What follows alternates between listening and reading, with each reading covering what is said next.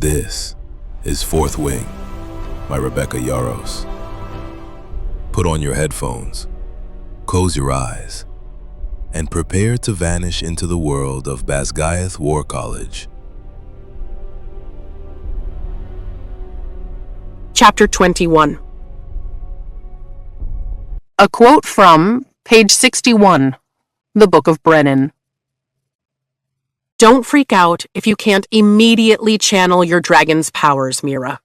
Yeah, I know you have to be the best at everything, but this isn't something you can control. They'll channel when they feel you're ready. And once they do, you better be ready to manifest a signet. Until then, you're not ready. Don't push it. This really isn't necessary. I glance sideways at Liam as we make our way toward the door of the archives. The cart doesn't even squeak anymore. He fixed that the very first day. So you've told me for the last week. He shoots me a grin, revealing a dimple. And yet, you're still here. Every day. All day. It's not that I don't like him. To my absolute annoyance, he's actually nice, courteous, funny, and ridiculously helpful. He makes it difficult to loathe his constant presence, even though he leaves wood shavings in little piles everywhere he goes. Which is everywhere I go now. The guy is constantly whittling with that smaller knife of his. Yesterday, he finished the figurine of a bear. Until otherwise ordered, he says. I shake my head at him as Pearson jolts upright at the archive's doors, straightening his cream tunic. Good morning, Cadet Pearson. You as well, Cadet Sorenkill. He offers me a polite smile, which dies as he glances at Liam. Cadet Mari. Cadet Pearson, Liam responds, as if the scribe's tone hadn't completely changed. My shoulders tense as Pearson hurries to open the door. Maybe it's just that I haven't been around marked ones before Basgiath, but the outright hostility toward them is becoming glaringly, uncomfortably obvious to me. We walk into the archives and wait by the table just like every other morning. How do you do that? I ask Liam in a hushed whisper. Handle when people are that rude without reacting. You're rude to me all the time, he teases, drumming his fingers on the handle of the cart. Because you're my babysitter, not because... I can't even say it. Because I'm the son of the disgraced Colonel Mari? His jaw ticks, his brow furrowing for a heartbeat as he looks away. I nod, my stomach sinking as I think back over the last few months. I guess I'm really no better, though. I hated Xaden on sight, and I didn't know a single thing about him. Not that I do now, either. He's infuriatingly good at being completely inaccessible. Liam scoffs, earning us a glare from a scribe near the back corner. He has that effect on people, especially women. They either despise him for what his father did or want to fuck him for the same reason. Just depends on where we are. You actually know him, don't you? I crane my neck to look up at him. He didn't just pick you to shadow me because you're the best in our year. Just now catching on, huh? A grin flashes across his face. I would have told you that on the first day if you hadn't been so busy huffing and puffing about the pleasure of my company. I roll my eyes as Jacinia approaches, her hood up over her hair. Hey, Jacinia, I sign. Good morning, she signs back, her mouth curving in a shy smile as her gaze darts up to Liam. Good morning, he signs with a wink, clearly flirting. It shocked me to my toes that first day that he knew how to sign, but honestly, I'd been a little judgy just because I didn't want a shadow. Just these today? Jacinia asks, inspecting the cart. And these. I reach for the list of requests amid their obvious glances and hand it to her. Perfect. Her cheeks flush, and she studies the list before putting it in her pocket. Oh, and Professor Markham left before his daily report arrived to teach your briefing. Would you mind taking it over? Happy to. I wait until she's pushing the cart away from us, then smack Liam's chest. Stop it, I whisper out loud. Stop what? He watches her until she turns the corner at the first set of shelves. flirting with Jacinia. She's a long-term relationship woman, so unless that's what you're looking for, just don't. His eyebrows hit his hairline. How does anyone think long-term around here? Not everyone is in a quadrant where death is less of a chance and more of a foregone conclusion. I breathe in the scent of the archives and try to absorb a little of the peace it brings.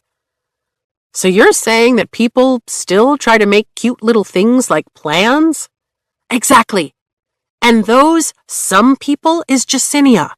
Trust me, I've known her for years. Right, because you wanted to be a scribe when you grew up. He scans the archives with an intensity that almost makes me laugh, as if there's any chance someone is going to lunge out of the shelves and come after me. How did you know that? I lower my voice as a group of second years passes, their expressions somber as they debate the merits of two different historians. I did my research on you after I was, assigned. He shakes his head. I've seen you practicing this week with those blades of yours, Sorengale. Ryerson was right. You would have been wasted as a scribe. My chest swells with more than a little pride. That remains to be seen. At least challenges haven't resumed. Guess enough of us are dying during flight lessons to hold off on killing more through hand-to-hand. What did you want to be when you grew up? I ask, just to keep the conversation going. Alive? He shrugs. Well, that's something. How do you know Xaden anyway? I'm not foolish enough to think that everyone in the province of Tyrandor knows one another. Ryerson and I were fostered at the same estate after the apostasy, he says, using the Tyrish term for the rebellion, which I haven't heard in ages. You were fostered? My mouth drops open. Fostering the children of aristocrats was a custom that died out after the unification of Navarre more than 600 years ago. Well, yeah, he shrugs again. Where did you think the kids of the traitors, he flinches at the word, went after they executed our parents? I look out over the sprawling shelves of texts, wondering if one of them holds the answer. I didn't think. My throat catches on that last word. Most of our great houses were given to nobles who had remained loyal. He clears his throat. As it should be. I don't bother agreeing with what's obviously a conditioned reply. King Tari's response after the rebellion was swift, even cruel. But I was a 15-year-old girl too lost in her own grief to think mercifully on the people who'd caused my brother's death. The burning of Arisha, which had been Tyrandor's capital, to the ground, had never sat well with me, though. Liam was the same age. It wasn't his fault his mother had broken faith with Navarre. But you didn't go with your father to his new home?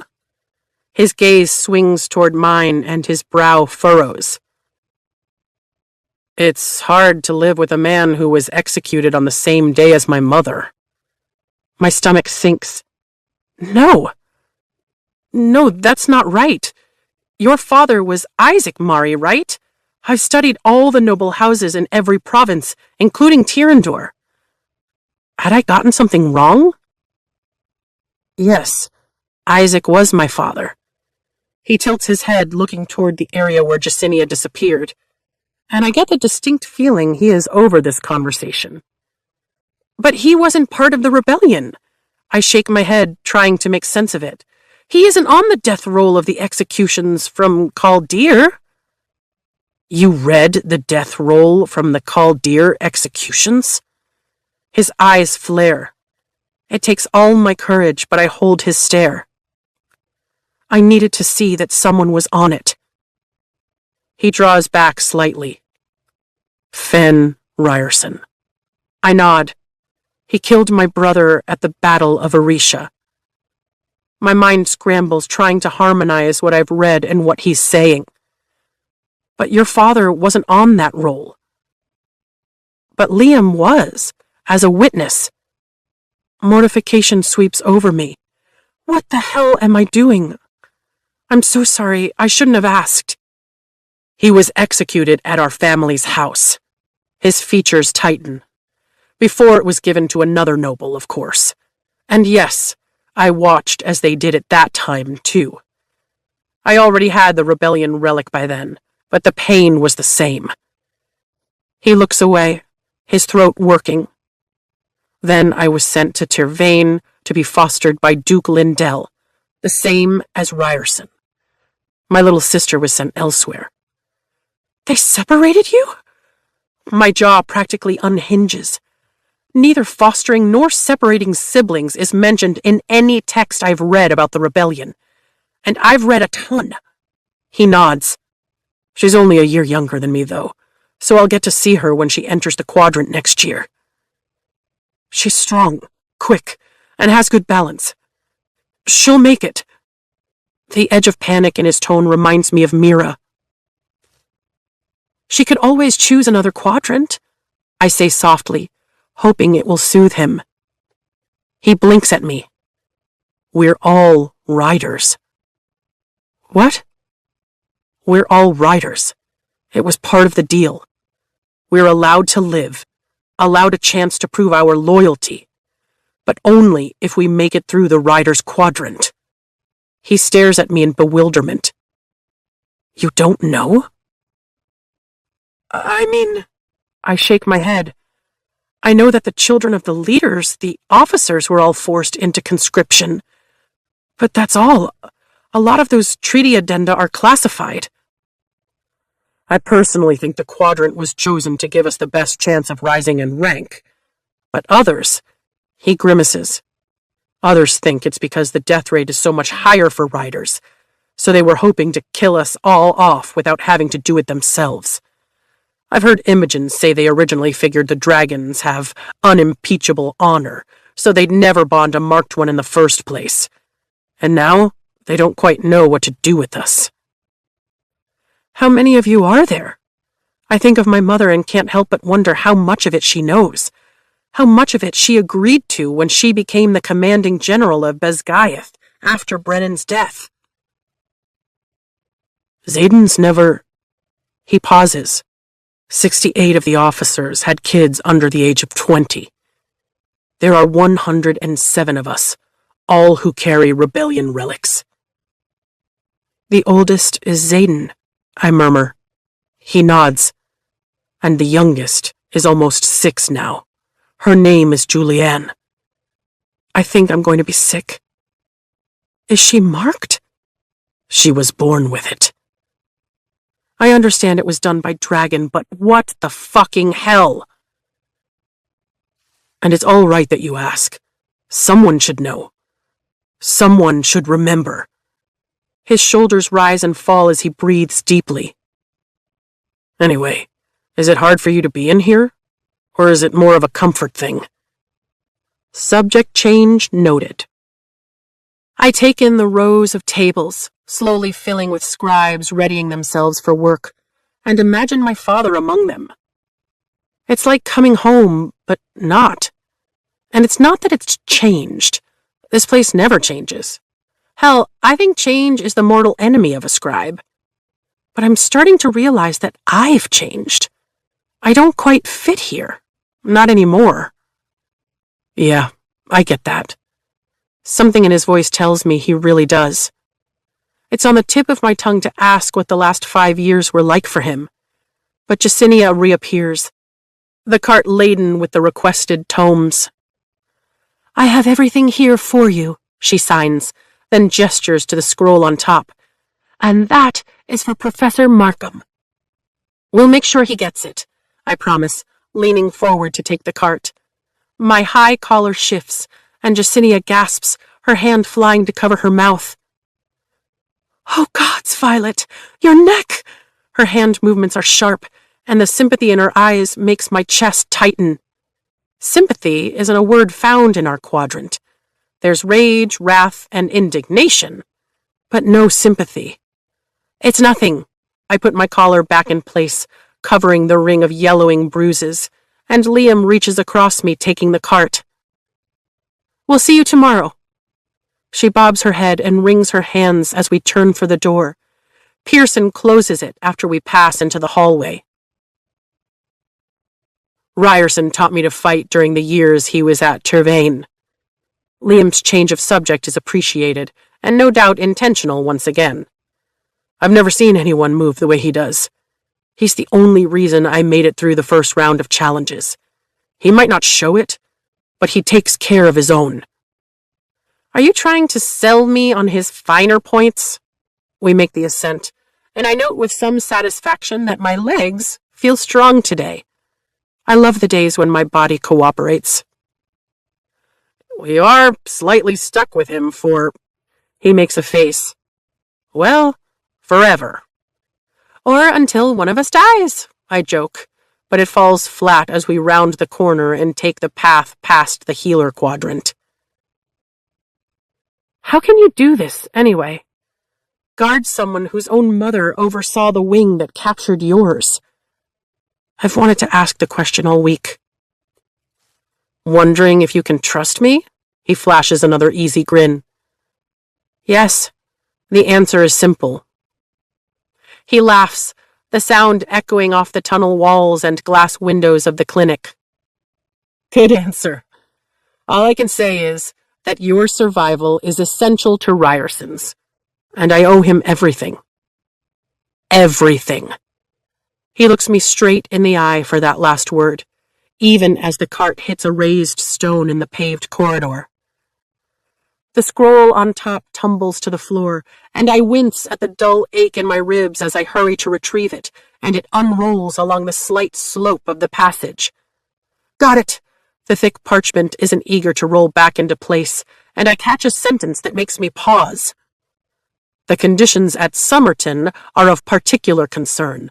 A village was ransacked, and a supply convoy looted last night. What does it say? Liam asks. Somerton was attacked. I flip the scroll to see if it's marked as classified, but it isn't. On the southern border? He looks as confused as I feel. Yeah, I nod. It's another high-altitude attack, too, if I remember my geography correctly. It says a supply convoy was looted. I read a little further, and the community storage in nearby caves was ransacked. But that doesn't make sense. We have a trade agreement with Poromil. A raiding party, then? I shrug. No clue. Guess we'll hear about it in Battle Brief today. Attacks along our southern borders are rising, all with the same description. Mountain villages are being torn apart wherever the wards weaken. Immense, incredible hunger strikes, my stomach gnawing on emptiness that demands to be appeased with the blood of Sorengil? Liam looks over at me, concern etched between his brows.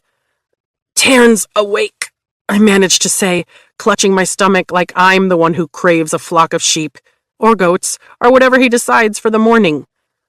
Good gods, please go eat something. The same could be suggested to you, he snarls. Such a morning person, aren't you? The hunger dissipates, and I know it's because he's dampening the bond in that moment because I can't. His emotions only flow into me when they override his control. Thank you. And Darna? Still sleeping. She'll be out another few days after using that much power. Does it ever get any easier? I ask Liam. Being tackled by what they're feeling? He winces. Good question. Day keeps pretty good control of himself. But when he's angry, Liam shakes his head. It's supposed to help once they start channeling and we have the power to shield them out. But Carr isn't going to bother with us until that happens. I'd already assumed Liam didn't have his abilities yet, considering he's with me in every single class. But it's comforting to know he's still in the waning population of powerless riders with me. While Andarna has given me her gift for stopping time, I'm pretty sure using it isn't going to be a regular occurrence, especially if it takes her days to recover. So, Tairn hasn't channeled to you either, right? Liam asks, a look of uncertainty, vulnerability on his face. I shake my head. I think he has commitment issues, I whisper. I heard that. Then stay out of my head. Another wave of paralyzing hunger assaults me, and I nearly crush Markham's scroll in my hand. Don't be an ass. I swear I hear him chuff a chuckle in response. We'd better hurry or we'll miss breakfast. Right. I finish rolling the scroll and put it back on the cart. I want to be like the cool kids, Rhiannon grumbles as first years from second and third wings pour out of the stairwell of the turret that leads up to Professor Carr's classroom that afternoon, further clogging the hallway on our way to battle brief. We will, I promise, linking my arm through hers.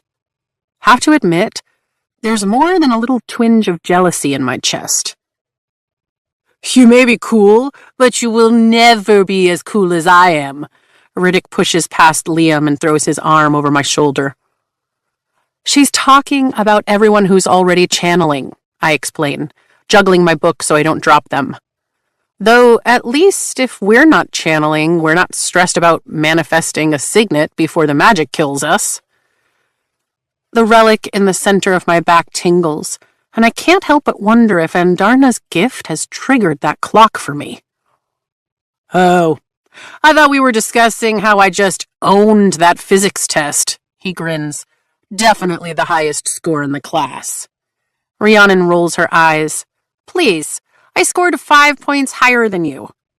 We stopped counting your grades months ago. He leans forward slightly. Your grades in that class make it unfair for the rest of us. He looks between our shoulders.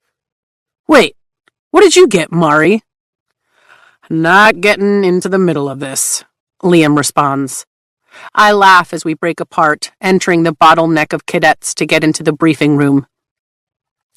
Sorry, Sorengale, someone says, stepping out of the way and tugging their friend with them as we enter the tiered classroom. Nothing to be sorry about, I call out, but they're already headed up a few rows. I'm never going to get used to that. It definitely makes getting places easier, Rhiannon teases as we descend the steps that curve along the massive turret. They show the appropriate level of deference, Taryn grumbles. To what they think I'll be, not who I am. We find our row and walk to our seats, sitting as a squad among the first years. That shows excellent forethought. The room buzzes with energy as riders file in, and I can't help but notice that no one has to stand anymore. Our numbers have decreased exponentially in the last 4 months. The number of empty chairs is sobering. We lost another first year yesterday when he got too close to another rider's red scorpion tail on the flight field. 1 second he was standing there, and the next he was a scorched patch of earth. I kept as close to Taryn as possible the rest of the session. My scalp prickles, but I fight the urge to turn around. Ryerson just got here, Liam says from the seat to my right, breaking from the little dragon figurine he's carving and looking up the rows toward the third years. Figured. I hold up my middle finger and keep my eyes forward. Not that I don't like Liam, but I'm still pissed at Xaden for assigning him. Liam snorts and grins, flashing his dimple. And now he's glaring. Tell me, is it fun pissing off the most powerful rider in the quadrant? You could try it yourself and find out, I suggest, opening my notebook to the next empty page. I can't turn around. I won't. Wanting Xaden is fine. It has to be. Indulging the impulses it gives me? That's asinine. That's going to be a no from me. I lose the battle with my self-control and look over my shoulder. Sure enough, Xaden is seated in the top row next to Garrick, mastering the art of looking bored. He gives Liam a nod, which Liam returns. I roll my eyes and face forward again. Liam concentrates on his carving, which looks a lot like his red dagger tail day. I swear, you'd think there were assassination attempts on me during every class, with the way he makes you shadow me. I shake my head. In his defense, people are fond of trying to kill you. Rhiannon sets out her supplies. One time! It's happened one time, Rhi. I adjust my posture to keep my weight off my bruised ribs. They're wrapped tight, but leaning against the back of my seat isn't an option. Right. And what would you call that whole thing with Tynan? Rhiannon asks. Threshing? I shrug. And Barlow's constant threats? She arches a brow at me. She has a point there, Sawyer chimes in, leaning forward from the seat next to Rhiannon's. They're just threats. The only time I've actually been targeted was at night, and it's not like Liam here is sleeping in my bedroom. I mean, I'm not opposed, he begins, his knife hovering over the piece of wood. Don't even start. I whip my head to face him and can't help but laugh. You are a shameless flirt. Thank you. He grins and goes back to carving. It wasn't a compliment. Don't mind her. She's just sexually frustrated. Makes a girl crabby. Rhiannon writes the date down on her empty page and I follow suit, dipping my quill into my portable ink pot. Those easy, messless pens some of the others can already use is just another reason I can't wait to channel. No more quills, no more ink pots. That has nothing to do with it. Gods, could she have said that a little louder? And yet, I don't hear you denying it. She smiles sweetly at me. I'm sorry I don't make the cut, Liam teases, but I'm sure Ryerson would be fine with my reviewing a couple candidates, especially if it means you'll stop flipping him off in front of his entire wing. And how exactly would you be reviewing candidates? What will you be scoring? Rhiannon asks, one eyebrow raised above her wide grin. This I have to hear. I manage a straight face for all of 2 seconds before laughing at how horrified he suddenly looks. Thanks for the offer, though. I'll make sure to run any potential liaisons by you. I mean, you could watch. Rhiannon continues, blinking innocently at him, just to be sure she's fully covered, so no one sticks it to her. Oh, are we telling dick jokes now? Riddick asks from Liam's side. Because my entire life has led up to this very moment. Even Sawyer laughs. Fuck me, Liam mutters under his breath. I'm just saying that since you're protected at night now. We laugh harder and he blows out a deep breath. Wait, I stop laughing. What do you mean I'm protected at night? Because you're next door? My smile vanishes. Please tell me he's not making you sleep in the hallway or something obnoxious. No, of course not. He warded your door the morning after the attack. His expression clearly says I should know this. I'm guessing he didn't tell you? He what? He warded your door, Liam says, quieter this time, so only you can open it. Shit. I don't know how to feel about that. It's more than slightly controlling, and way out of line, but also sweet.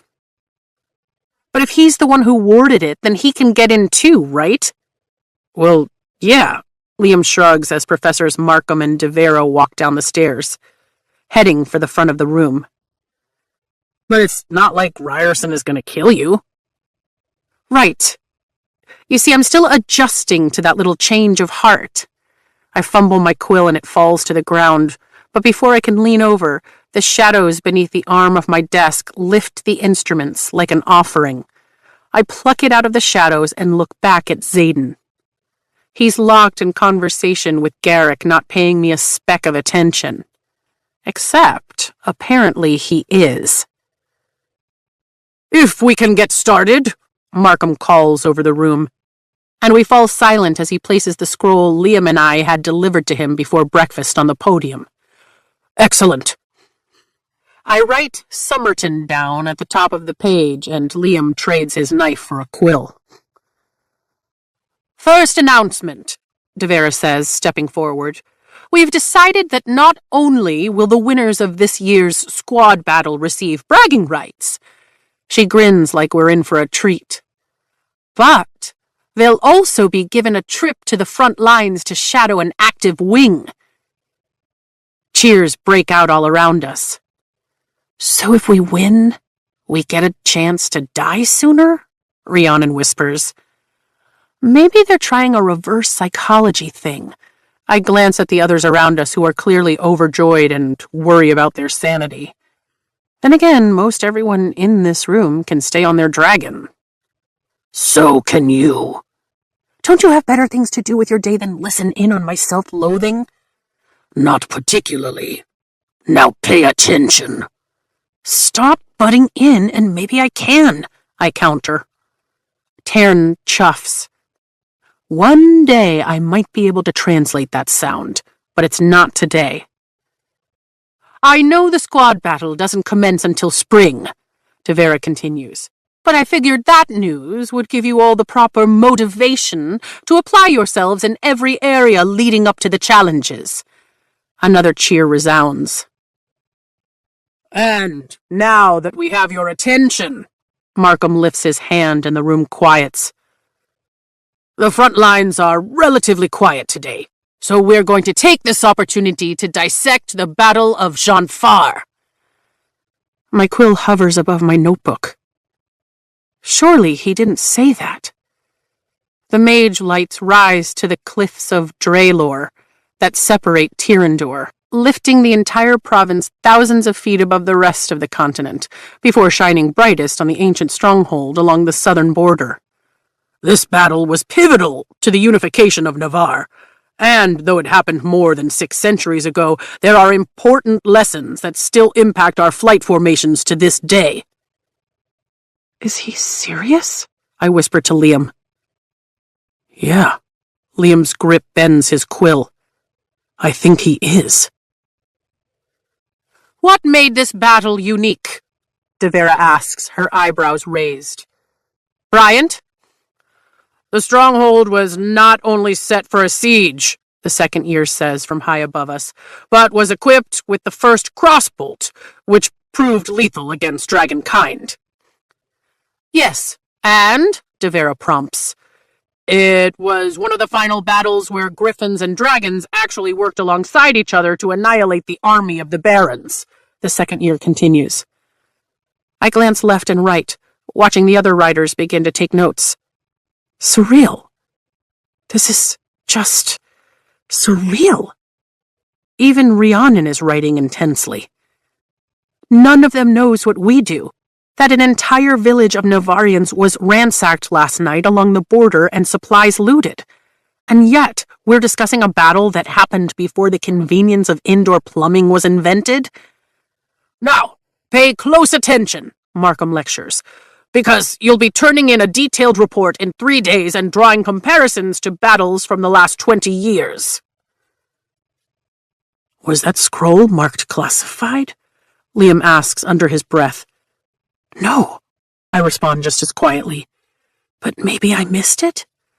The battle map doesn't even show activity near the mountain range. Yeah, he nods, scratching his quill against the parchment as he begins to take notes. That has to be it. You missed it. I blink, forcing my hand through the motions of writing about a battle I've analyzed dozens of times with my father. Liam's right. That's the only possible explanation. Our clearance isn't high enough, or maybe they haven't finished gathering all the information needed to form an accurate report. Or it had to have been marked classified. I just missed it. Chapter 22. A quote from page 64, the Book of Brennan. The first rush of power is unmistakable. The first time it forms to you, surrounds you with a seemingly endless supply of energy, you'll be addicted to the high, to the possibilities of all you can do with it, to the control you hold in the palm of your hand. But here's the thing. That power can quickly turn and control you. The rest of November passes without mention of what happened at Somerton, and by the time the howling winds bring snow in December, I've given up hope command will release the information. It's not like Liam or I can directly ask the professors without incriminating ourselves for reading what was obviously a classified report, even if it wasn't marked. It makes me wonder what else doesn't make it to battle brief. But I keep that to myself.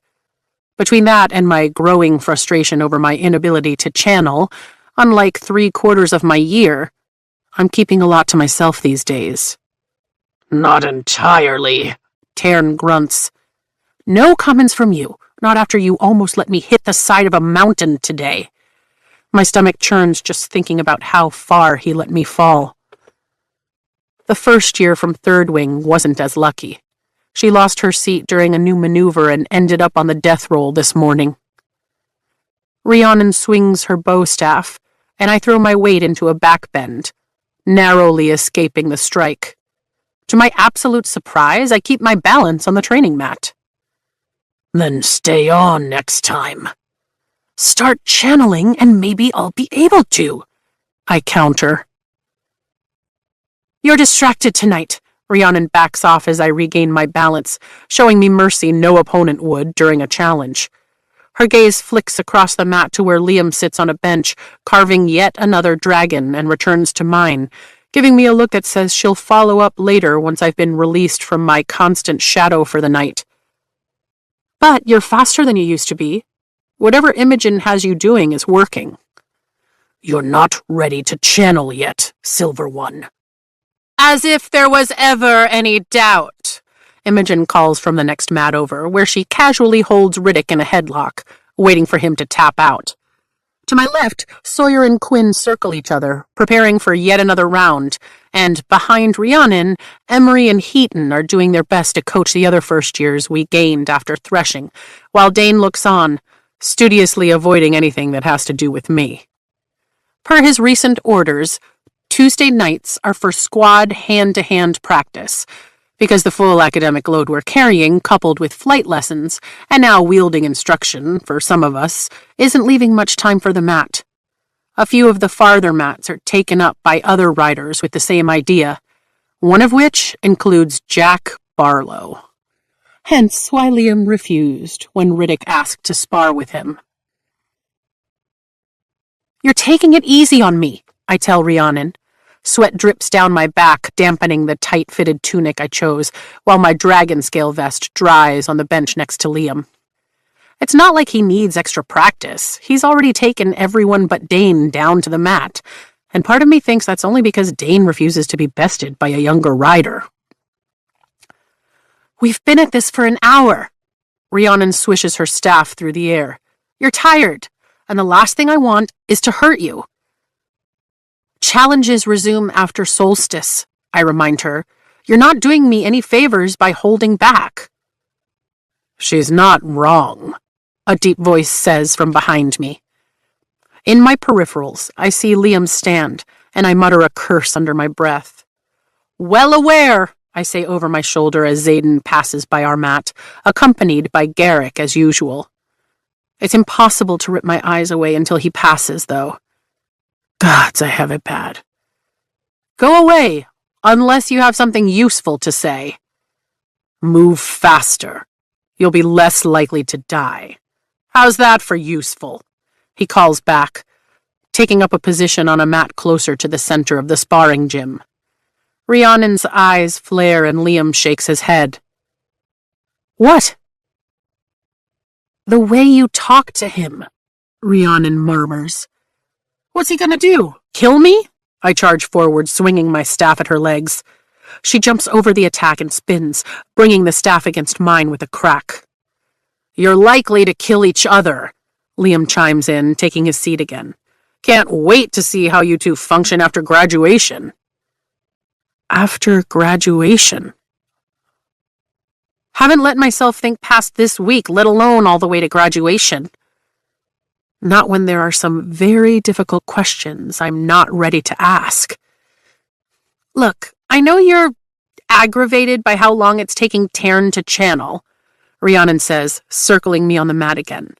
I'm just saying on this mat with me is a way safer place for you to take out that anger than the giant shadow-wielding wing leader. I don't want to take any of my anger out on you. You're my friend. I gesture loosely toward Xaden. He's the one who stuck me with a shadow I can't shake because he thinks I'm his weakness. But does he help me? I lash out with the staff, and she counters. No. Does he train me? Another lunge, another clash of our staffs. No. He's remarkably good at showing up when I'm about to die and eliminating threats, but that's it. He sure as hell doesn't have a problem keeping his eyes off me the way I do him. So there's definitely some anger there, Rhiannon drawls as she spins away easily. You would be furious if someone took your freedom away, if you had Liam at your door every morning until every night, even as seemingly great as he is. I dodge one of her attacks. I appreciate that, Liam butts in, proving my point. Yeah, she agrees, I would. And I'm pissed on your behalf. Now, let's put that anger to use. Rhiannon rains another series of moves down on me, and I keep up, but only because she's doing exactly what I accused her of and taking it easy on me. Then I make the mistake of glancing over her shoulder toward the center of the gym. Holy fucking hot. Xaden and Garrick have stripped off their shirts and are sparring like their lives depend on it, a blur of kicks, punches, and rippling muscle. I've never seen two people move that fast. It's a beautiful, hypnotizing dance with lethal choreography that makes me hold my breath whenever Garrick goes in for the kill and Xaden deflects. I've seen countless riders spar without their shirts these past months. This is nothing new. I should be absolutely immune to the male form. But I've never seen him shirtless. Every edge of Xaden's body is honed like a weapon, all sharp lines and barely leashed power. His rebellion relic twists around his upper body and stands out against the deep bronze of his skin, accentuating every punch he throws. And his stomach. I mean, how many muscles are there in the abdominals? His are so rigidly defined that I could probably count every single one if the rest of him wasn't so damn distracting. And he has the largest dragon relic I've ever seen. Mine consumes the skin between shoulder blades, but Sigale's mark takes up his entire back. And I know exactly how that body feels on top of mine. Just how much power my hip stings, knocking me out of my trance, and I startle. Serves you right, Taryn lectures. Pay attention, Rhiannon yells, drawing back her staff. I could have... Oh. Clearly she sees what I do, what nearly every other woman, and several of the men, are happily watching. How can we not when the two of them are mesmerizing? Garrick's wider, more densely packed with muscle than Xaden, his rebellion relic only extending to his shoulder, the second largest I've seen. Only Xaden's reaches his carved jawline. That is... Rhiannon murmurs beside me. It sure is, I agree. Stop objectifying our wing leader, Liam teases. Is that what we're doing? Rhiannon asks, not bothering to look away. My mouth waters at the muscled expanse of his back and that sculpted ass. Yeah, I think that's what we're doing. Liam snorts. We could just be watching for technique. Yeah, we absolutely could be. But I'm not. I am shamelessly wondering how his skin would feel under my fingertips, how my body would react to having every ounce of that intense focus on me.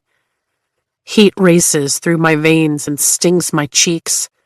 A repetitive smacking sound draws my attention to the right, where Riddick is tapping out with zeal. Imogen drops him, leaving him gasping for breath on the mat, and an unwanted and absolutely illogical flash of ugly, twisted jealousy stabs me straight in the chest at the pure yearning she can't hide in her expression as she watches Xaden and Garrick. If you guys are this easily distracted, we're fucked for the squad battle, Dane barks. You can kiss any thought of visiting the front lines goodbye. We all snap out of it, And I shake my head, like that might clear the dizzying need that demands I do more than look at Xaden, which is just ridiculous. He only tolerates my existence because our dragons are mated. And here I am salivating over his half-naked body. It's a really nice half-naked body, though. Get back to work.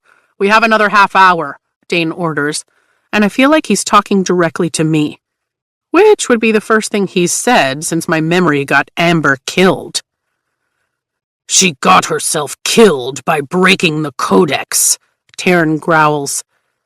Sure enough, when I glance his way, Dane's eyes are narrowed on me. But I must be reading his face wrong. Surely that's not betrayal pursing his lips. Should we? Rhiannon asks, lifting her staff. Yep, we definitely should. I roll my shoulders and we start again. I match her move for move using the patterns she taught me, but she switches up the next attack. Stop defending and go on offense, Taryn demands, his anger flooding my system and throwing off my footwork. Rhiannon sweeps low and flips me onto my back, knocking the wind out of me as I collide with the mat. I fight for air that isn't there. Shit, I'm sorry, Vi. Rhiannon drops down to a knee beside me. Just relax and give it a second. And yet, that is the rider Taryn chose, Jack mocks, talking to someone in his squad as he grins maliciously at the edge of the mat. I'm starting to think he chose wrong, but considering I haven't seen you wield any powers, I bet you're thinking the same thing too, aren't you, Soren Gale? Shouldn't you have twice the ability to channel with 2 dragons? It doesn't work like that with Endarna, but none of them know that. Liam stands, putting himself between Jack and me as the first trickle of air dances into my lungs. Simmer down, Mari. I'm not going to attack your little charge. Not when I can just challenge her in a couple of weeks and accidentally snap her scrawny neck in front of an audience. Jack folds his arms across his chest and watches me struggle with pure pleasure. Tell me, though, you are getting tired of playing the nursemaid, aren't you? His friend from First Wing offers him something, a slice of an orange he's eating, and Jack shoves his hand away at the wrist. Get that noxious shit away from me. Do you want me to end up in the infirmary? Walk the fuck away, Barlow, Liam warns, dagger in hand. I manage one breath, then 2 as Jack's gaze rises from me to someone standing behind me. That look on his face, half envy, half shitting himself, means it has to be Xaden. She's only alive because of you, Jack spits, but the blood drains from his face. Right, because I'm the one who buried a dagger in your shoulder at threshing. Finally, breathing somewhat normally, I scramble for my feet, clutching the staff with both hands. We could just settle this now, Jack says, sidestepping Liam to look me in the eyes. If you're done hiding behind the big, strong men. My stomach hollows out because he's right. The only reason I don't accept his challenge is because I'm not sure I'll win. And the only reason he isn't attacking me is because of Liam and Xaden. If I attack Jack now, they'll kill him. Garrick's hulking frame appears to the left, and I begrudgingly add him to my list of protectors. Hell, even Imogen has inched closer, but not on my behalf. It's only on his. That's what I thought, Jack says, blowing me a kiss. You ran, I snarl, wishing I could lunge forward and beat the shit out of him, but forcing my feet to stay planted where they are. That day in the field, you fucking ran when it was 3-on-1, and we both know when it comes down to it, you'll run again. That's what cowards do. Jack flushes, his eyes nearly bugging out of his face. Oh, for fuck's sake, Violet, Dane mutters. She's not wrong, Xaden drawls. Garrick laughs and Liam muscles Jack off the mat when he leaps at me. Jack's boots squeak against the hardwood floor as he unsuccessfully fights to hold his ground, and Liam forces him from the gym. With a flick of his hand, Xaden shuts the huge doors with his power, locking Jack out. What the hell were you thinking, egging him on like that? Dane marches toward me, disbelief raising his brows. Oh, now you feel like talking to me? I lift my chin, but it's Xaden who fills my vision as he steps between us. The fury in his eyes is palpable, but I don't retreat. Give us a second. His gaze is locked on mine, but we both know he's not talking to me. My pulse skitters. Rhiannon steps back. You want to tell me why the fuck you're not wearing that? His tone is soft but deadly as he points toward the bench where my armor lies. I have to wash it at some point. And you thought that would be a good idea during sparring? His chest heaves like he's battling to keep control of himself. I'm just trying not to notice his chest or the heat he's throwing off like a damned furnace. I washed it before sparring, knowing it could dry while your guard dog keeps watch, as opposed to sleeping without it because we both know what happens behind locked doors around here. Not behind yours anymore. His jaw ticks. I made sure of it. Because I'm supposed to trust you? Yes. A vein in his neck bulges. And you make it so easy. Sarcasm drips from my voice. You know I can't kill you. Fuck Sorengale, the entire quadrant knows I can't kill you. He leans into my space, eclipsing the rest of the room.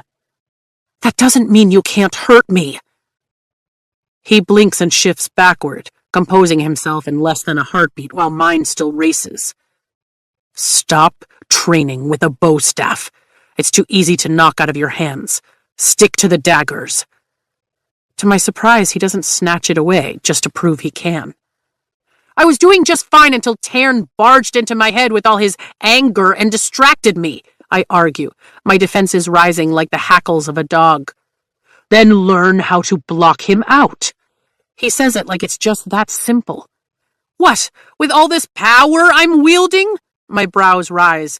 Or were you unaware that I'm still not channeling? I want to throttle him, to shake some ever-loving sense into that beautiful head of his. He leans in so we're almost nose to nose. I am annoyingly aware of everything you do.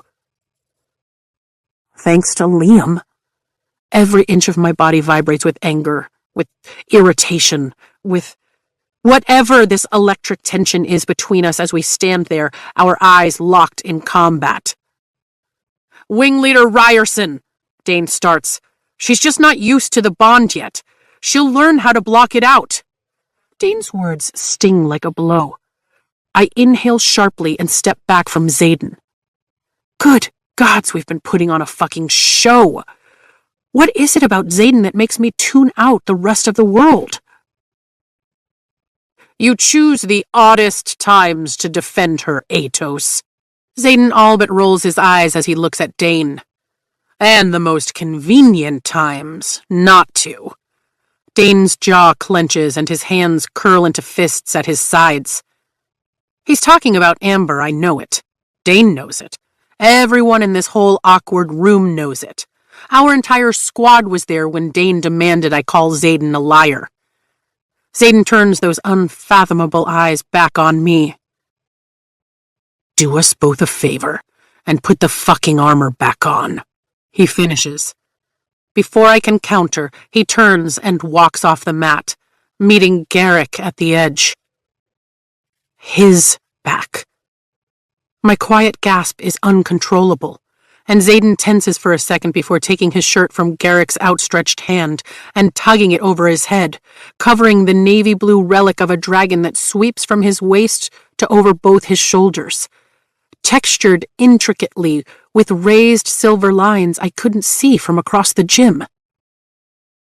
Silver lines I instantly recognize as scars. You held your own and controlled your temper, Tairn says, an immense swell of pride flooding my chest. She's ready, Andarna adds with a giddy jolt of joy that makes me instantly lightheaded. She's ready, he agrees. A couple of hours later, I ripped my brush through my hair in the privacy of my room, still fully dressed down to my boots and armor. I still can't believe I made an ass of myself in front of my entire squad simply because Zayden decided to train shirtless. I really need to get laid. I pause mid-brush stroke when a rush of energy races down my spine, dissipating in a heartbeat. Well, that's weird. Maybe it's... No, it can't be. It felt completely different when Endarna stopped time through me. That was a full-body flood that expanded through my fingers and toes, then left afterward. Another wave ripples through me, stronger this time, and I drop the brush, clutching the edge of the dresser so I don't fall as my knees threaten to buckle. The energy doesn't dissipate this time. It sticks around, humming under my skin, ringing in my ears, overwhelming every sense.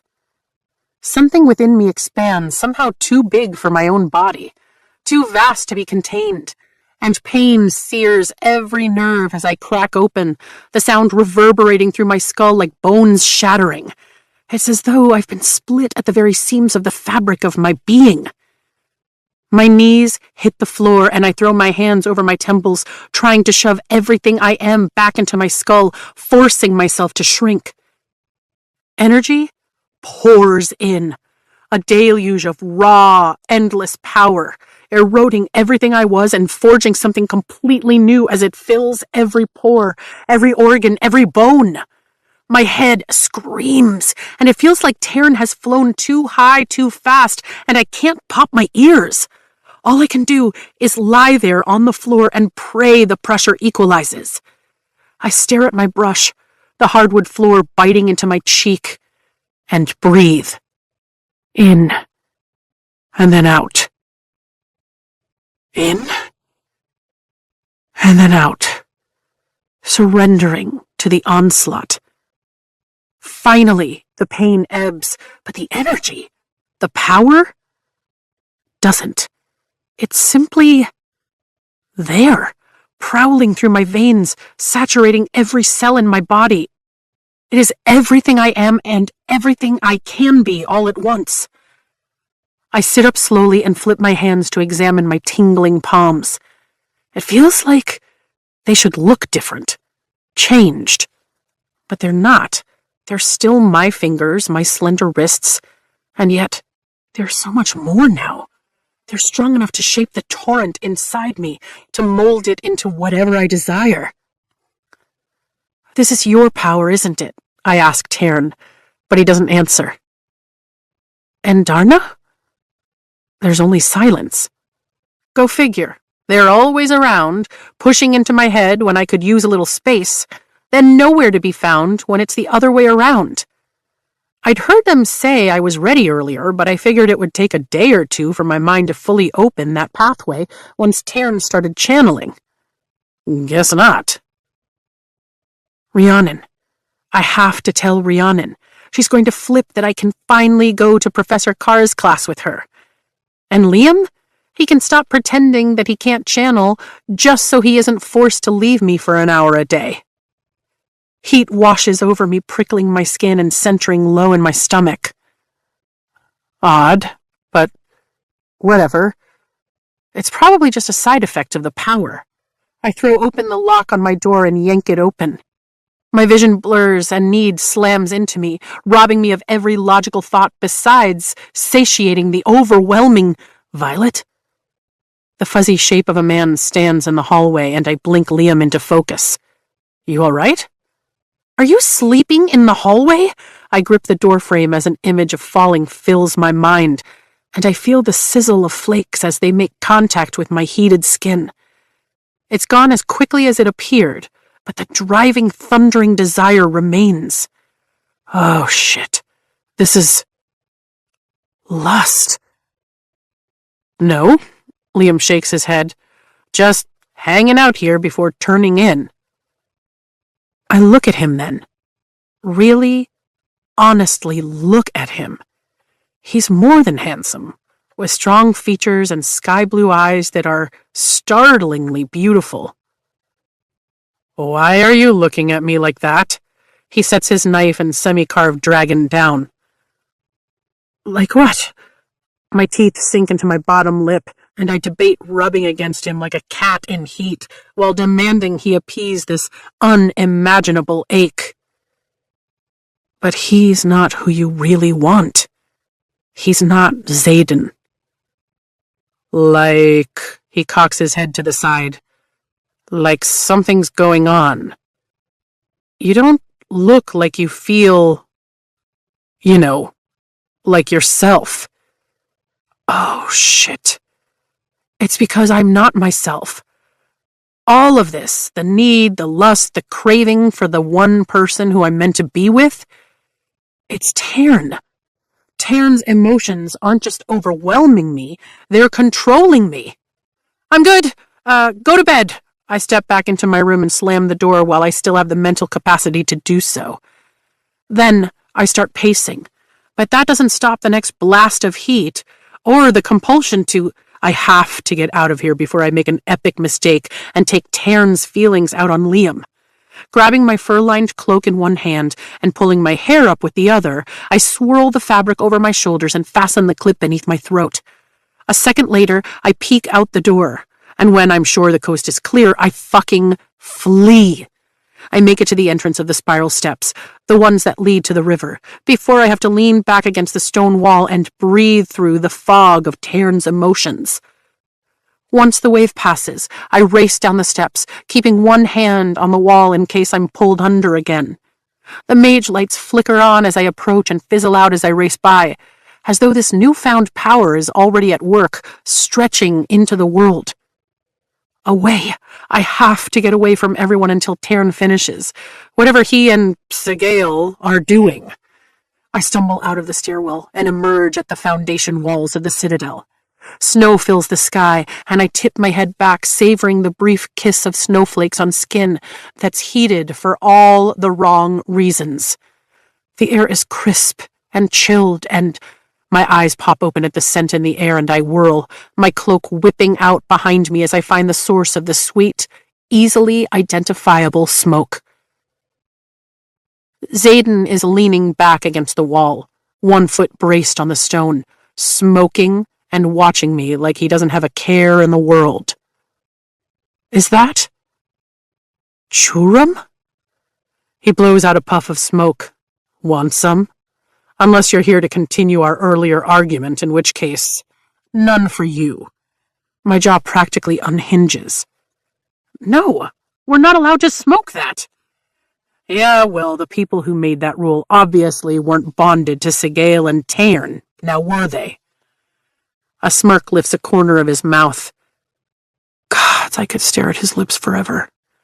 They are perfectly shaped, and yet entirely too decadent for the slashing line of his jaw. It helps with distancing yourself.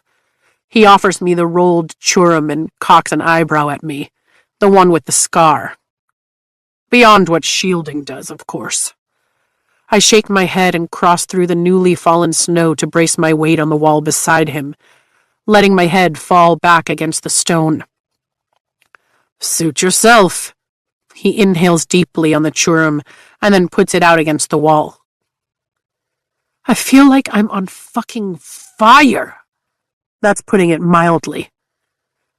Yeah, that happens. His laugh holds a wicked edge, and I make the utterly unforgivable mistake of turning to see his smile.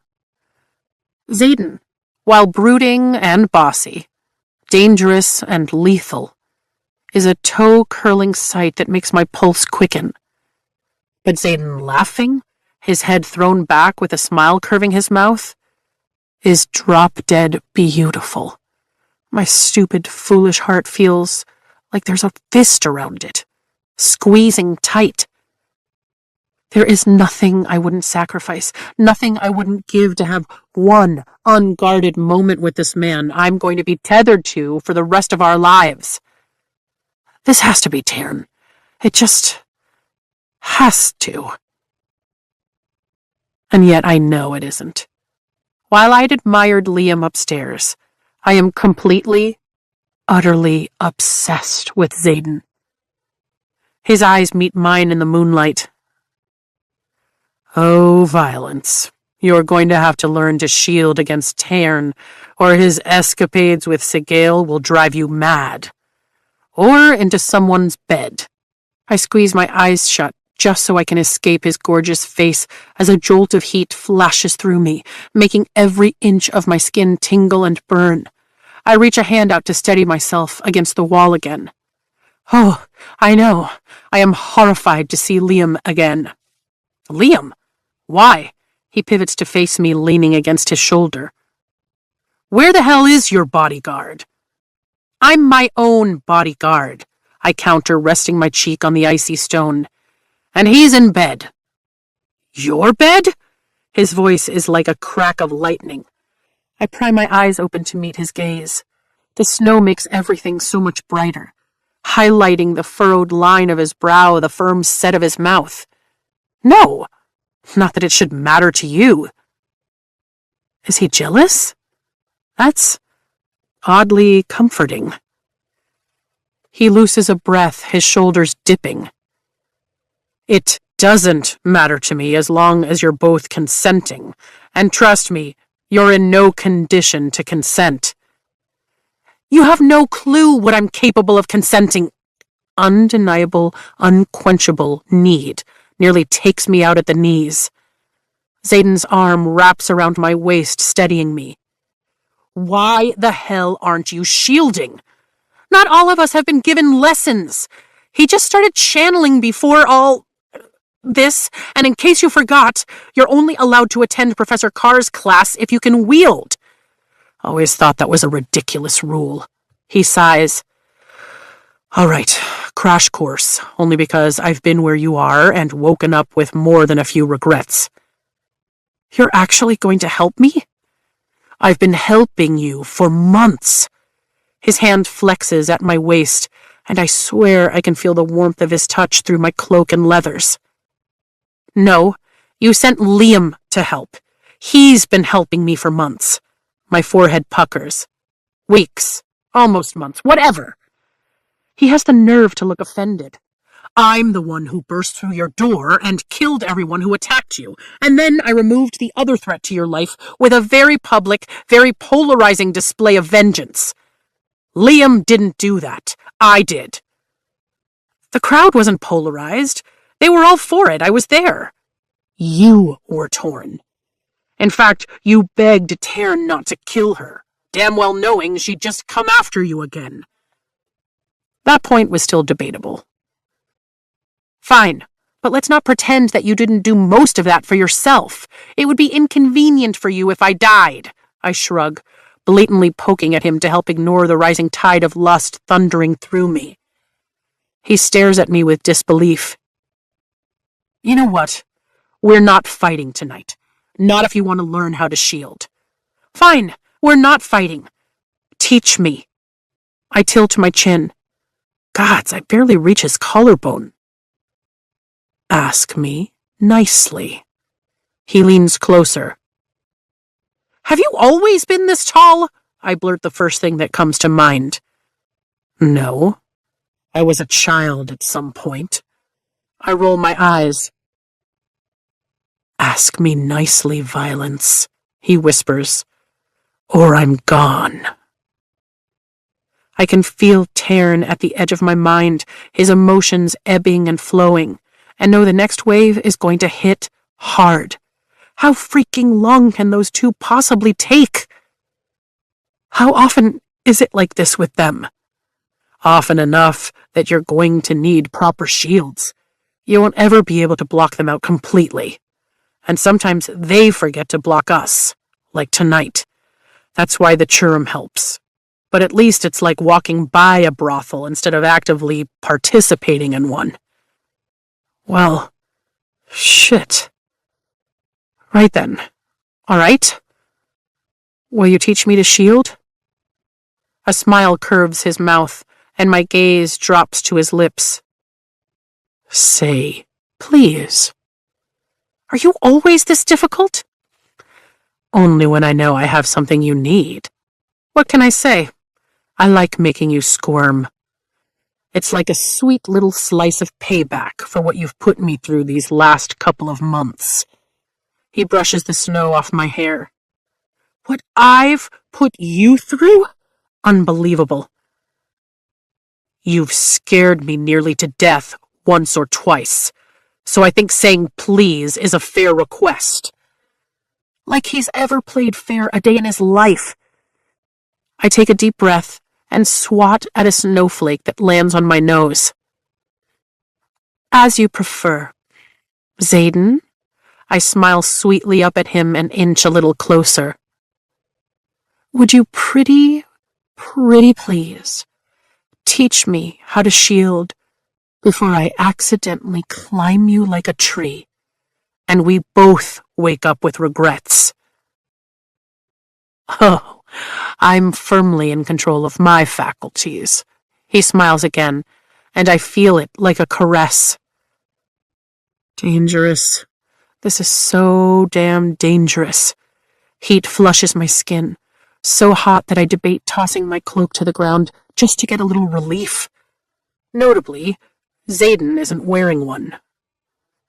And since you asked so nicely, he adjusts his stance and brings both his hands up to my cheeks, cradling my face before sliding them back to hold my head. Close your eyes. It requires touching me? My eyes flutter shut at the sensation of his skin against mine. Not at all. Just one of the perks of not thinking too clearly. You have incredibly touchable skin.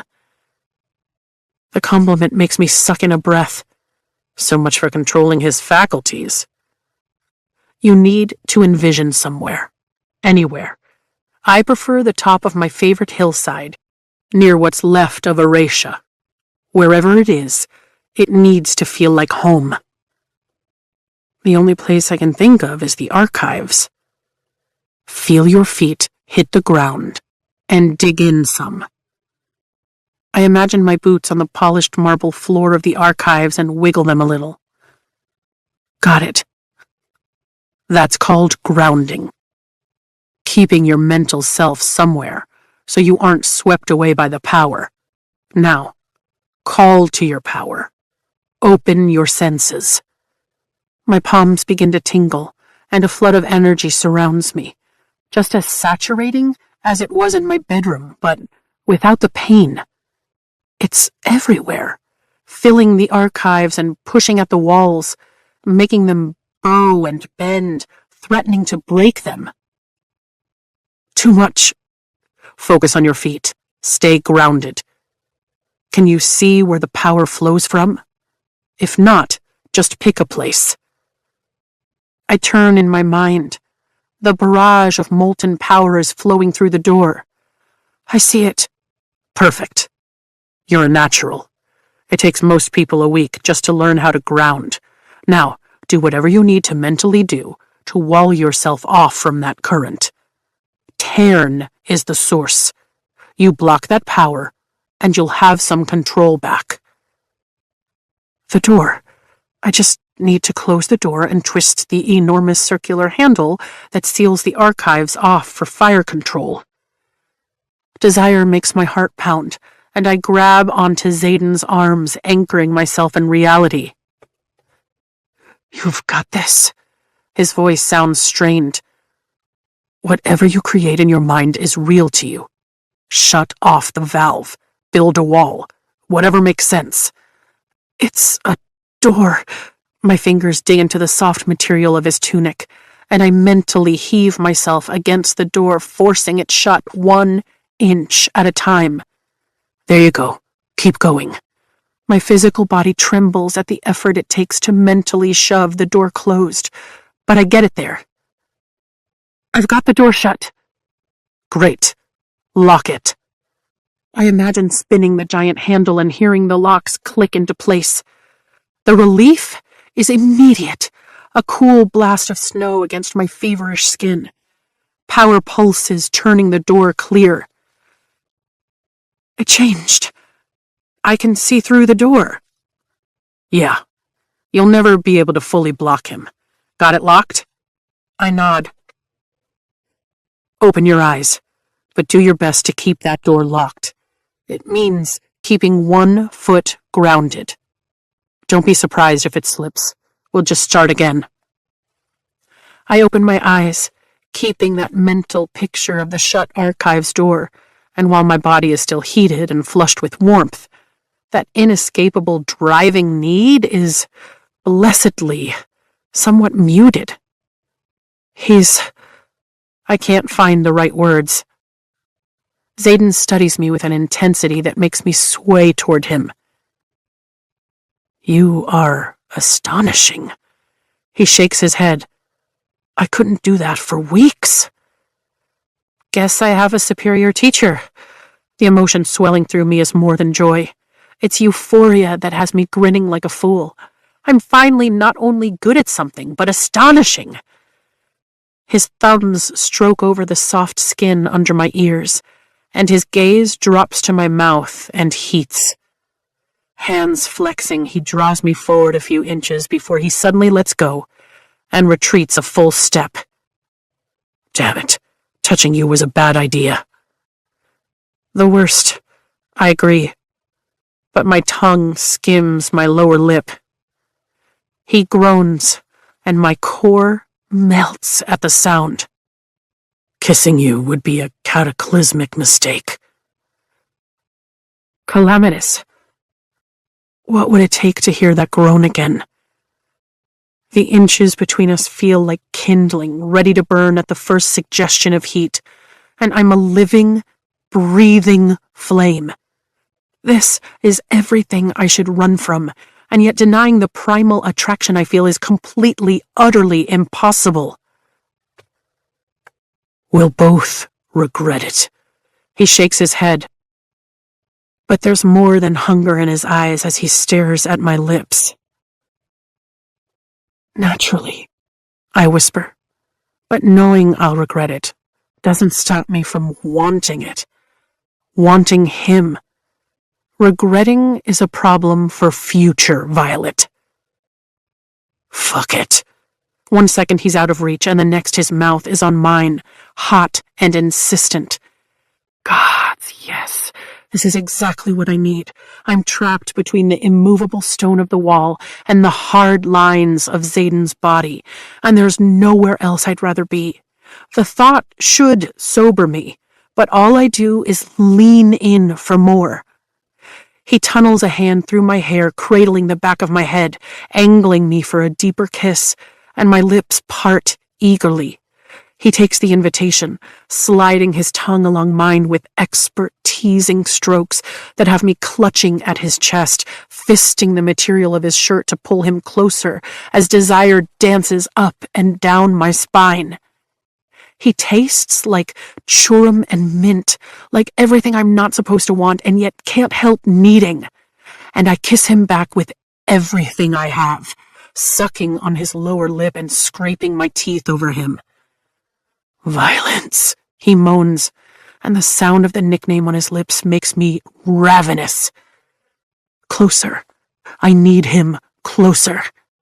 As though he can hear my thoughts, he kisses me harder, claiming every line and curve of my mouth with a reckless edge that makes my body sing. He's just as needy as I am, and when he shifts his grip to my ass and picks me up, I wrap my legs around his waist and hold on like my life depends on this kiss never ending. The wall digs into my back, but I don't care. My hands are finally in his hair, and it's just as soft as I imagined. He kisses me until I feel thoroughly devoured and explored, and then he sucks my tongue into his mouth so I can do the same. This is complete and utter madness, and yet I can't stop, can't get enough. I could live forever in this tiny slice of insanity if it means keeping his mouth on mine, leaving my world narrowed to the heat of his body and the skilled stroke of his tongue. His hips rock into mine, and I gasp at the delicious friction. He breaks the kiss, sliding his mouth across my jaw, my neck, and I know I'll do anything to keep him here with me. I want to feel his mouth everywhere. We're a tangle of tongues and teeth, questing lips and hands as the snow falls around us, and the kiss consumes me the same way the power had before, so thoroughly I can feel it in every cell in my body. Need pulses between my thighs, and I jolt at the simple knowledge that there's nothing he could do that I wouldn't welcome. I want him. Only him. Here, now, anywhere, whenever. I've never been this out of control over a single kiss. Never wanted someone the way I do him. It's exhilarating and terrifying at the same time because I know that in this moment, he has the power to break me.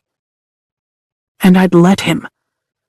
I surrender completely, melting into him, my body going pliant against his and losing that mental foothold he calls grounding. A flash of light burns behind my closed eyes, followed by the boom of thunder.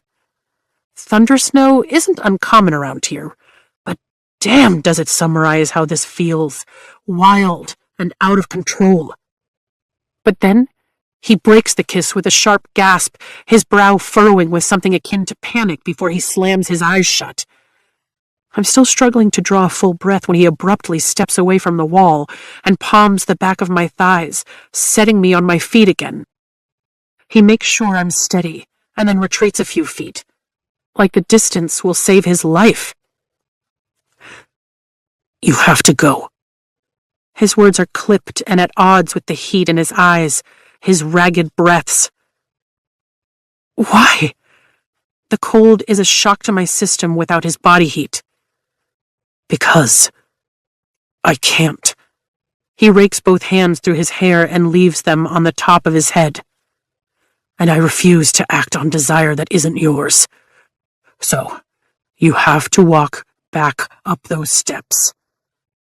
Now. I shake my head. But I want everything. This isn't your want. He tilts his head up at the sky. That's the fucking problem, and I can't leave you out here on your own. So have just a little mercy on me, and go. Silence ices over between us as I get a hold of myself. He's saying no. And the shitty part about it isn't the chill of chivalrous rejection. It's that he's right. This started because I couldn't tell Taryn's emotions from my own. But those emotions are gone, aren't they? My door is wide open, and I don't feel anything coming from Taryn's direction. I manage a nod, and then I flee for the second time tonight, climbing the steps as quickly as possible to get back to the Citadel.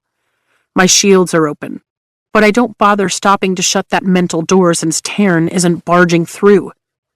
Common sense prevails by the time I reach the top, my thighs burning from the workout. Xaden stopped us from making a huge mistake. But I didn't. What the hell is wrong with me? And how could I have been a heartbeat away from ripping off my clothes to get closer to someone I don't like, and even worse, can't fully trust?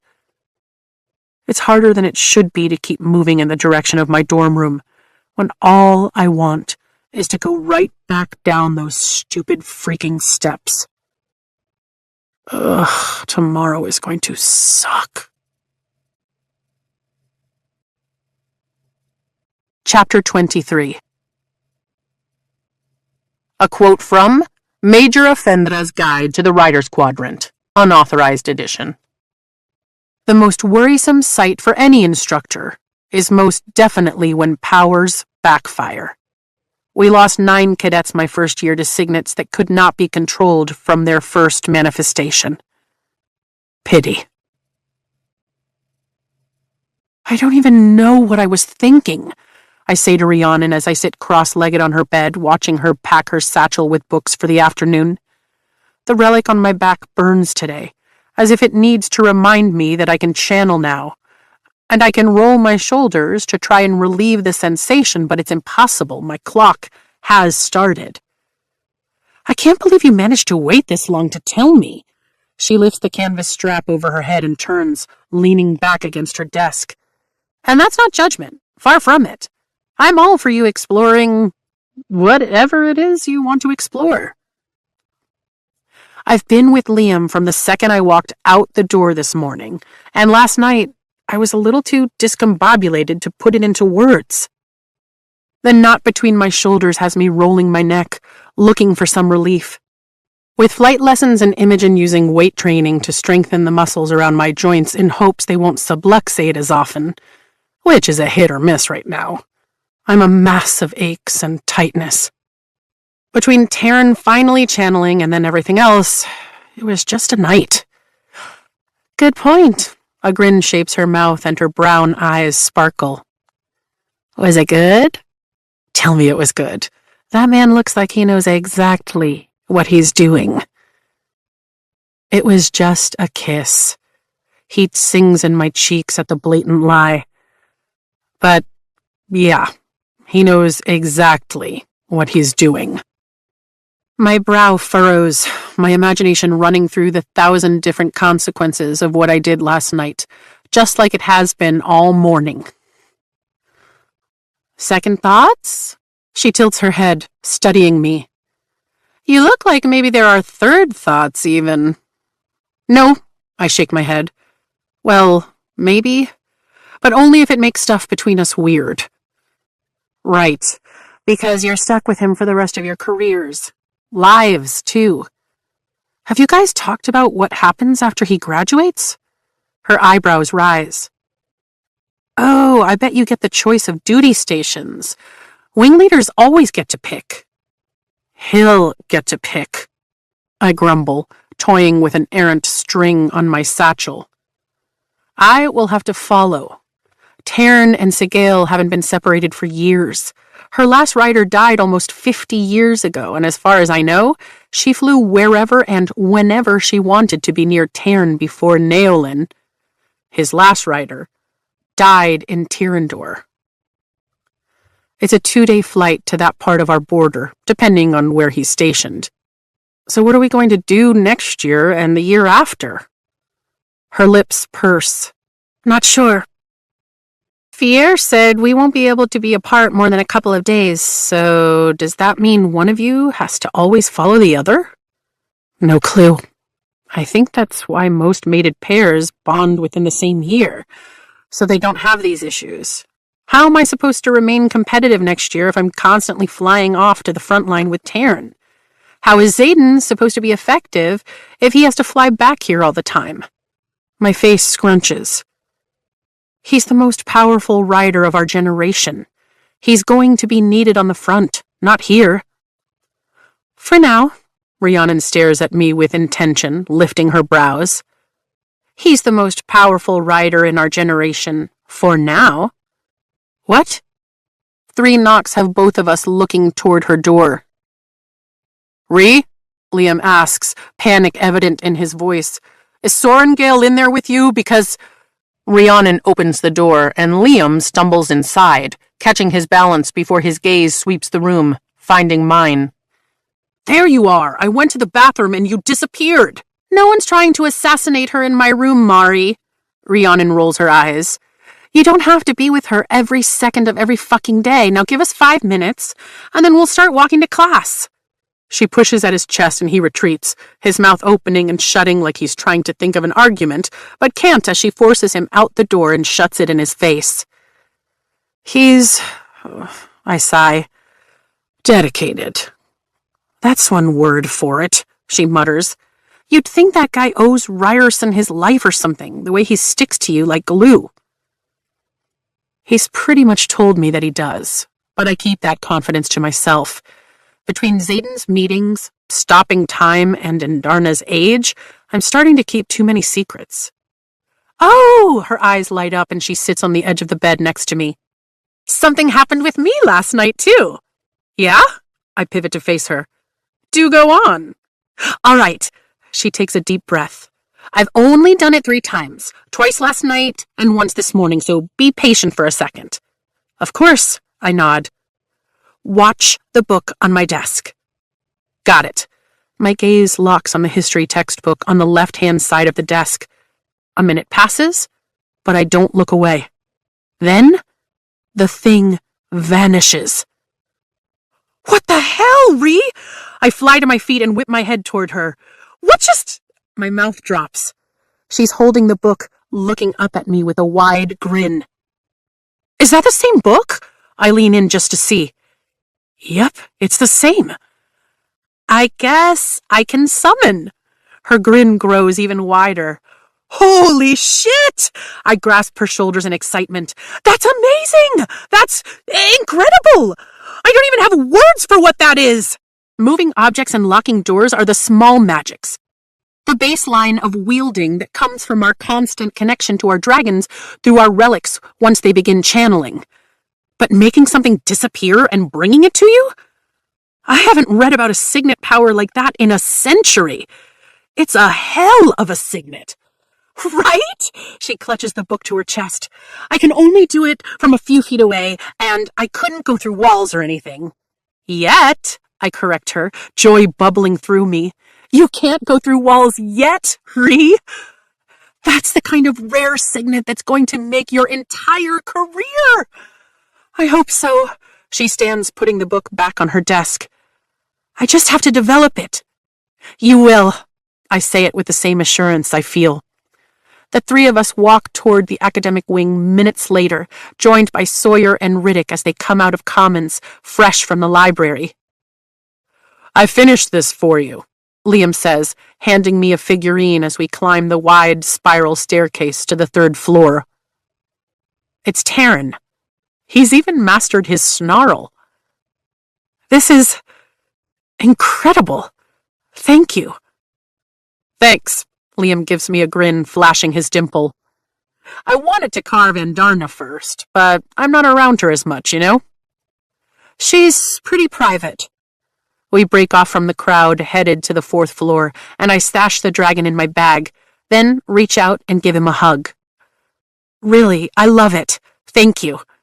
The hallway is crowded but clears as we walk farther down, nearing Professor Carr's room. You're welcome. He turns to Rhiannon. I'm starting Fierge next. Rhiannon jokes with Liam that she hopes he captures her full badassery, but I lose the rest of the conversation as I glance toward the floor-to-ceiling window before the entrance to the battle brief tower, and my breath catches. Xaden is standing with the other wing leaders, locked in what looks to be a tense discussion, his arms folded across his chest. It took the Commandant all of 5 minutes to appoint Lamani Zohar as wing leader for 3rd Wing after Amber was executed. But since she was already executive officer, it made the most sense. I'll never get over how quickly people move on around here, how callously death is swept under a rug and trampled on minutes later. God, Xaden looks good today. His brow slightly furrowed as he listens intently to something Lamani says, then nods. Hard to believe I had that mouth on mine last night, those arms wrapped around me. If I get second thoughts, I just want more.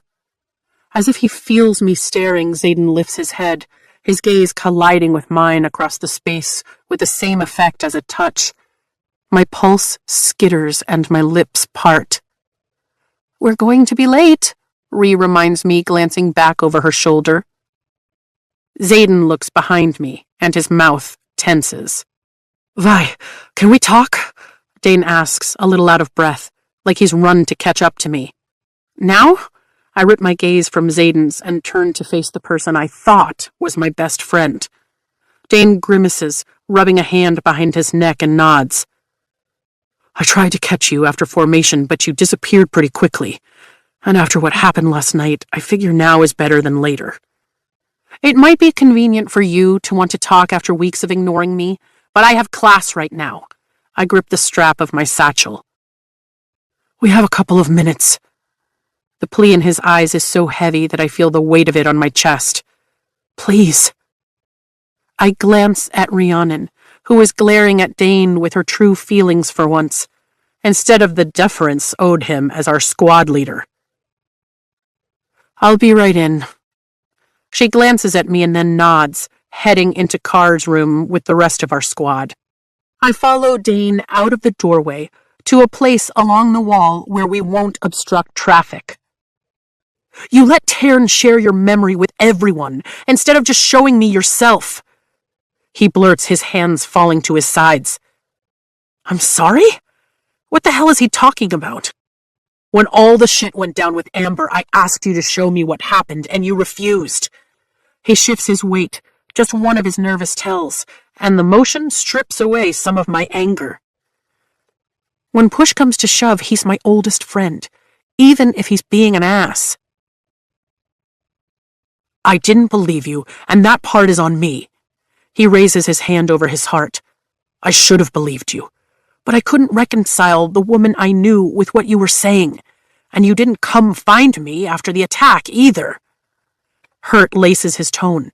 I had to hear about it in formation, Vi. Regardless of the fight we had on the flight field, you're still you to me, and my best friend had been viciously attacked, nearly killed, and you didn't say a single word about it. You didn't ask, I say softly. You reached for my head, like you were entitled to my memory after blatantly telling me you didn't believe me, and you demanded I show you. It's everything I can do to keep my voice even. 2 lines appear between his eyebrows. I didn't ask? You didn't ask. I shake my head. And after being told countless times that I'm not tough enough for this place, not strong enough, well, what happened on the flight field was a long time coming between you and me. The worst part is that I knew you wouldn't believe me. It's why I almost didn't tell Zayden who it was, because I was sure he wouldn't believe me either. But he did. Dane's voice drops, and his jaw ticks. And he was the one who killed them in your bedroom. Because Taryn told Sigale, I fold my arms across my chest. Not because he was already there or anything. And I know you hate him. You have every right to hate him too, he reminds me, reaching for me before thinking better of it and drawing his hand back. I know that, I counter. His father put an arrow in Brennan's chest, according to battlefield reports. I live with that knowledge every day. But don't you think he sees me and remembers that my mother put his father to death? The right words are hard to find. It's complicated between us. Images of last night flood my mind, from Zayden's first smile to the last brush of his lips, and I shove them away. Dane flinches. You trust him more than you trust me. It's not an accusation, but it stings all the same. That's not it. My stomach twists. Wait. Is it true? I have to trust him, Dane. Not with everything, of course. Shit, I'm tying myself into knots here. Neither of us can do anything about Sigale and Taryn being mated, and trust me, neither of us likes the situation. But we have to figure out a way through it. We don't have a choice. Dane mutters a curse, but he doesn't disagree. I know you just want to keep me safe, Dane, I whisper. But keeping me safe is keeping me from growing, too. He blinks at me, and something shifts between us. Like maybe, just maybe, he's finally ready to hear me.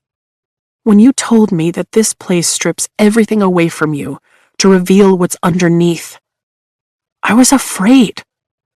What if underneath the brittle bones and frail ligaments, there was just more weakness? Only this time, I wouldn't be able to blame my body. You've never been weak to me, Vi. Dane starts, but I shake my head. Don't you get it? I interrupt. It doesn't matter what you think. It only matters what I think. And you were right. But the Rider's Quadrant stripped away the fear and even the anger about being thrown into this quadrant. And it revealed who I really am. At my core, Dane, I'm a rider. Taryn knew it, and Darna knew it. It's why they chose me. And until you can stop looking for ways to keep me in a glass cage, we aren't going to get past this, no matter how many years of friendship we have between us. He glances over my shoulder. And what? Ryerson gets a free pass for his control issues? Because last time I checked, Liam was moved into our squad specifically to shadow you. It's an excellent point. Liam is around because even the strongest rider can't watch their back from more than 30 unbonded cadets gunning for them. And if I die, Xaden dies. What's your excuse? Dane tenses like a statue, only the muscle in his jaw ticking before he eventually leans forward and whispers. Look, you don't know everything there is to know about Xaden, Vi. I have a higher security clearance due to my signet, and you need to be careful. Xaden has secrets, reasons to never forgive your mother, and I don't want him to use you to get his revenge. My hackles rise. There's a sliver of truth in what he's saying, but I don't have time to focus on the confusion that is Xaden right now. One screwed-up relationship at a time. I narrow my gaze as Dane shuffles his feet again, a kernel of a suspicion growing in my chest. Wait, did you keep begging me to leave Besgaeth because you didn't think I could survive here? Or because you were trying to get me away from Xaden? I shake my head before he can answer. You know what? It's irrelevant. And I mean it. You only want to keep me safe. I appreciate that. But it stops now, Dane. Xaden is tied to me because of Sigale. Nothing more. I do not need protection, and if I do, I've got 2 badass dragons who have my back. Can you respect that? He reaches up to cup my cheek, and I hold his gaze, determined for him to understand he either starts valuing my choices, or we are never going to fix our friendship. All right, Vi. His eyes crinkle at the sides as his mouth turns up into a half smile. How can I argue with someone who has 2 badass dragons? A weight shifts in my chest, and suddenly I can breathe again. I toss him a cheeky grin. Exactly! I'm sorry for not asking for the memory. He drops his hand to my shoulder. You'd better get to class. And then he squeezes my shoulder gently before walking away. I let out a shaky breath and turn back to the door for Carr's class. The hallway is empty. I head into Carr's room, a massively long chamber with padded walls and no windows. The entire length is lit by chandeliers of mage lights bright enough to emulate daylight over 3 dozen students from 3rd and 4th wing, who are seated in rows on the floor, evenly spaced to give one another the most room. Rhiannon and Liam meet me at the door, and Professor Carr raises his bushy white eyebrows at me when we approach where he's positioned at the front of the room, dominating the space by doing nothing more than standing there. The man isn't just imposing. He's intimidating as fuck. I swallow, remembering how he snapped Jeremiah's neck. Finally ready to join us, Cadet Soren Gale. There's no kindness in his eyes, merely shrewd, clinical observation. Yes, sir, I nod. He studies me like I'm a bug pinned to the wall in the biology room. Signet power? Not yet. I shake my head, keeping the whole time-stopping thing to myself like Xaden suggested. You trust him more than you trust me. In this regard, Dane is right, and guilt drops my stomach. I see. He clucks his tongue, glancing over at me. You know your siblings were both gifted by extraordinary signet powers. Mira's ability to manifest a ward around her and her squad has been an absolute asset to her wing, and she's been highly decorated for her valor behind enemy lines. Yes, Mira is an inspiration. I force a smile, more than aware of my sister's prowess on the battlefield. And Brennan, he looks away. Menders are so very rare, and to lose one so young was tragic. I think losing Brennan is the tragedy. I heft my satchel up higher on my shoulder. But the loss of his signet was a definite blow to the wings. He blinks twice and turns his chilling gaze back on me. Well, it seems the Sorengale line is blessed, even in a rider as, well, delicate as you are. With Tern having chosen you, we'll expect nothing but an earth-shattering signet from you. Take a seat. You can at least start with the lesser magics through your relic. He waves me off. No pressure, I mutter as we walk to obviously empty places in the line with the rest of our squad. Don't stress, Rhiannon says as we take our seats on the padded floor. That's what I was trying to remind you of earlier. You are Tern's rider. What do you mean? I set my satchel down next to me. You're all worried about the integrity of the wing because Ryerson might have to visit to keep his dragon happy, but Violet, he's not the most powerful rider of our generation. You are. She holds my gaze just long enough to let me know she means it. My heart lurches into my throat. Now, let's begin, Carr calls out. December turns to January. Ground, shield, imagine closing your door, build your wall, sense who and what has access around you. Trace the bond to your dragon. Dragons, in my case. Build a second entrance, a window, into the archive of my power for Andarna's golden energy. Block those bonds as far as you can. Visualize. Imagine a knot of power, not too intricate. No one's ready for that yet. In front of you. Then, untangle it. Unlock the door. Visualize. Keep one foot firmly grounded at all times. You're useless unless you're connected to your power. And you're dangerous if you can't contain it. There is only the in-between that makes you a great rider. Envision your power like a hand, gripping that pencil and bringing it toward you. Pick it up. No, not like that. Try again. No, again. Visualize. I study for tests. I prep for flights. I lift weights with Imogen. I wonder how long Xaden is going to make me put in hours on the mat with Rhiannon. I win my first challenge, earning a dagger from a girl in second wing. But the most exhausting assignment is spending endless hours in the archive of my mind, learning which door is Tern's and which belongs to Andarna, then working diligently to separate the two. It turns out that while my power might flow from my dragons, the ability to control it comes from my own exertion. And there are nights I fall into bed, plunging into sleep before I even remove my boots. By the end of the second week in January, I'm not only pissed that Xaden hasn't bothered to talk to me about that kiss, but exhausted. And that's without a signet power manifesting, draining my energy to control it. Riddick can wield ice, which might be a more common signet, but it's impressive to see. Sawyer's metallurgy powers grow every day. Liam can see a single tree miles away.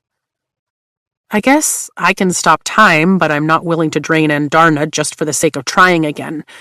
Not when it took her more than a week of straight sleeping to recover. Without a signet, all I can wield are the lesser magics. I finally use an ink pen, lock a door, and open it. I'm a party trick. By the third week in January, I earn yet another dagger in a challenge against a guy in third wing. My second without weakening my opponent with poisons. It leaves me with a sore wrist, but my joints are intact. And in the fourth week, during the coldest weather I've ever experienced at Basgayath, I sneak out in the middle of the night to see the challenge board. Jack has finally been given the chance to end me on the mat tomorrow. He's going to kill me. That's all I can think as I dress for the morning, sheathing all of my daggers in the most advantageous places. He's going to try. Tierna's up early. Any advice? I know Liam is waiting for us to make the library run before breakfast. Don't let him. I scoff. He makes it sound so damn simple. We're already on our way back from the library when I finally work up the nerve to talk to Liam about it. If I tell you something, will you report it to Xaden? His head whips in my direction as he pushes the cart over the bridge between the quadrants. Why would you think... Oh, come on, I roll my eyes. We both know you report just about everything I do. I'm not ignorant. Snow pelts the windows, making a dull, chiming sound. He worries. I alleviate worries. He glances at me again before looking forward. I know it's not fair. I know it's a breach of your privacy. But it's nothing compared to what I owe him. Yeah, I got that part. I hurry ahead and open the thick, heavy door into the citadel so he can pass through. Maybe I should rephrase my question. If I were to tell you something and ask you specifically to keep this one thing between the two of us, would you agree? Are we friends, or am I just your assignment? He pauses while I shut the door, and I can tell he's thinking by the way he drums his fingers on the handle of the cart. Would me keeping it to myself alter your safety in any way? No. I catch up to him, and we start along the incline that will eventually split into 2 tunnels. One toward the dormitory, and the other toward commons. There's nothing you can do, and that's the point. We're friends. Tell me. He grimaces. I'll keep it to myself. Jack Barlow is going to be allowed to challenge me today. He stops walking. So I do, too. How do you know that? And that is why I'm asking you to keep it to yourself. I cringe. Just try to trust that I know. The instructors can't let that happen. He shakes his head, panic creeping into his eyes. They're going to, I shrug, forcing a tight smile. He's been asking since the first day, so it's not like we didn't see this coming. Point is, Jack is going to challenge me today, and when he does, you can't step in, no matter what. His blue eyes widen. Vi, if we tell Ryerson, he can put a stop to it. No! I reach for his hand and lay mine on top of it. He can't. My stomach twists, but at least I'm not puking like I did when I found out. There's only so much Xaden can do to protect me both here and once we're on the front lines. You and I both know that if he stops this, there will be an uproar in the quadrant after what happened to Amber. And you expect me to stand there and watch whatever happens happen? He asks, incredulous. Just like you have the last 2 challenges. I force another smile. Don't worry, I'm going to use everything I have to my advantage. And everything I have is currently in a vial tucked into the tiny pocket at my waist. I don't like this. He shakes his head. Yeah, well, that makes 2 of us. There's no flight field today. The dragons have deemed it too cold to fly over the last week, which means we're all headed to the sparring gym after formation. I don't bother with breakfast, but I pay close attention to every single thing on Jack's tray as I walk by, noting what's there and what isn't. My heart pounds a chaotic, nauseating rhythm by the time all 81 of the surviving first years gather in the gym. Professor Amaterio calls out the challenges one by one, assigning them to a mat. At least we'll all fight at once, which means not every rider will be watching. At least Xaden isn't here, which means Liam kept his word. Mat 17. Jack Barlow from First Wing versus... His eyebrows rise, and he takes a deep breath. Violet Sorengale. Thank gods Rhiannon's already across the floor, ready to challenge a woman from Third Wing, so she doesn't have to see how the blood drains from Liam's face. She shouldn't have to see any of this. Sawyer's gone too, over at Mat 9. No fucking way, Riddick mutters, shaking his head. Finally! Jack throws his hands in the air like he's already won. Let's do this! I roll my shoulders and head for the mat. Neither Liam nor Riddick is called to the mat today, so they walk at my sides. Tell me I can break the promise, Liam begs, and the pleading look in his eyes tells me exactly what a shitty position I've put him in. The third years are off doing third-year things, I tell him as my toes touch the mat. You can't get him here in time. But I know what it means to you to keep your word, especially with him. Go ahead. He looks from me to Riddick. Guard her like you're me. You mean like I'm 6 inches taller and built like a bull? Riddick gives him a thumbs up. Sure, I'll do my best. In the meantime, you'd better run. Liam's gaze finds mine. Stay alive. Working on it, and not just for my sake. I give him a smile. Thanks for being a great shadow. His eyes widen a split second before he sprints out of the gym. Barlow and Sorengale, Emeterio calls from the opposite side of the mat. Weapons? Jack bounces like a kid who's just been given a gift. Anything she can hold in those puny hands of hers. The look in his eyes sends a shiver of apprehension down my spine. I step onto the mat, and Jack does the same, walking forward until we're at the center, facing each other. No wielding, Emeterio reminds us. Tap out or knockout earns you a victory. Pretty sure everyone gathered around this mat knows that Jack isn't going for either of those options. If he gets his hands around my neck, I'm dead. That whole I die, Zayden dies thing is really just a hypothesis, right? I ask, unsheathing the daggers that are hardest to reach during a fight, the ones in my boots. One I'd rather not put to the test, Tarn growls. I stand gripping the handles of my daggers as Jack faces me with a single knife. You're kidding, right? Only one? I only need one. He grins with sickening excitement. Go for the gullet, Tarn suggests. I don't have the energy to block you out right now, so I'm going to need you to be quiet for a few minutes here.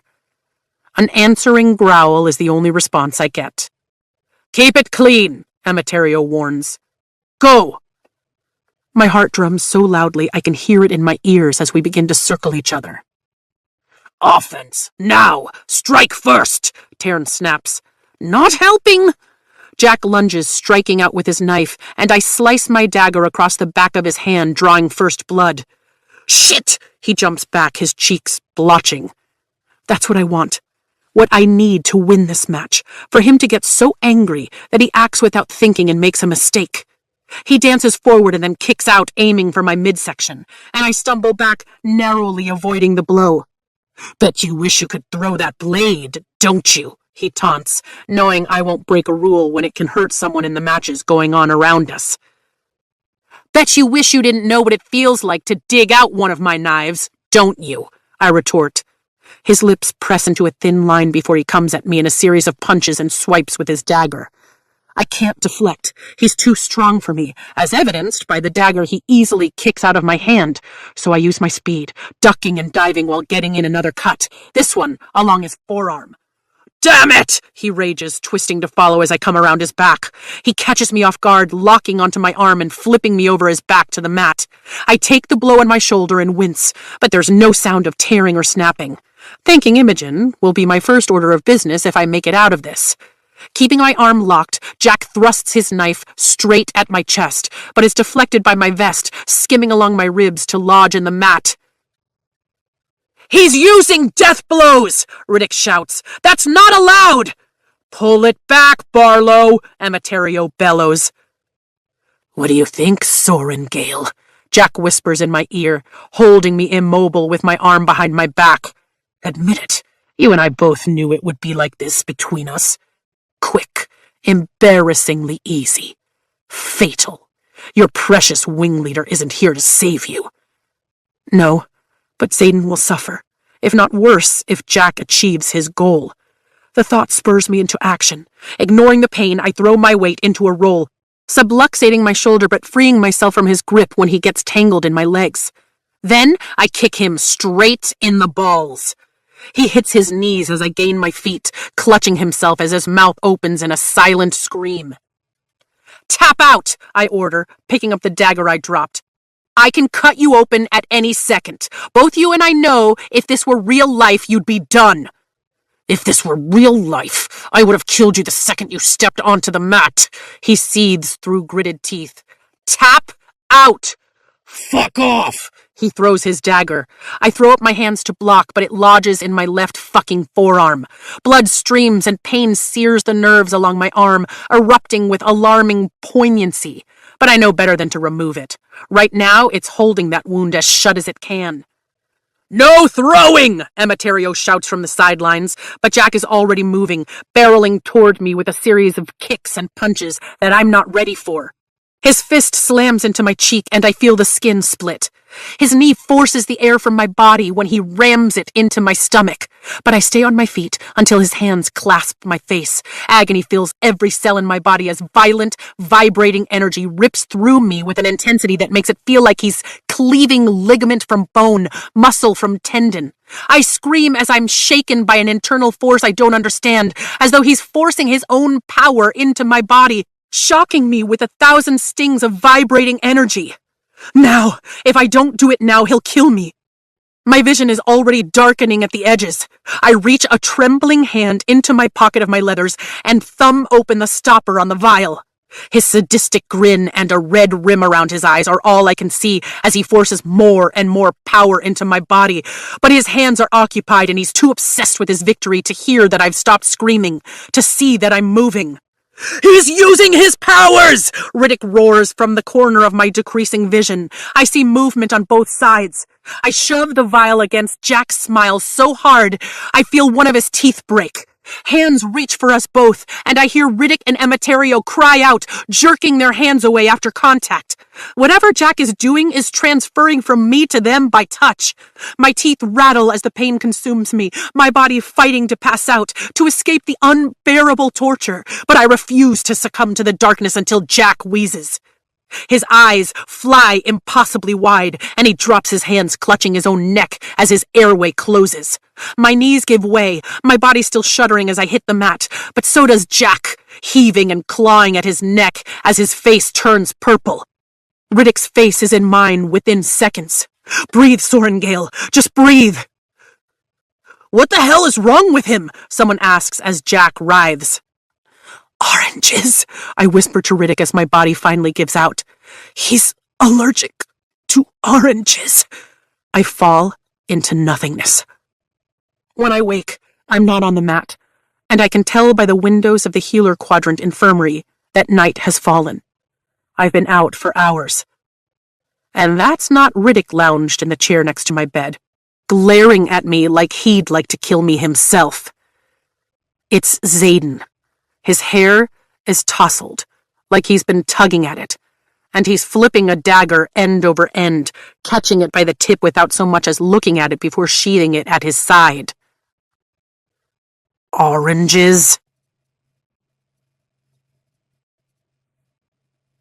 Chapter 24.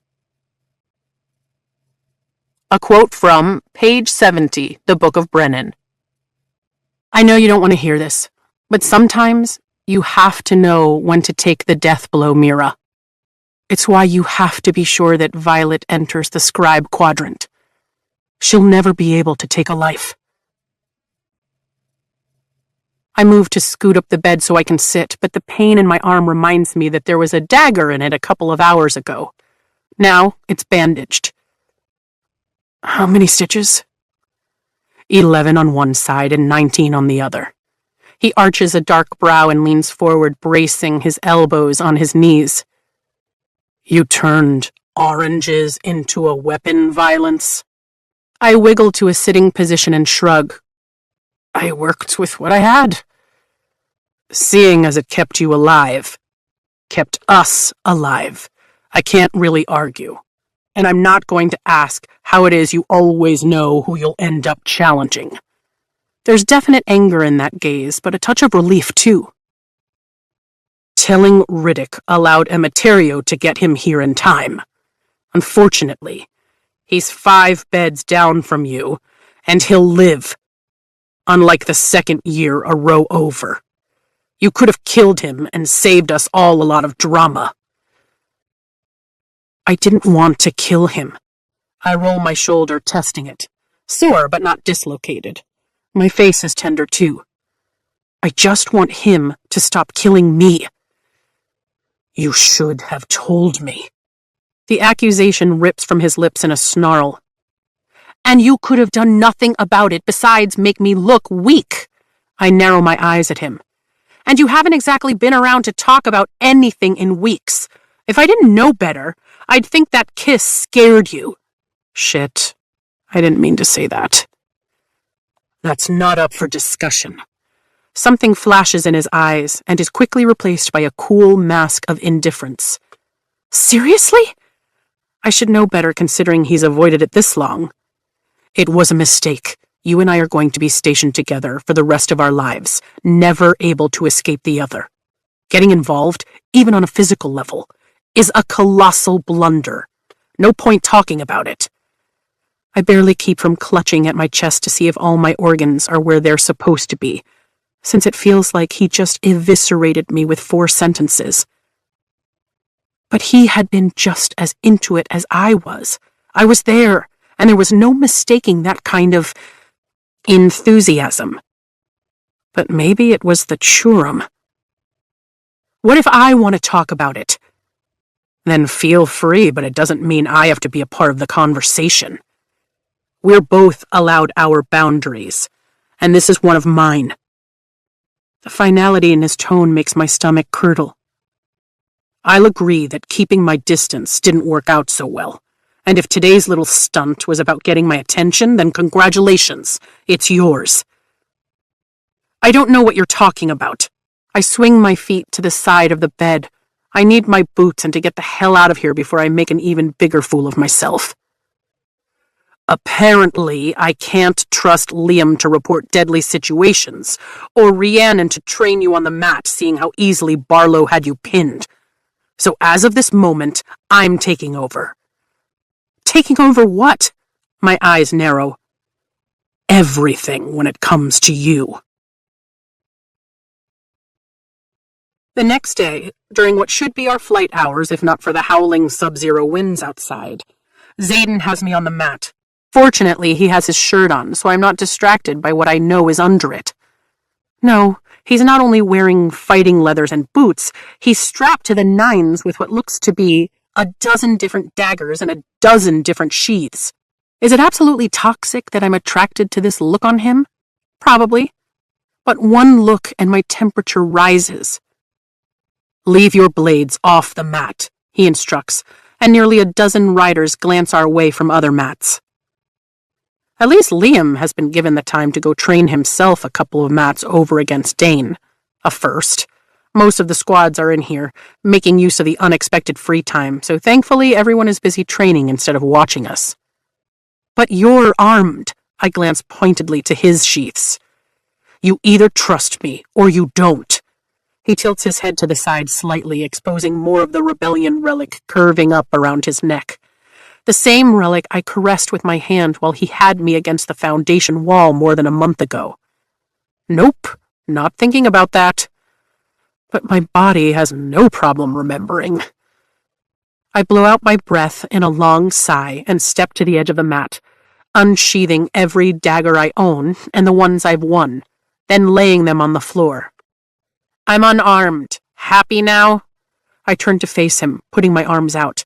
My long sleeve covers the bandage on my arm, but the throb is insistent. Though we probably could have waited a couple of days for my arm to heal up before doing this. The stitches pull, but I've had worse. No, he shakes his head, unsheathing one of his daggers and walking forward. The enemy doesn't give a shit if you're wounded. They'll use it to their advantage. If you don't know how to fight in pain, then you'll get us both killed. Fine, I shift my body weight in annoyance.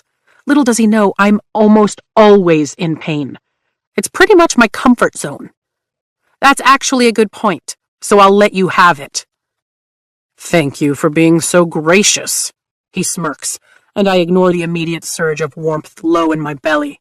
He flips his palm upward, showing me the dagger with an oddly short blade.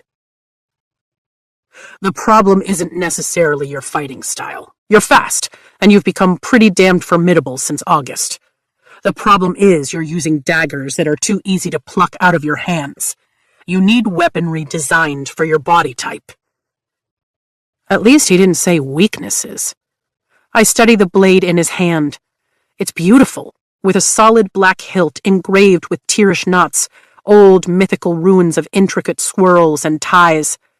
The blade itself is clearly honed to lethal perfection. It's spectacular. It's yours. My head snaps up, but there's no lie in his onyx eyes. I had it made for you. His lips curve slightly. What? My mouth opens and my chest tightens. He took the time to have it made? Shit. That gives me feelings I really don't want to have. Soft, confusing feelings. You heard me take it. Swallowing the illogical lump in my throat, I take the blade from him. It feels solid in my palm, but is infinitely lighter than my other daggers. There's no strain on my wrist, and my fingers comfortably wrap around the hilt, making it much more secure than the knives I've left on the floor. Who made it? I know someone. In the quadrant? My eyebrows shoot up. You'd be surprised how resourceful you get after 3 years here. A smirk tugs at the corner of his mouth, and I openly stare before remembering where we are. It's incredible. I shake my head and hand it back to him. But you know I can't take it. The only weapons we're allowed to have are the ones we earn. Only challenges or weapons qualifications are acceptable. There's a crossbow I have my eye on that I'm not quite expert at yet. Exactly. He smiles for a flash of a second before moving with a speed I've never dreamed possible. He's even faster than Imogen as he sweeps my feet from under me with one strike, taking me to the mat in a single move. The ease with which he has me on my back is simultaneously appalling and ridiculously hot, especially with the weight of his hips settled between my thighs. It takes all my willpower not to reach up and brush the stray lock of hair from his forehead. It was a mistake. Well, if that memory doesn't cool me right off. And what point are you making with this little move? I ask, well aware that he's done it all without knocking the wind out of me. There are a dozen of these daggers strapped to my body, so start disarming me. He lifts a sardonic brow. Unless you don't know how to handle an opponent on top of you, and if so, that's a whole other issue. I know how to handle you on top of me. I challenge quietly. He lowers his mouth to my ear. You won't like what happens if you push me. Or maybe I will. I turn just enough that my lips brush the shell of his ear. He jerks up, and the heat in his gaze makes me all too aware of everywhere our bodies connect. Disarm me before I test that theory in front of everyone in this gym. Interesting. I didn't take you for an exhibitionist. Keep pushing, and I guess you'll find out. His gaze drops to my mouth. I thought you said kissing me was a mistake. I don't care if the entire quadrant is watching if that means he'll kiss me again. It was, he smirks. I'm just teaching you that blades aren't the only way to disarm an opponent. Tell me, Violence, are you disarmed? Arrogant ass. I scoff and start plucking knives from their sheaths, flinging them across the mat while he watches with impatient amusement.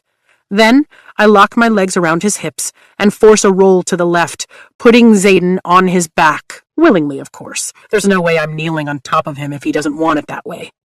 But I throw a forearm against his collarbone with the pretense of pinning him anyway, and proceed to steal the other daggers he has sheathed along his side.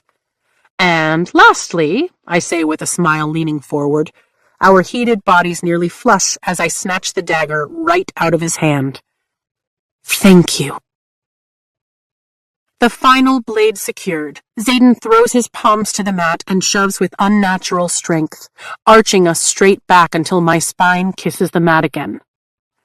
I suck in a breath, the move shocking me to my toes and lodging him firmly between my thighs. It takes everything I have not to arch up against him and see if he really thinks that kiss was a mistake. Not fair to use your powers on the mat. Magical, sexual, whatever. It's all unfair. That's the other thing. He jumps to his feet and offers his hand. I take it, my head rushing as I stand. Not now, do not get dizzy now. Emiterio doesn't allow powers in order to level the playing field when it comes to challenges. But out here, the field is anything but level, and you need to learn to use whatever you've got.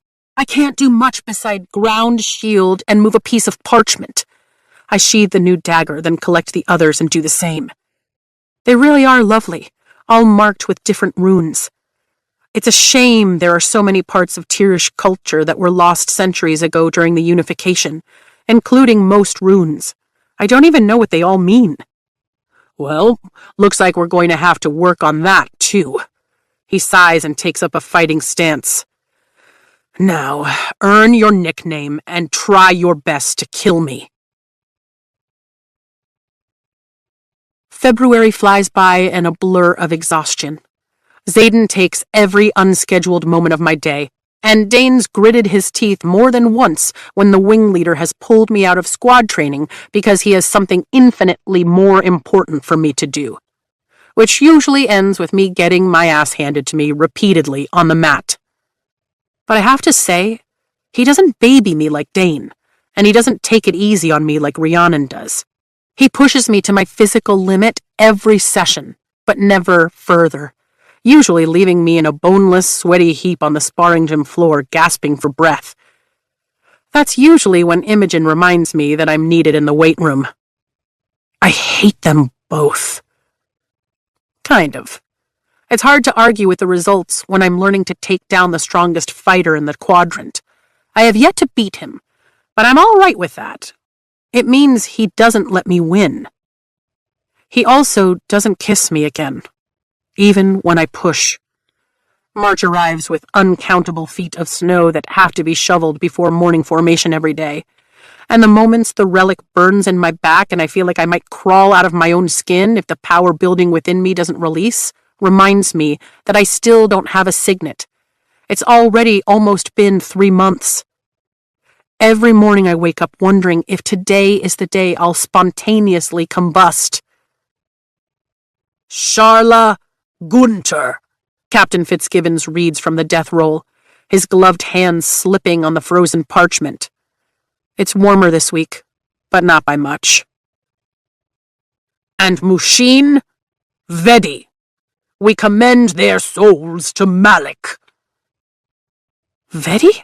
I ask Rhiannon, my eyebrows shooting up as formation ends. I didn't know him well since he was in second wing, but the name is still a shock, considering he was rumored to be one of the best among us. You didn't hear? She pulls her fur-lined cloak closer around her neck. His signet manifested in the middle of Carr's class yesterday, and he burst into flames. He burned himself to death? She nods. Tara said Carr thinks he was supposed to be able to wield fire, but it just overwhelmed him in that first rush, and... He went up like a torch, Riddick adds. Kind of makes you glad your signet's still hiding, huh? Hiding is one way to put it. Other than the ability I'm not supposed to even whisper about. I'm proving to be the one thing my mother hates. Average. And it's not as though I can go to Tairn or Andarna for help. The signet is all about me, and I'm apparently not delivering, as the stinging relic on my back constantly reminds me. There's a tiny, secret part of me that hopes my signet hasn't manifested yet, because it's different than the others. Not only useful, but meaningful, like Brennan's was.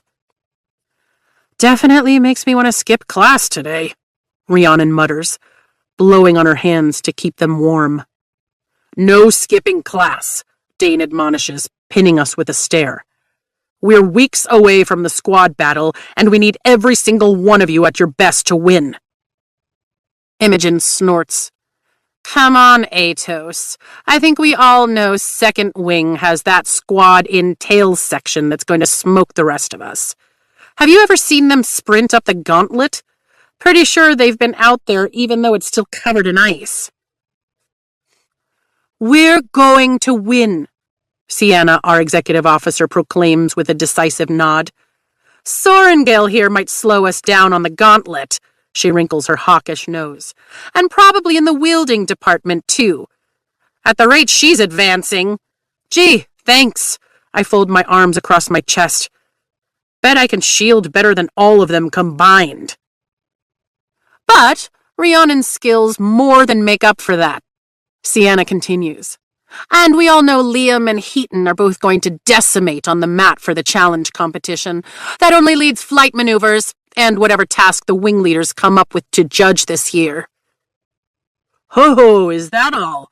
Man, I thought it was going to be hard. The sarcasm rolling off Riddick is thick enough to earn him a glare from Dane. We're down to 10 of you, Dane says, glancing over our group. 12 of us in total, which puts us at a slight disadvantage against a couple other squads. But I think we'll manage.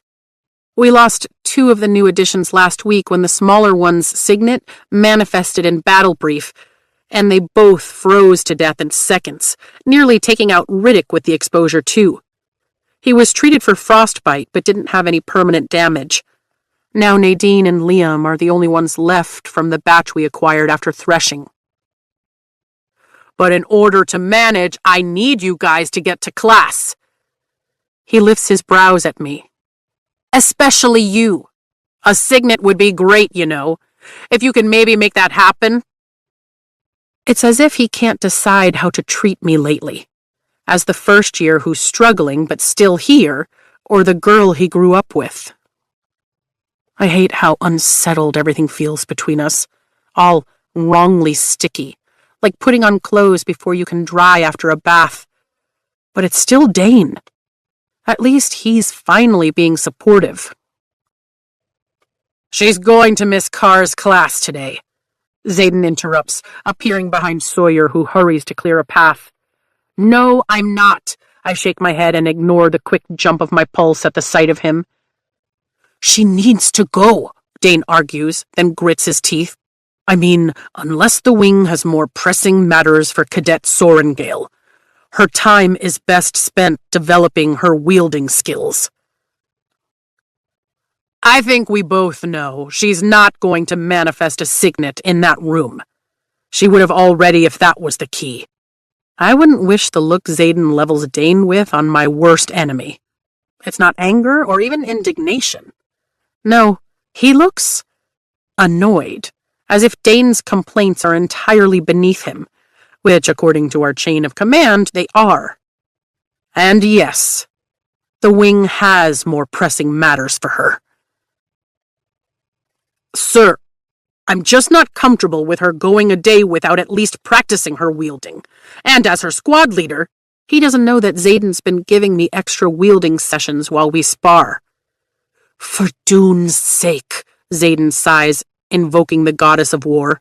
He reaches into the pocket of his cloak and takes out a pocket watch, holding it in his outstretched palm. Pick it up, Sorengale. I glance at the 2 men and wish they'd just sort their shit out between themselves. But there's about a 0% chance of that happening. For the sake of expediency, I throw my mental feet into the floor of the archives. White-hot power flows around me, raising goosebumps on my arms and lifting the hair at the back of my neck. Raising my right hand, I envision that power twining between my fingers, and little shocks blossom along my skin as I give form to the energy, making it a hand of its own, as I ask it to stretch the few feet that separate me from Xaden. There's an abrupt halt, as though my tendrils of raw magic hit a wall. But then, it gives, and I push forward, keeping tight control of the blazing hand.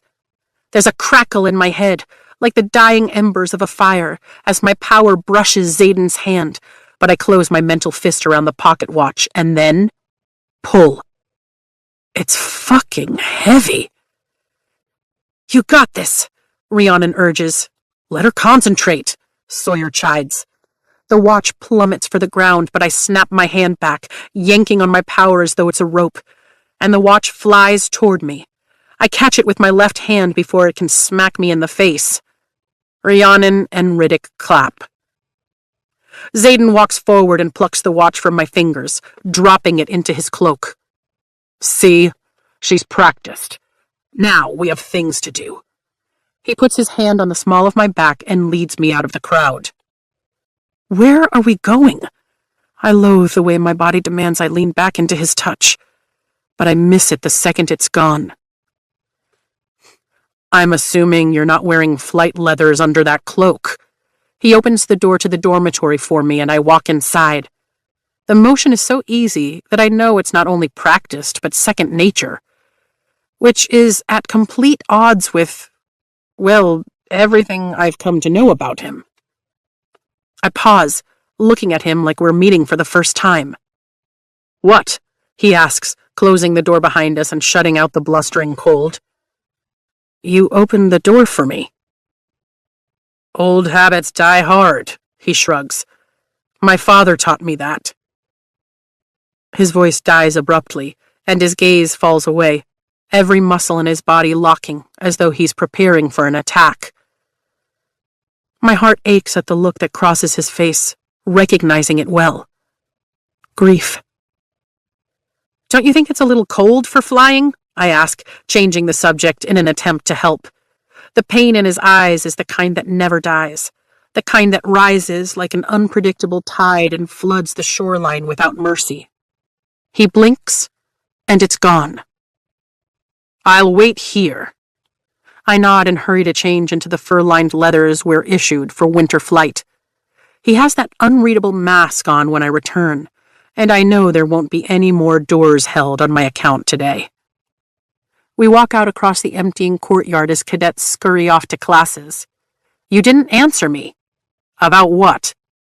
He keeps his eyes on the gate to the flight field path, and I have to damn near scurry to keep up with his strides. About it being cold for flight. Third years have flight field this afternoon. Kaori and the other professors are just taking it easy on you guys since the squad battle is coming up, and they know you need the practice in wielding. He pushes open the gate, and I hurry after him. But I don't need the practice? My voice echoes in the tunnel. Winning the squad battle is nothing in the scheme of keeping you alive. You'll be on the front lines before the rest of them come next year. The mage lights play off the harsh angles of his face, casting sinister shadows as we pass each one. Is that what's going to happen next year? I ask as we come out the other side, the snow whiting out my vision momentarily. It's piled high on each side of the path, the result of this heavy winter. I'm going to the front lines? Inevitably. There's no telling how long Sigale and Tarn will tolerate being separated. My best guess is that we'll both have to sacrifice to keep them happy. He's clearly not so happy about it himself, but I can't blame him. After 3 years in the quadrant, I'd want to get the hell out too. My stomach sinks as I realize I'll be in his shoes when I graduate as well, with no real control on how our dragon's bond dictates my future posts. I nod, not knowing what else to say, and we walk to the gauntlet in companionable silence. Second wing, I note, watching the squad from tail section slip and slide their way across the gauntlet. You sure you don't want your own squads out here practicing? A corner of his mouth lifts, and that inhuman facade of his cracks. When I was a first year, I thought winning was the pinnacle too. But once you're in your third year, and you see the things that we do, his jaw flexes. Let's just say that the games are a lot more lethal. We head toward the staircase that leads to the flight field, but there's already a group coming down, so I move back to let them descend first.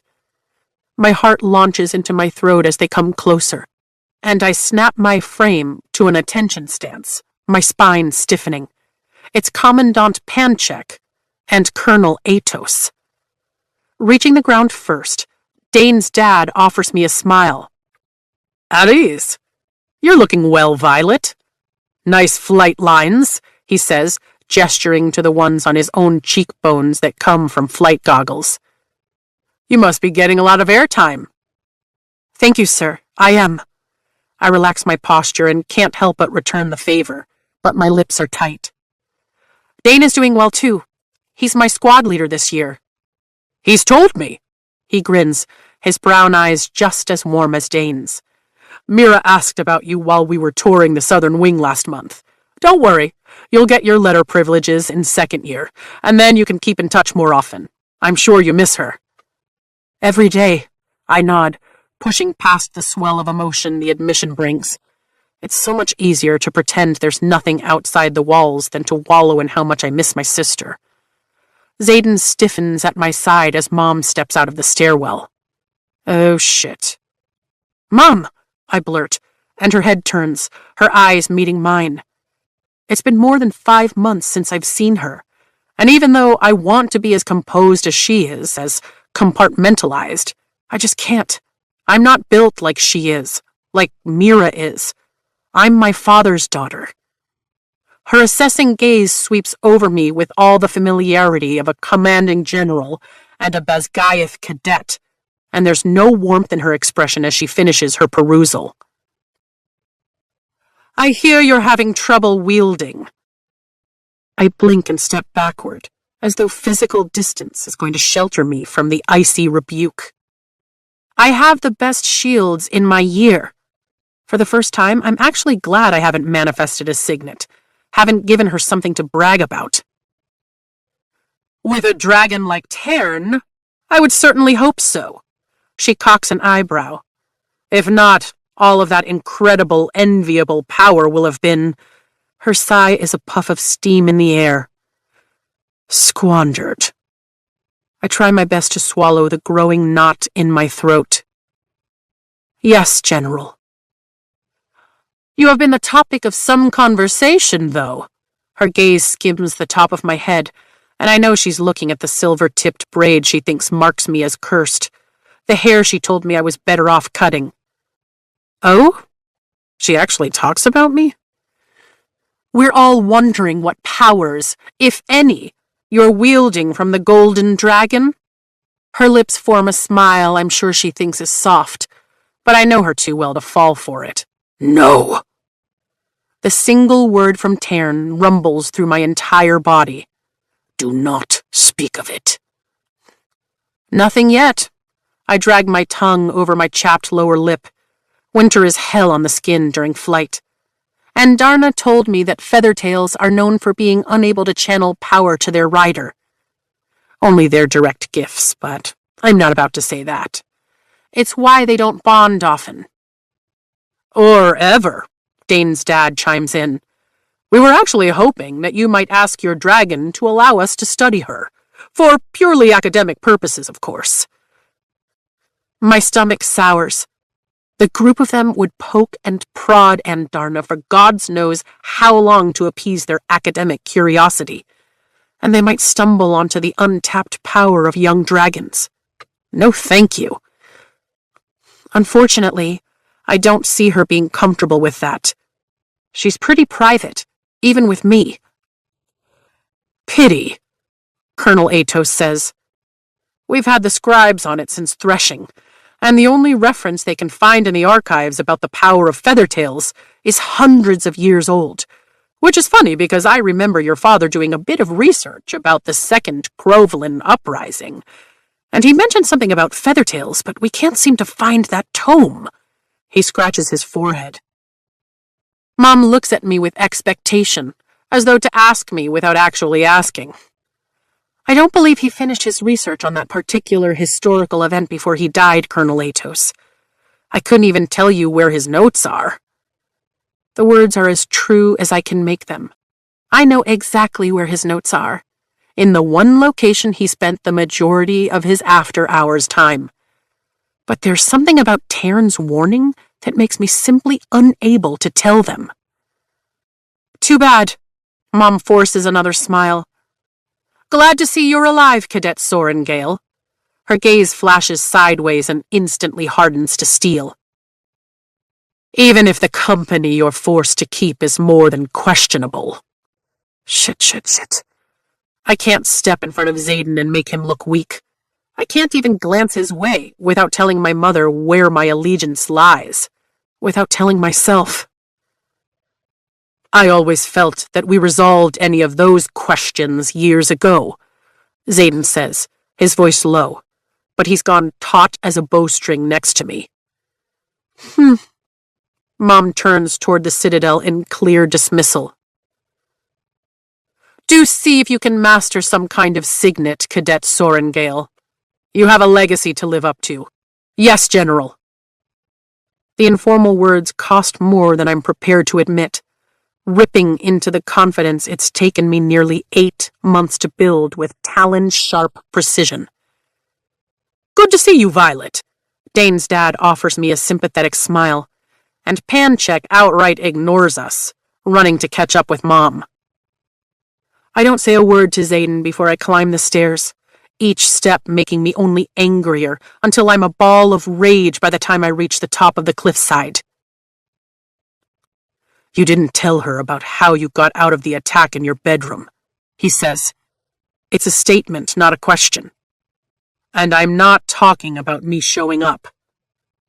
I know exactly what he's talking about. I don't ever see her, and you told me not to tell anyone. Didn't realize it was quite like that between you, Xaden says, his tone surprisingly soft as we start down the box canyon toward the flight field. Oh, that's nothing, I toss out, intentionally making my tone as flippant as possible. She spent almost an entire year ignoring me when Dad died. A self-deprecating laugh slips past my lips, which was almost as wholesome as the years she spent barely tolerating my existence because I wasn't perfect like Brennan or a warrior like Mira. I shouldn't be saying these things. These are the thoughts families keep behind their doors so they can wear their polished, perfect reputations like armor when in public. She doesn't know you very well then, Xaden remarks, keeping pace with my furious strides. I scoff. Or she sees right through me. Problem is, I'm never quite sure which it is. I'm too busy trying to live up to whatever impossible standard she sets to ask myself if they're even standards I give a shit about. My narrowed gaze swings to him. And what was that about, anyway? Saying that you resolved questions years ago? Just reminding her that I paid the price for my loyalty. His brow furrows, but he stares ahead of us. Paid what price? The question slips out before I can stop my foolish tongue. I can't help but remember what Dane said. That Xaden has reasons to never forgive my mother. Boundaries, Violence. His head lowers for the span of a heartbeat, and when it rises, he's wearing that polished give-no-fucks mask he's so good at donning. Lucky for us, the strain of the moment is broken as Taryn and Sigale land across the field ahead, accompanied by a shiny, smaller dragon who makes me instantly smile. We're all flying today? I ask, following as he walks toward the trio. We're all learning today. You need to learn how to stay on, and I need to learn why the hell it's so hard for you, he answers. And Darna needs to learn how to keep up.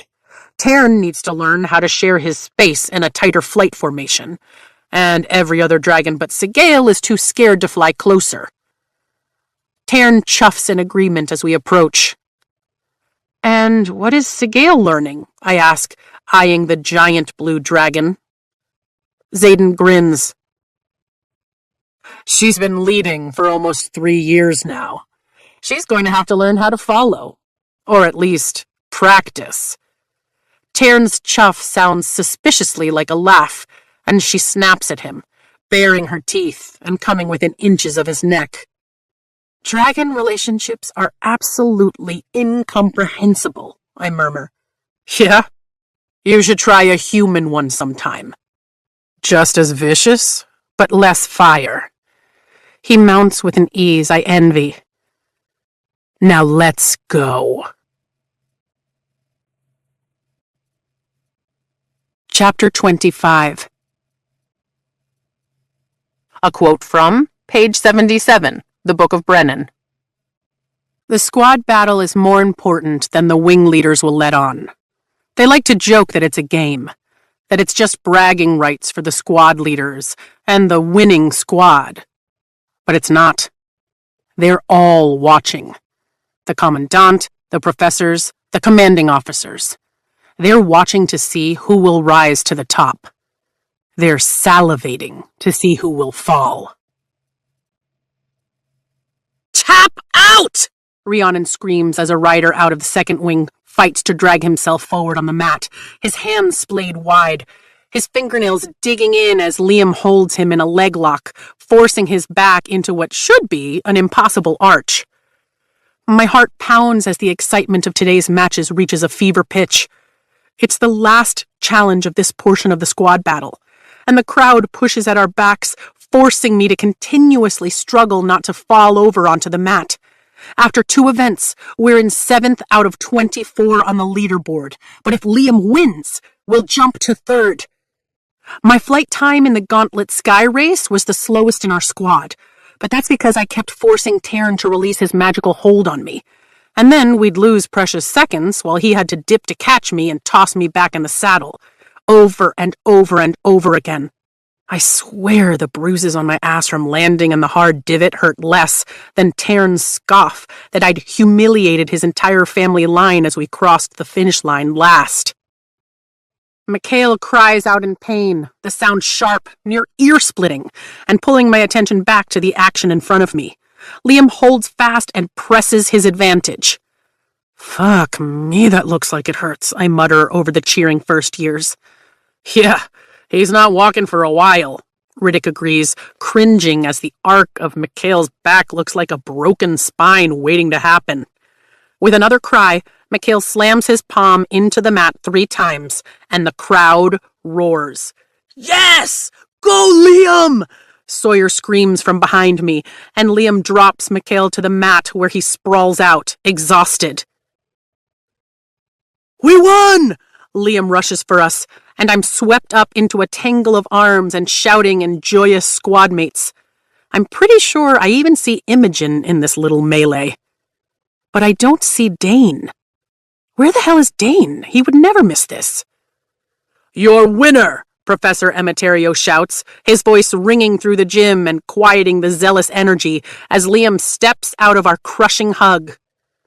Liam Maury from 2nd Squad, Flame Section, 4th Wing. Liam puts up both hands in victory and turns in a small circle, and the sound of cheering makes my ears ring in the best way. Commandant Panchek steps onto the mat, and Liam joins the rest of our squad, sweat pouring off his skin. I know you were all expecting the last portion of the squad battle to happen tomorrow, but the cadre and I have a surprise. He has every single rider's attention now. Instead of telling you what the final unknown task will be, and giving you tonight to plan for it, your final task will begin this hour. He grins, throwing out his hands and turning just like Liam had. Tonight? Riddick whispers. My stomach hits the ground. Dane isn't here. Neither is Sienna. Oh, shit, Imogen whispers, looking over the crowd herself. As you may have noticed, your squad leaders and their executive officers have been, shall we say, sequestered with your section leaders and wing leaders. And no, before someone asks, your task is not to find them. He continues to walk in a small circle, addressing each side of the mat. You are to break into your squads and accomplish a unique mission this evening without the leadership and instruction of your squad leaders. Doesn't that defeat the purpose of having squad leaders? Someone asks across the mat. The purpose of a squad leader is to form a tightly knit unit that can carry on with a mission after their demise. Consider your leaders demised. Panchek shrugs with a gleeful smile. You're on your own, riders. Your mission is simple. Find and acquire, by any means necessary, the one thing that would be most advantageous to our enemies regarding the war effort. Leadership will serve as unbiased judges, and the winning squad will be awarded 60 points. That's enough to put us into first, Rhiannon whispers, linking her arm with mine.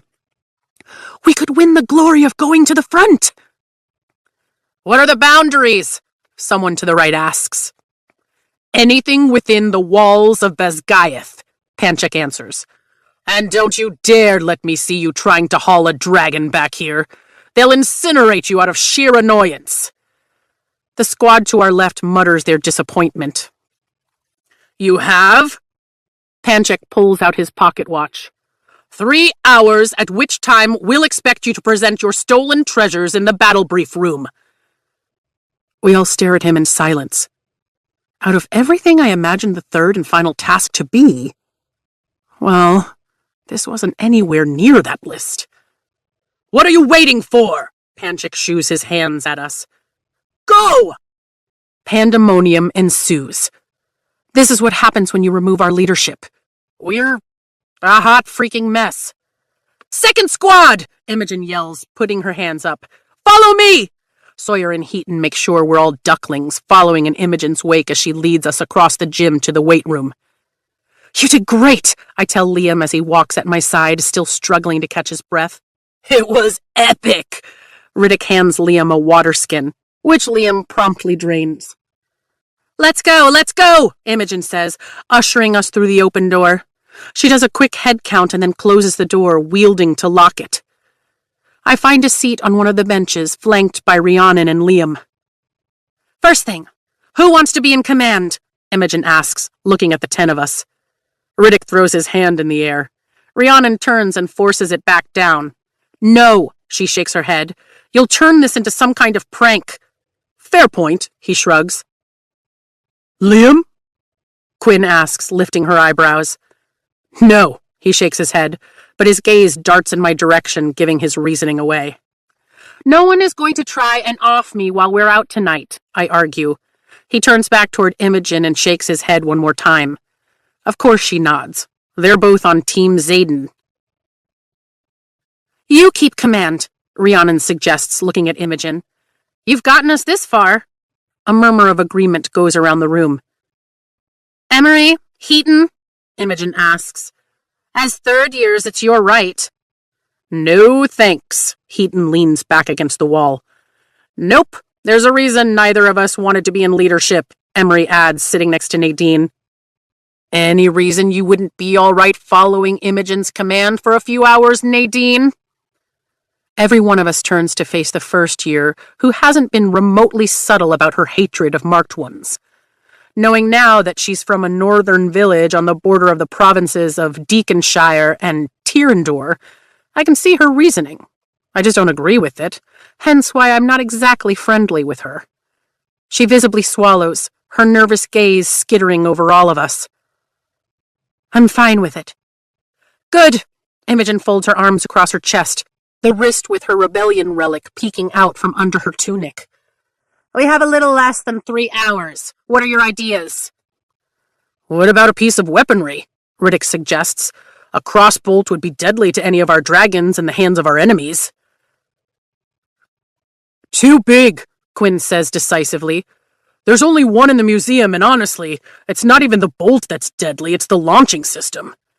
Next, Imogen glances at each of us. We could steal Panchek's underwear. Riddick starts before Rhiannon slams her hand over his mouth. And that's why we don't let you lead. She arches a brow at him. Come on, guys, think. What's the most useful thing to our enemy? Imogen's brow puckers over her pale green eyes. Information, Liam answers. He swings his gaze toward me. Violet, what about stealing the news missives from the archives? The ones that come in from the front? I shake my head. It's after 7. The archives are locked. And it's the kind of vault that even wielding isn't going to touch. The whole room is sealed up airtight in case of fire. Damn, Imogen sighs. That was a good one. The entire room breaks into conversation, each voice louder than the next as suggestions are hurled into the open. Information. My stomach twists as an idea takes form. It would be a showstopper, something no one else could compare to. But I shake my head, it's too risky. What are you thinking, Sorengale? Imogen asks, and the room falls silent. I can see the little gears turning in your mind. It's probably nothing. I glance at the members of our squad. But is it nothing? Get up here and work it out in your head, Imogen orders. Seriously, it's mad, like undoable. We'd get thrown in the brig if we're caught. I snap my mouth shut before I say anything more. But it's too late. Imogen's eyes are sparkling with interest. Get up here and work it out, she orders, making sure I know it's not a suggestion. We can wield, right? I stand, brushing my hands down my side and the hilts of the 6 daggers sheathed there. By all means necessary, Heaton repeats, nodding. All right. I rock back on my heels, letting my mind whirl through a plan. I know Riddick can wield ice. Rhiannon can retrieve. Sawyer can manipulate metal. Imogen can mind-wipe recent memories. And I'm fast, she adds. Something she has in common with Xaden. Heaton, what about you? I ask. I can breathe underwater, they answer. I blink. Awesome. But I don't think that's going to come in handy if we do this. Emery? I can control wind, he grins. A lot of wind. All right, that one could be defensively useful, but not quite what I'm looking for. My boots squeak on the floor as I turn to face her. Quinn? I can astral project, keep my body in one place, and then walk around somewhere else. My mouth hangs open, matching about half the squad. I know, it's pretty awesome. She winks, pulling her curls up into a bun. Yes! That we can use! My head bobs as I parcel through the easiest way to do this. What are you thinking, Sorengale? Imogen prompts, tucking the short hair on one side of her shaved head behind her ear. You're going to tell me I've lost my mind, but if we pull it off, we'll win for sure. I might not be enough like my mother to win her approval, but I know where she keeps the most valuable information. And we're going to break into my mother's office. You are so fucking creepy, Riddick squirms 2 hours later, leaning away from Quinn. Well, from Quinn's astral form. Her body is currently with Heaton, guarded in the weight room. The rest of us are sneaking through the hallways past the healer quadrant. We've already run into a squad from 2nd and another from 3rd, but none of us had time to question or deter the others. We'll rise or fall on our own merit with this timeline, and we've wasted the last 2 hours waiting for night to fall, so it would even be possible. I've never been farther than this, Emery says as we pass the last door to the clinic. You've never even been to the archives? Imogen asks. I avoid that duty like the plague, Emery answers. Scribes freak me out. Quiet little know-it-alls acting like they can make or break someone by writing something down. I grin. There's more truth to that statement than most people realize. Infantry is still out camping. Rhiannon points out the windows to the dozens of campfires illuminating the field below. Must be nice to get a break, Nadine remarks, but there's no snotty tone I've come to expect. Just the same exhaustion I think we all feel. Scribes will all go home for the summer. Healers get to spend their weekends on those mind-body health retreats, and the infantry might have to practice making and breaking camp in the snow through winter. But at least they spend those months around a campfire. We'll get to go home, Imogen argues. After graduation, Rhiannon retorts. For what, a couple of days? We come to a fork in the path, where we can follow the tunnel down to the archives or climb into the fortress of the War College. There's no turning back from here, I say to the group, looking up the spiral staircase I've climbed so many times that I know each step by heart. Lead on, Quinn orders, and we all jump about a foot in the air. Shh, Imogen hisses. Some of us can get caught, you know. Right, sorry, Quinn cringes. Everyone, remember the plan, I whisper. No one deviates, no one. They all nod, and we begin our silent climb up the dark stairs, then cling to the shadows as we cross the stone courtyard of Bezgaeth. Sure could use Xaden right about now. You're doing great, Andarna assures me in the happiest of tones. I swear nothing bothers her. She's the most fearless kid I've ever met, and I grew up with Mira. It's 6 flights straight up, I whisper when we reach the next set of stairs, and we continue to climb as fast as we can without making any noise. Anxiety spikes, and my power rises in response, the relic in my back heating to an uncomfortable burn. It's always there lately, simmering beneath my skin, reminding me that performing lesser magics isn't going to be enough to vent it if I don't manifest a signet soon. Eventually, we reach the top of the steps, and Liam leans out just far enough to see down the length of what's always felt like the world's longest hallway. "There are mage lights in sconces," he whispers, "and you were right." He withdraws into the safety of the stairwell. "There's only one guard stationed at the door." "Was there any light under the door?" I ask quietly. My heart sounds like it's loud enough for the whole college to hear. Even the infantry cadets sleeping hundreds of feet below us. "Nope." He turns to Quinn. "The guard looks about 6 feet tall, but he seems pretty athletic. The other stairwell is down the hallway to the left, which means you'll have to get his attention and then book it." Quinn nods. "No problem." "Everyone else know what they're doing?" I ask. There are 8 nods. "Then let's do this. Quinn, you're up. Everyone else, circle back down so he can't see us if he looks this way." I can't believe we're actually about to do this. If she catches us, there won't be any mercy. It's not in her nature. We retreat, and Quinn charges up the stairs. Her voice is muffled by the stone walls, but we hear the guard's pounding footsteps clear as day as he charges past the stairway. "Get back here! You can't be here!" "Now!" Imogen orders. We launch, leaving Rhiannon and Emery in the stairwell as we fly into the hallway. Sawyer rushes toward the opposite staircase, throwing the door shut and twisting the metal joints with his powers as we bolt down the hall. I've never run this fast in my life, and Nadine is already at the door, trying to unweave whatever wards my mother has used. Liam steps into the spot where the guard stood and lifts his chin in the air, taking the same posture. "Are you all right?" "Yep," I answer, my chest heaving as Imogen steps in to help Nadine. Nadine's signet is the ability to unweave wards, which I never thought would come in this handy. Riders are always out there building the wards, keeping the shields up around Navarre. Then again, not many riders try to break into the commanding general's office. "And I'll be fine in there," I assure him, a smile tugging at my lips, which is funny since I didn't think the same way the last time I was standing here. "Got it," Nadine whispers, nudging the door open. "If you hear me whistle," Liam starts, worry lining his forehead. "We'll go out the window or something," I assure him as Riddick and Sawyer rush past. "Relax." Leaving Liam to stand watch, I join the others in Mom's office. "Don't touch the mage lights or she'll know," I warn them. "You have to make your own." I flick my wrist, twisting my power into a bright blue flame and letting it drift over me. It's one of the things I'm actually good at. "How nice is this?" Riddick flops down onto the red couch.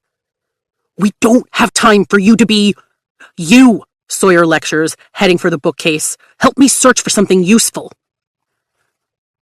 "We'll take the table." Imogen and Nadine start sorting through the papers on the 6-seater conference table. "Which leaves me and the desk," I mutter, walking around the intimidating piece of furniture and praying I don't trigger any wards she's set. There are 3 folded missives in the middle, and I pick up the first, revealing a sharp dagger with an alloy-infused hilt, and what looks to be a Tirish rune in the handle that she must be using as a letter opener or something. I unfold the letter with as much care as I can. "General Sorengale, the raids around Athbine have spread the wing too thin. Being posted beyond the safety of the wards comes with considerable hazards, and though I am loath to request reinforcements, I must. If we do not reinforce the post, we may be forced to abandon it. We are protecting Navarian citizens with life, limb, and wing. But I cannot adequately relay how dire the situation is here. I know you receive the dailies from our scribe attachment, but I would be remiss in my duties as executive officer of the Southern Wing if I did not write to you personally. Please, find us reinforcements. Sincerely, Major Callista Nima." I breathe past the ache that erupts in my chest at the plea in her letter. We've discussed nearly daily attacks in Battle Brief, but nothing on that scale. Maybe they don't want to scare us. But if it's that terrifying out there, we have every right to know. We'll likely be called into service before we graduate, maybe even this year." "These are all numbers," Imogen says, rifling through the conference table papers. "It's April," I say, reaching for the next missive. "She's working on next year's budget." Everyone stops and turns to look at me, all wearing expressions of varying degrees of disbelief. "What?" I shrug. "Did you think this place ran itself?" "Keep looking," Imogen orders. I unfold the next missive. "General Sorengale. Protests regarding conscription laws are growing within the province of Tirandor. Knowing that due to Tirandor's size, it provides the majority of our conscripts to replenish our front lines. We cannot afford to lose the support of the people again. Perhaps an influx of defensive spending on outposts here would not only bolster the province's economy and remind the Tirish how needed they are to the defense of our kingdom, but also ease the unrest. Please consider this solution as an alternative to suppressing the unrest with force. Sincerely, Lieutenant Colonel Alyssa Trevant." What the hell? I closed the letter and put it back on Mom's desk. Then turned to the giant map hanging on the wall directly above me. Unrest isn't new to Tirandor, nor is the sentiment against conscription, but we certainly haven't heard any political rumblings in Battle Brief.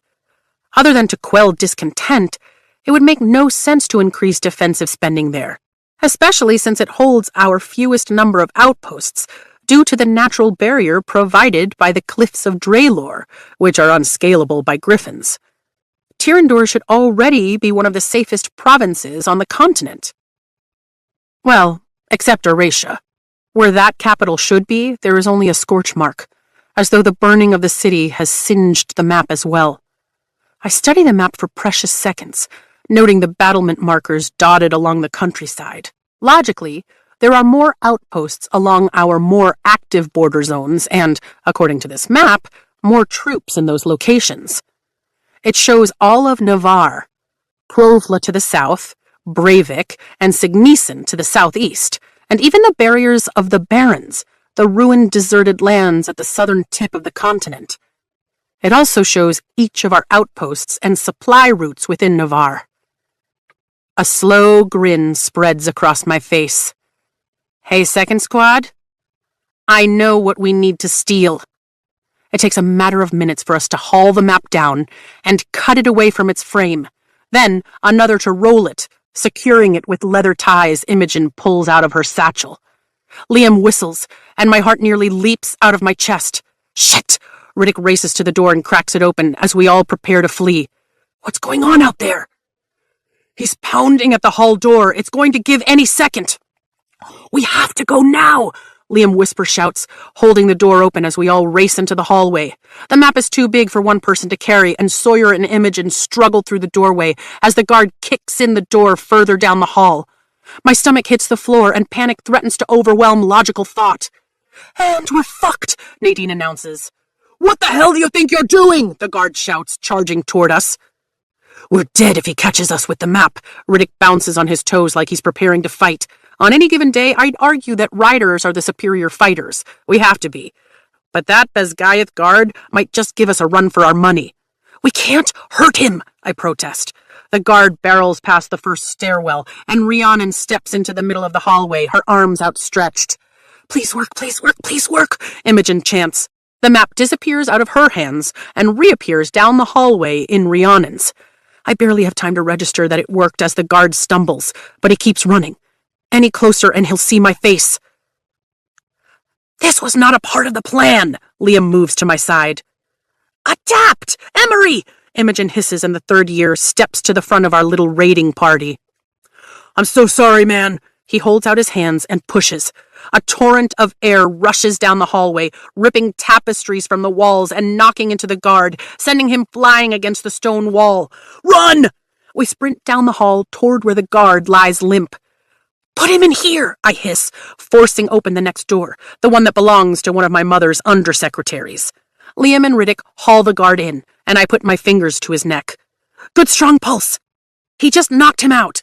Open his mouth. I snag the vial hidden in the pocket of my leathers, uncork it, and then let the tonic flow into the guard's mouth. He'll sleep the rest of the night. Liam's wide eyes meet mine. You're kind of terrifying. Thank you, I grin, and we get out of there running as fast as we can. 15 minutes later, our chests are still heaving as we skid into the battle brief room, just under the clock. We're the last to arrive, and the tick of Dane's jaw from where he sits in the top row with the other leadership tells me we're going to get an earful about it. I drag my gaze away, and we find our seats as presentations begin in order of squad, giving us enough time to recover from our sprinting session before we have to take the stage. A squad in First Wing stole Kaori's handwritten manual on the personal habits and flaws of all active dragons. Impressive. A squad in Second Wing elicits an appreciative murmur when they reveal the uniform of one of the infantry professors, fully intact with something riders never bear, a name tag. That would grant any enemy access to our outposts, given the rank on the shoulder. Third Wing's best offering is a stunned, wide-eyed scribe, stolen straight from his bed, and given the way his mouth isn't moving, yep, someone's signet power takes away speech, the poor thing is going to be traumatized when they finally let him go. When it's our turn to take the stage, Sawyer and Liam, the two tallest in our squad, hold the top corners of our map so it's visible to all as it unrolls. I stand back next to Imogen and search the leadership for a certain pair of onyx eyes. There he is. Xaden is leaning against the wall near the other wing leaders, watching me with a pulse-quickening mix of curiosity and expectation. It was your idea, Imogen whispers, nudging me forward. Present. Markham's eyes flare wide as saucers as he forces himself to stand, followed quickly by Devera, whose mouth hangs so wide it's almost comical. I clear my throat and gesture to the map. We have brought the ultimate weapon for our enemies, an up-to-date map of all current outposts of Navarian wings, to include troop strength of infantry battlements. I point to the forts along the Signesan border, as well as the locations of all current skirmishes in the last 30 days, including last night. A murmur rips through the quadrant.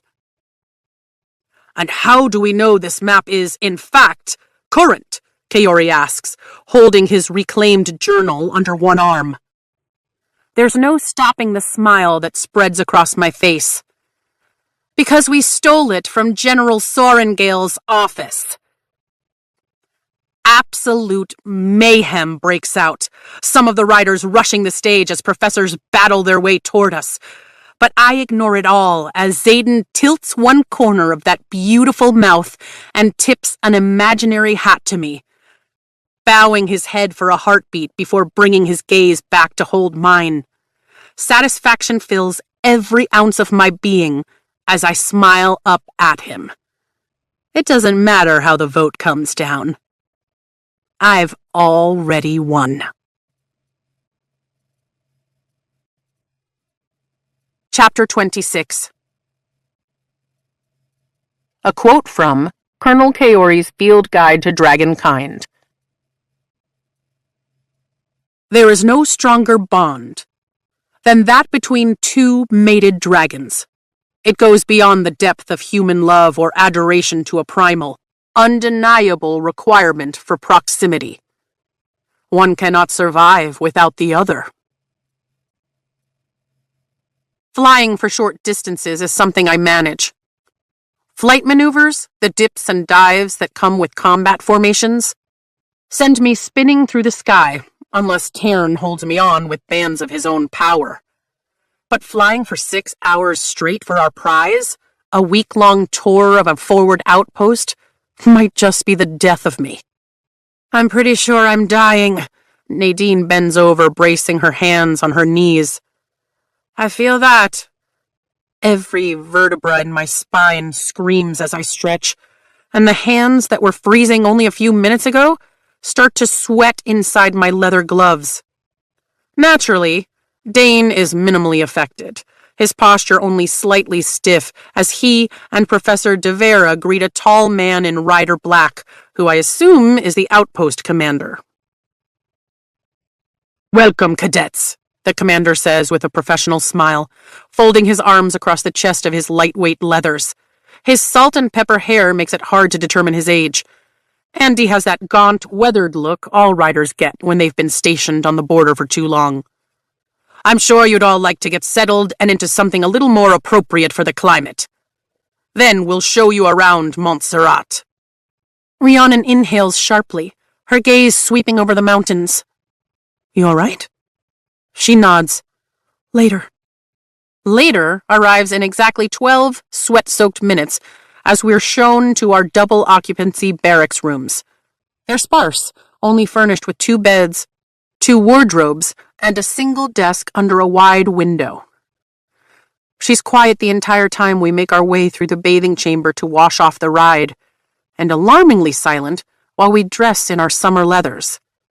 It may only be April here at Montserrat, but it feels like Bezgayeth in June. You going to tell me what's up? I ask, stowing my pack beneath the bed before making sure all my daggers are where they're supposed to be. The hilts are barely visible in the sheaths I wear at my thighs, but I doubt many people this far east would recognize the Tyrish symbols. Rhiannon's hands tremble with what looks like nervous energy as she straps her sword to her back. Do you know where we are? I mentally bring up a map. We're about 200 miles from the coast? My village is less than an hour away on foot. Her eyes meet mine in an unspoken plea. So much emotion swirling in their dark brown depths that my throat clogs, choking my words. Taking her hands in mine, I squeeze, nodding. I know exactly what she's asking and exactly what it will cost if we're caught. Don't tell anyone, I whisper, even though it's just us in the tiny room. We have 6 days to figure it out, and we will. It's a promise, and we both know it. Someone pounds on our door. Let's go, second squad. Dane. 9 months ago, I would have relished this time away with him. Now I find myself avoiding his constant expectations of me, or just avoiding him in general. Funny how much can change in such a short time. We join the others, and Major Quaid gives us the grand tour of the outpost. My stomach growls, but I ignore it, taking in the hectic energy of the base. The fortress is basically 4 massive walls, filled with barracks and various chambers with turrets on each corner, and a large arched entrance that boasts a spiked portcullis that looks ready to drop at any second. On one end of the courtyard, there's a stable with a blacksmith and armory for the company of infantry stationed here, and on the other is the dining hall. As you can see, Major Quaid tells us as we stand in the middle of the muddy courtyard, we're built for siege. In the event of attack, we can feed and house everyone within for an adequate amount of time. Adequate? Riddick mouths, lifting his brows. I press my lips together to keep from laughing, and Dane gives him a look that promises retribution from where he stands beside me. My smile falls away. As one of the eastern outposts, we have a full 12 riders stationed here. 3 are out on patrol now, 3 wait, standing by in case they're needed, and the other 6 are in various stages of rest. Quaid continues. What is that look for? Dane whispers. What look? I ask, as the distinct roar of a dragon echoes off the stone walls. That should be one of our patrols returning now, Quaid says, smiling like he wants to mean it, but can't quite find the energy. The one where someone just sucked the joy out of your world, Dane responds, bending his head slightly and keeping his voice low enough that only I can hear him. I could lie to him, but that would make our semi-truce even more awkward. I was just remembering the guy I used to climb trees with, that's all. He startles like I've slapped him. So, we'll get you riders fed and put to bed, and then we'll work on who you'll be shadowing while you're here. Quaid continues. Will we get to participate in any active scenarios? Heaton asks, practically vibrating with excitement. Absolutely not. Devera snaps. If you see combat, then I've failed, as this being the safest place on the border to send you, Quaid answers. But you get bonus points for enthusiasm. Let me guess, 3rd year? Heaton nods. Quaid turns slightly and smiles at 3 indistinct figures in rider black as they walk under the portcullis. There they are now. Why don't you 3 come and meet... Violet? My head whips toward the gate, and my heart combusts in a series of erratic beats that leaves me clutching my chest with the best kind of shock. No way. There's no way. I stumble for the gate, forgetting to be stoic, to be emotionally untouchable, as she breaks into a run, her arms opening just before we collide. She sweeps me up, yanking me against her chest and squeezing tight. She smells like dirt and dragon and the coppery tang of blood, but I don't care. I hug her back just as hard. Mira! I bury my face against her shoulder, and my eyes burn as she rests her hand on top of the very braid she taught me how to do. It's as if the weight of everything that's happened over the last 9 months comes crashing down, slamming into me with the force of a crossbolt. The wind of the parapet, the look in Zayden's eyes when he realized I was a Sorengale, the sound of Jack swearing he'd kill me, the smell of burning flesh that first day, the look on Auralie's face when she fell from the gauntlet. Pryor and Luca and Trina and Tynan, Oren and Amber Mavis, Tairn and Endarna choosing me, Zayden kissing me, our mother ignoring me. Mira pulls me back just long enough to look me over, as if she's checking for damage. You're all right, she nods, her teeth digging into her bottom lip. You're all right, aren't you? I nod, but she blurs in my vision because I might be alive, thriving even, but I'm not the same person she left at the base of that turret, and from the heaviness in her eyes, she knows it too. Yeah, she whispers, tucking me in tight again. You're all right, Violet. You're all right. If she says it enough times, I might start to believe her. Are you? I jerk back to study her. There's a new scar that stretches from her earlobe to her collarbone. Gods, Mira! I'm fine, she promises, then grins. And look at you! You didn't die! Irrational, giddy laughter bubbles up. I didn't die! You're not an only child! We both burst into laughter, and tears track down my cheeks. Sorengales are weird, I hear Imogen state. You have no idea, Dane answers. But when I turn to look, his lips are curved into the first genuine smile I've seen from him in months. Shut up, Atos, Mira barks, throwing her arm over my shoulder. Catch me up on everything, Violet. We might be hundreds of miles from Basgaeth, but I've never felt more at home. It's early evening 2 days later, just after dinner, when Rhiannon and I climb out our first-story window and drop to the ground. Mira's out on patrol, and as wonderful as it's been to have her close, this is our only chance. We're on our way. Don't get caught, Tairn warns. Trying not to. Rhiannon and I sneak along the battlement wall, turning the corner toward the field. I run into Mira so hard that I bounce backward. Shit! Rhiannon exclaims as she catches me. Don't you at least check the corners? Mira lectures, folding her arms over her chest and staring me down in a way I might deserve. Fine, I definitely deserve. In my defense, I didn't think you'd be there, I say slowly, because you're supposed to be on patrol. You were acting super weird at dinner. She tilts her head to the side and studies me just like we're kids again, seeing way too much. So I switched shifts. Do you want to tell me what you're doing outside the walls? I glance at Rhiannon, and she looks away. Neither of you? Really? She sighs and rubs the bridge of her nose. You two need to sneak out of a heavily fortified defensive position because... I look up at Rhiannon. She's going to figure it out anyway. She's like a bloodhound with stuff like this. Trust me. My stomach clenches. Rhiannon tilts her chin. We're flying to my family's house. Mira blanches. You think you're what? We're flying to her village. It's like a 5-minute flight, according to Taryn, and... I start. Absolutely not. Mira shakes her head. Nope, you cannot fly off like you're on vacation. What if something happens to you? At her parents' house? I ask slowly, because there's some major ambush planned on the off chance that we might just be dropping in? Mira's eyes narrow. Shit, this is not going well, and given the death grip Rhiannon has on my arm now, she doesn't think so either.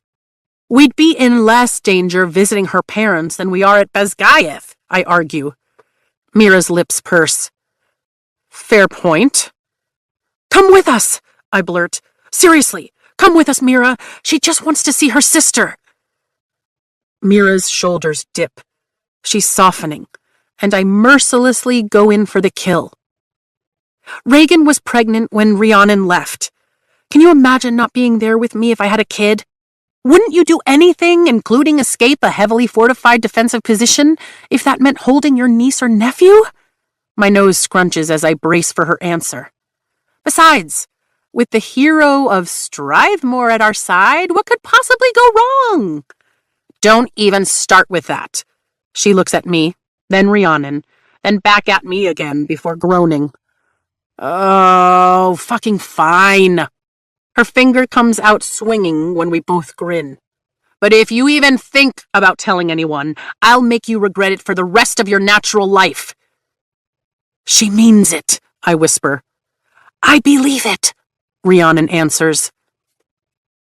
You're here 2 days and already breaking the rules, Mira mutters. Come on, it's quicker to cut down this path.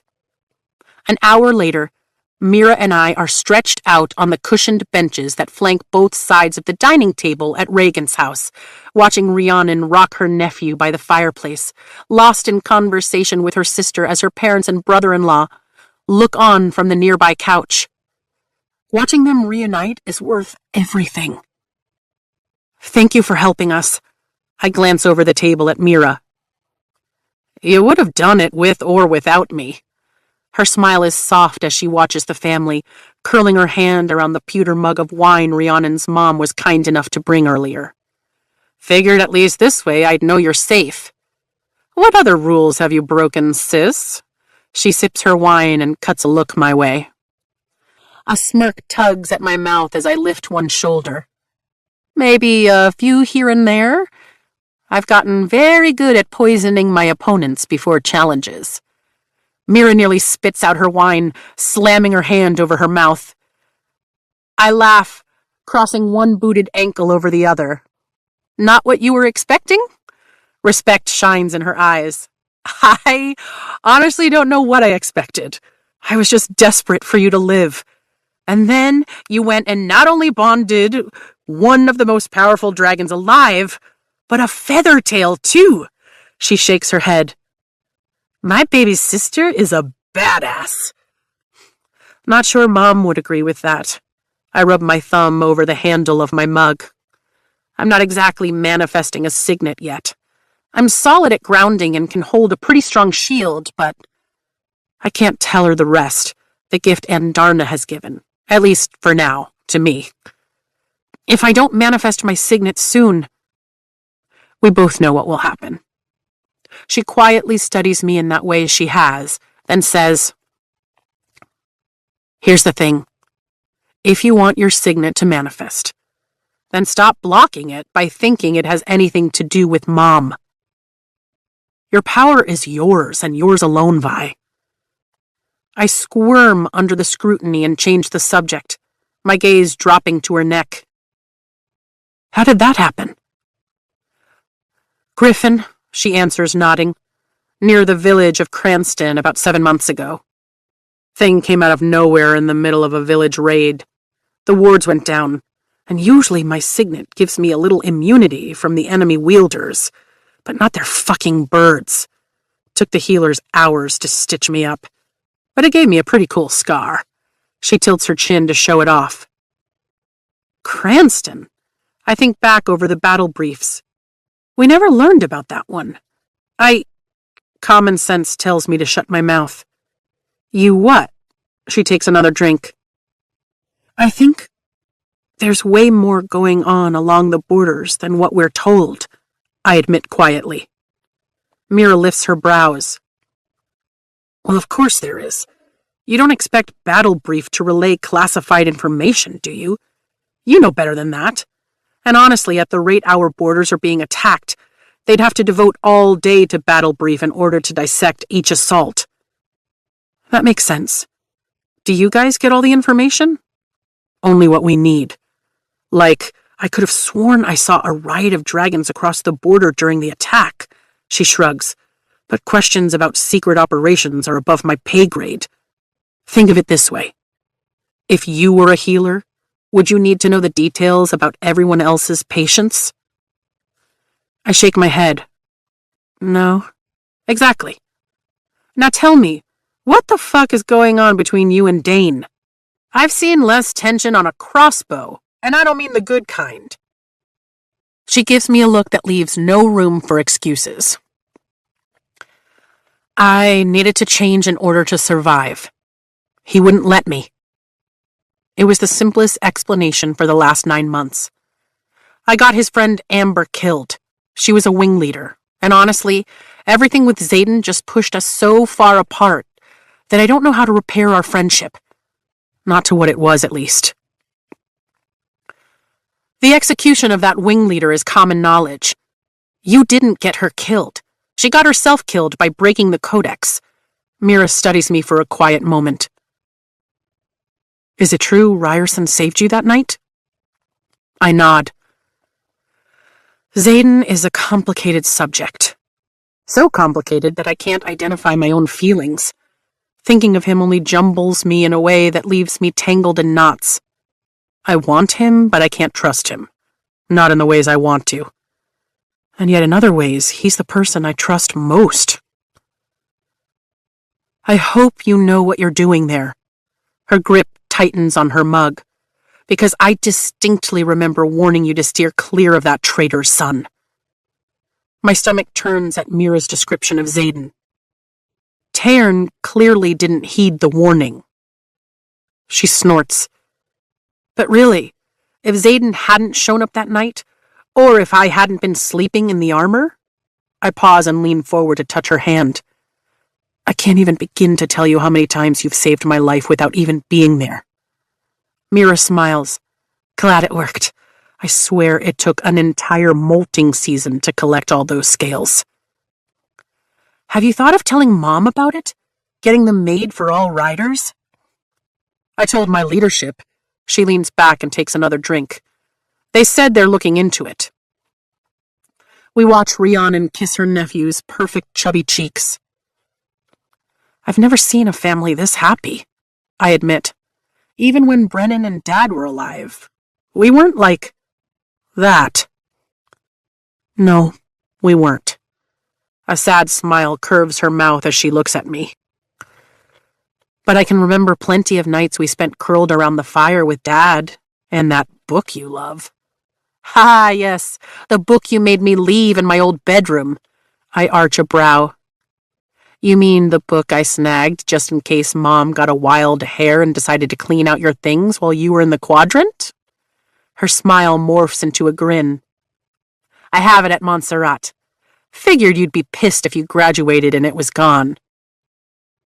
I mean, whatever would you do if you forgot a minute detail of how the gallant riders took out the army of Wyvern and the venin who sucked the land dry of magic? I blink. Shit, I can't remember. But I guess I'll be able to read it again soon. A bubble of joy rises in my chest. You are the best. I'll give it to you at the outpost. She leans back and gives me a thoughtful look. I know they're just stories. But I never used to get why the villains would choose to corrupt their souls and become venin, And now? Her brow furrows. Now you empathize with the villain? I tease. No, she shakes her head. But we have the kind of power people would kill for, Violet. Dragons and griffins are the gatekeepers. And I'm sure that to someone jealous enough, ambitious enough, risking a soul would be a fair price for the ability to wield. Her shoulders rise as she shrugs. Just makes me glad our dragons are so discerning and our wards keep the griffin riders at bay. Who the hell knows what kind of people those furry creatures choose? We stay another hour, until we know we're risking exposure if we stay a minute longer. Then Mira and I give Rhiannon some privacy to say goodbye to her family, and head out of the house into the humid night. Tarn has been uncharacteristically quiet the last couple of hours. Have you been stationed with any riders of mated pairs? I ask Mira as I close the door behind us. One, she answers, her eyes narrowing on the darkened path in front of the house. Why? I'm just wondering how long they can be separated. Turns out, about 3 days is their max. Xaden steps out of the shadows. Chapter 27. A quote from Recommendation for Award from S. Row Major Potsdam to General Sorengale. For valor above and beyond the call of duty in the Battle of Strivemore, where her bravery resulted not only in the destruction of a battery behind enemy lines, but also saved the lives of an entire company of infantry, I recommend Mira Sorengale receive the Star of Navarre. But if the criterion is not met, which I assure you it has been, downgrading to the Order of the Talon would be a shame, but sufficient. So all we do is wait for something to happen? Riddick asks the next afternoon, leaning back in his chair and putting his boots on the end of the wooden table that runs the length of the briefing room. Yes, Mira says from the head of the table, then flicks her wrist and sends Riddick flying backward. And keep your feet off the table. One of the Montserrat riders laughs, changing the markers on the large map that consumes the only stone wall in the curved, windowed room. This is the highest turret in the outpost, offering unmatched views of the Espen mountain range around us. We've been split into 2 groups for the day. Rhiannon, Sawyer, Sienna, Nadine, and Heaton spent the morning with Devera in this room, studying previous battles at the outpost, and are now out on patrol. Dane, Riddick, Liam, Emery, Quinn, and I spent the morning on a 2-hour flight around the surrounding area, with one extra tag-along, Xaden. He's been the worst kind of distraction since arriving last night. Dane won't stop glaring at him and making snide remarks. Mira keeps one eye on him at all times as well, suspiciously quiet since last night. And me? I can't seem to keep my eyes to myself. There's a palpable energy in every room he enters, and it brushes over my skin like a caress each time our eyes meet. Even now, I'm aware of every breath he takes as he sits next to me midway down the table. Consider this your battle brief, Mira continues, side-eyeing Riddick as he scrambles back into his chair. This morning was about a quarter of the patrol we'd regularly fly, so normally we'd just be getting back about now and reporting our findings to the commander. But for the sake of killing time, since we're in this room as the reaction flight for this afternoon, let's pretend we'd come across a newly fortified enemy outpost crossing our border. She turns to the map and sticks a pin with a small crimson flag near one of the peaks about 2 miles from the Signesan borderline. Here. We're supposed to pretend it just popped up overnight? Emery asks, openly skeptical. For the sake of argument, third year? Mira narrows her eyes on him, and he sits up a little straighter. I like this game. another one of the Montserrat riders says from the end of the table, lacing his fingers behind his neck. What would our objective be? Mira glances around the table, noticeably skipping Xaden. Last night, she'd taken one look at the rebellion relic on his neck and walked by without saying a word. Atos? Dane startles from where he was glowering across the table at Xaden and turns to face the map. What type of fortifications are there? Are we talking a haphazard wooden structure or something more substantial? Like they had time to build a fortress overnight, Riddick mutters. It has to be wooden, right? You are all so fucking literal. Mira sighs and rubs her thumb over her forehead. Fine, let's say they occupied a keep that's already established, stone and all. But the civilians didn't call for help? Quinn asks, scratching her pointed chin. Protocol calls for a distress signal this far into the mountains. They should have lit their distress beacon, alerting patrolling riders, at which time the dragons on patrol would have told all available dragons in the area. The very riders in this room would have mounted first, as the reaction force, and the others would have been woken from their rests, allowing the riders to prevent the loss of the keep in the first place. Mira scoffs and braces her hands on the end of the table, staring us all down. Everything you're taught at Bezgayath is theory. You analyze past attacks and learn those very theoretical combat maneuvers. But things out here don't always go according to plan. So why don't we talk about all the ways things can go sideways, so you'll know what to do when they do, as opposed to arguing that the keep shouldn't have fallen. Quinn shifts her weight uncomfortably. How many of you have been called out as third years? Mira stands straight, folding her arms over her black leathers and the strap that holds her sword to her back. Emery and Xaden raise their hands, though Xaden's is barely a gesture. Dane looks like his head is about to explode. That's not correct. We're never called into service until graduation. Xaden presses his lips in a tight line and nods, giving him a sarcastic thumbs up. Yeah, all right, Emery laughs. Just wait until next year. I can't count how many times we're the ones sitting in these very rooms in the Midland forts because their riders have been called to the front for an emergency. The color drains from Dane's face. Now that's settled. Mira reaches under the table and pulls out a set of models, putting a 6-inch stone keep in the center of the table. Catch! One by one, she tosses painted wooden models of dragons at us, keeping one for herself. Pretend Messina and Exal don't exist back there. And we're the only squad available to take back that keep. Think of the power in this room. Think of what each individual rider brings to the table and how you'd use those powers in unison to conquer your objective. But they don't teach that to first years, Liam says slowly from the other side of me. Mira glances at the whirls of magic on his wrist, but to Liam's credit, he doesn't tug his sleeve down. It's hard to remember sometimes that the third years are the first riders who will serve with the children of the leaders of the Tirish uprising.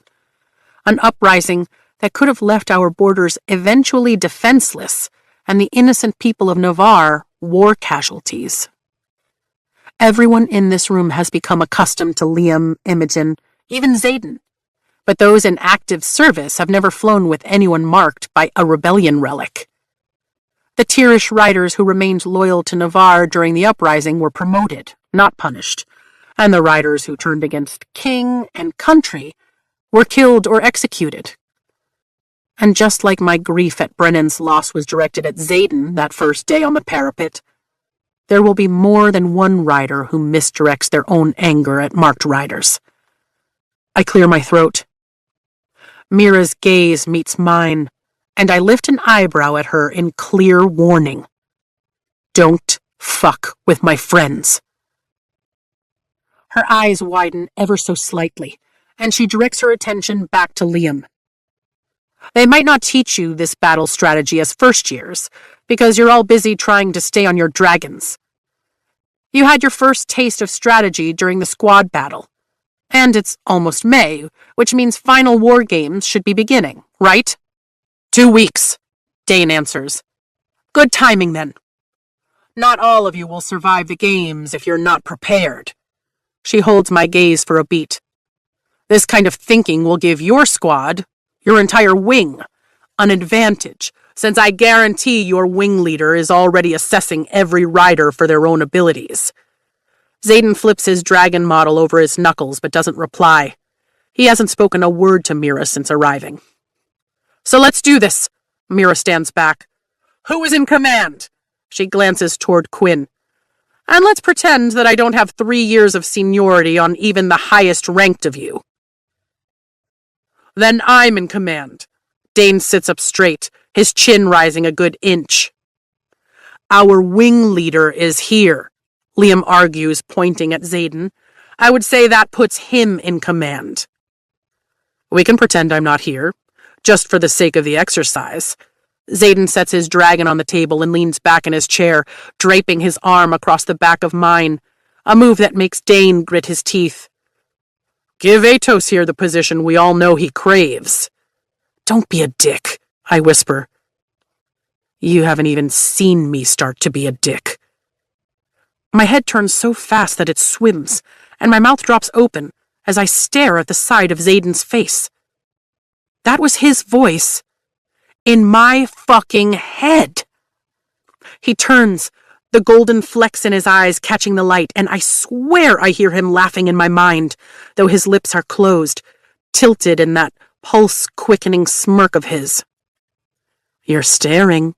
It's going to get awkward in about 30 seconds if you don't stop. How? I hiss. The same way you talk to Sigale. We're all gloriously, annoyingly linked. This is just one of the perks. Though I'm starting to wish I'd tried it sooner. The look on your face is priceless. He winks and turns back to the table. He fucking winked. And is that a hint of a smile?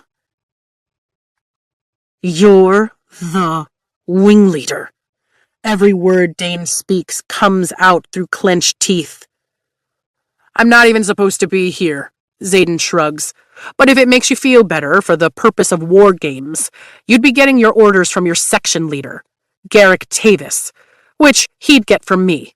You'll be carrying out your maneuvers as a squad for the good of the wing. Just pretend I'm another member of your squad and use me as you wish, Atos. Xaden folds his arms across his chest. I glance at Mira, who's watching the play-by-play with raised brows. Why are you even here? Dane challenges. No offense, sir, but we weren't exactly expecting senior leadership on this trip. You're more than aware that Sigale and Tairn are mated. 3 days? Dane fires back, leaning in. You couldn't make it 3 days? It has nothing to do with him, I interrupt, setting my dragon down with a little more force than necessary. That's up to Tairn and Sigale. You never considered that it was you I couldn't stay away from? I crook my right arm and jab it into Xaden's biceps. He doesn't mean that, not when he's still adamant that kissing me was a mistake. And if he does, I'm not going there. Now, you'll give our little communication secret away if you can't keep from being so violent. He barely restrains a smile, obviously loving that he gets the last word. I need to figure out how the hell he's doing it so I can mentally argue back. Of course you rush to defend him. Dane hurls a hurt glare at me.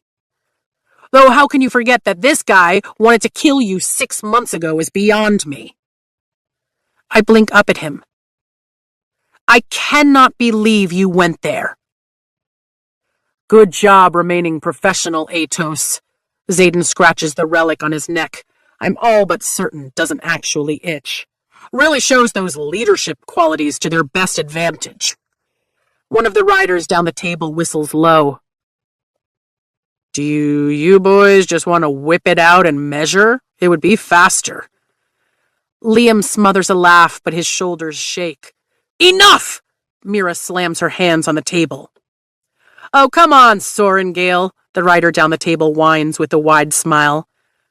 Both Mira and I look his way. I mean, the older Sorengale. This is the best entertainment we've had in ages. I shake my head and look around the table. Mira has the ability to extend the shield if the wards are down, so the first thing I would do is send her to scout the area with Tiny. We need to know if we're dealing with infantry or griffin riders. Good. Mira moves her dragon closer to the castle. Now let's assume there are griffins. Do you want to do your job? I ask Dane, smiling sweetly. I mean, how can you forget you're the squad leader is beyond me? His hand clenches around his own dragon as he rips his gaze from mine. Quinn, can you astral project from the back of your dragon? Yes, she answers. Then, I would have you project into the fortress to check for signs of weakness, Dane orders, and have you report back. Same with Liam. We'd use your far sight to see if you can locate where the griffin riders are, and if there are any traps. Good. The weaknesses are the wooden gate, Mira notes as Quinn and Liam move their dragons into position, and the Navarian citizens they have captive in the dungeons. So much for blasting the whole place, Riddick says. You're an air wielder, right? Dane asks Emery, so you can shape your dragon's flames and lead them through the occupied parts of the keep without killing civilians? Yes, Emery answers, but I'd have to be in the keep. Then you'll have to get into the keep, Mira says with a shrug. Emery's eyes widen. You want me to leave my dragon and go on foot? Why do you think we all get that hand-to-hand training? Or are you going to leave all those innocent people to die? Mira flicks her wrist and Emery's dragon goes flying out of his hand and into hers. She puts it in the center of the keep. The real question is, how do we get you close enough without getting you killed? She glances around the table. Since I'm guessing the others will be busy fighting off the griffins that launch once the fireworks start. What's your signet, Atos? Quinn asks. Above your pay grade, Dane answers, glancing around the table and skipping over Xaden, then making the rounds again, finally sighing. Any ideas? Is the quadrant really making Dane keep the memory reading secret? Had him reaching for my head the day Amber burned been a loss of control? How has he gotten this far without telling anyone what his signet is? I shake my head. Sure. I pick up Xaden's dragon and shove it toward the keep, planting one mental foot in the archives where I keep my power and using it to lift the dragon figurine into a hover above the structure. You stop ignoring that you have an incredibly powerful shadow wielder at your disposal and ask him to black out the area so no one sees you land. She's not wrong, Mira agrees, but her words are clipped. You can do that? Dane begrudgingly looks at Xaden. Are you seriously asking? Xaden retorts. Just wasn't sure you could cover an area that... Xaden lifts a hand a few inches above the table, and shadows pour from underneath our seats, filling the room and turning it dark as midnight in a blink. My heart jumps as my sight goes black. Relax. It's just me. A ghost of a touch skims my cheek.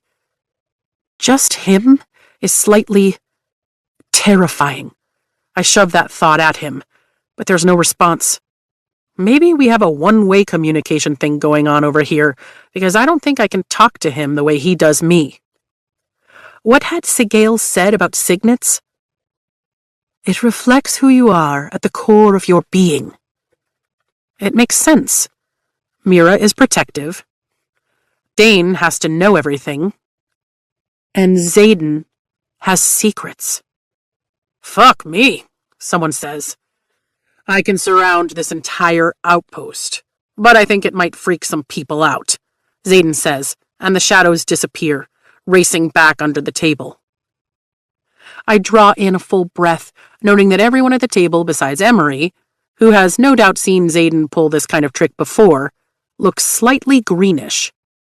Even Mira, who's staring at Xaden like he's a threat she needs to assess. My stomach turns. I hope you didn't get any ideas while we were in the dark there, Xaden teases, and just like that, my sympathy for the ass evaporates. I don't bother to face him, just raise one finger. He chuckles, and I grit my teeth. Get him out of my head, I toss in Tairn's direction. You'll get used to it, Tairn responds. Is this normal with all mated pairs and their riders? For some, it's a great advantage in a battle. Well, it's a pain in my ass right now. I miss Andarna. We're so far apart that I can barely feel her. Then shield him out the same way you do me. Or start talking back, Tairn grumbles. You have the power to be a pain in the ass too. Trust me. And how exactly am I supposed to talk back at him? I give Xaden a heavy dose of side-eye, but he's engrossed in the ongoing battle we've waged against an imaginary keep. Figure out which pathway into your mind is his. Oh joy, that should be easy. We finish the hypothetical operation, each of us using our power to its best ability. Everyone except me. But when it's time to take the griffins out in the air, Tairn overpowers every other dragon in the room. Good job, Mira says, glancing at her pocket watch. Atos, Ryerson, and Sorengale. I want to see you in the hallway. The rest of you are dismissed. It's not like any of us have an option, so we follow Mira out into the spiral staircase. She shuts the door behind us and throws up a line of blue energy that covers the entrance. Sound shield, Dane says with a smile. Nice. Shut up. Mira spins on the top step, putting her finger in Dane's face. I don't know what bug has crawled up your ass, Dane Atos, but have you forgotten that you're a squad leader? That you have a very real chance of becoming a wing leader next year? Oh shit, she's pissed. And that's not anything I want a part of. I retreat another step, but with Xaden beneath me on the stairs, there's nowhere left to go. Mira, Dane starts.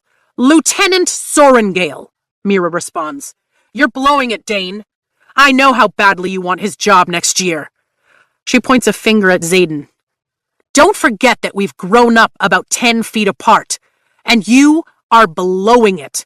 Because what? You're pissed that Violet bonded his dragon's mate? Heat stings my cheeks. She's never been one to mince words, but just damn. He is the worst possible thing for her, Dane counters. Oh, I'm not arguing that. She leans into his space. But there's nothing anyone can do about the choices of dragons. They don't bother with the opinions of mere humans, do they? But whatever is going on between the two of you, that finger swings between Dane and me, is fucking up your squad. If I can see it after 4 days with you, then they sure as hell can tell. And if I'd known that you were going to be such a hard ass with zero flexibility for the things she can't control, I never would have told her to find you after crossing the parapet. She glances at me, then back at him. You two have been best friends since you were 5 years old. Figure your shit out. Dane is so tense, he looks like he might crack in half, but he glances at me and nods. I do the same. Good. Now get back in there. She motions toward the door with her head, and Dane leaves, walking through the shield. And as for you, she walks down 2 steps and pins Xaden with a glare. Is this what she can expect next year? Atos being an asshole? Xaden asks, leaving his hands loose at his sides. Probably. Mira's eyes narrow. Mated dragons typically bond riders in the same year for a reason. You cannot expect your assigned wing or her instructors to let you both fly off every 3 days. Wasn't my choice, he shrugs. What are we supposed to do? Tell the giant, flame-throwing dragons how it's going to be? I ask my sister. Yes, she exclaims, turning toward me. Because you can't live this way, Violet. You'll be the one who ends up missing the training you need, because he's the more powerful of the two of you right now. But if you don't get to focus on your training, then that's how it will always be. You won't ever become who Tern can push you to be. Is that what you're after, Ryerson? Mira, I whisper, shaking my head. You're wrong about him. Listen to me. She grasps my shoulders. He might wield shadows, Violet, but give him his way, and you'll become one. That won't happen, I promise her. It will if he has anything to say about it. Her gaze flickers behind me. Killing someone isn't the only way to destroy them. Keeping you from reaching your potential seems like a great path to the retribution he swore against our mother. Think long and hard. How well do you even really know him? I suck in a breath. I trust Xaden. At least I think I do. But Mira's right. There are infinite ways to demolish someone without ending their life. That's what I thought. The look in her eyes turns to something worse than anger. It's pity. Do you even know why he hates our mother so much? Why the kids like him are put on the I'm right here, Xaden interrupts, rising to the same step to stand at my side, in case you didn't notice. You're kind of hard to miss, she retorts. You're not listening. His voice lowers. I am here. Tern didn't drag her back to Basgayath. He didn't break through her shields and pour his emotions into her. He didn't demand she fly across the fucking kingdom. Your sister is still right here. I'm the one who left my post, my position, and my executive officer in charge of my wing. She's not missing out on shit. And next year, when you're a brand new lieutenant, what shit is she going to miss out on then? Mira asks. We'll figure it out. I reach for her hand and squeeze. Mira, he's taken every spare minute he has to train me on the mat for challenges, or take me flying in hopes I'll finally figure out how to keep my damn seat without Tern holding me in place. She flinches. You can't keep your seat? No. It's barely a whisper, and the heat of embarrassment scorches my skin. How the hell can you not? Her mouth hangs open. Because I'm not you, I shout. She rears back like I've slapped her, our hands breaking apart. But you look so much stronger now. My joints and muscles are stronger because Imogen makes me lift these horrible weights. But that doesn't fix me. Mira blanches. No, I didn't mean it like that, Vi. You're not anything that needs to be fixed. I just didn't know you couldn't hold your seat. Why didn't you tell me? Because there's nothing you can do about it. I force a wry smile. There's nothing anyone can do about the way I'm made. A long, uncomfortable silence stretches between us. For as close as we are, there's still so much we don't share. She's getting better, Xaden offers, his voice calm and even. The first few weeks were disastrous. Hey, he caught me before I hit the ground, I argue. Barely, Xaden grumbles before turning back to Mira. You don't have to trust me. Good, because I don't, she says. All of that power in the hands of someone with your history is bad enough. But to know your dragons are so tangled up that you can't be more than 3 days from Violet is unacceptable in every possible way I can think. She goes completely still, her eyes unfocusing. There's a drift of griffins headed this way, Tern bellows. Fuck, the wards are down, Mira mutters, apparently receiving the same alarm from Tiny. She clutches my shoulders and yanks me into a hug. You have to go. We can help, I argue, but she holds me so tightly that I can't move. You can't, and if Tern is using his power to keep you seated, then he's diminished as well. You have to go. Get out of here. If you love me, Violet, you'll go so I don't have to worry about you too. She releases me, looking to Xaden as our squad pours out of the door above, thundering by as they run down the steps. Get her out of here. Let's go, Dane shouts. Now! Even if you don't trust me, I'm the best weapon you have, Xaden snarls at Mira. If what you say is true, then you're the best weapon she has. The other half of the squad will be here in moments, and Tiny thinks we have about 20 minutes until Griffins arrive. Mira's eyes meet mine. You have to get to safety, Violet. I love you. Don't die. I'd hate to be an only child. There's no cocky grin like when she left me at Bezgayeth on conscription day. Xaden hauls me against his side as Mira runs up the remaining stairs toward the roof. This can't be happening. There's no way I can flee to safety and leave my sister here, with absolutely zero way of knowing if she's alive or dead. This feels like the exact sort of thing we'd never hear about in Battle Brief. No fucking way. Every cell in my body rebels at the thought. No, I fight, but there's no point. He's too strong. Mira, what if you get hurt? Tarn's speed could be the only thing that saves you. At least let us stay. She looks over her shoulder at the doorway, but there's steel in her expression. You want me to trust you, Ryerson? Get her the fuck out of here and find a way for her to keep her seat. We both know she's dead if she doesn't. Mira! I scream, clawing at Xaden's arms, but he's already half carrying me down the stairs with an arm clamped around my waist, as if I weigh less than the sword on his back. I love you! I call up the turret, but there's no way of knowing if she heard me. Can I trust you to get your own pack? Xaden asks as he marches down the hallway of the barracks. Or am I going to have to carry you out of here without whatever you brought? I'll get it myself. I shove at him, and he lets me go. It takes mere minutes to grab my pack and Rhiannon's, since we've left them intact. Even cramming in our cloaks.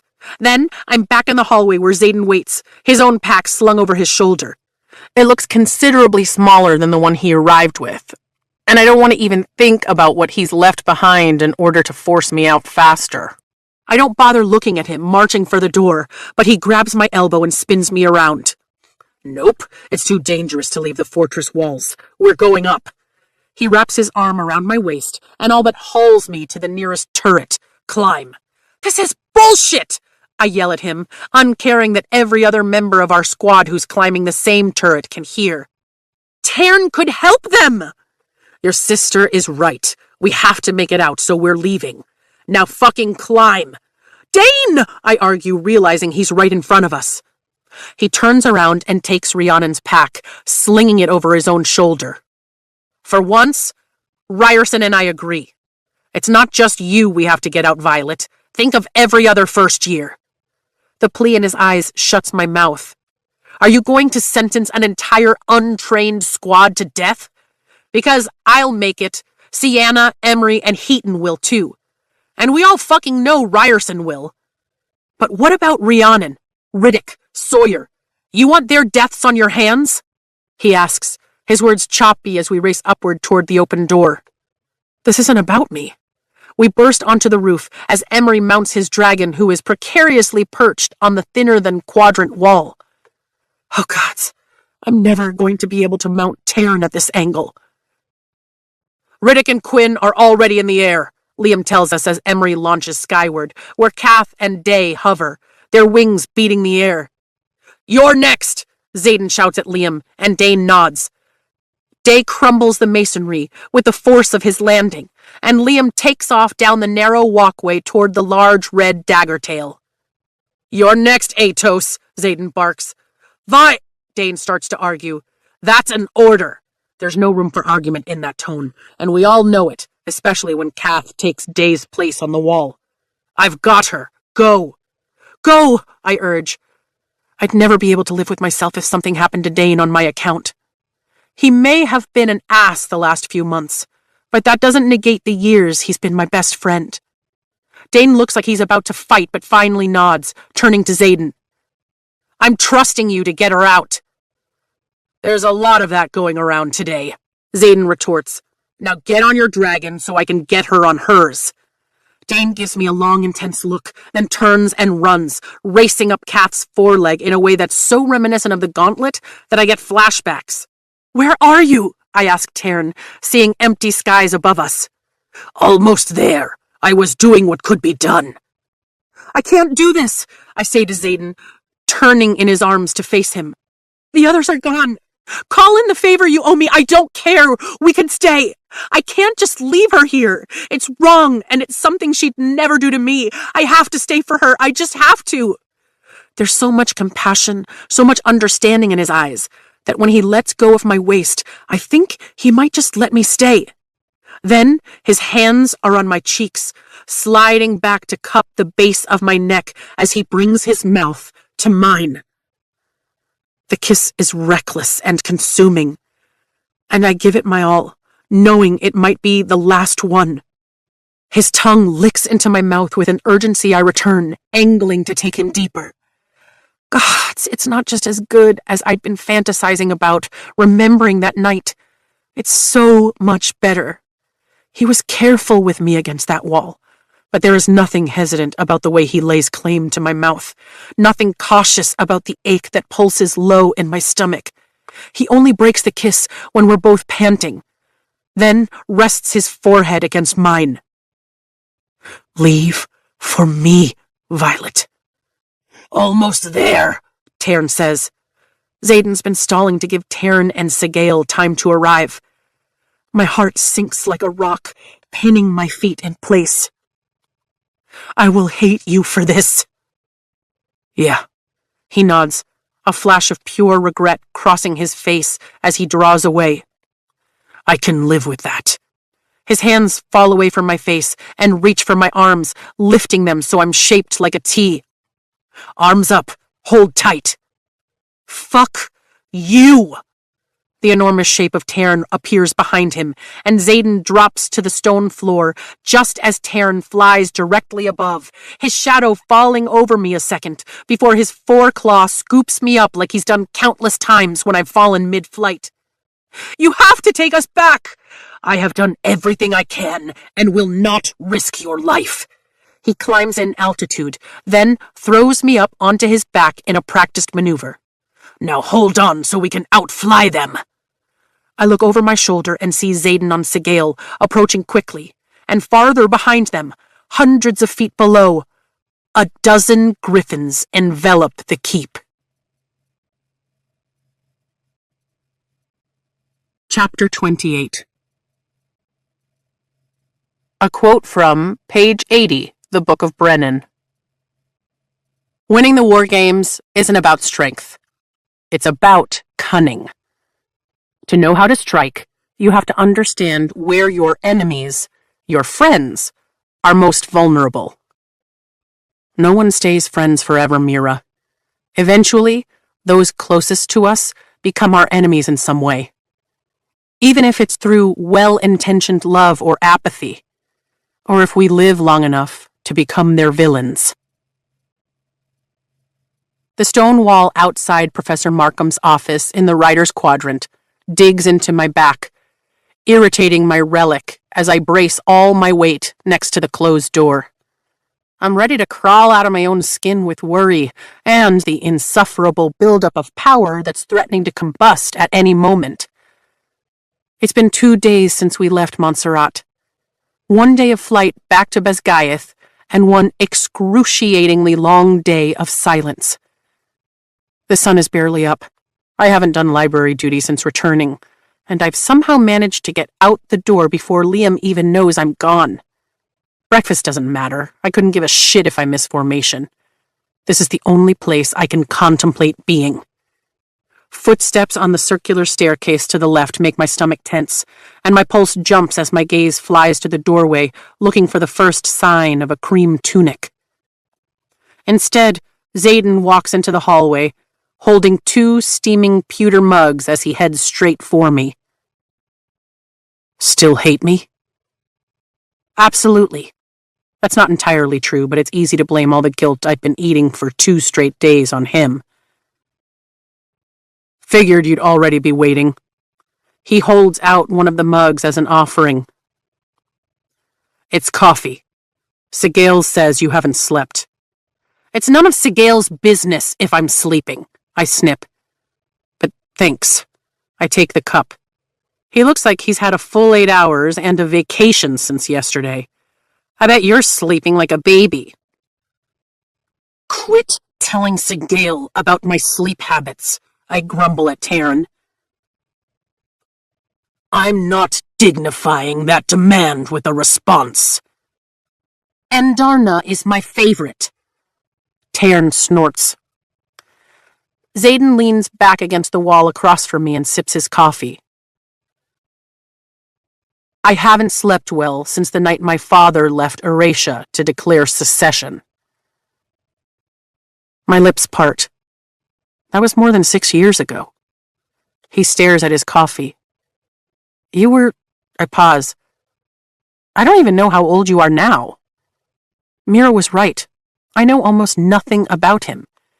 And yet, I feel like I know who he is in the very marrow of his bones. Could my emotions be any more scattered when it comes to him? 23, he answers. My birthday was in March. And I didn't even know. Mine is in July, he answers with a ghost of a smile. I know. I made it my business to know everything there was to know about you the second I saw you on the parapet. Because that's not creepy. I let the coffee warm my freezing hands. Can't know how to ruin someone without understanding them first, he says quietly. I lift my gaze to find that his is already on me. And is that still your plan? Mira's words have haunted me for 2 days. He flinches. No. What changed? Frustration tightens my grip on the mug. When exactly did you decide not to ruin me? Maybe it was when I saw Oren holding a knife to your throat, he says. Or maybe it was when I realized the bruises on your neck were fingerprints and wanted to kill them all over again just so I could do it slowly. Maybe it was the first time I recklessly kissed you. Or when I realized I'm fucked because I can't stop thinking about doing more than just kissing you. My breath catches at his admission, but he just sighs, lets his head fall back against the wall. Does it even matter when, as long as it changed between us? Don't do that, I whisper, and he lifts his head again to hold my gaze. Don't do what? Tell you I can't get you out of my head? Or speak directly into yours? Either.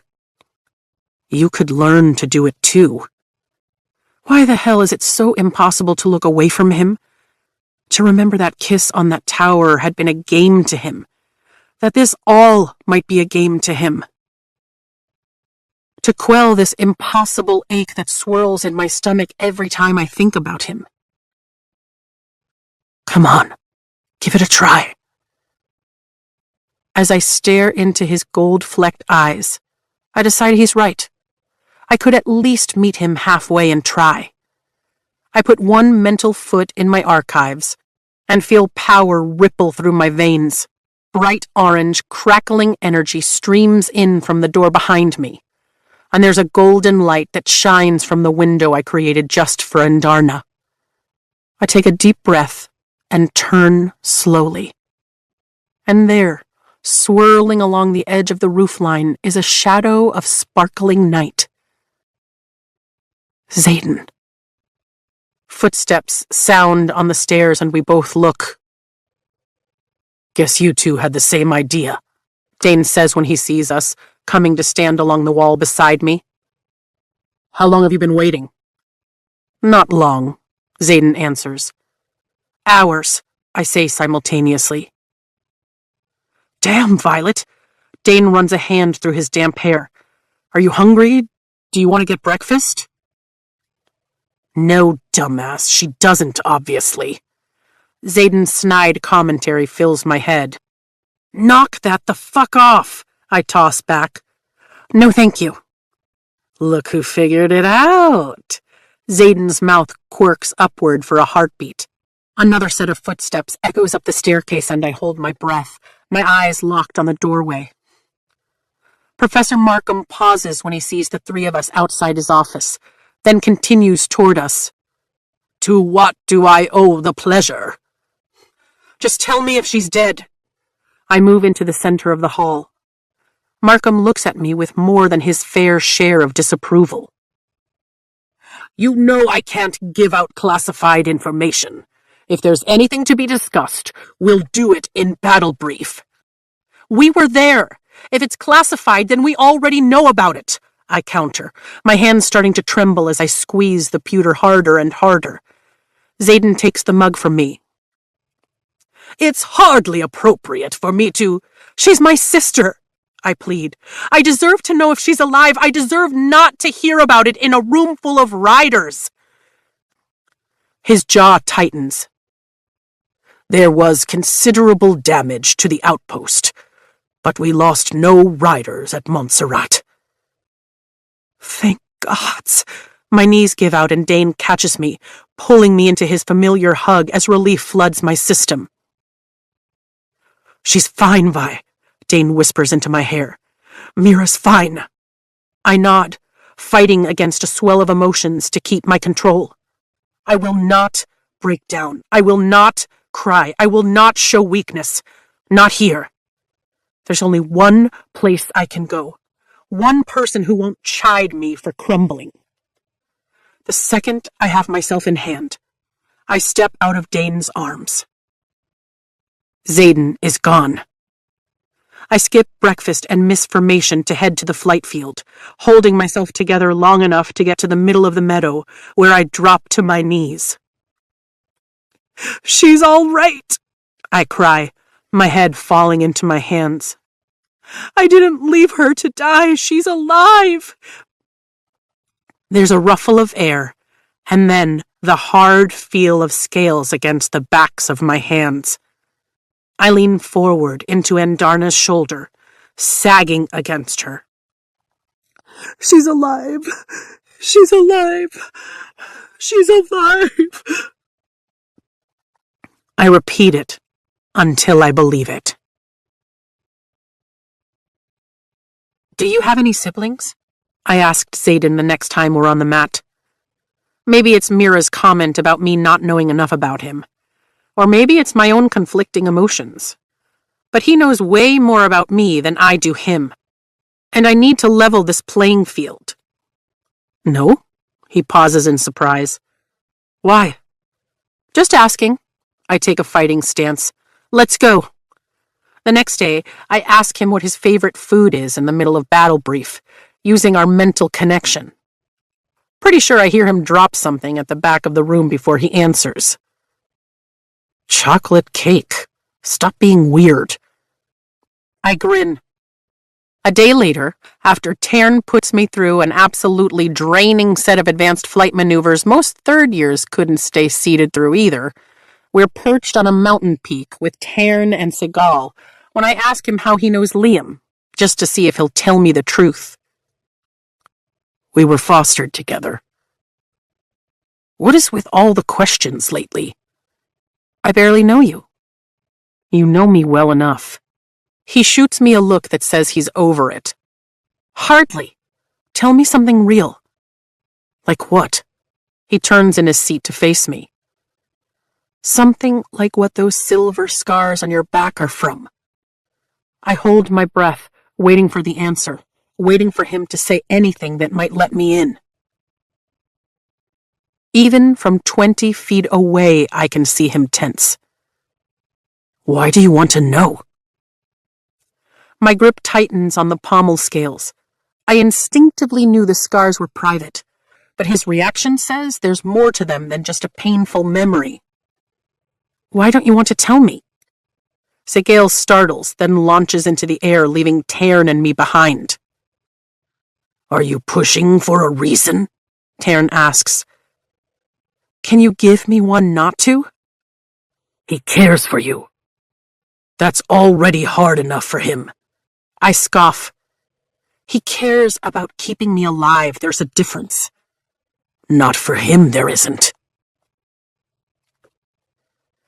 The afternoon skies above Bezgaeth are crystal clear in the middle of May for the first battle of the war games that signify the approach of graduation.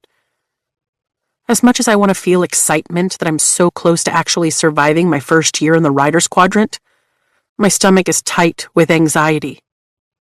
Battle briefs are getting more redacted. Professor Carr is getting more anxious that I haven't manifested a signet like almost the entire first-year cadets. Dane is acting weird as fuck, friendly one minute and indifferent the next. Xaden is getting more secretive, if that were even possible, canceling some of our training for unexplained reasons. Even Tern feels like there's something he's not telling me. "What do you think our assignment is going to be?" Liam asks from my right as we stand in formation in the center of the courtyard with the rest of Fourth Wing. "Dave thinks we're on offense. He won't stop going on about getting to kick Gleen's ass." He pauses, as if listening to his dragon. "Guess dragons hold grudges," he finally whispers. Leadership is gathered ahead of us, getting their assignments from Xaden. "We're definitely on offense," Rhiannon answers from my left. "Otherwise, we'd already be in the field. I haven't seen a single rider from First Wing since lunch." My stomach bottoms out. First Wing. Go figure they'd be our first opponent. Anything goes out there during war games, and Jack Barlow hasn't forgotten that I put him in the infirmary for 4 days. He gave me a wider berth for weeks after Xaden executed Orin and the other kids who had attacked me. And of course, everyone stopped fucking with me after Amber Mavis. But still, I'd catch a look from him as we passed in the halls or in the cafeteria, pure hatred burning in the glacial blue depths of his eyes. "I think she's right," I tell Liam, struggling not to fidget as the sun bakes through my flight leathers. It's been a while since I've envied the scribes and their cream uniforms, but this weather has me feeling like we got the shorter end of the uniform stick. It also doesn't help that I must have slept wrong because my knee is killing me, and the stabilizing wrap feels like it's 1,000,000 degrees. "Why do you think riders wear black anyway?" "Because it's badass," Riddick answers from behind me. "So it's harder to see when we bleed," Imogen chimes in. "Forget I asked," I mumble, watching for any signs that the leadership meeting will be over soon. Bleeding is the last thing I want to do today. "Are we on offense or defense?" I ask Xaden. "Little busy right now." "Oh no, am I distracting you?" A smile curves my mouth. Shit, am I flirting? Maybe. Do I care? Oddly enough, no. "Yes." His tone is so gruff that I have to press my lips in a tight line to keep from laughing. "Come on!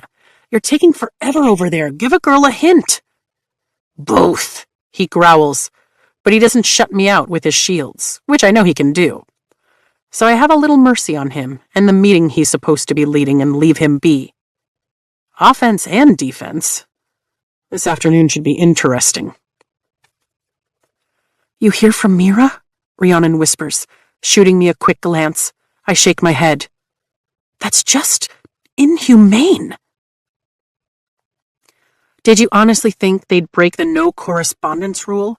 Even if they tried, Mom would have shut that down with a quickness." Rhiannon sighs, and I don't blame her. There's not much more to say on the subject. The leadership meeting breaks up, and Dane heads over with Sienna. He's practically beaming, his hands clenching and unclenching with nervous energy. "Which is it?" Heaton asks. "Offense or defense?"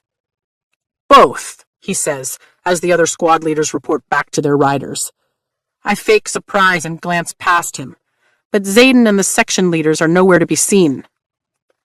First Wing has taken a defensive position in one of the practice forts in the mountains, and they're guarding a crystal egg, Dane tells us, and the older riders in our squad murmur with excitement.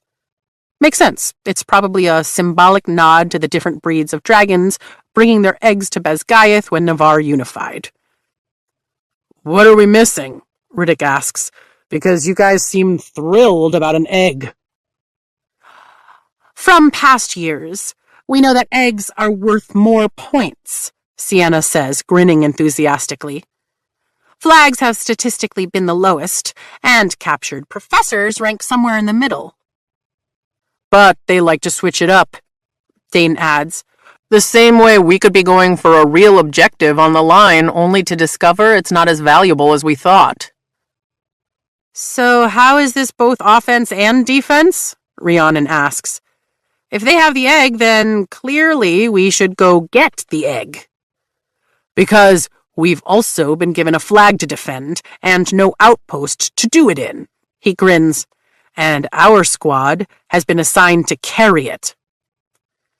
You gave Dane the mission to defend Fourth Wing's flag?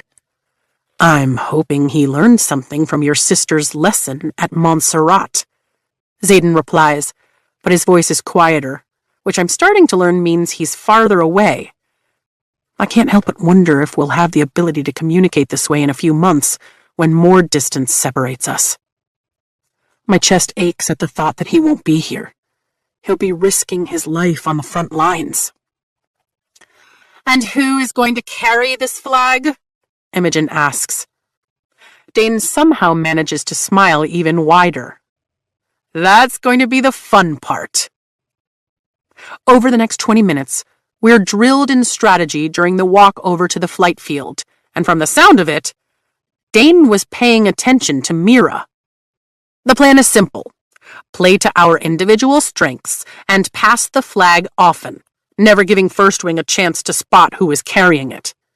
When we get to the flight field, there are dozens upon dozens of dragons filling the muddy field, all positioned as though they had formation in their squads too. It's easy to spot Tarn, seeing as his head rises above all others. There's a palpable air of anticipation as we walk by the other squads, all mounting as the squad and section leaders give out last-minute orders. We're going to win, Rhiannon says with confidence, linking her arm with mine as we approach our section of the field.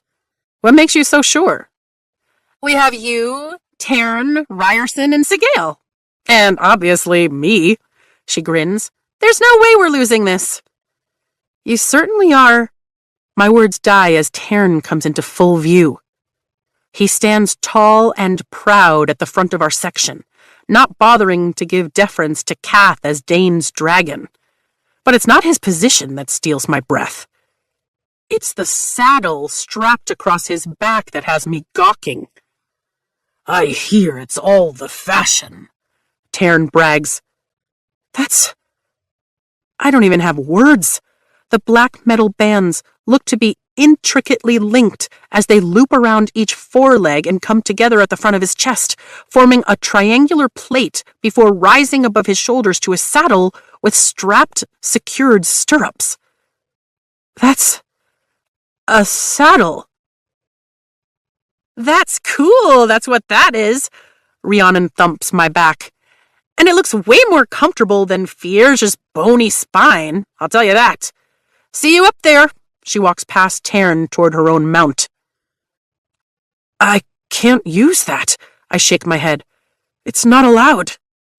I decide what's allowed and what's not, Tarn growls, lowering his head to my level and blasting me with a chuff of steam. There is no rule that says a dragon cannot modify their seat to serve their rider. You have worked just as hard, if not harder, than every rider in this quadrant. Just because your body is built differently than the others doesn't mean you don't deserve to keep your seat. It takes more than a few strips of leather and a pommel to define a rider. He's right, you know, Xaden agrees as he approaches, and I briefly wonder where he'd gone that he's back so quickly. No one asked you. My pulse jolts, and my skin flushes at the sight of him.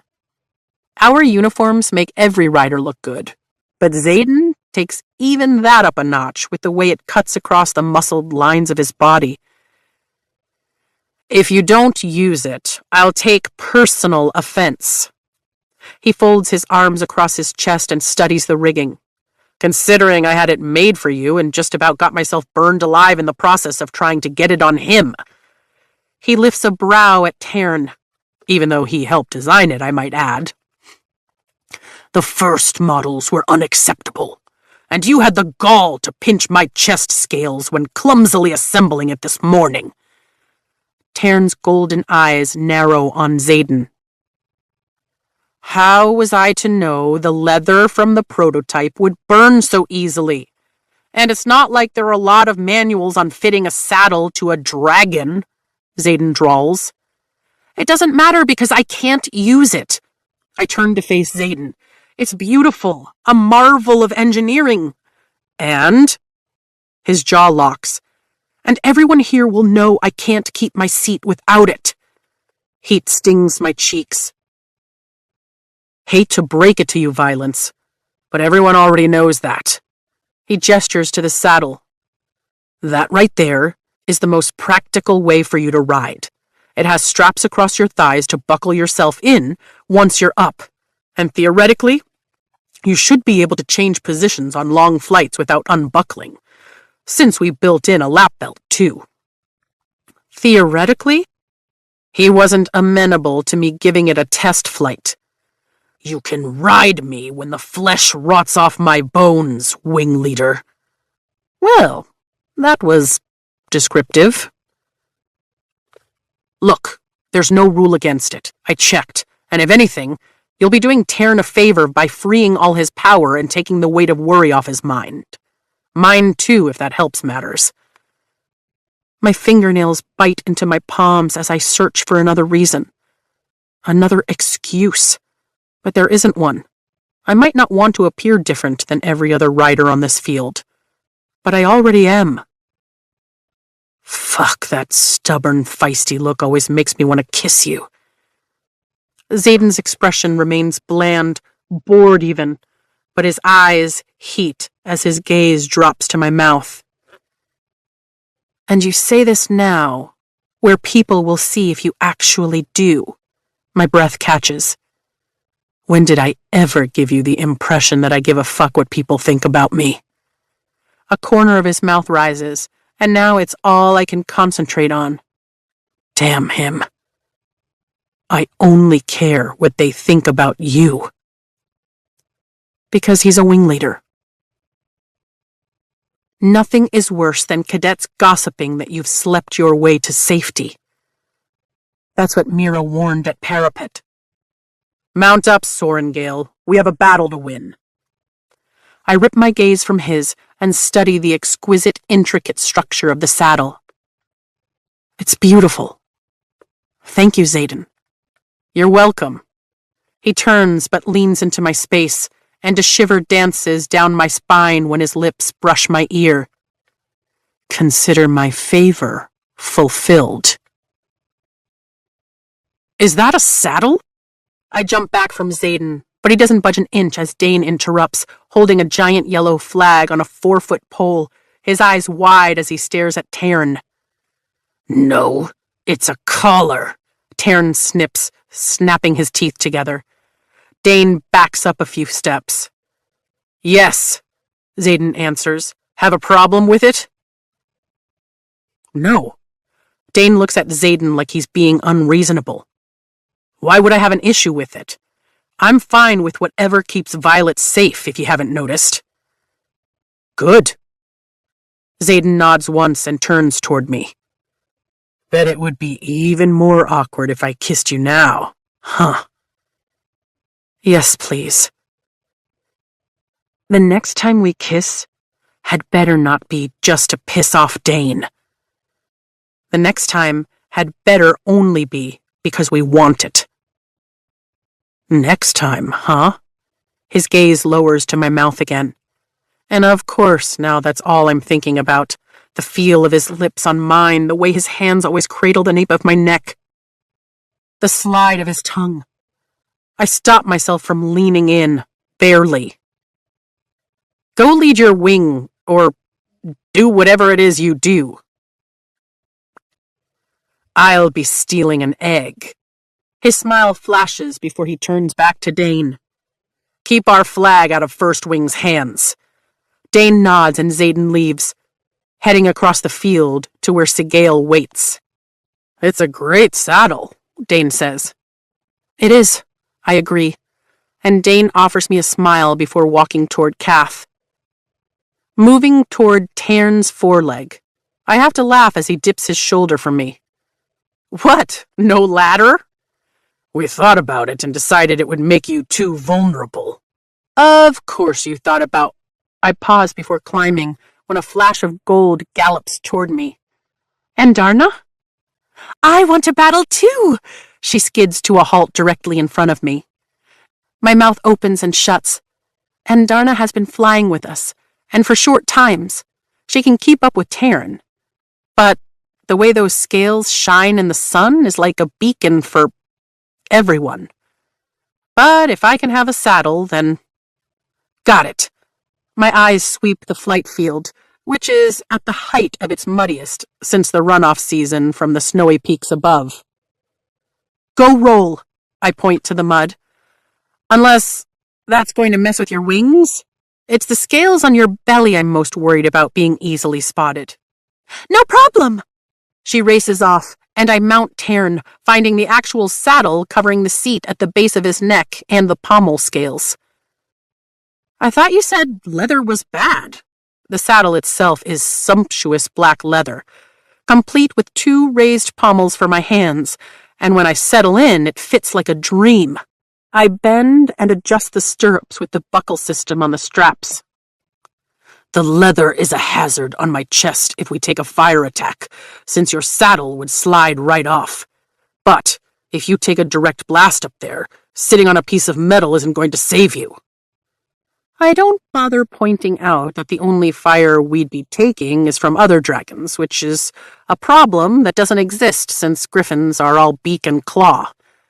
Instead, I find the straps for my thighs and buckle in. This is ingenious, I say to Xaden. Let me know if it needs modifications after we win today. Arrogant ass. We're airborne moments later, and Darna keeping up and staying tucked close to Tairn just like we've practiced. Our mission is to keep the flag out of enemy hands, so we skirt the perimeter of the 100-mile battlefield that encompasses most of the Central Range, while the other squads handle reconnaissance and retrieval. About an hour into the afternoon, I'm wondering if this assignment is actually meant as punishment for Dane and not an honor. The 12 of us are split into 2 tight formations of 6, 7 when taking Darna into account. Dane has the flag in his group just ahead of us, and when we reach yet another peak in the range, he splits to the right. Tairn banks to the left, and my stomach pitches as we sweep down the side of the mountain. The wide straps dig into my thighs, holding me firmly in place, and my heart thunders as pure exhilaration hits as hard as the rush of winds against my face and goggles as we dive and dive and dive. And for the first time, there's no fear that I'll tumble off his back. Slowly, I unclench my hands from the pommels, and a heartbeat later, my hands are above my head as we plummet toward the valley below. I've lived 20 years and never felt as alive as I do in this moment. Without even grounding in my archives, power surges in my veins, crackling with a life all its own, jolting every single one of my senses to a degree that nears pain. Tairn flares his wings, catching air and pulling out of the dive. You're going to have to work on those shoulder muscles, Silver One. We'll practice this week. Leaning as far as I can out of the saddle, I see Darna clutched in Tairn's claw as we level out in a glide along the valley floor. Thanks, I've got it now, Darna says, and Tairn lets her free. Power rattles my bones, as if it's looking for a way out, and I force myself upright. It's different than usual. Like instead of standing ready to be molded by my hands, it wants to mold me. A moment of fear skitters along my spine. What if the backlash of power from not manifesting a signet has chosen today to finally release? I shake my head. I do not have time to worry about what might happen. Not in the middle of the war games. My power is just feeling free because I'm finally not so focused on falling out of my seat. That's all it is. Sitting tall in the saddle, I sweep my unsteady gaze along the landscape as Tairn begins to climb again, and my heart stutters. Up high on the western ridgeline is a gray tower that almost blends into the cliffside. I would have missed it if not for the... Is that what I think it is? Fear only feeds the uncontrollable energy prickling my skin. Tairn's head is already turned in that direction. Dragons. I glance over my shoulder toward Liam and Rhiannon and see that Tairn must have relayed the message, because we break formation, scattering as 3 dragons launch from the cliff above us, diving in different directions. We've given them multiple targets, but now we'll face them one-on-one. A hail of ice pellets strike my skin, bouncing off Tairn's scales, but he's forced to tuck his wings in tight to avoid damage. My stomach launches into my throat as we free fall, the valley floor rising up at us at an alarming rate. Heat and energy threaten to devour every inch of my body, and even my eyes feel like they're on fire. Oh, fuck. My signet is going to backlash against me during the games. Ground, now! Tairn roars. I slam my eyes shut, throwing both mental feet onto the marble floor of the archives and throwing up the walls around me, only leaving entrances for Tairn's torrent of power, and Darna, and access to Xaden, and I immediately feel more in control. When I open my eyes, we're ascending, Tairn's wings beating with so much force that I slide back in the saddle with every push. He's left the ice-wielding first-wing cadet in a dive behind us, and I cringe as the dragon barely controls the descent, banking in the opposite direction we're headed. That's where they're guarding the egg. It has to be, considering another 3 dragons have taken the place of the others at the edge of the cliff, ready to launch. Agreed. Hold tight. Tairn barely has a second to shout before a dragon flies out of the valley to the right and blasts a stream of fire at us. Tairn! I scream, watching in horror as the flames barrel toward us. Tairn banks, taking the blast straight to his belly, shielding me from all but the sizzling heat that blazes by. What the actual fuck? And Darna? If something happens to her because First Wing is out for blood. Fireproof, remember? I let out a shaky breath. One worry down, but the other dragon is on our heels, opening its mouth and curling its tongue. Tairn jerks and his tail swings, catching the offending dragon in the side just below its wing. The other dragon roars, falling sideways, losing altitude at an alarming rate. But I don't focus on the descent. Instead, I use the time to scan the mountainside for the outpost I spied earlier. My heartbeat quickens as I spot it peeking out from a ridge, only one remaining dragon guarding it. Xaden! The egg is here, I relay. Already on my way. We're 20 miles out. The edge of panic lacing his tone puts a knot of fear in my throat, which only grows when I see Day and Liam locked in battle above us with a familiar orange scorpion tail. Bade. Check. We have to help Liam. On it. Tairn accelerates and Darna falls away. Once I see her tuck into the mountainside where she'll be safe, I hunker down on Tairn's neck, giving him less wind resistance to fight as we climb faster than ever before. Wind yanks at the halo braid of my hair, the loosened strands whipping at my face as I keep my eyes locked on Day and Liam. Bade snaps her tail at Day, the venomous bulb perilously close to Day's throat. His scales are thicker than you think. It's Liam who's in danger. Tairn warns, climbing higher. We're almost there when Jack unsheathes his sword and jumps from Bade's back to Day's, catching Liam by surprise as the dragons grapple close to the tower we're approaching at breakneck speed. There's barely time for Liam to gain his feet before Jack thrusts the sword through his side. Liam! The scream tears from my throat as Jack kicks his boot into Liam's stomach, forcing Liam's body off the blade. And Day. No, no, no! Liam falls, his arms flailing as he plummets ahead of us. Catch him! I demand, afraid we won't make it. Day and Bade collide with the tower, and I glimpse Jack rolling to safety on the highest turret.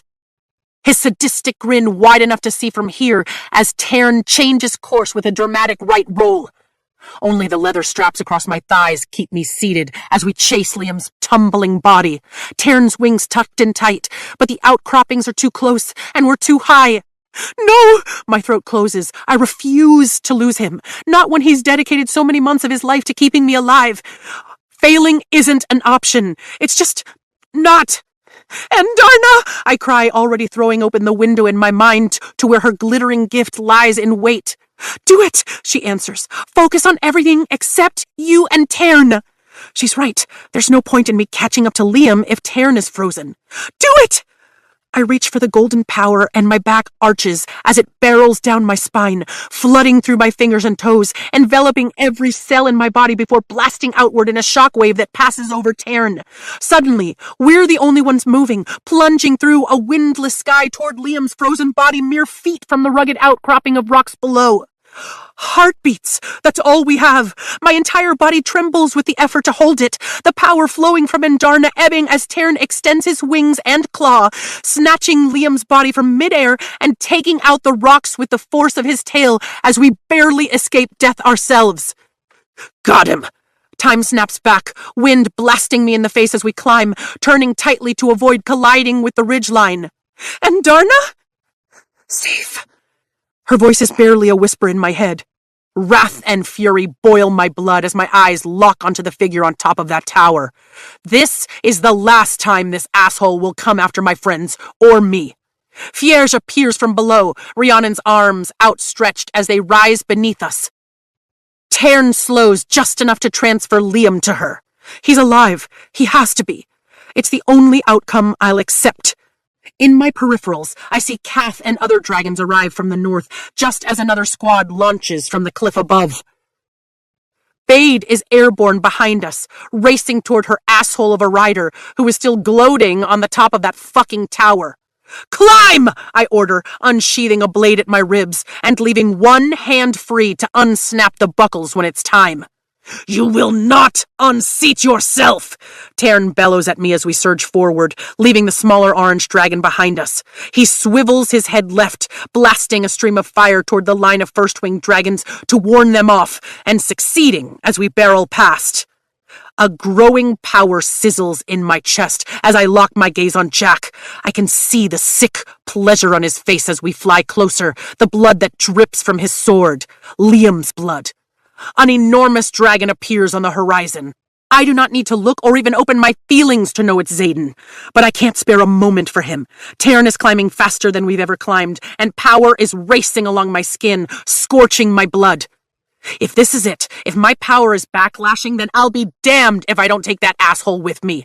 Tern is fireproof, but not Jack. Faster! I shout, my voice desperate with worry we won't make it in time. Tern charges the tower, his wings beating faster and faster, and I instinctually throw my hands forward, as though I can project all this power lashing within me toward the enemy who just tried to kill my friend, who has done his best to kill me at every opportunity. That sizzle of magic grows to a lethal swirling vortex of energy, and though my feet are still firmly grounded, the power rises to a breaking point, and the roof of my archives disintegrates. Power crackles above me, swirls around me, wraps along my feet below me. I am the sky and the power of every storm that has ever been. I am infinite. A scream rips from my throat just as lightning splits the sky with a terrifying crack of thunder. The bluish streak of silver death slams into the tower, and sparks flare as it explodes in a blast of stone. Tern banks to avoid the blast, and I pivot in the saddle. Jack falls down the mountainside in an avalanche of rock that I know he can't survive. From the way Bade cries beneath us, she knows it too. My hand trembles as I sheath the clean dagger at my ribs. The only blood to be found is on the rocks below, though I look at my hands as though they should be covered in death. Tern roars with the unmistakable sound of pride. Lightning Wielder! Chapter 29. A quote from Major Offendra's Guide to the Rider's Quadrant, unauthorized edition. The death of a cadet is an inevitable yet acceptable tragedy. This process thins the herd, leaving only the strongest riders, and as long as the cause of death does not break the codex, any rider involved in extinguishing another's life shall not be punished. We land in the flight field what feels like minutes later. Or maybe it's been a lifetime. I'm not sure.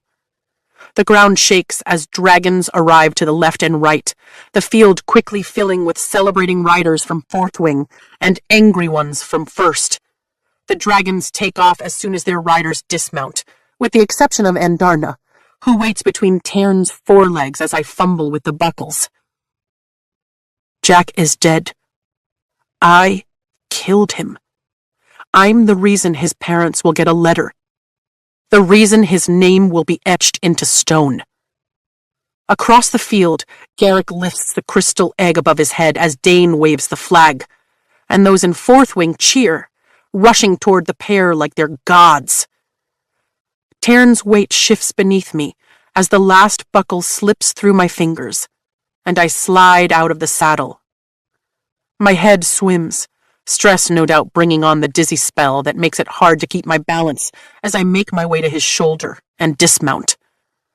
I stumble in the mud, hitting my knees when I reach where Andarna lies between Tairn's forelegs, clearly exhausted. Tell me Liam is alive. Tell me it was worth it.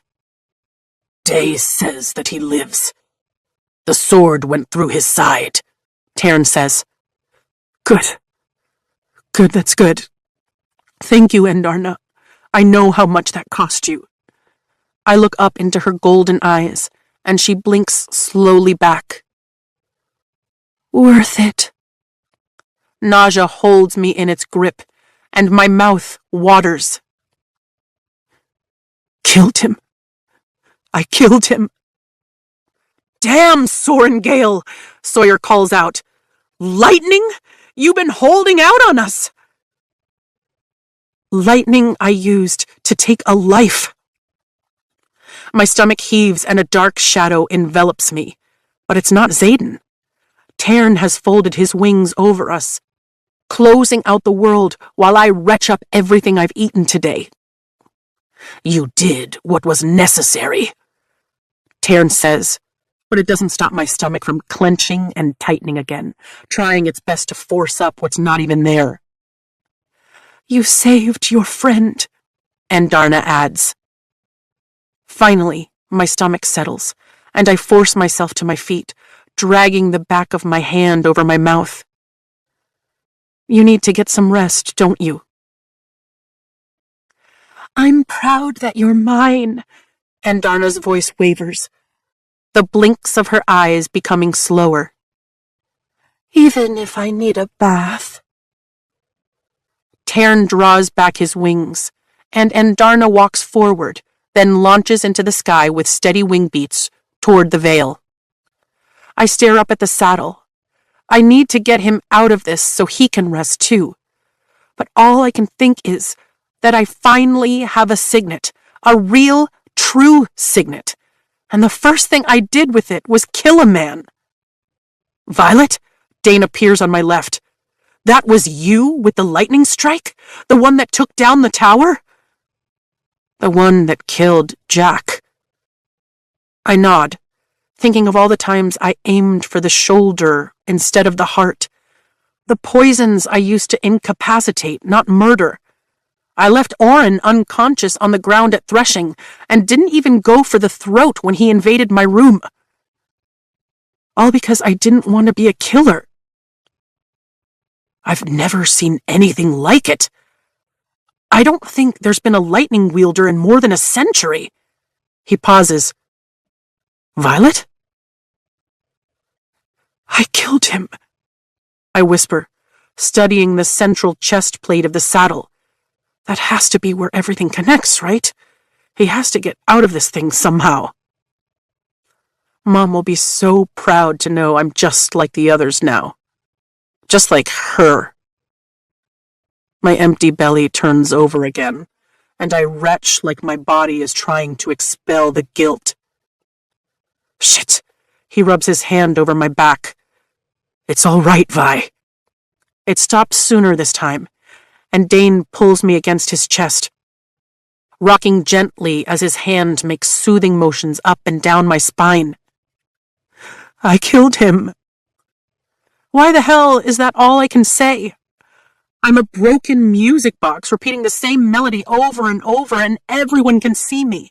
Everyone knows I can't handle the consequences of my own signet. I know. He presses a kiss to the top of my head. And if you don't want to use that kind of power again, you don't have to. Get the fuck away from her with that nonsense. Xaden pushes Dane's chest and tugs me out of his arms, then grips my shoulders, turning me to face him. You killed Barlow. I nod. Lightning. Your signet is lightning, isn't it? He looks at me with such intensity, as though my answer is the key to whatever he needs. Yes. His jaw flexes, and his head bobs once. I thought so, but I wasn't sure until I saw you take that tower down. He thought so? What the hell does that even mean? Listen to me, Sorengale. He lifts one hand to stroke loose tendrils of hair behind my ear, his touch surprisingly gentle. The world is a better place without Barlow in it. We both know that.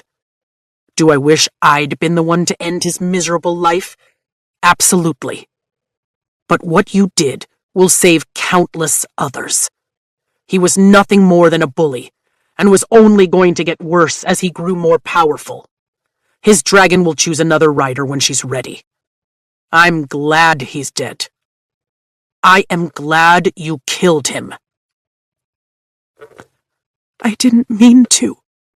It's barely a whisper. I was just so fucking mad, and we'd just caught Liam. I thought my relic was backlashing finally. My eyes widen. It was close, Xaden. It was too close. I had to do something. Whatever you did is what kept him alive. His thumb strokes over my cheek, the motion completely at odds with his tone, and his eyes flare just enough that I know he's aware of what I did. I don't want this, I blurt. Rhiannon can move objects through space, and Dane has retrocognition. Hey! Dane snaps. You think I didn't know that already? Xaden barks over his shoulder. Kaori can bring his imagination to life, and Sawyer can bend metal. Mira can extend the wards. Everyone has a signet that isn't just useful for battle. They're tools for good in the world. And what the hell am I, Xaden? I'm a fucking weapon! You don't have to use your power, Vi. Dane starts, his voice soft and comforting. Stop fucking coddling her. Xaden bites out every word at Dane. She is not a child. She's a full-grown woman. A rider. Start treating her like one, and at least have the decency to give her the truth.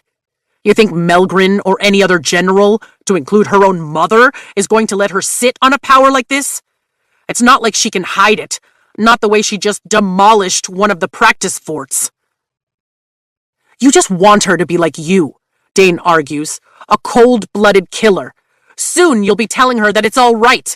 You get used to the killing. I inhale a sharp breath. Xaden nails him with a glare. The blood in my veins is as warm as yours, Atos. And if it's my job you want next year, then you'd better start understanding that you never get used to killing. But you do understand that it's necessary. He turns back to me, his dark gaze boring into mine. This isn't primary school. This is war. And you heard me say it once before, but the ugly truth those not on the front lines choose to forget is there are always body bags in war. I start to shake my head, but his eyes narrow on mine. You might not like it, might even loathe it, but it's power like yours that saves lives. By killing people? I cry. If Sigale is right, and signets reflect who we are at our core, then I'm exactly as Xaden nicknamed me. Violence. By defeating invading armies before they get the chance to hurt civilians. You want to keep Rhiannon's nephew alive in that little border village? This is how. You want to keep Mira alive when she's behind enemy lines? This is how. You are not just a weapon, Sorengale. You are the weapon. You train this ability, own it, and you'll have the power to defend an entire kingdom. He smooths back more wind-loosened tendrils of my hair behind my ears, clearing my vision so I have no excuse but to see the honesty in his eyes. When he's sure I'm not going to argue further, he looks to his side. Rhiannon, can you get her back to the Citadel? Absolutely, Rhiannon hustles over. Dane scoffs and walks toward the other squad leaders, leaving us. The saddle! I start. Tairn can get it off himself. It was one of his many design stipulations. Xaden turns to leave, but pauses. Thank you for saving Liam. He's important to me. You don't have to think... I sigh at his back. And he's already gone. You two have the weirdest relationship, Rhiannon says, linking her arm with mine. We're not in a relationship. I look at Tairn, who surprisingly held his tongue through whatever that was with Xaden and Dane. Go, Tairn urges, but do not wallow in guilt, Silver One. Whatever you feel is natural. Allow yourself to feel it, but then let it go. The wing leader made a valid point. With a signet like that, you are the best hope the kingdom has against the hordes of evil that seek to harm it. Rest, and I will see you tomorrow. I'll get my own saddle off. You're most definitely in a relationship, Rhiannon continues, tugging me off the field. I just can't figure out if it's the opposites attract partnership that has you two bearing claws, or the slow, lethal burn of scalding sexual tension. She glances sideways at me. Now, tell me how the hell you two moved that fast out there. What do you mean? When Liam was falling, Fierge and I flew as fast as we could, but I knew we'd be too slow given our angle and speed, and I thought you... She shakes her head. It just looked like you were high above him one second and had him in the next. I've never seen a dragon fly that fast. It's like I blinked and missed it. Now guilt bites into me for a whole other reason. Rhiannon is my friend. My closest one here, if I'm being honest about what Dane and I have become. Of everyone she should know, do not feel guilt that you cannot tell her. This secret belongs to dragonkind, not you, Tairn warns. No one has the right to risk our hatchlings. Not even you, Silver One. Tairn is really fast, I say in way of explanation. It's not a lie, but it isn't the full truth either. And thank gods for it. Zanal must really love Liam, cheating death twice today. But it wasn't Liam who cheated death. It was me.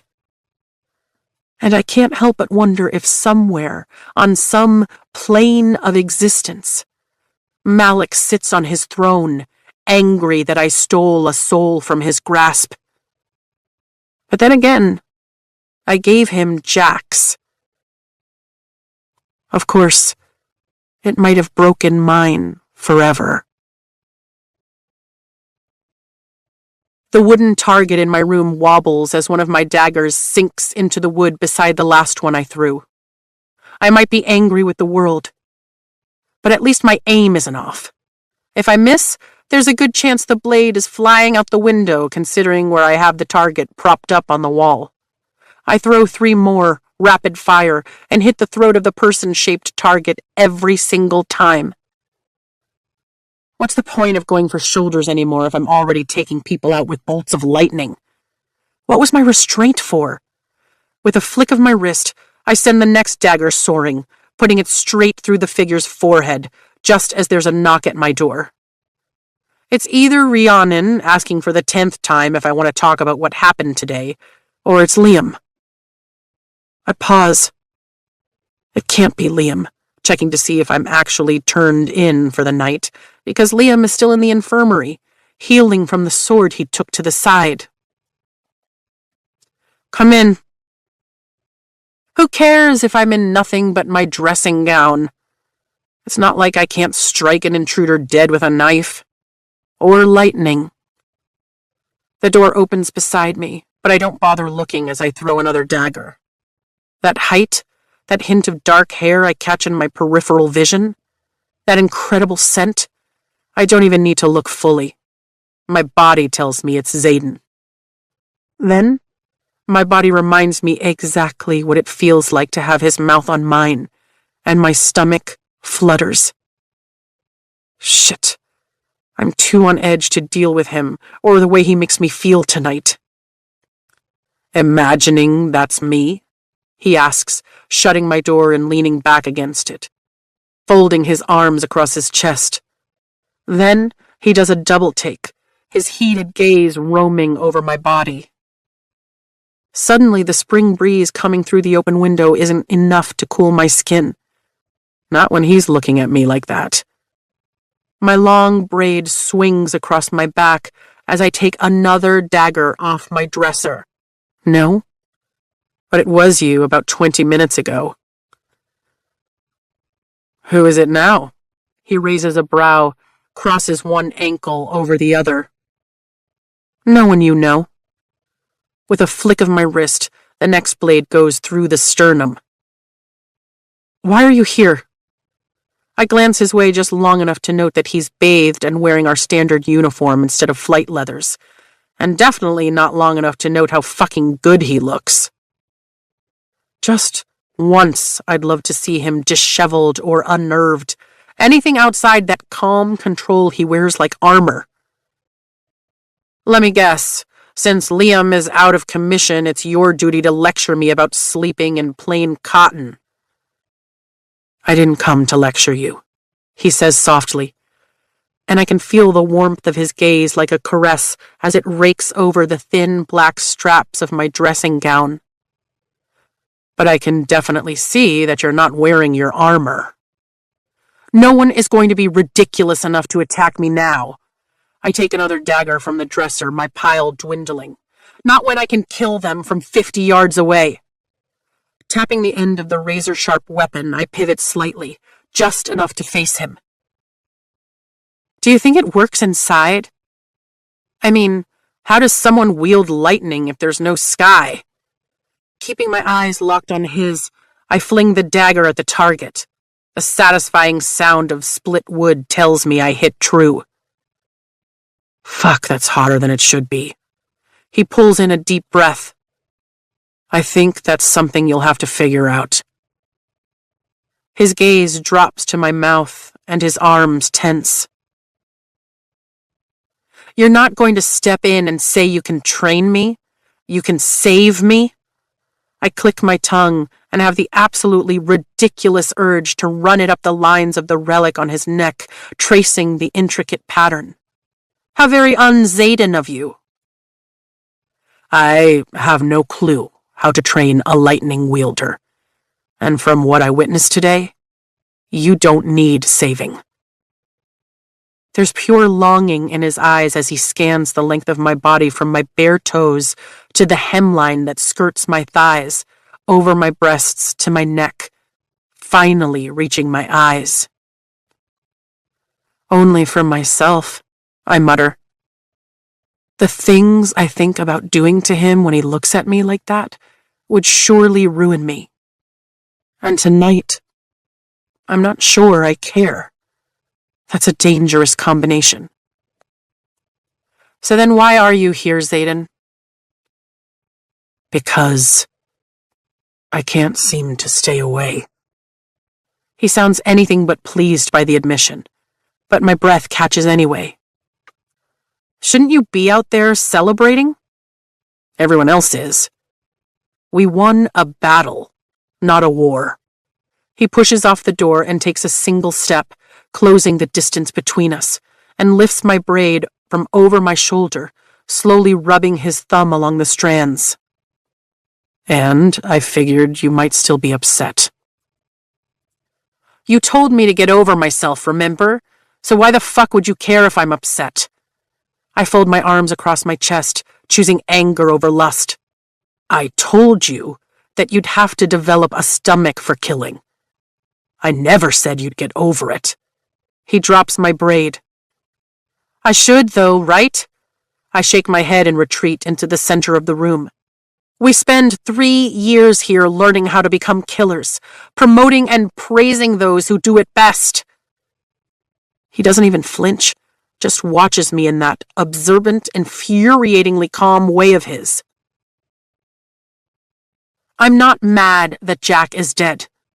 We both know he's wanted to kill me since Parapet, and eventually he would have. I'm mad that him dying changes me. I tap my chest right above my heart. Dane told me that this place strips away the niceties to reveal who someone really is. Not going to argue there. He watches me as I begin to pace. And I just keep thinking that when I was younger, I asked my dad what would happen if I wanted to be a writer like Mom or Brennan, and he told me that I wasn't like them, that my path was different. Except this place has peeled away my civility, my niceties, and it turns out my power is more destructive than any of theirs. I stop right in front of him and hold up my hands. And it's not like I can blame this power on Tarn. Not that I would. Signets are based on the rider, just fueled by the dragon, which means this has always been there under the surface, just waiting to be unleashed. And to think, a knot forms in my throat. All this time, I had this tiny, driving hope that I would be like Brennan, and that would be the twist in my little fable, that my signet would be mending, and I could put all the broken things back together. But instead, I'm made to split them apart. How many people will I kill with this?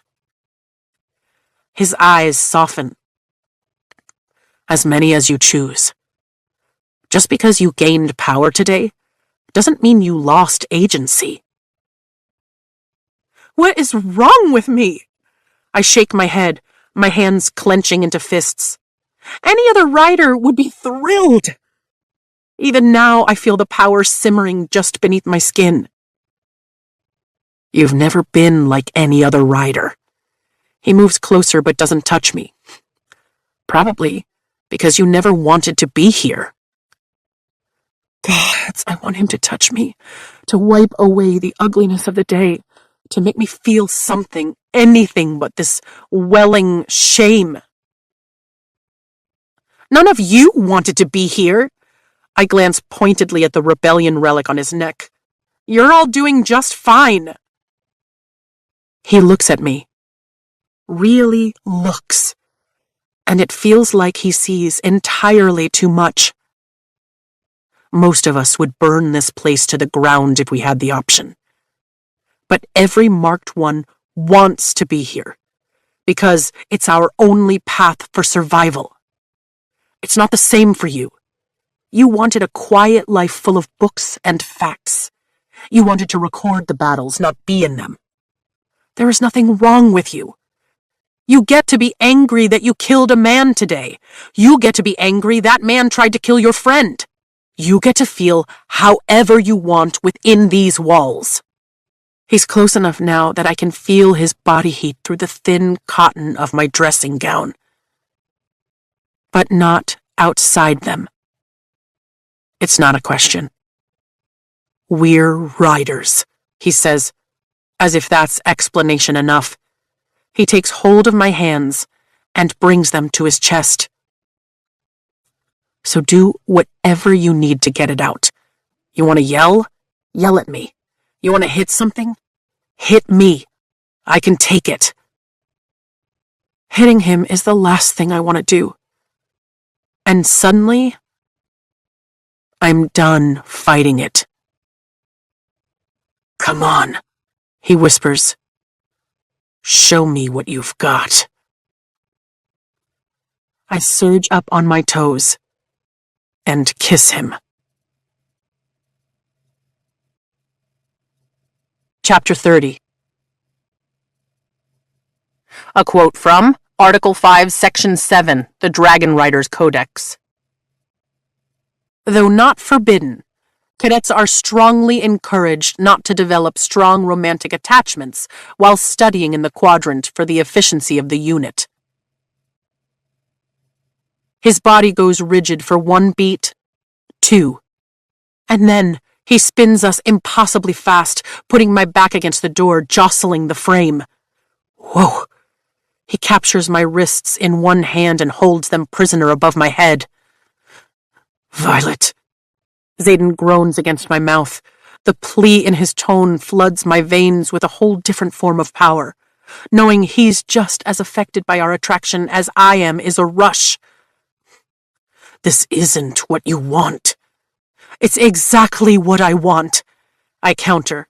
I want to replace the anger with lust, the death of the day with the pulse-pounding assurance of my own life, and I know he's capable of delivering all that and more. You said to do whatever I need. I arch my back, pressing the tips of my breasts against his chest. His breathing changes, and there's a war in his eyes that I'm determined to win. It's time to stop dancing around this unbearable tension and break it.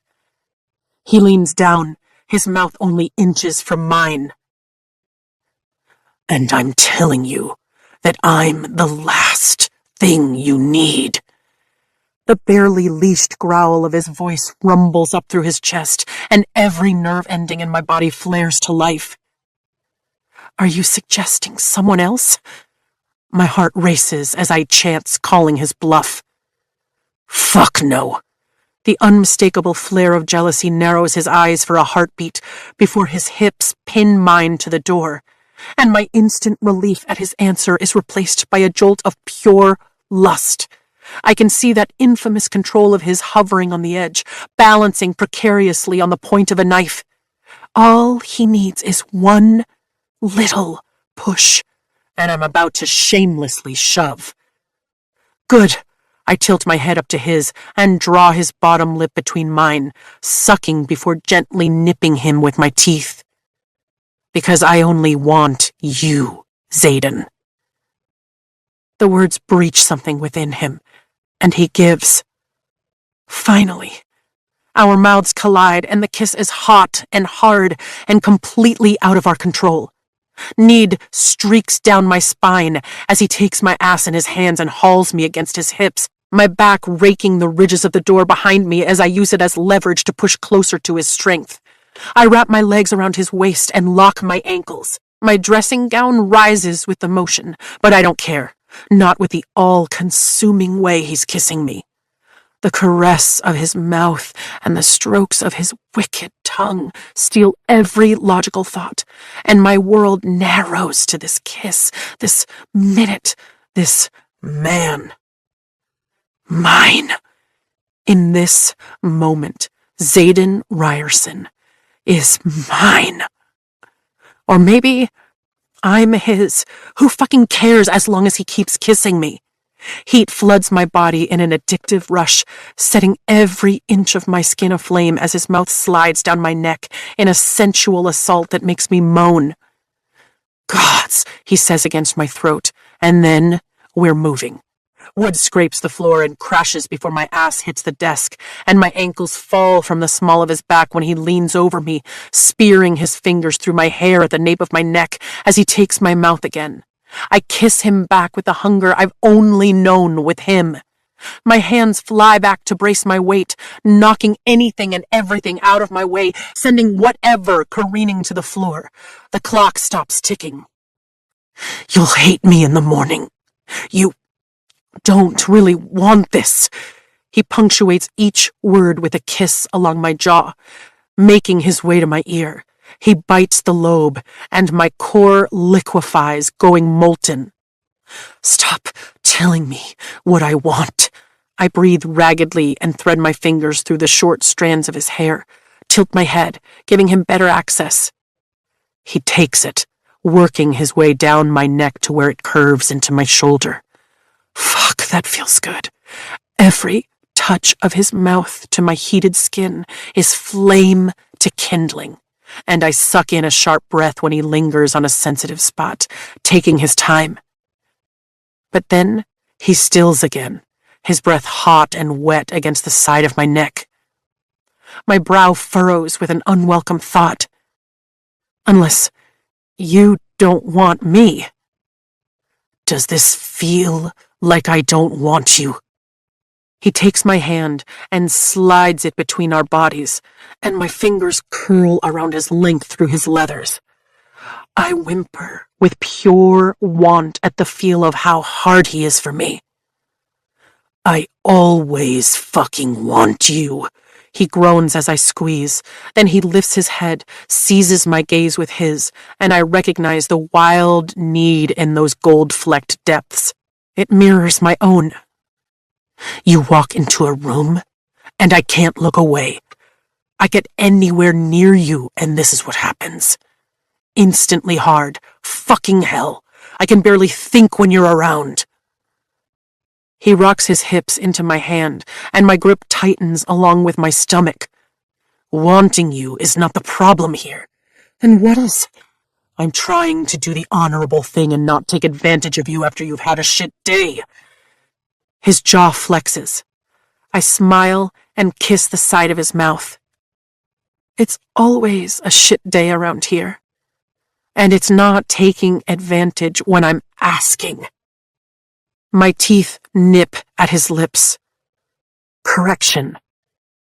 Begging you to make my day better. Violet.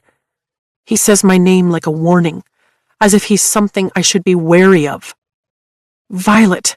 He only says my name when it's just the two of us, when all the walls and the pretenses fall away, and gods, if I don't want to hear it again and again, just like that.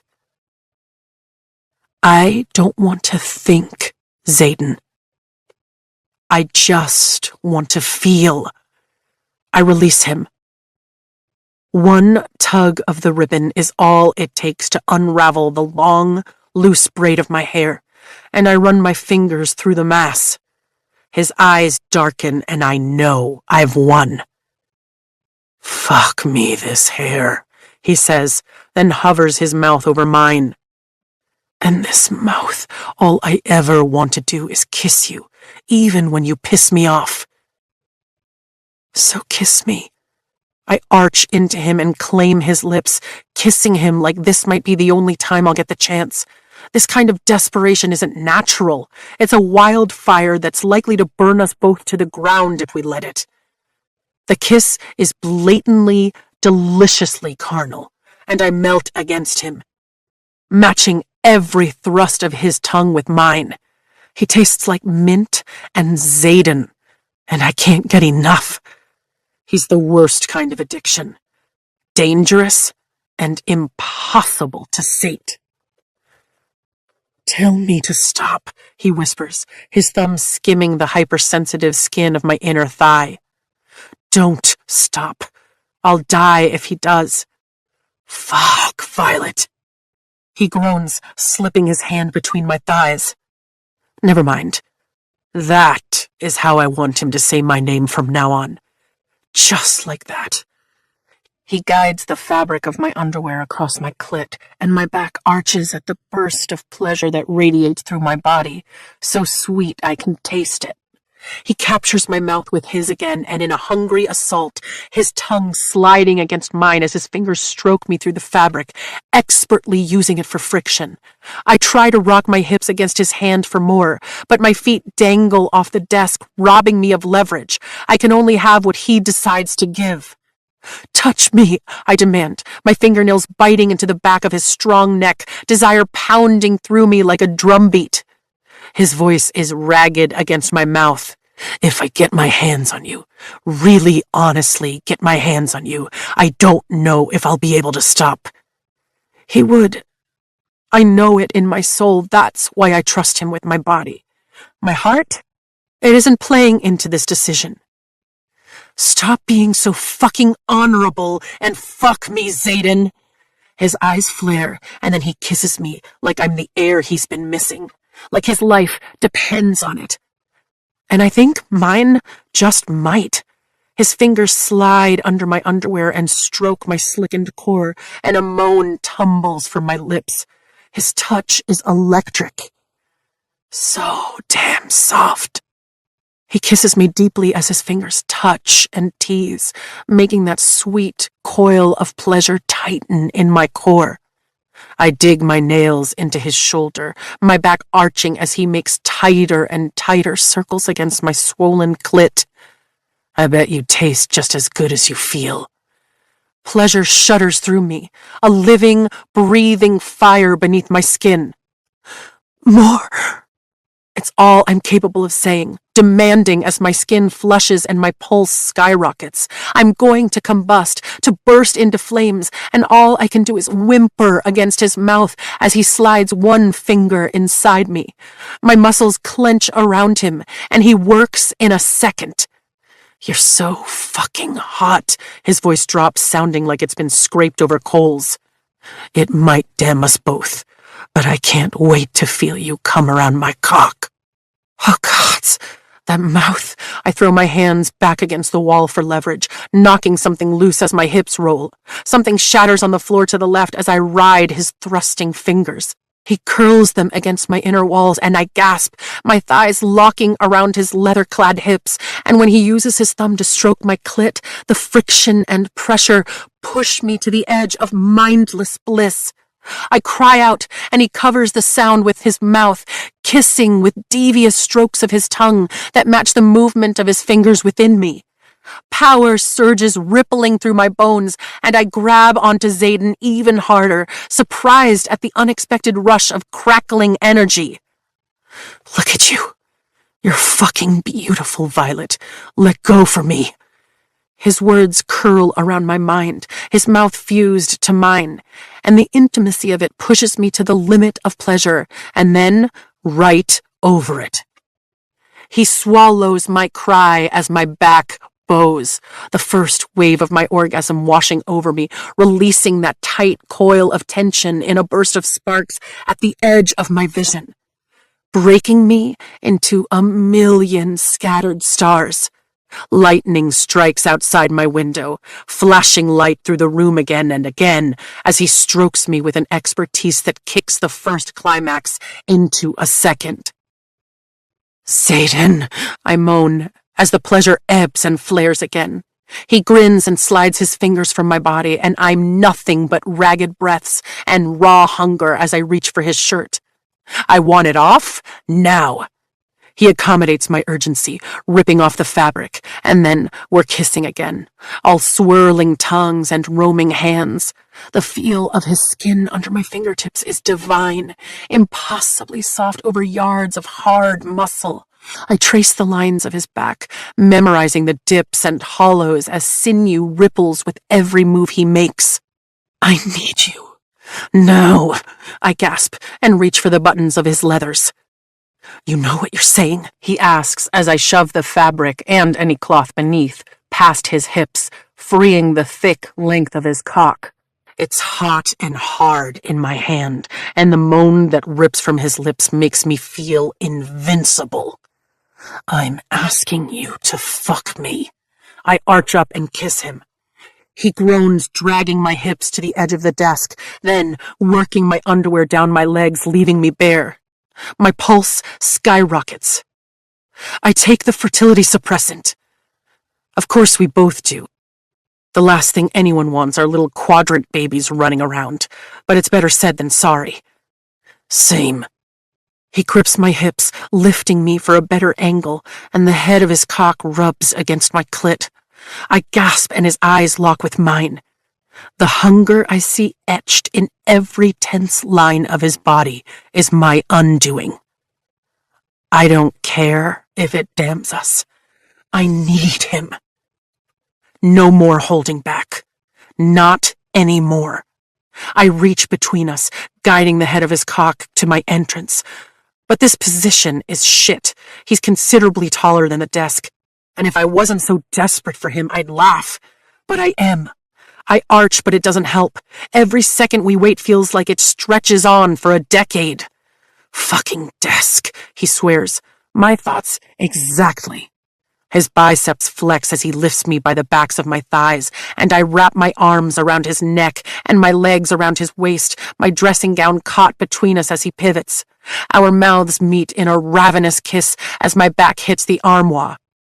But I barely blink, too consumed with the stroke of his tongue, the feel of him between my thighs. "Shit, are you all right?" he asks. "I'm fine. You won't break me."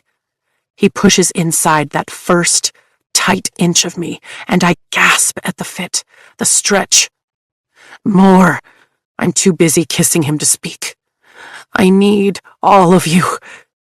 "You're going to be the death of me, Violet."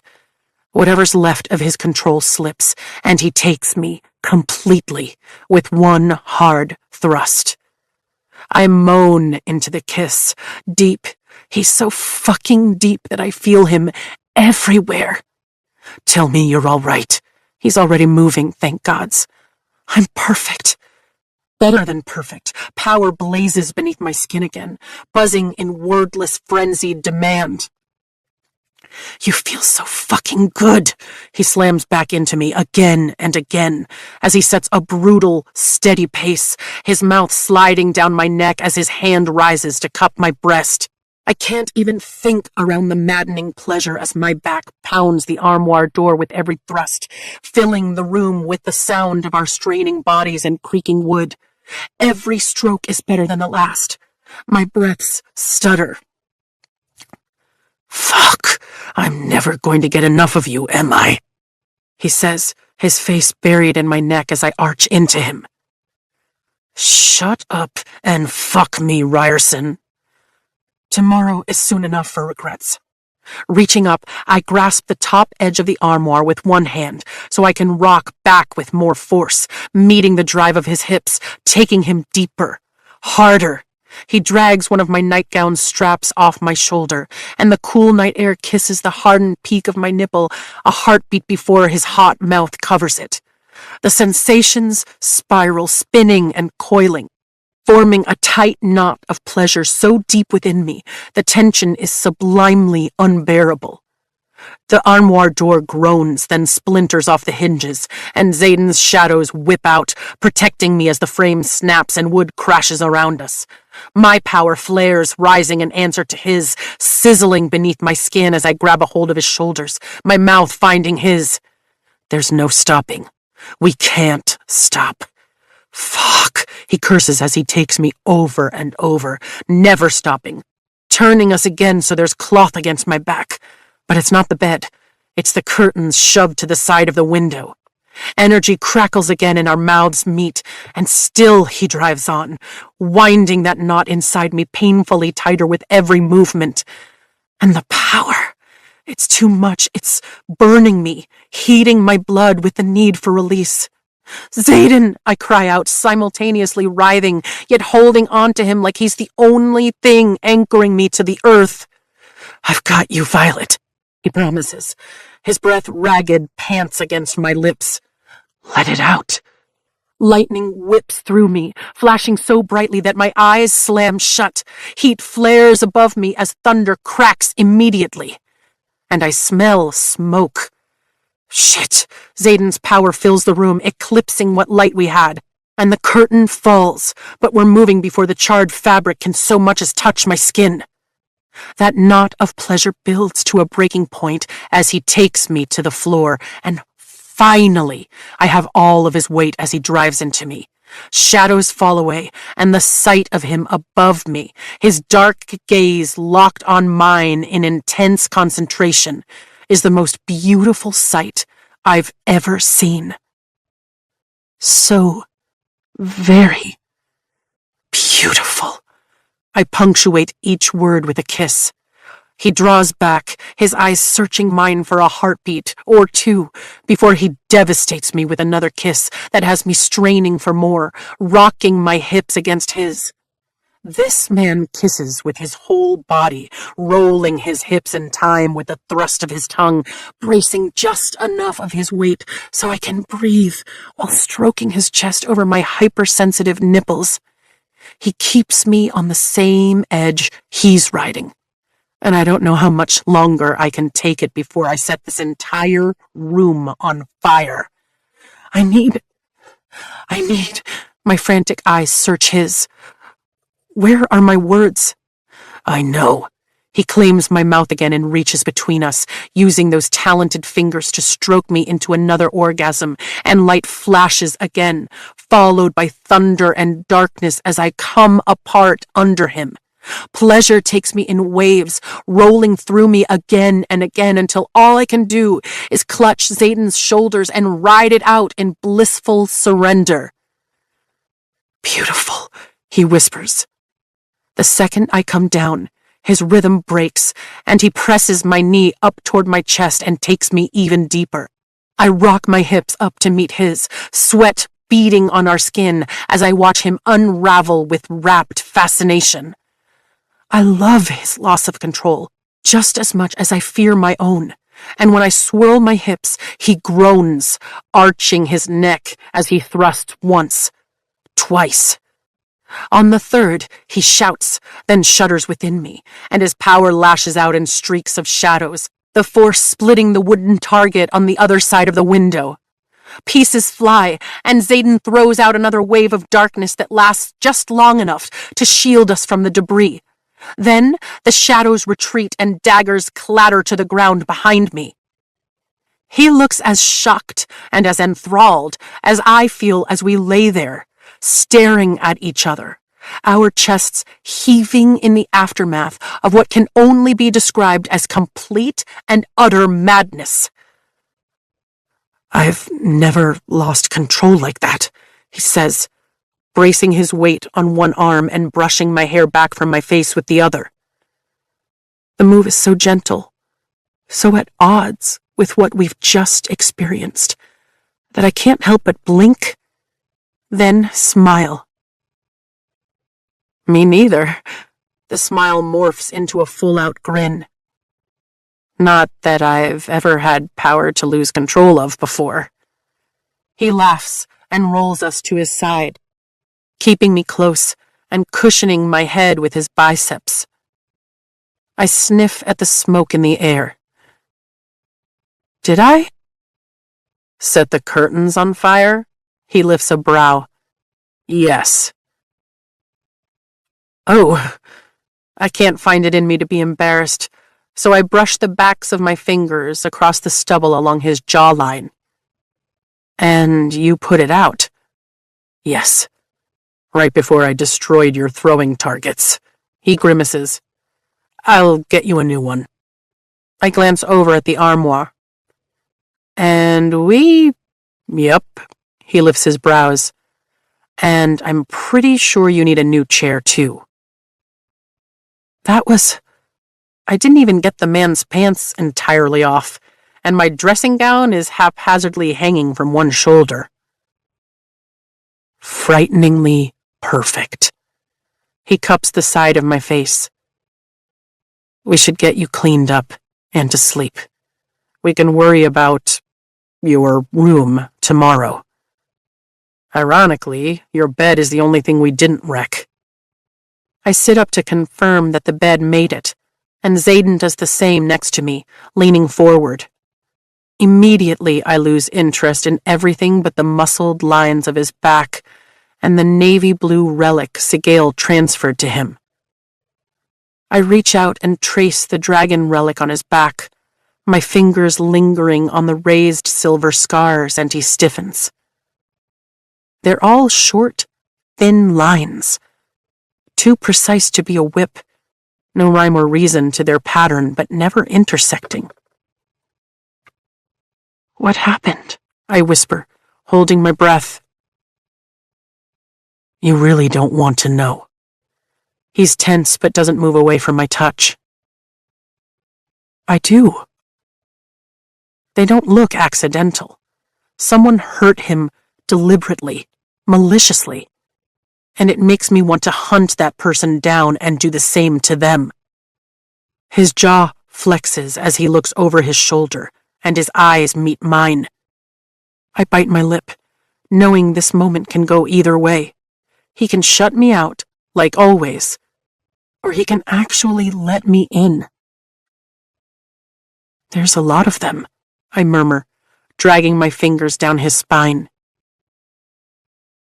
107. He looks away. That number makes my stomach lurch, and then my hand pauses. 107. That's the number Liam mentioned.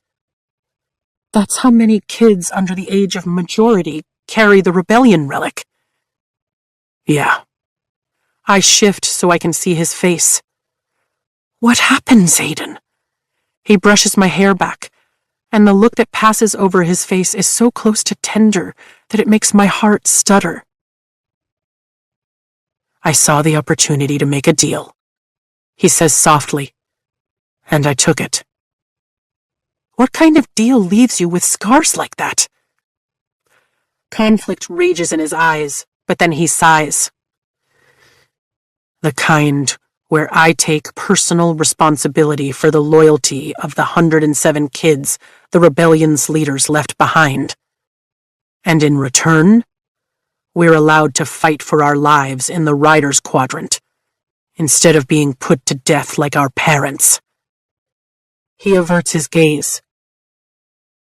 I chose the chance of death over the certainty.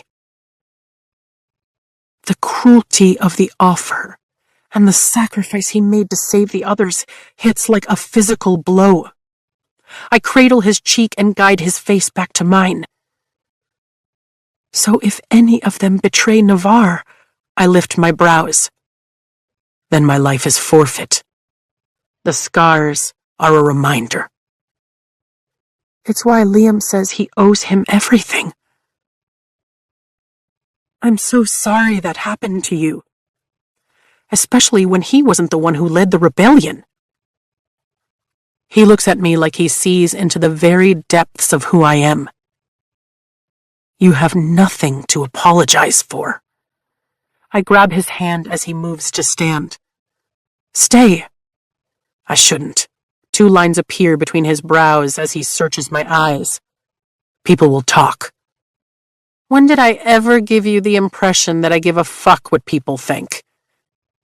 I use his earlier words against him and sit up, curling my hand around the section of his neck that bears his relic. Stay with me, Zayden. Don't make me beg. We both know this is a bad idea. Then it's our bad idea. His shoulders dip, and I know I've won. He's mine for the night. We take turns sneaking out long enough to clean up, and then he slides into bed behind me. Only within these walls, he says quietly, and I understand what he means. Only within these walls, I agree. It's not like we're in a relationship or anything. That would be disastrous given the chain of command. We're riders, after all. I just don't trust my temper if anyone says... I brush a kiss over his mouth, silencing him. I know what you're saying. It's sweet. He nips at my skin. I'm not sweet. Please don't mistake any part of me for soft or kind. That will only get you hurt. And whatever you do, he buries his face in my neck, inhaling deeply. Don't fall for me. I stroke my hand over his marked arm and pray that's not exactly what I'm doing. This overwhelming juxtaposition of longing and satisfaction in my chest has to be the after effects of coming not once, but 3 times, right? It can't be more. Violence.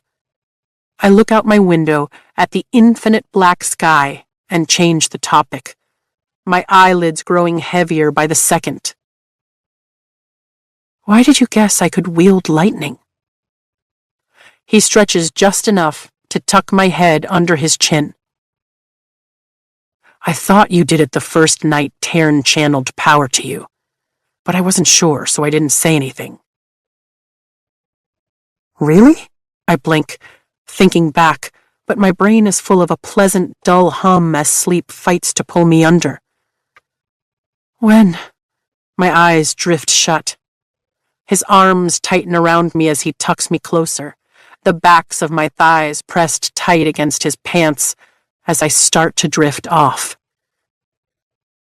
The first time you kissed me.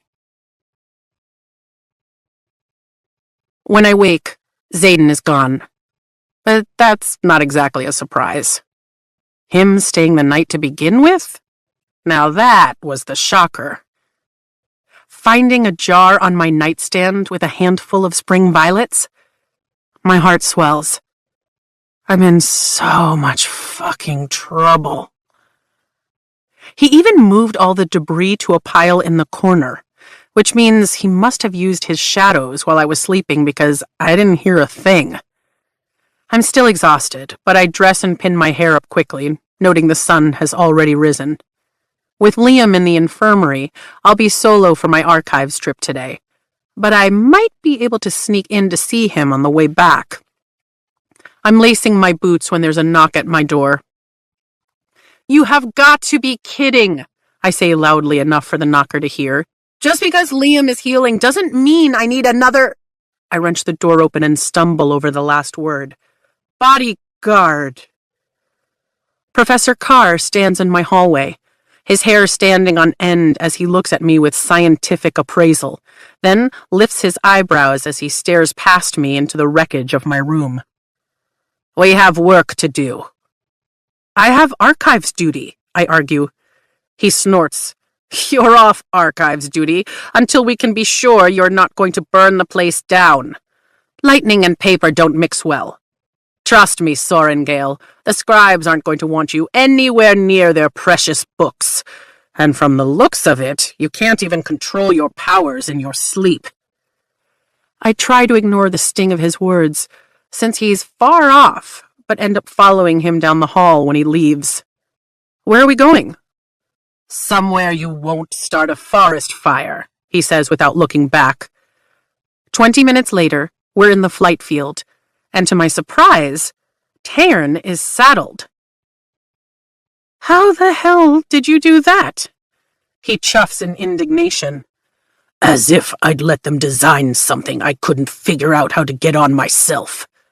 Remember where you get your power from, Silver One. How's Endarna? I ask as Professor Carr thrusts a satchel into my hands. What's this for? Sleeping, but she's fine, Tairn promises. Breakfast, Carr answers. With all the wielding you're about to do, you're going to need it.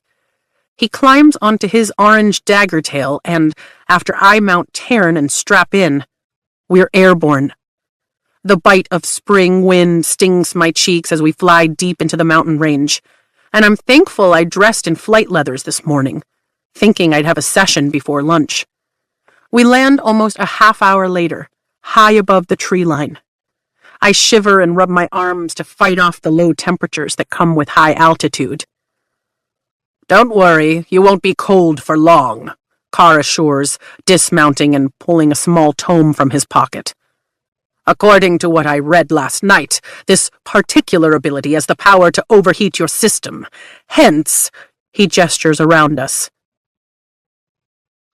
Plus, there's not much to burn up here, is there? And no witnesses if he decides to break my neck, either.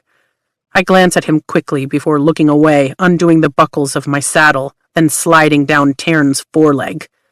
Don't leave me. Never. I'll burn him alive before he takes a single step toward you. Exactly. He studies me carefully, and I avoid meeting his eyes as I check the wrap on my knee to make sure it hasn't slipped under my leathers. It's always intriguing to me how nature finds the balance. I'm not sure I know what you mean, Professor. This kind of power found in one so... He sighs.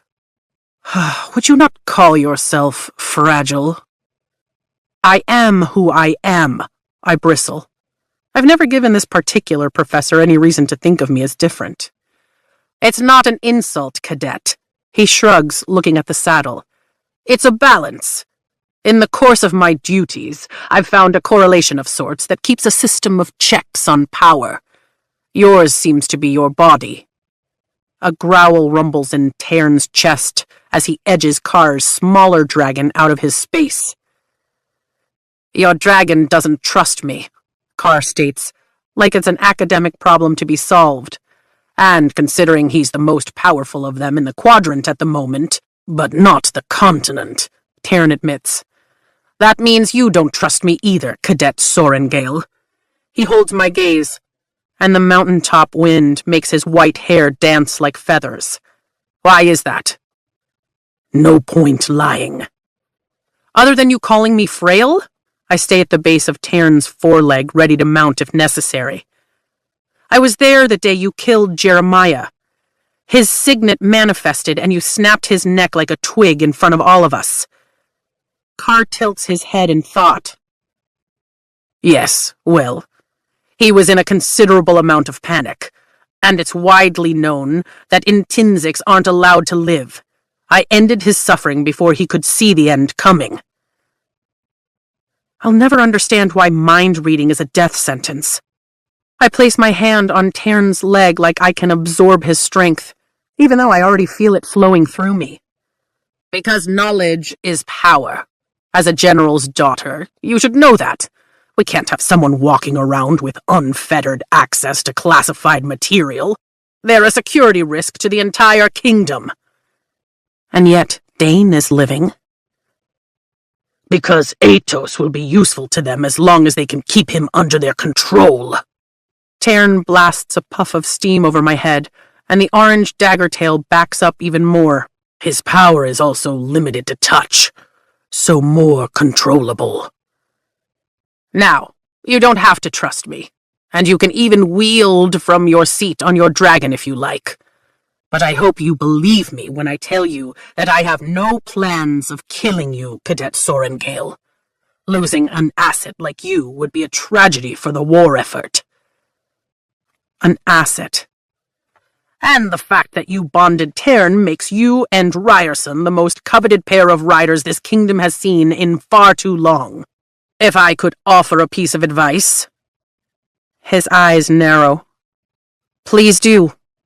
At least he's brutally honest, so I know where I stand with him. "Keep your loyalties clear. You and Ryerson both have exceptional, lethal power that any rider would be envious of. But together," his bushy brows furrow, "you would be a formidable enemy who command could simply not afford to let exist. Do you understand what I'm saying?" His voice softens. "Navarre is my home, Professor. I will give my life to defend it, just like every Sorengale who has ridden before me." "Excellent." He nods. "Now let's get to work. The sooner you can contain the lightning, the sooner we can both stop freezing our asses off." "Good point." I look out over the range. "You just want me to..." I gesture to the mountains around us. "Preferably anywhere but right here, yes." I stare out at the mountains in the distance. I am not really sure what I did to call it before. It was an emotional reaction. And what happened last night definitely isn't up for discussion. "Interesting." He jots something down in his notebook with a piece of charcoal. "You've wielded lightning besides yesterday's display during the war games?" I debate keeping my answer to myself, but my silence isn't going to help. "A few times." "And both times were the results of emotional reactions?" Tairn snorts and I smack his foreleg with the back of my hand. "Yes." "Well, then start there. Ground in your power and try to feel whatever it was you were feeling." He goes back to his notebook. "Should I get the wing leader?" Tairn flat out laughs in my head. "Shut up!" I ground both feet in my archives, and power flows around me, through me. And Darna's golden light is there too, but it's softened from having been drained yesterday. And high above me swirl the inky black shadows I know represent the connection to Xaden. "Problems?" Xaden asks, as if he feels my inquiry. "And what are you doing so far away?" "Training with Carr." My cheeks heat at the sound of his low voice. And how do you know how far away I am anyway? Get stronger in wielding and you'll be able to do it too. There's nowhere in existence you could go that I wouldn't find you, Violence. The promise should be a threat, but it's not.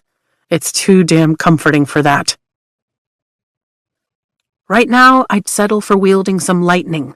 Carr is staring at me, and it's about to get really fucking awkward if I can't figure out how. Images of me flood my mind. It's last night, except I'm somehow seeing it through Zayden's eyes, feeling the unmistakable burn of insatiable desire. My control slips. No, it's Zayden's control slipping as I moan beneath him, my hips riding his hand, my nails biting into his skin with a pain that borders on pleasure as I writhe. Gods, No, he needs me. His hunger walks the line of starvation to know my touch, my taste, the feel of power floods my entire system, crackling along my skin, and light flashes behind my closed eyes. The images stop, and my feelings are once again my own. And fuck if I'm not so turned on that I have to shift my weight to ease the ache between my thighs. Good job, Professor Carr nods, jotting something down. I can't believe you just did that. You're welcome. My cheeks are flaming hot as I lift the backs of my hands to my skin. See, I told you. Carr lifts the notebook. The last lightning wielder said it made them overheat. Now, do it again. Tern chortles. Not a single fucking word out of you, I warn. This time, I focus on the feeling of the power rush, and not what got it there. Opening every sense and letting white-hot energy course through me, gathering to a breaking point. Then I release it, and lightning strikes more than a mile away. Well, look at that. I am a certified badass. Maybe you could work at aiming it this time? Professor Carr peers over his notebook. Just remember not to exhaust the physical strength with which you control the power. No one wants to see you burn out. A power like Tern's will eat you alive if you can't contain it. Lightning strikes 5 more times before I'm exhausted, and none of it hits where I was aiming. This is going to be harder than I thought. Chapter 31. A quote from Royal Proclamation of King Tari the Wise. July 1st, the anniversary of the Battle of Orisha, is hereby proclaimed Reunification Day, and will be celebrated throughout Navarre on this date every year to honor the lives lost during the war to save our kingdom from separatists, and those saved by the Treaty of Orisha. There's a knock at my door as I take an armful of clothes from the skeletal remains of what used to be my armoire. Come in, I call out, dumping them on the bed. The door opens and Zayden walks in, his hair wind-blown like he's just come from the flight field, and my pulse jumps. He starts, then pauses, surveying the wreckage of my room from last night. Somehow I'd convinced myself today that we hadn't done that much damage, but yeah, He looks at me, and we both crack a smile. Look, this doesn't have to be awkward or anything. I shrug, trying to ease the tension. We're both adults. His scarred brow rises.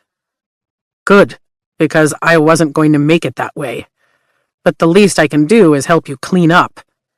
His attention shifts to the armoire, and he winces. I swear, it didn't look quite that ruined in the darkness when I left this morning. Turns out you set more than a few trees on fire last night, too. Took 2 water wielders to get them out. My cheeks heat. You took off early.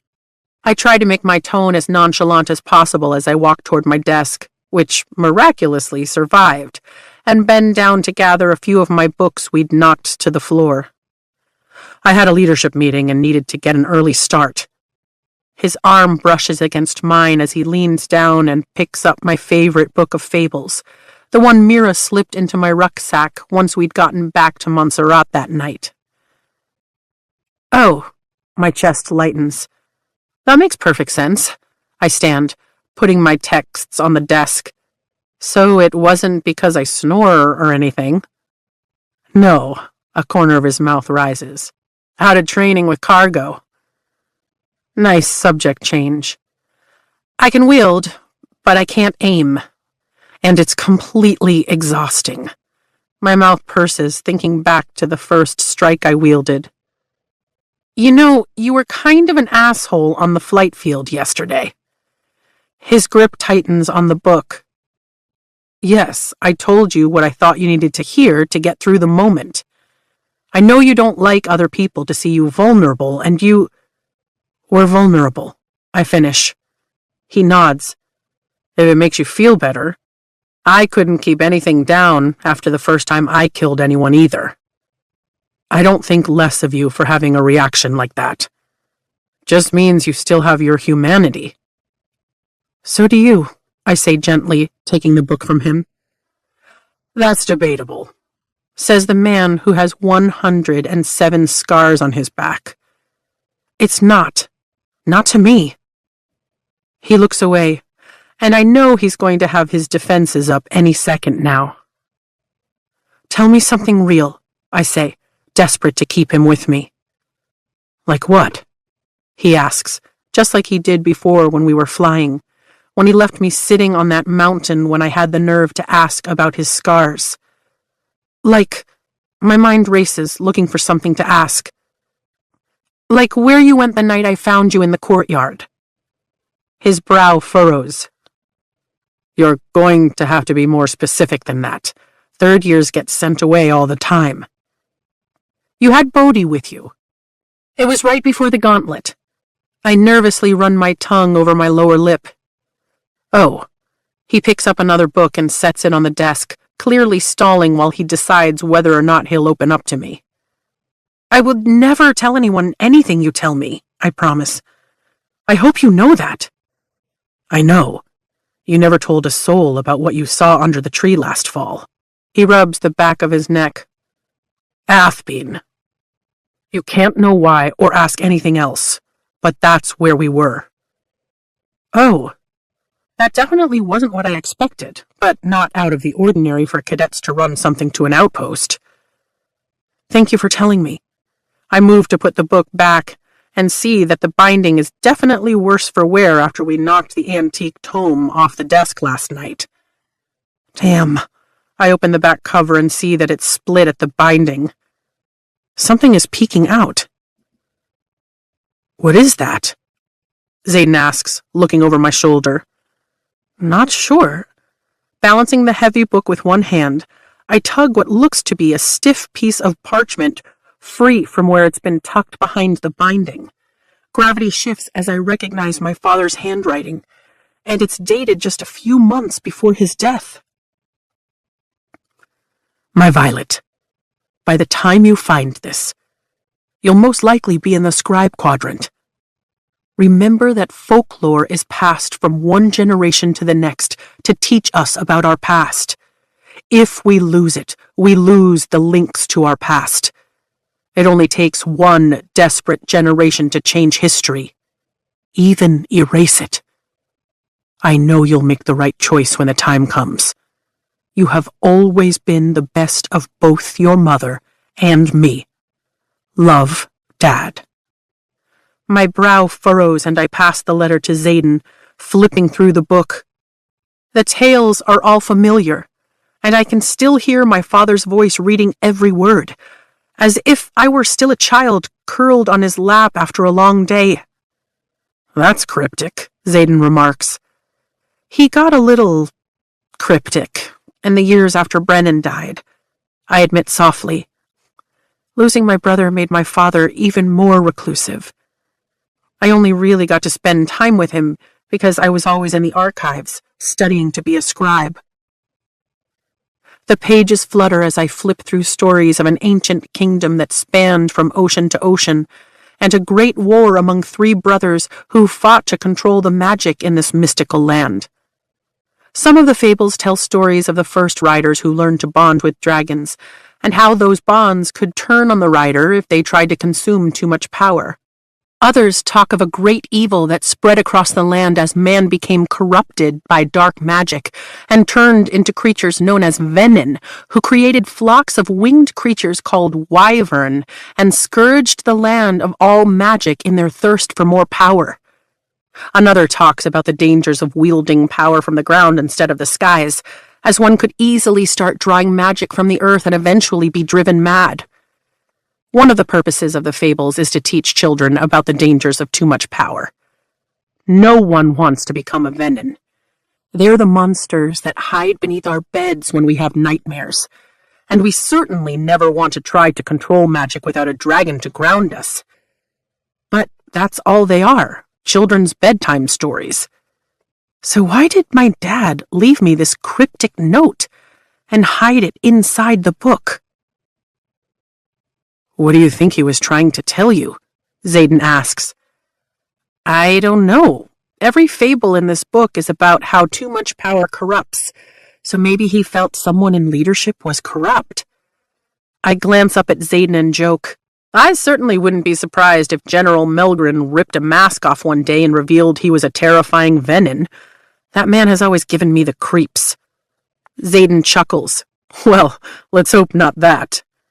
My dad used to say venin were biding their time in the barrens, and one day were coming to get us, if we didn't eat our vegetables." He glances out the window to his left, and I know he's remembering his father. He said one day there would be no magic left in the kingdom if we weren't careful. "I'm sorry," I start, but when he tenses, I decide a subject change is what he really needs. "So, which mess should we tackle first?" "I have a better idea of how to spend our night," he says as he puts another pile of clothes on my bed. "Oh?" I glance over and catch his eyes darkening as he stares at my mouth. My pulse immediately quickens, the thought of touching him sending a burst of energy through me. "Don't fall for me." His words from last night cut a sharp contrast to the way he's looking at me now. I take a step backward. "You said not to fall for you. Did you change your mind?" "Absolutely not." His jaw tenses. "Right. I don't expect that to hurt as much as it does, which is part of the problem. I'm already too emotionally involved to separate out the sex, no matter how phenomenal it is. Here's the thing. I don't think I can separate sex from emotion when it comes to you." "Well, shit. Now I've said it. We're already too close for that. And if we hook up again, I'm going to eventually fall for you." My heart pounds at the rushed confession, waiting for his response. "You won't." Something akin to panic flares in his eyes and he crosses his arms. I swear I can actually see the man building his defenses against his own feelings. "You don't really know me, not at my core." "And whose fault is that?" "I know enough," I argue softly. "And we'd have all the time in the world to figure it out if you'd stop acting like such an emotional chicken shit and just admit that you're going to fall for me too, if we keep this up." There's no way he would have designed that saddle, spent all that time training me to fight and fly if he didn't feel something. He's going to have to fight for this too, or it will never work. I have absolutely no intention of falling for you, Sorengale. His eyes narrow, and he enunciates every word, like I could possibly take that any other way. Fuck that. He let me in. He told me about his scars. He had an arsenal crafted for me. He cares. He's just as wrapped up in this as I am, even if he's shitty at showing it. Ouch, I wince. Well, it's apparent that you're not ready to admit where this is going. So yeah, I think it's best we agree that this was just a one-time thing. I force my shoulders to shrug. We both needed to blow off some steam, and we did, right? Right, he agrees, apprehension lining his forehead. So the next time I see you, I'll just act as cool as you are right now and pretend that I'm not remembering what it feels like to have you sliding inside me. Warm and hard. He really does have an incredible body, but he doesn't get to dictate what I do with my heart. He stalks forward with a smirk, his gaze warming every inch of my body. And I'll just pretend that I'm not remembering the feel of your soft thighs around my hips, or those breathy little sounds you make right before you come. His teeth rake over his lower lip, and it takes all my willpower not to suck that lip into my mouth. And I'll ignore the memory of your hands biting into my hips, pinning me to the armoire so you could take me deeper, and your mouth on my throat. Easy. My lips part as I retreat, my heart jumping in the best way when he follows, backing me against the wall. His hands rest next to my head as he leans into my space, his lips curving into a half smile. Then I guess I'll ignore the memory of how hot and slick you feel around my cock, and how you cry out for more until all I can think about is how to push every physical limit to be exactly what you need. Shit, he's better at this game than I am. Heat flushes my skin. I want him closer. I want exactly what I had last night, but I want more. His breath hits my lips in ragged pants, and I'm in no better condition. Fuck it. I can have him, right? I can take exactly what he's offering and enjoy every single minute. We can shred every piece of furniture in this room and then move to his. But where will that leave us in the morning? Right here, both wanting and only one of us brave enough to take. And I deserve more than a relationship that's only on his terms. You want me. I put my hand on his chest and feel his heart pounding. And I know that scares you, even though I want you just as badly. He stiffens. But here's the thing. I hold his gaze, knowing he could bolt at any second. You don't get to dictate how I feel. You might give the orders out there, but not in here. You don't get to tell me we can fuck, but I can't fall for you. That's not fair. You can only respect what I choose to do. So we're not doing this again until I want to risk my heart. And if I fall, then that's my problem, not yours. You're not responsible for my choices. His jaw clenches once, twice, and then he pushes off the wall, giving me space.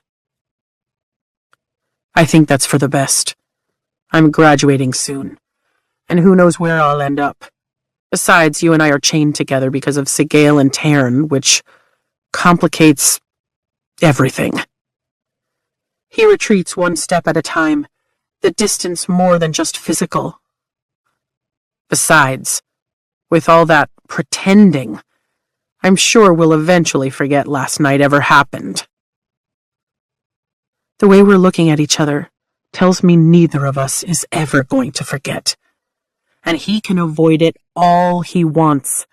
But we're going to end up right here, time and again, until he's willing to recognize what this is.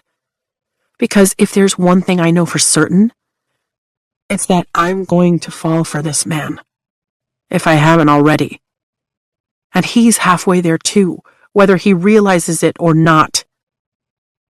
Turning my back on him, I walk to the shattered halves of my throwing target and pick them up before heading back across the room. I never figured you for a liar, Zayden. I shove the halves at his chest. You can get me a new one when you're ready to come to your senses. Then, we'll blow off some steam. I throw the aggravating man out. Did you hear that King Tari is celebrating Reunification Day here? Sawyer asks as he swings his leg over the bench beside me at lunch. Really? I attack my roasted chicken with zeal. Since I've been training every day with Carr, my appetite somewhat resembles a bottomless pit. At least he only drags me to that mountaintop for an hour a day, but still, by the time breakfast comes, I'm ravenous.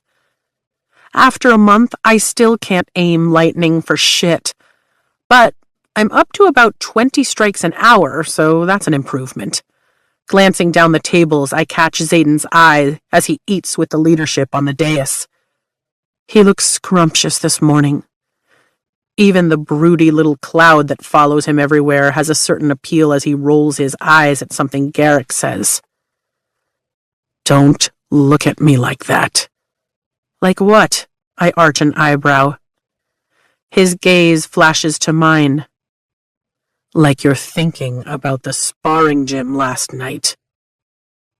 Well, duh, Rhiannon says across from me. That's why De Vera has about 500 black dress uniforms in Commons right now. Where the king travels, so does the party. Well, now that you mention it, my tongue flicks over my lower lip, remembering how his hips pinned mine to the mat after everyone had left for the night. How close we both came to giving in to the pulsing need between us. His jaw flexes, and his grip tightens on his fork. Seriously, I can't think when you look at me like that. Really? I figured those were for graduation, Riddick questions. Imogen scoffs. Like anyone dresses up for graduation. It's basically a giant formation where Panchek says, Look, you lived, good job, come get your assignments and then pack your shit and leave. Everyone laughs at her spot-on imitation. You're the one with the ridiculous rule about not falling for each other. I remind him. You're still looking. He forces his attention back to his plate. You make it hard to look away. I miss his mouth on my skin, the feel of his body pressed against mine.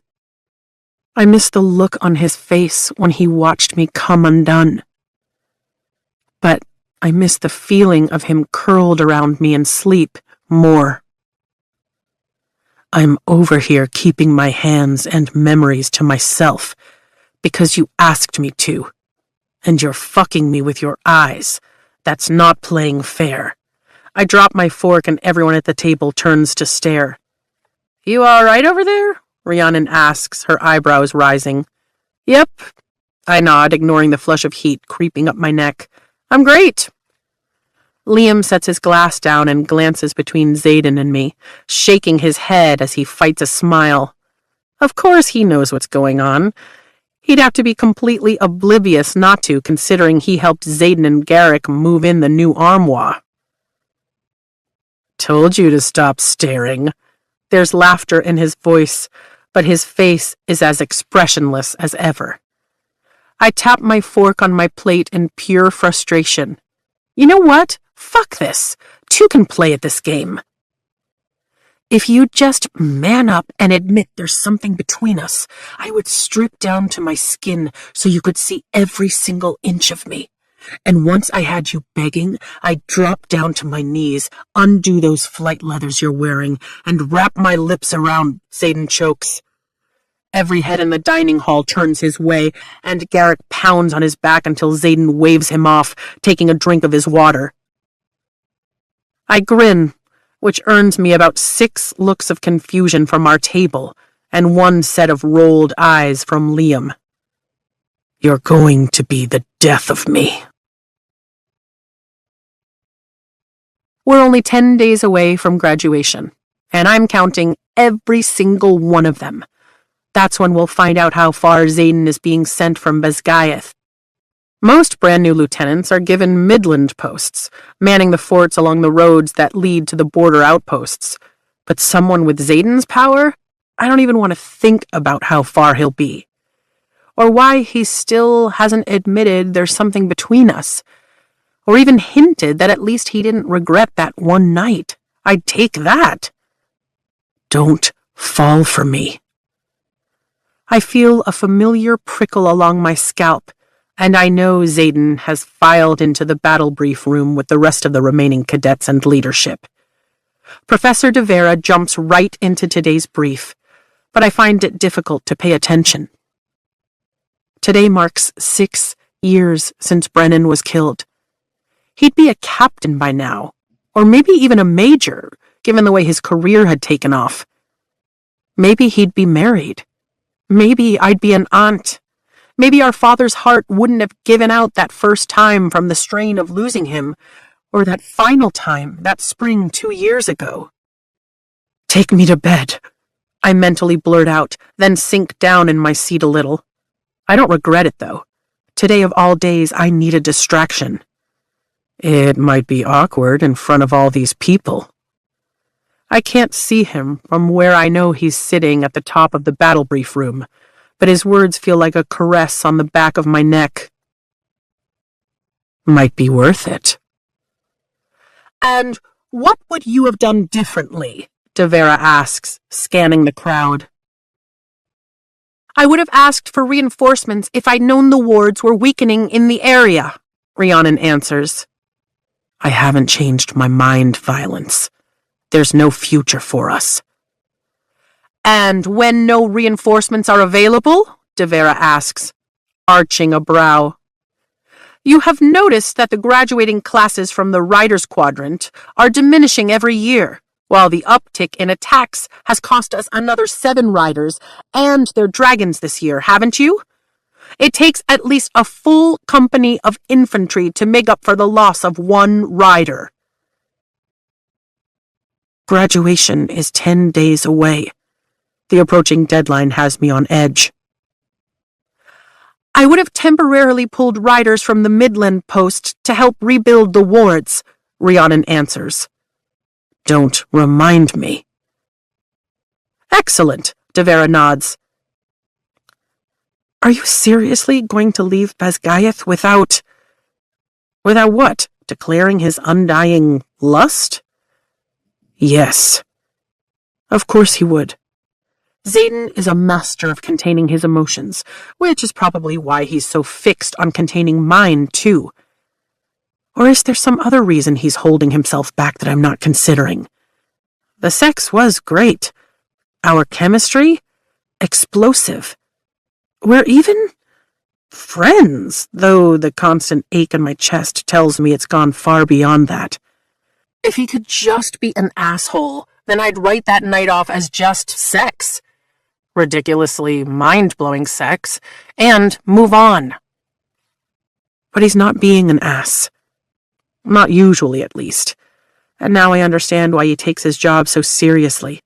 He shoulders the responsibility for every marked one in here. Whatever you're thinking can wait until there's not a room of people between us, he says. What else do you have for me? de Vera continues, calling on a second ear. It's been a month and a half since we destroyed my room, and we've managed to keep our hands off each other, even though one night wasn't enough to satisfy either of us, if the tension-filled evenings and the sparring mats are any indication. Of course, we both know anything more would only further complicate an already overly complicated situation. But surely he's not relieving the sexual tension that stretches taut between us with someone else. Surely. The insidious thought spreads with a sickening quickness. I stop listening as my stomach twists at an all-too-real possibility. Is there someone else? I'm not having this discussion with you right now. Pay attention.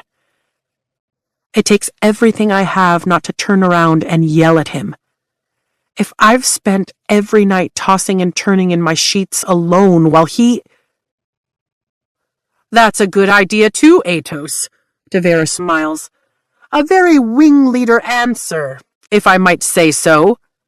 Oh gods, Dane's ego is going to be unbearable today during sparring if de Vera keeps complimenting him.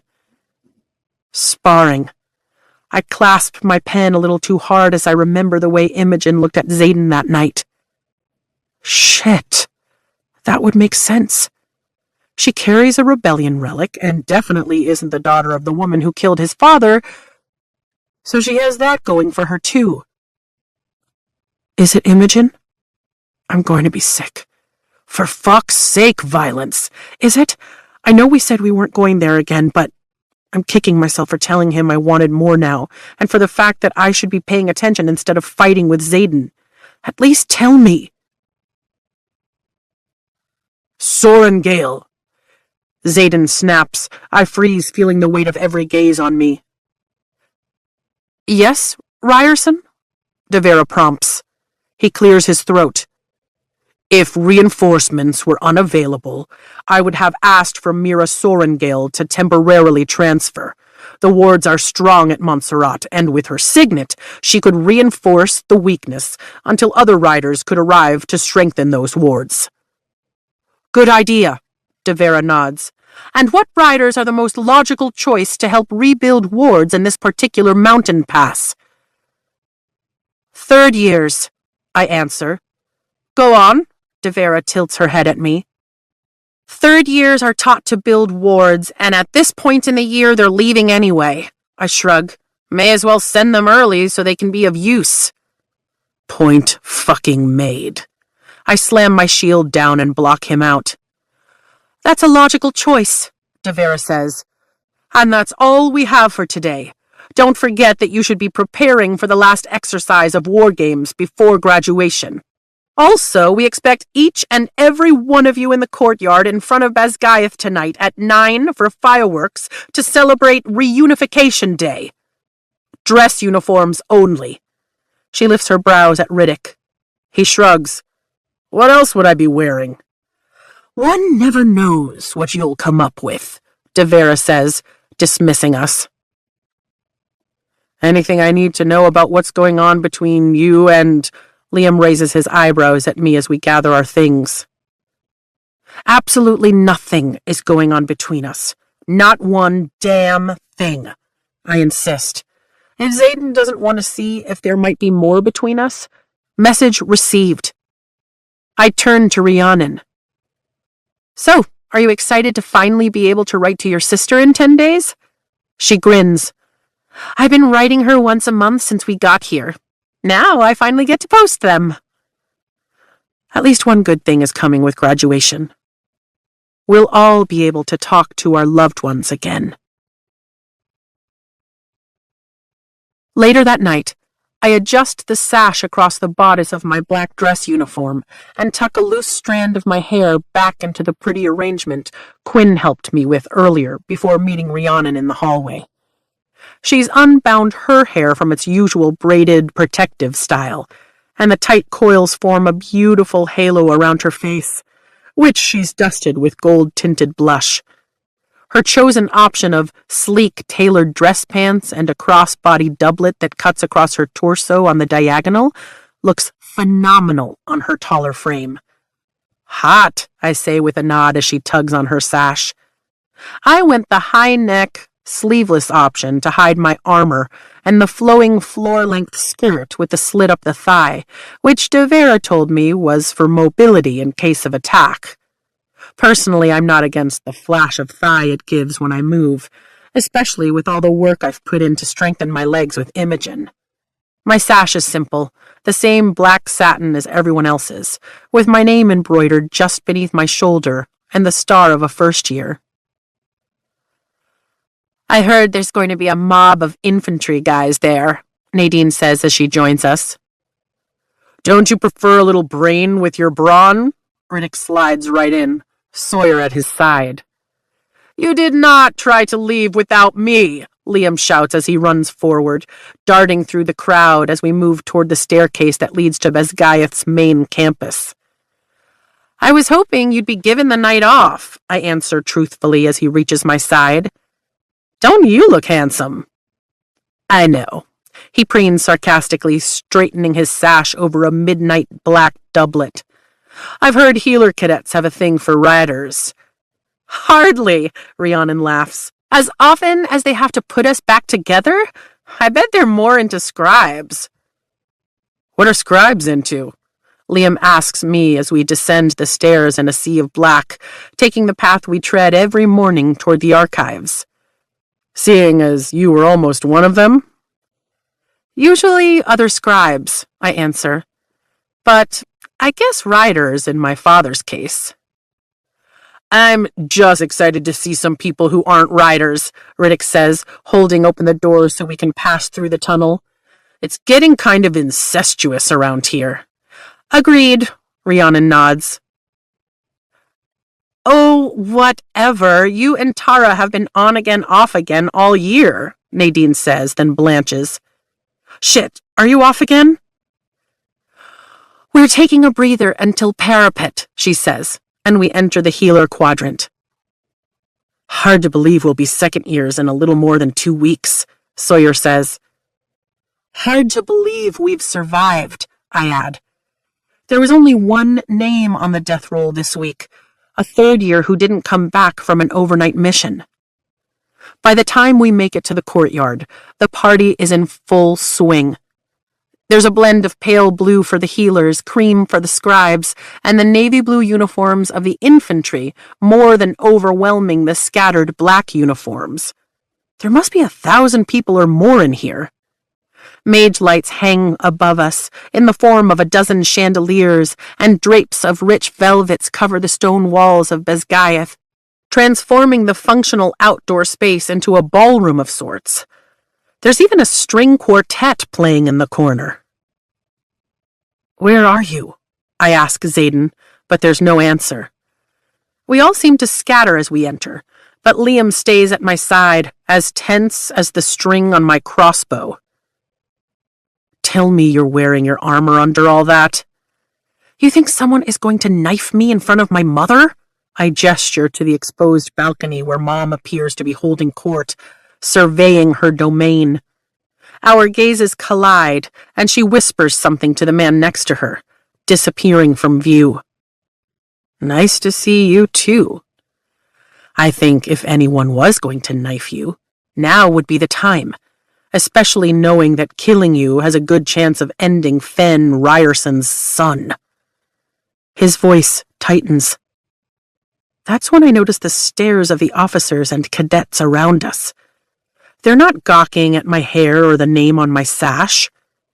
No, their gazes widen at Liam's wrist and the visible swirls of his rebellion relic. I hook my arm through his and lift my chin. I'm so sorry. There is absolutely nothing for you to be sorry about. He gives my hand a reassuring pat. Of course there is, I whisper. Oh, gods. Everyone is here to gather in celebration of the end of what he and the others call the apostasy. They're celebrating his mother's death. You can go. You should go. This is... I shake my head. I go where you go. His hand tightens over mine. A boulder lodges in my throat, and I scan the crowd, instinctively knowing that he's not here. There's no Garrick, no Bodhi, no Imogen, and definitely no Xaden. No wonder he was in such a shit mood today. This isn't fair to you. I glare at the infantry officer who has the nerve to look appalled at the sight of Liam's wrist. I highly doubt you enjoy celebrating the anniversary of your brother's death either. Liam holds himself with a dignity I could never imagine. Brennan would hate all of this. I gesture to the crowd. He was more about getting the work done than celebrating its completion. Yeah, sounds like... His words die, and I squeeze his arm tighter as I note the separating crowd before us. King Tari walks at my mother's side, and from the direction of his wide, toothy smile, he's headed this way. A purple sash crosses his doublet, pinned to his chest by a dozen medals he's never won from 100 battlefields he's never stepped foot on. Mom's medals are all earned, and they adorn her black sash like jewelry as it drapes across her high-necked, long-sleeved dress uniform. Go, I hiss at Liam in a whisper, forcing a smile for my mother's sake as General Melgren joins them. Melgren may be brilliant, but he's also unnerving as fuck to be around. When your greatest danger approaches, I think not. His spine straightens. I'm going to rip Xaden's gorgeous head off for forcing Liam through this. Your Majesty, I murmur, dropping a foot behind me like Mira taught me, and bending as I bow my head, noting that Liam has bowed at the waist. Your mother tells me you've bonded with not one but two exceptional dragons, King Tari says, smiling under his mustache. Yes, she is quite confident in your power, Melgren adds, his smile icy as he stares at me in blatant appraisal. I would not say the same at this time, I answer with a polite smile. I've spent enough time around egotistical generals, politicians, and royalty to know when to be humble. I'm still learning how to wield. Don't be so modest, daughter, Mom chides. From what her professors say, they've only seen a gift this powerful a few times in the last decade, in Brennan and the Ryerson boy. That boy is a 23-year-old man, but I know better than to correct her and put an even bigger target on Xaden's back. And your gift? King Tari asks Liam. Farsight, Your Majesty, Liam responds. Melgren's eyes narrow on Liam's exposed rebellion relic, then rise to his sash. Mari, as in Colonel Mari's son? I squeeze his arm tighter against mine in silent support, and Mom notices. Yes, General, though I was mostly brought up by Duke Lindell at Tervain. His jaw flexes, but that's the only physical sign of his discomfort. Ah, King Tari nods. Yes, Duke Lindell is a good man, a loyal man. The superiority in his air makes me want to snatch the medals off his chest. I have him to thank for my fortitude, Majesty. Liam plays the game well. Yes, you do. Melgren nods again, his gaze scanning the crowd. Now tell me, where is the Ryerson boy? I always like to lay my eyes on him once a year and make sure he's not causing trouble. No trouble, I answer, earning a swift glare from Mom. He's our wing leader, actually. He saved my life when we were on the front lines at Montserrat. By making me leave instead of staying to help, but still, he deserves the credit for me not distracting Mira and getting her, myself, and Tairn killed. Xaden's done more than save me. He believed me when I told him Amber led the unbondeds to my room. He had an entire arsenal of daggers crafted just for me. He designed a saddle for Tairn so I can ride into battle with my peers. He'd protected me when I needed and taught me to defend myself, so I wouldn't require protection forever. And when others are quick to stand in front of me, Xaden always stands at my side, trusting me to hold my own. But I don't say any of that. What's the point? Xaden wouldn't give a fuck what these people think of him. So I won't either. Instead, I just continue to offer a simpering smile, seemingly in awe of the powerful men before me. Their dragons are mated, Mom offers, her smile chilling. So she's grown quite close to him out of necessity. Out of lust and need and the ache in my chest I'm terrified to define. But sure, necessity works. That's excellent, King Tari beams. It's good to have a Sorengale on lookout for us. You'll let us know if he decides to... Oh, I don't know. He laughs. Start another war? Melgren is fully capable of seeing the outcome of any such absurdity, and yet he stares at Liam and me with unnerving focus. My entire body tenses. I can assure you he's loyal. So where is he? King Tari scans the courtyard. I asked that they all be here, all marked ones. But I just saw him a little earlier. I smile through the not-quite lie. Battle brief was earlier. I'd check the edges. He's not much for parties. Oh, look, there's Dane Atos, Mom says, nodding somewhere behind my shoulder. He'd be so humbled if you said hello, she prompts the king. Of course. The three of them walk off, leaving Liam and me standing in complete silence as we pivot to watch them, so we don't accidentally turn our backs on the king. I feel like I've just survived certain death, or at least some kind of natural disaster. I'm going to kill him for making you come to this, I mutter under my breath as Dane greets the king with perfect manners. Xaden didn't make me come. What? My gaze jumps to his. He'd never ask this of me. Never ask it of anyone. But I told him I would keep you safe, and that's what I'm doing. Keeping you safe. He flashes a crooked smile. You are a good friend, Liam Mari. I rest my head on his arm. You saved my life, Violet. The least I can do is grin and bear it through a fucking party. I'm not sure I can grin and bear it. Not with the way people constantly glance at his wrist, like he's the one who personally led the army to the border. Dane smiles as the king takes his leave, then glances over his shoulder, meeting my gaze and heading our way. He grins, and it's all too easy to remember how many events just like this we've attended together over the years. His touch is gentle when he cups my cheek. You look beautiful tonight, Vi. Thank you, I smile. You look fabulous yourself. His hand falls away as he turns to Liam. Has this one tried to escape yet? She's always hated these things. Not yet, but the evening is young, Liam replies.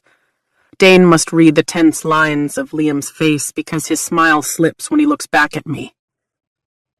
The staircase is about 5 feet to our right. I'll distract while you slip away. Thank you, I nod in thanks, offering him a soft smile. Let's get out of here, I say to Liam. Once we're out of the party and back in the rider's quadrant, I walk straight into the courtyard and ground, letting power swirl around and through me. I sense the golden energy from Andarna, the blazing power from Tairn that connects me to Sigale, and finally, the shimmering shadows of Xaden. I open my eyes, tracing the ebb and flow of that shimmering shadow, and I know he's somewhere in front of me. Liam, you know I adore you, right? Well, that's nice. Go away. I walk straight ahead through the courtyard. What? Liam catches up to me. I can't just leave you out here by yourself. No offense, but I can fry this entire place with a lightning bolt if I want to. And I need to see Xaden, so go. I pat his arm and keep striding toward the feeling, using it to guide me. I mean, your aim is shit, according to you, but I get the rest, he calls out, falling behind. I don't bother with a mage light as I pass the area where we usually stand in formation, and keep walking toward the figures lounging against the only opening in this God's forsaken wall. There's only one place Xaden can be. Tell me he's not out there, I say to Garrick and Bodhi, whose features I can barely see in the moonlight. I could tell you that, but I'd be lying, Bodhi remarks, rubbing the back of his neck. You're not going to want to see him. Not tonight, Sorengale. Garrick warns with a grimace. Self-preservation is a thing. Notice we're not with him and we're his best friends. Yeah, well, I'm his... I open my mouth and shut it a few times because... Fuck if I know what I am to him. But the longing that holds my heart hostage, this driving need to be at his side because I know he's suffering, no matter if it means throwing myself head first into uncertainty, I can't deny what he is to me. I kick off the leather slippers of my dress uniform. They're more of a hazard than anything. And in this wind, well, we'll see how it goes. I'm just... his. For the first time since last year, I step up onto the parapet. Chapter 32. A quote from Addendum 4.2. The Treaty of Arisha. As for the 107 innocents, the children of the executed officers, they now carry what shall be known as the rebellion relic, transferred by the dragon who carried out the king's justice. And to show the mercy of our great king, they will all be conscripted into the prestigious Riders Quadrant at Bezgaeth, so they may prove their loyalty to our kingdom with their service or with their death. Walking the parapet on conscription day is a certifiable risk. Walking the parapet in a dress uniform barefoot in the dark? Now this is madness. The first 10 feet, while I'm still inside the walls, are the easiest. And as I reach the edge, where the wind ruffles my skirt like a sail, I start to doubt my plan. It's going to be hard to get to Xaden if I fall to my death. But I see him sitting about a third of the way across the narrow stone bridge, staring up at the moon like it somehow adds to the burden he carries. And my heart fucking hurts. He had the lives of all 107 marked ones carved into his back, taking responsibility for them. But who takes responsibility, takes care of him? Everyone across the ravine is celebrating his father's death, and he's out here mourning it alone. When Brennan died, I had Mira and Dad, but Xaden's had no one. You don't really know me, not at my core. Isn't that how he replied when I told him that I'd end up falling for him? As if knowing him would somehow make me want him less. But everything I learn about him only makes me tumble harder and faster. Oh, gods, I know this feeling. Denying it doesn't make it any less true. My feelings are what they are. I haven't run from a challenge since I crossed this parapet a year ago, and I'm not about to start now. The last time I stood here, I was terrified, but the distance to the ground isn't what has my pulse pounding now. There's more than one way to fall. Shit, that ache in my chest burns brighter than the power coursing through my veins. I'm in love with Xaden. It doesn't matter that he's leaving soon, or that he probably doesn't feel the same for me. It doesn't even matter that he warned me not to fall for him. It's not an infatuation, our physical chemistry, or even the bond between our dragons that keeps me reaching in every way possible for this man. It's my reckless heart. I've kept out of his bed, out of his arms, because he's adamant I can't fall for him. But that ship has long sailed, so what's the point in holding back? Shouldn't I grab hold of every moment we can have while he's still here? I take the first step onto the narrow stone bridge and put my arms out for balance. It's just like walking along Tarn's spine, which I've done hundreds of times. Except I'm in a dress. And Tarn isn't going to catch me if I fall. He's going to be so pissed when he hears that I did this. Already am. Xaden's head snaps in my direction. Violence? I take a step, and then another, holding my frame upright with muscle memory I didn't have last year, and begin to cross. Xaden swings his legs up and then fucking jumps to his feet. Turn around right now, he shouts. Come with me. I call over the wind, bracing myself as a gust whips my skirt against my legs. Should have gone with the pants, I mutter and keep walking. He's already coming my way, his strides just as long and confident as if he was on solid ground, eating up the distance between us as I move forward slowly until we meet. What the fuck are you doing out here? He asks, locking his hands on my waist. He's in riding leathers, not a dress uniform, and he's never looked better.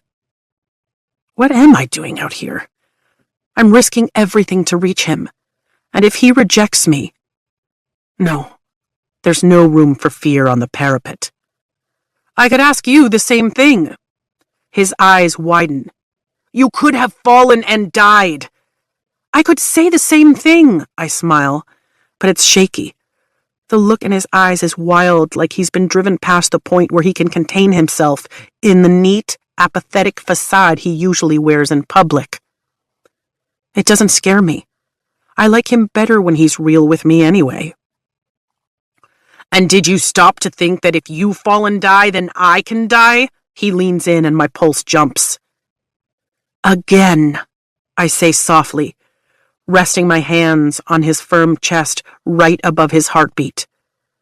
I could say the same thing. Even if Xaden's death wouldn't kill Sigale, I'm not sure I could survive it. Shadows rise darker than the night that surrounds us. You're forgetting that I wield shadows, Violence.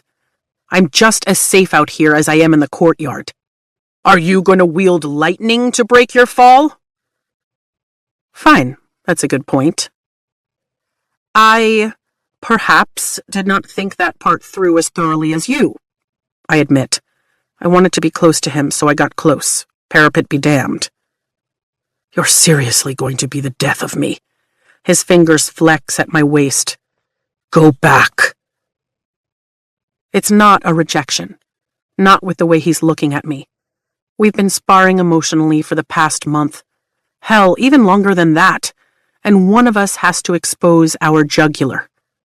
I finally trust him enough to know he won't go for the kill. Only if you do. I want to be wherever you are. And I mean it. Everyone else, everything else in the world can fall away, and I won't care as long as I'm with him. Violence. I know why you said you don't see a future for us. My heart races like it's trying to take flight as I blurt out the words. Do you?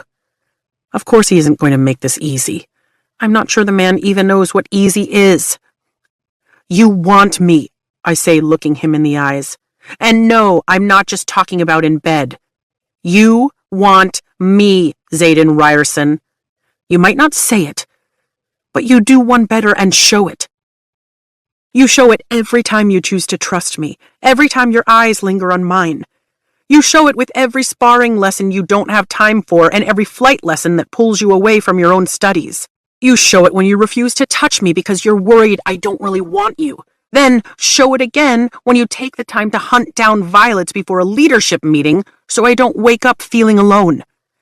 You show it in a million different ways. Please, don't deny it. His jaw flexes, but he doesn't deny it. You think we don't have a future because you're scared that I won't like who you really are behind all those walls you keep. And I'm scared too, I can admit it. You're graduating, I'm not. You'll be gone in a matter of weeks, and we're probably setting ourselves up for heartbreak. But if we let fear kill whatever this is between us, then we don't deserve it. I lift one hand to the back of his neck. I told you that I was the one who would decide when I'm ready to risk my heart. And I'm saying it. The way he looks at me, with the same mix of hope and apprehension currently flooding my system, gives me absolute life. You don't mean that, he says, shaking his head. And there he goes, sucking the life right out again. I mean it. If this is about the Imogen thing, it's not. I shake my head, the wind catching the curls Quinn spent so much time on. I know there's no one else. I wouldn't be walking the parapet in the middle of the night if I thought you were playing me. His brow furrows and he pulls me in closer against the warmth of his body. Then what made you even think that? Have to admit it pissed me off. I've given you exactly 0 reasons to think I'm in anyone else's bed. Which means he's only in mine. My own insecurities and the way she looked at you and Garrick sparring. You might not have a thing for her, but she definitely has one for you. I know that look. It's the same look I have when I'm watching you. Embarrassment heats my cheeks. I could change the subject or deflect, but it's not going to do our relationship, if that's even what this is, any favors if I hide my feelings, no matter how weak the irrational ones might make me seem. You're jealous, he bites back a smile. Maybe, I admit, then decide that answer is half-assed. Fine, yes, she's strong and fierce, and has that same ruthless streak you do. I've always thought she was a better match for you. I know the feeling well. He shakes his head. And you are strong and fierce and have a ruthless streak, too. Not to mention you're the smartest person I've ever met.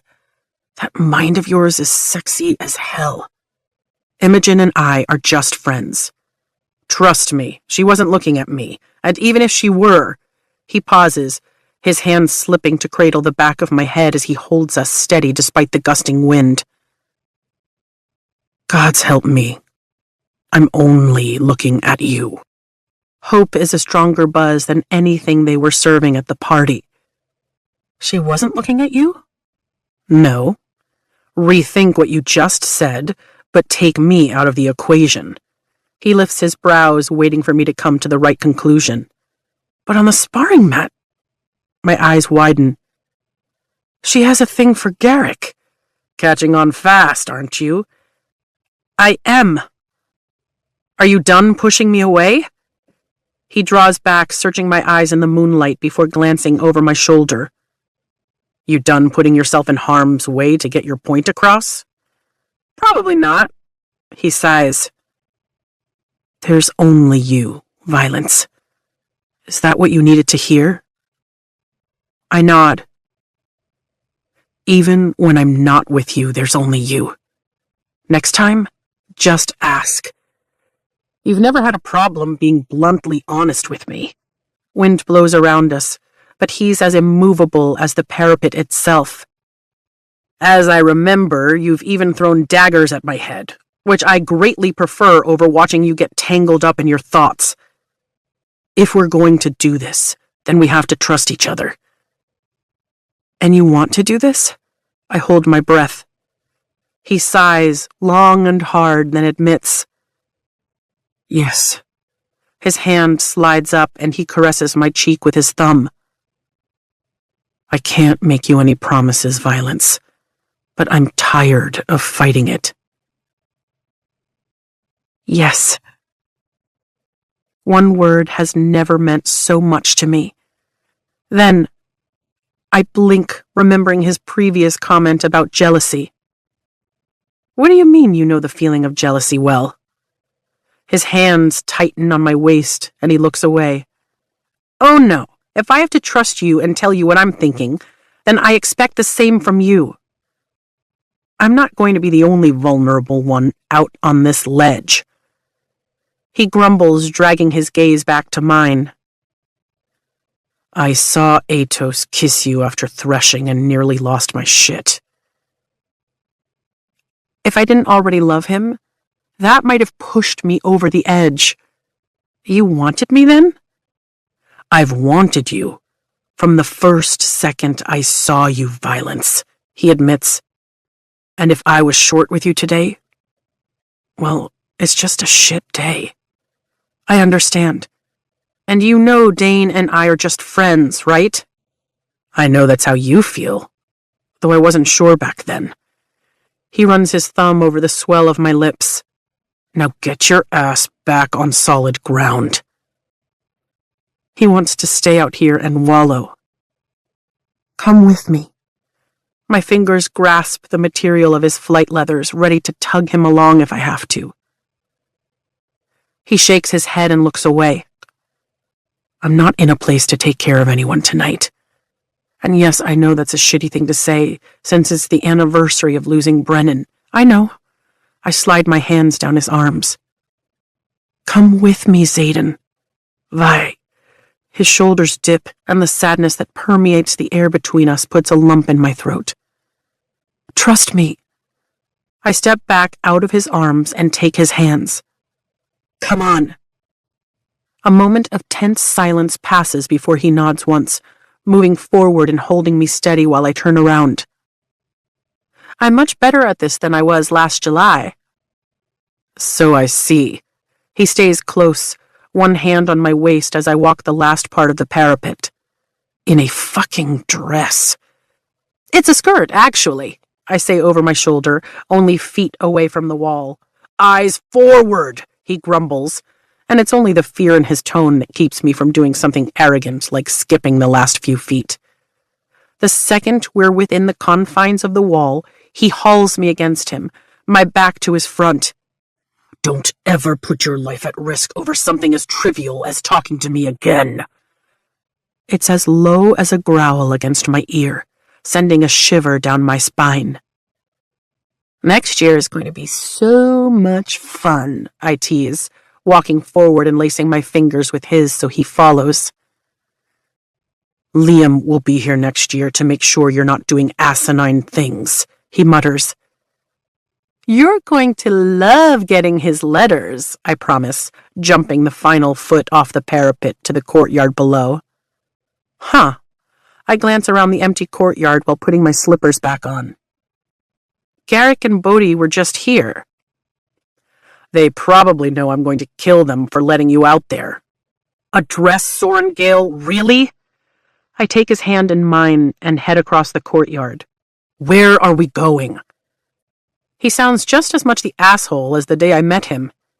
You're taking me to your room, I say over my shoulder as we approach the dormitory. I'm what?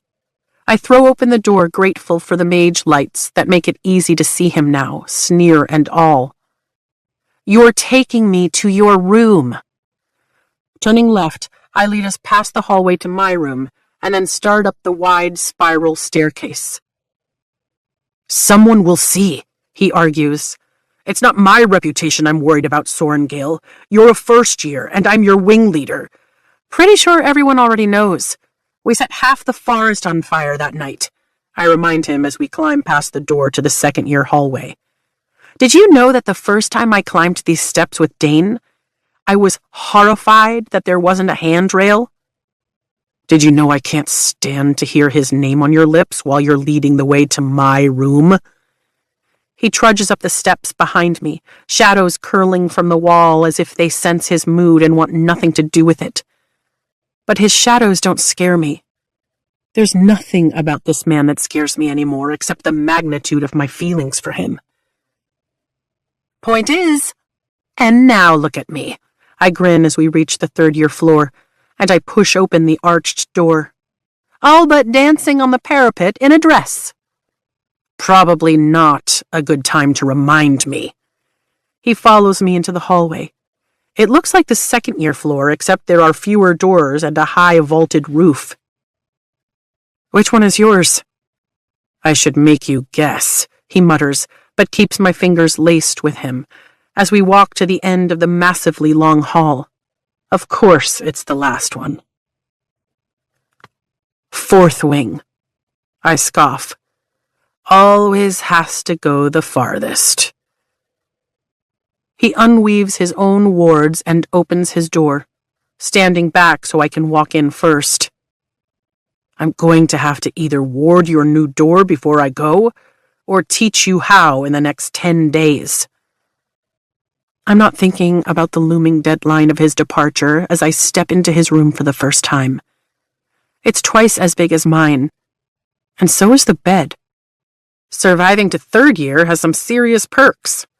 Or maybe the size reflects his rank, who knows.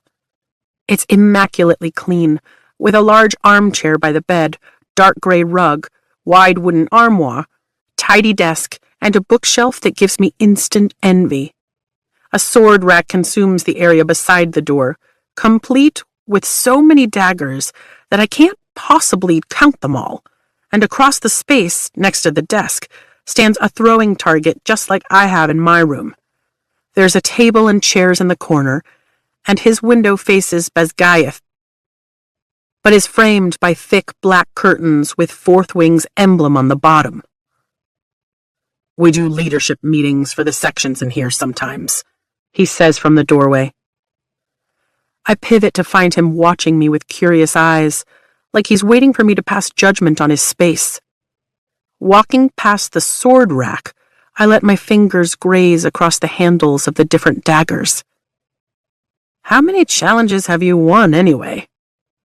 The better question is how many have I lost, he says, coming in and closing the door behind him. There's the ego I know and love so much, I mutter, making my way to the bed, which, just like mine, is outfitted in black. Have I told you how beautiful you look tonight? His voice lowers. If not, I'm a fool. Because you are magnificently beautiful. Heat rises in my cheeks and my mouth curves into a smile. Thank you. Now sit. I pat the edge of his bed. What? His eyebrows rise. Sit, I order, staring him down. I don't want to talk about it. I never said you had to. There's no need to ask what it is, nor am I going to let what happened nearly 6 years ago drive a wedge between us, not even for one night. To my absolute surprise, he does as I ask, sitting on the side of his bed. His long legs stretch out in front of him, and he leans back slightly on the heels of his hands. Now what? I move between his thighs and run my fingers through his hair. He closes his eyes and leans into my touch, and I swear I feel my heart crack wide open. Now, I take care of you. His eyes fly open, and gods, are they beautiful. I've memorized every gold fleck in those onyx depths, and it's a good thing, since I don't know where he'll be sent after graduation. Seeing him once every few days isn't the same as being able to touch him anytime I like. Leaving his hair, I sink to my knees before him. Violet? I'm just taking off your boots. A smirk plays at my lips as I unlace one, then the other, taking them off. I rise and carry his boots toward the armoire. You can just leave them there, he blurts. I put them on the floor next to the armoire and walk back. I wasn't going to go snooping through your clothes, and it's not like I haven't seen them all anyway. His gaze locks on my skirt, heating every time the slit reveals a section of my thigh. You've been wearing that all night? That's what you get for walking behind me, I tease, coming to stand between his thighs again. I can't really argue about the view from the back either. He tilts his chin to look up at me. Be quiet and let me get this off you. I undo the line of diagonal buttons across his chest and he shrugs out of the leathers. Were you flying tonight? It usually helps. He nods as I lean over to set them on the armchair. This day is always... I'm sorry. I look him in the eyes as I say it, hoping he knows how very much I mean it, as I return, reaching for his shirt. I'm sorry too. He lifts his arms and I tug the shirt off before putting it with the flight jacket. You have nothing to be sorry about.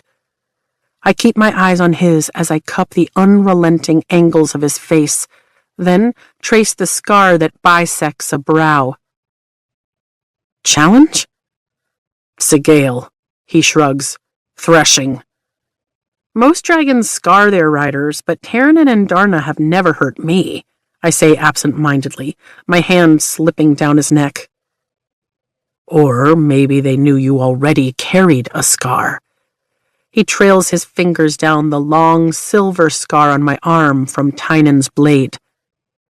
I wanted to fucking kill them, and instead I had to stand there and watch them go at you 3-on-1. I was at the edge of my control and ready to step in when Terran landed. It was only 2-on-1 once Jack ran, I reminded him. And you couldn't have interfered. It's against the rules, remember? But he took that step. That single step that told me he would have. A corner of his mouth quirks into one of the sexiest smirks I've ever seen. At the end of the day, you walked away with 2 dragons. His expression falls. 2 weeks from now, I won't even be here to watch when you're challenged, let alone do anything about it. I'll be fine, I promise. Whomever I can't beat in a challenge, I'll just poison. He doesn't laugh. Come on. Let's get you to bed. I lean in and kiss the scar on his eyebrow. It will be tomorrow when you wake up. I don't deserve you. His arm curls around my hips and he tugs me closer. But I'm going to keep you all the same. Good. I lean in and brush my lips over his. Because I think I'm in love with you. My heart beats erratically and panic claws up my ribcage, I shouldn't have said it. His eyes flare wide and his arms tighten around me. You think? Or you know? Be brave. Even if he doesn't feel the same, at least I will have spoken my truth. I know. I'm so wildly in love with you that I can't imagine what my life would even look like without you in it. And I probably shouldn't have said that, but if we're doing this, then we're starting from a place of complete honesty. He crushes his mouth to mine and pulls me fully into his lap so I'm straddling him. He kisses me so deep that I lose myself in it, in him. There are no words as he takes off my sash, my top, and unbuttons my skirt, all without breaking the kiss. Stand, he says against my lips. Zayden, my heart thunders. I fucking need you, Violet, right now. And I don't need anyone, so I'm not quite sure how to handle this feeling, but I'm giving it my best. And if you don't want this tonight, that's fine, but I'm going to need you to walk out that door right now, because if you don't, I'm going to have you naked on your back in the next 2 minutes. The intensity in his eyes and the vehemence of his words should frighten me, but they don't. Even if this man loses every ounce of his self-control, I know he'll never hurt me. Not with his body, at least. Walk away or stay, but either way, I need you to stand up, he begs. I think 2 minutes might be overestimating your skills with a corset. I glance down at my armor. He grins and lifts me from his lap. My feet hit the floor. I'm timing you. Is that 1, 2? I hold up my fingers. 3, he's on his feet in a heartbeat, and then his mouth is on mine, and I stop counting. I'm too busy chasing the strokes of his tongue, feeling the ripple of his muscles beneath my fingertips to give a shit where my clothes are going. I feel air rush against my legs as my skirt hits the floor, and I help him out by kicking off my slippers while I suck on his tongue. He groans, his hands flying over my back. Laces loosen in record time, and the corset falls to the floor, leaving me in my underwear since there wasn't much else fitting underneath the dress uniform. Daggers, both his and mine, hit the ground as he unstraps the sheaths at my thighs and undoes his own. It's a glorious cacophony of metal until we're both naked and he's kissing me, breathless. Then his hands are in my hair, and pins fly until the mass falls down my back unbound. He pulls back only long enough to rake his ravenous gaze down my body. So fucking beautiful. I think that might have been a little longer than 2, I start, but he grabs the back of my thighs and lifts, sweeping my feet out from underneath me. My back hits the bed with a slight bounce, and honestly, I should have seen that move coming, given he's been putting me on my back for the better part of a year now. Still counting? He asks, dropping to his knees beside the bed and dragging me across the soft coverlet to the edge. Do you need me to keep score? I tease as my ass hits the end of the bed. Feel free, he grins, and before I can get another word in, his mouth is between my thighs. I suck in a sharp breath and throw my head back at the sheer pleasure of his tongue, licking and swirling around my clit. Oh, God. Which one are you calling out for? He asks against my flesh. Because it's just you and me in this room, Vi, and I don't share. You. My fingers tangle in his hair. I'm calling out for you. I appreciate the elevation to deity, but my name will do. He licks me from entrance to clit, finally flicking his tongue over that sensitive bud, and I moan. Fuck, you taste good. He lifts my thighs up onto his shoulders and settles in like he has nowhere else to be tonight. Then he absolutely devours me with tongue and teeth. Pleasure, hot and insistent, spirals in my stomach, and I'm lost in sensation, my hips rising and falling as I chase the high he drives me toward with every expert stab of his tongue. My thighs tremble when he takes up a rhythm against my clit and drives 2 fingers inside me. They lock when he strokes his fingers in time with his tongue. Mindless. I'm simply mindless. Power rushes through me in a deluge, mingling with the pleasure until they're one and the same, and when he tips me over the edge of oblivion, it's his name I scream as that power whips outward with every wave of my climax. Thunder booms, shaking the paneled glass in Zayden's windows. "That's one," he says, kissing his way up my limp body. "Though I do think we're going to have to work on the fireworks show, or people are always going to know what we're doing." "Your mouth is—" I shake my head as his hands slide under me, moving us to the center of his bed. "There are no words for that." "Delicious," he whispers, his lips skimming the plane of my stomach. "You are absolutely delicious. I never should have waited this long to get my mouth on you." I gasp when he sucks the peak of my breast into his mouth, his tongue lashing and stroking my nipple as he works the other between thumb and forefinger, setting a whole new fire within me built on the embers of the first.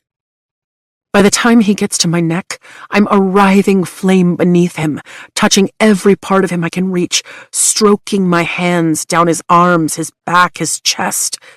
God, this man is incredible. Every line of him carved for battle and built by sparring and swordplay. Our mouths meet in a deep kiss, and I can taste us both in it as I draw my knees upward, settling his hips right where they're meant to be, between my thighs. "Violet," he groans, and I can feel the head of him at my entrance. "I don't get equal time to play," I tease, arching my hips so he slides against me and makes my own breath catch with emotion. He nips my lower lip. "You can play all you want later, if I can have you right now." "Yeah, that's a plan I can get with." "You already have me." His gaze collides with mine as he hovers above me, bracing his weight to keep from crushing me. "You have everything I have to give." "That's enough. For now." I nod, arching my hips again. Eyes lock with mine. He pushes into me with one long roll of his hips, consuming every inch and then taking another until he's seated to the hilt.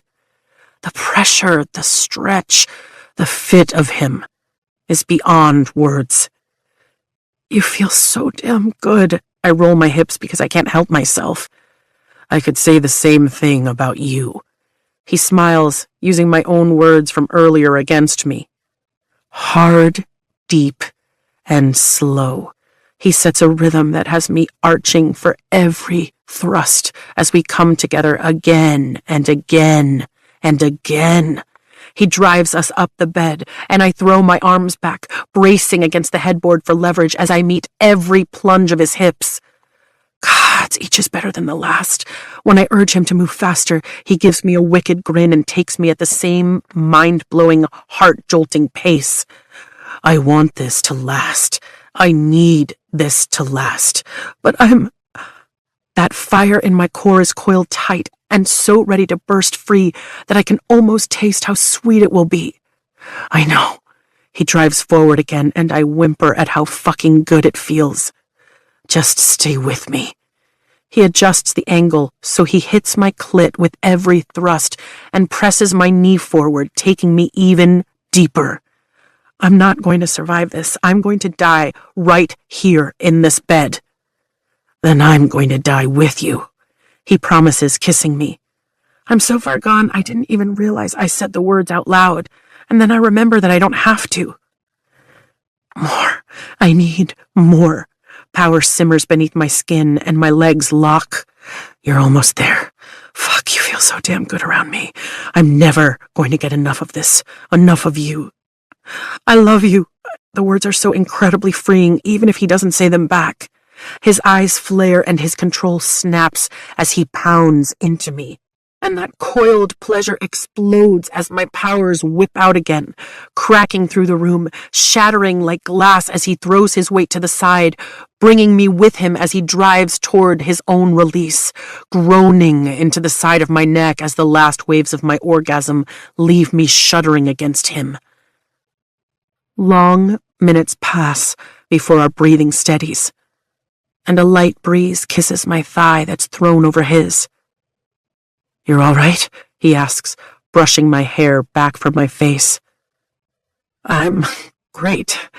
You're great. That was..." "Great," he supplies. "Exactly." I was going to use the word explosive, but I think great covers it. His fingers tangle in my hair.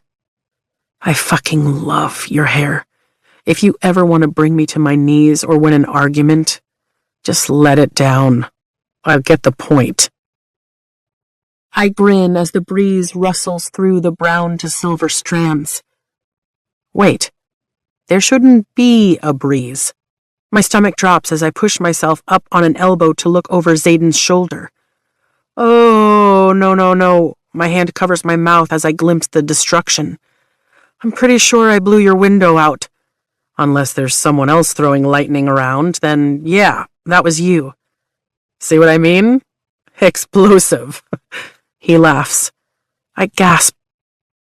That's why he threw himself sideways, to shield me from my own wreckage. "I'm so sorry." I scan over the damage, but there's only sand on the bed. "I'm going to have to get that under control." I threw up a shield. Don't worry about it. He pulls me back in for a kiss. "What are we going to do?" Repairing a window is on a whole different level from replacing an armoire. "Right now?" He strokes my hair back from my face again. "That was 2, if we're still counting. And I say we clean up, get the sand out of the bed, and get you to 3. Maybe 4 if you're still awake." My jaw drops. "After I just shattered your window?" He smiles and shrugs. "I've got us covered, just in case you decide to take out the dresser next." I gaze down at his body, and the craving for him ignites again. How could it not when he looks like the gods blessed him and feels like the gods blessed me? "Yeah, let's go for 3. We're going for 5, my hips in Zayden's hands while I slowly ride him, when I trail my fingers down the black swirls of the relic on his neck. I'm not sure how either of us is still moving, and yet we can't seem to stop tonight. Can't get enough. "It really is beautiful," I tell him, rising up only to sink back down again, taking him deep within me. His dark eyes flare as his hands flex. I used to think of it as a curse, but now I realize it's a gift. He arches his hips, hitting me at a sublime angle. A gift? Gods, he's robbing me of every thought. Someone pounds on the door. "Go the fuck away!" Zayden snarls, reaching up my back and hooking onto my shoulder to pull me down into his next thrust. I fall forward, muffling my moan in his neck. I really wish I could. There's enough regret in the voice that I believe it. "Someone better be dead if I get out of this bed, Garrick," Zayden retorts. "I think there's a lot of people dead, which is why they're calling the full quadrant to formation, jackass," Garrick growls. Both Zayden and I startle, our gazes colliding in shock. I slide off him, and Zayden covers me with his blanket before shoving his legs into his leathers and striding for the door. "What the fuck are you talking about?" he asks through a tiny opening in the door. "Grab your flight leathers, and you better bring Sorengale with you, too," Garrick says. "We're under attack." Chapter 33. A quote from Major Offendra's Guide to the Writer's Quadrant, unauthorized edition. Inability to control a powerful signet is just as dangerous to a writer and everyone in their vicinity as never manifesting one. I've never gotten dressed so fast in my entire life, and I'm not even bothering with the thigh sheaths. "What time is it?" I ask Zayden, pulling on my formal dress and slippers and blowing my hair out of my face. Mandatory urgent formation for the entire quadrant means now. The words are falling, How many Navarians are we going to lose? 4:15. He finishes lacing his boots, already armed to the teeth, as I'm picking up my sheaths, pretty sure I'm missing one of them. You're going to freeze out there. I'll be fine. I drop to my knees and locate the missing dagger, hauling it out by the strap of the sheath before standing again. Here. Xaden throws one of his flight jackets over me, trapping my hair.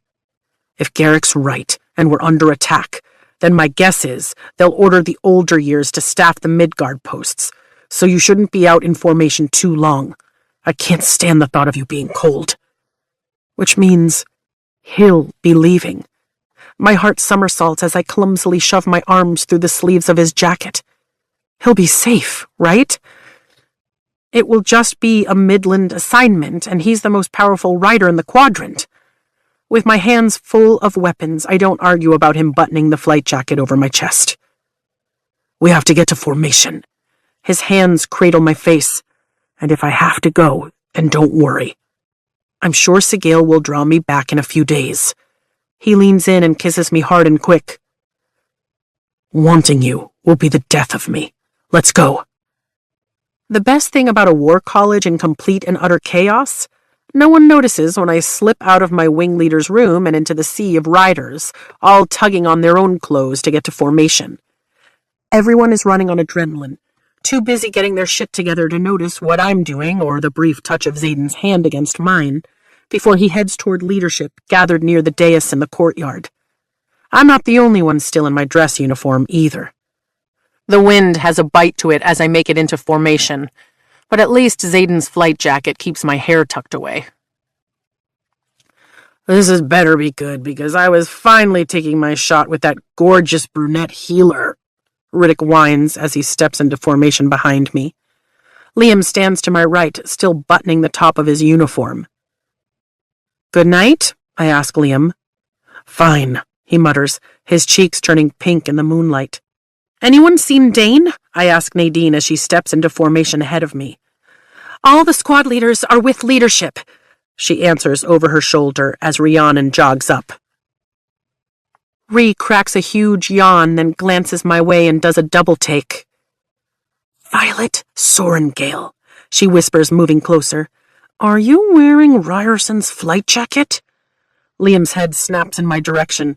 Curse his stupidly good hearing. Why would you say that? I do a shitty job of feigning shock and shove the sheaths into every available pocket in this thing. All three of them, which are considerably deeper than the ones in my own jacket. Oh, I don't know, because it's huge on you and there are 3 stars right here. She taps where there's only 1 star on her uniform. Well, shit. Just goes to show that neither of us was thinking clearly. It could be any 3rd years, I shrug. With a 4th wing shield on the shoulder? She cocks an eyebrow. That does limit it a bit, I agree. And a wing leader emblem beneath those stars? She teases. Fine, it's his, I whisper quickly as Commandant Panchek takes the dais, followed by Dane's father and the wing leaders. Xaden's damn good at keeping his eyes off me, but I can't say the same, especially when there's little doubt he's about to be sent away, and I can still feel his mouth on my skin. I knew it! Rhi grins. Tell me it's good. I broke his window. I wince, and my cheeks heat. Like, you threw something at it? Her brow knits. No, as in, lightning struck. A lot, and I shattered his window. I glance toward the dais. And look, there he is now, all calm, cool, and collected. My chest tightens as I wonder which is the real version of him. The one standing up there in complete control, ready to command his wing? Or the one I had inside me less than a half hour ago? The one who declared that he doesn't deserve me, but is going to keep me? Xaden looks anything but pleased, and his gaze locks with mine for a millisecond. Fucking war games. Relief and disbelief hit me in equal measure. You're kidding me. We got hauled out of bed for war games? Nope. Damn, Rhiannon grins. I wish someone made me shatter windows. I turn toward her, rolling my eyes. Oh, please, you've had way more. Hey, Atos, Rhiannon says, leaning on my shoulder and quickly draping her hand over my collarbone to hide Xaden's insignia and rank. Good morning, huh? Dane looks at Rhiannon like she's drunk too much mead as he approaches the squad. Not really, no. He glances over the rest of us. I know it's early, or late, depending on your night, but we've spent all year training for this. So wake the hell up. He turns to face the dais as Panchek takes the podium. Thanks, I whisper to Rhiannon as she stands back at my side. I'm not up for listening to Dane lecture me about my choices. Not tonight. Riders Quadrant, Panchek shouts, his voice carrying across the courtyard. Welcome to the last event of this year's War Games. A murmur rips through the formation.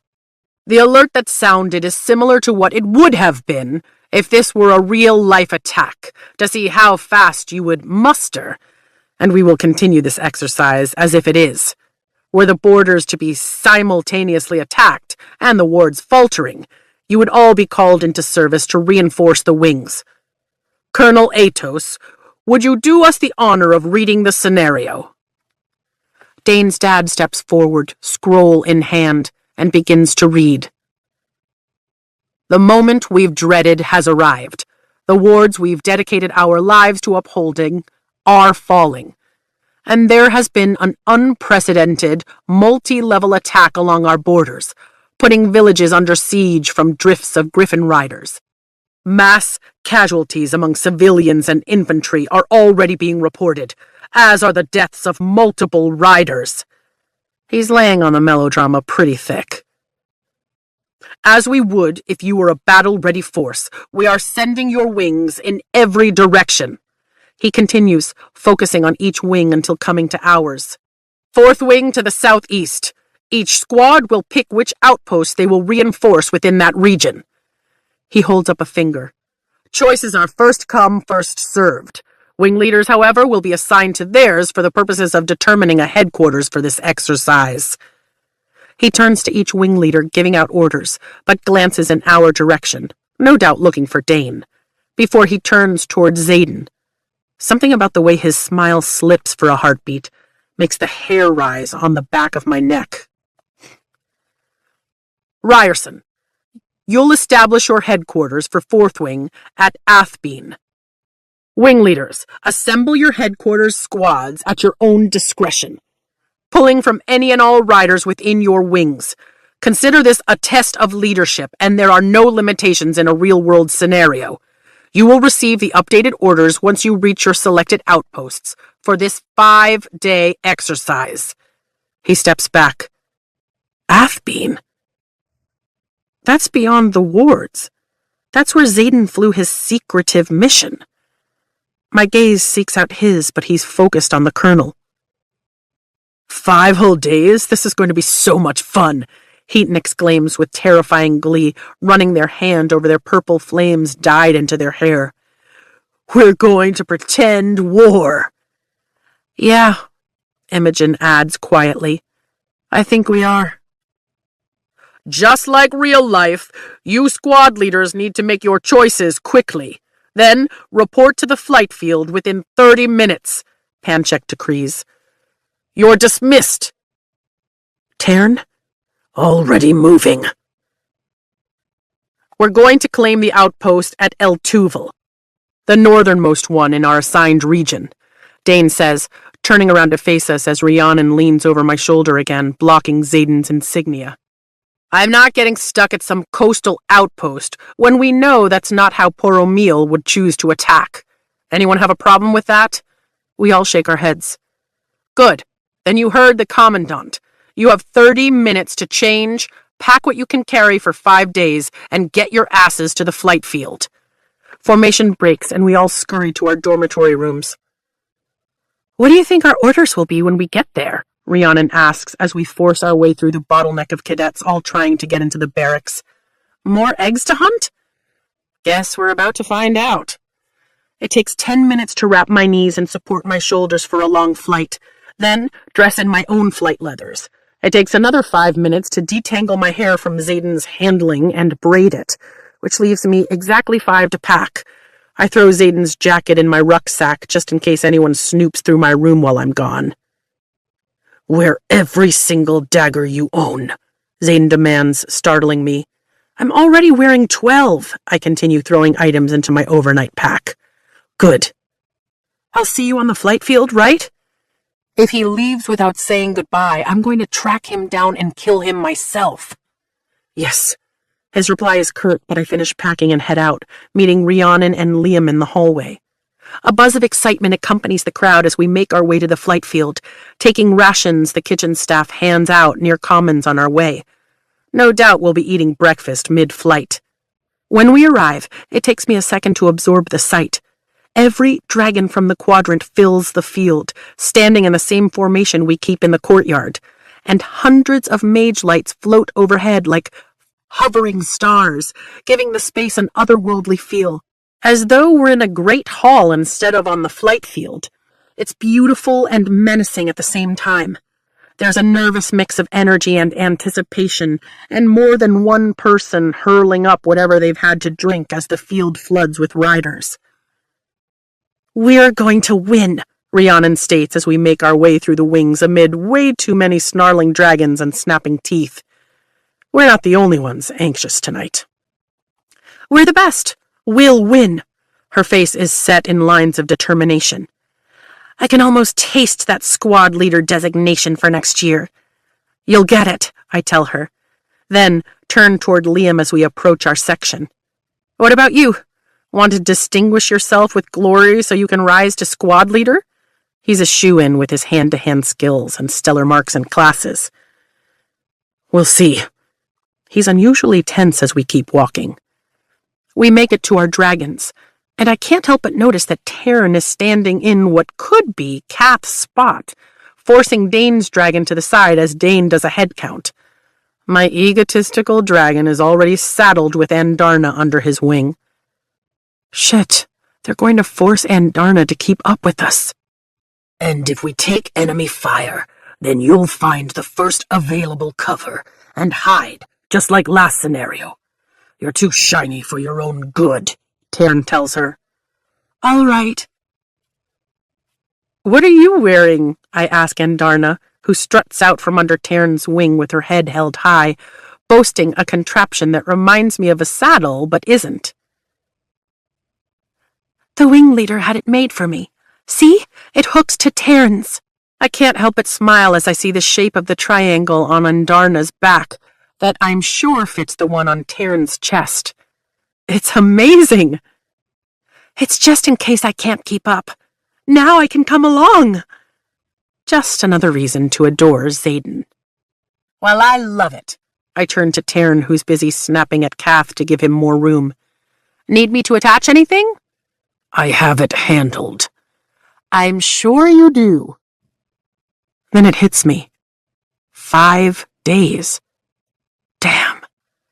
Are you going to be all right if you're separate? Second squad, Dane calls out. Prepare for a 4-hour first leg of our flight. We'll need to keep a tight formation for the first 15 minutes as the squads disperse. He glances my way, then over my shoulder. Wing leader?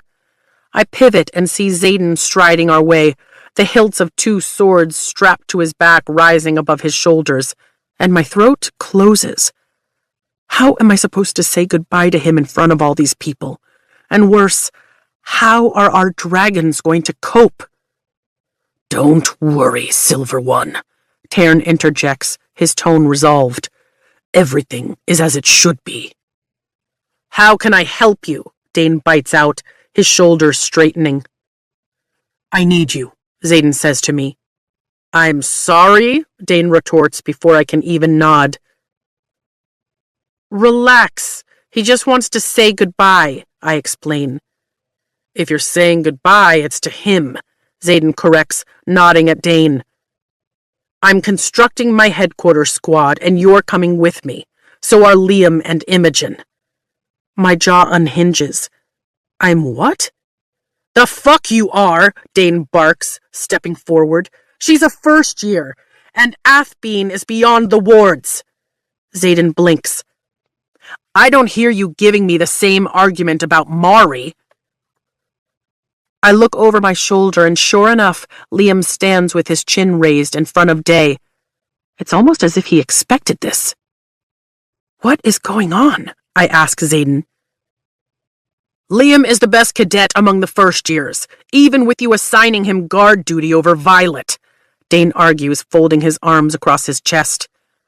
And Sorengale wields lightning, Xaden counters, taking a step closer so his arm brushes my shoulder. And not that I owe you an explanation, second year. Because I don't. But Sigale and Tern can't be separated for longer than a few days. Of course. Now it makes sense. That you know of, Dane exclaims. Or can you honestly tell me Sigale was at her wit's end when you showed up at Montserrat? You've never fully tested how long they can be apart. Feel like asking her yourself? Xaden quips, arching a brow. A low growl rumbles as Sigale stalks forward. Menace gleaming in her eyes. My heart launches into my throat on Dane's behalf. It doesn't matter how often I'm around her. There's always a part of me that sees her as the death sentence she is. Don't do this. Riders are known to die during war games, and she's safer with me, Dane argues. Anything could happen once we're away from Bezgaeth, let alone you taking her beyond the wards. I'm not dignifying that with a response. This is an order. Dane's eyes narrow. Or has this been your plan all along? To separate her from her squad so you can use her to get your need for revenge on her mother? Dane! I shake my head at him. You know that's not going to happen. Do I? He fires back. He's made a big deal out of the whole if she dies, I die thing. But do you know it for a fact? Do you know Tern won't survive your death? Or has it all been a ploy to earn your trust, Violet? I suck in a sharp breath. You need to stop right now. Please, do quit while you're behind, Atos, Xaden seethes. You want the truth? She's a fuck of a lot safer with me beyond the wards than she is with you within them. We both know it. The look in his eyes is similar to the one in Sigale's, and it dawns on me why she chose him. They're both ruthless, both willing to annihilate whatever stands between them and what they want. And Dane is in Xaden's path. Stop! I put my hand on Xaden's arm. Xaden, stop. If you want me to go with you, I'll go. It's that simple. His gaze shifts to meet mine and immediately softens. No fucking way, Dane whispers, but it reverberates in my bones like a lightning strike. I pivot, dropping my hand from Xaden's arm, but it's obvious by Dane's expression that he now knows there's something between Xaden and me, and he's hurt. My stomach hits the ground. Dane! Him? Dane's eyes widen and his face flushes. You and him? He shakes his head. People talk, and I thought that's all it was, but you... Disappointment drops his shoulders. Don't go, Violet, please. He's going to get you killed. I know you think Xaden has ulterior motives, but I trust him. He's had every opportunity and has never hurt me. I move toward Dane. At some point, you have to let this go. Dane looks horrified for a second, but quickly masks it. If he's what you choose, he sighs. Then I guess that has to be enough for me, doesn't it? Yes, I nod. Thank God all this nonsense is about to be past us. He swallows hard and leans in to whisper. I'll miss you, Violet. Then he pivots on his heel and heads for Kath. Thank you for trusting me, Xaden says as I reach Tern's foreleg. Always. We have to ride. He pauses like he's going to say more, but turns away instead. As he heads back to Sigale, I can't help but note both of the important men are walking away from me right now, in opposite directions. And given the one I've chosen to follow, my life is about to change forever. Chapter 34.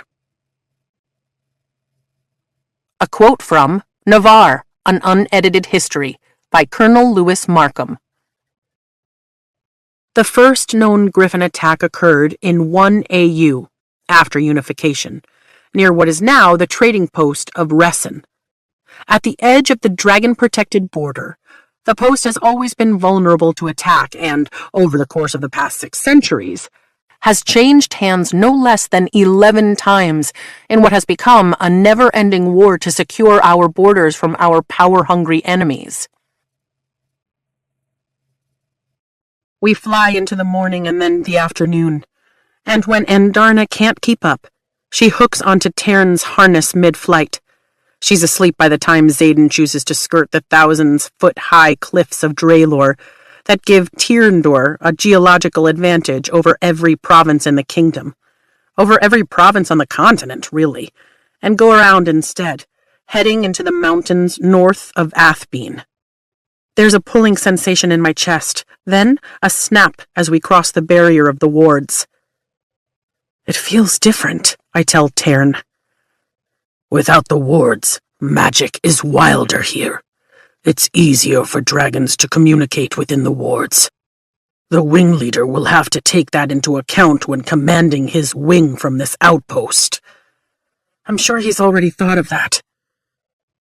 It's nearly 1 o'clock in the afternoon as we approach Athbeen, stopping, at the orders of the dragons, at a lake closest to the outpost so they can drink. The surface of the lake is smooth as glass, reflecting the jagged peaks in front of us with breathtaking accuracy before the riot lands on the shoreline and sends ripples over the water in tiny shockwaves. A thick forest of trees and heavy boulders surround one edge of the water, and nearby grass is trampled, which means we're not the first riot to rest here. There are 10 dragons in all with us, and though I might not recognize each one of them, I know that Liam and I are the only first years in the group. Day lands beside Tern, and Liam jumps from his seat like we haven't just spent 7 hours in the sky. You both need to drink and probably eat something, I tell them as I unbuckle from the saddle. My thighs are sore and cramping, but it's not quite as bad as it was at Montserrat. The extra hours in the saddle this last month have helped. Tern pops a talon onto a latch, and Andarna plops to the ground, shaking her head, body, then tail. And you need to sleep, Tern replies. You've been up all night. I'll sleep when you do. Navigating his spikes carefully, I slide down his foreleg to the mossy edge of the shore. I can go for days without sleep. I'd rather you not fire off lightning bolts out of sleep deprivation. It's on the tip of my tongue to retort that it takes effort to wield lightning, but after I shattered Xaden's window last night, I'm not sure I have any expertise on the subject. Or maybe it's just Xaden who makes me lose control. Either way, I'm dangerous to be around. I'm surprised Carr hasn't given up on me. It's strange to be beyond the wards, I say, changing the subject. Tern's talons dig into the soil as Liam approaches, stretching his neck high above his shoulders. From the general agitation of the riot, I wonder if it's something they all feel, this wrongness in the air that has the hairs on the back of my neck standing on end. We're 20 minutes out from Athbeen, so hydrate. We have no idea what kind of scenario is waiting for us, Xaden calls out, his voice carrying over the squad. You doing all right?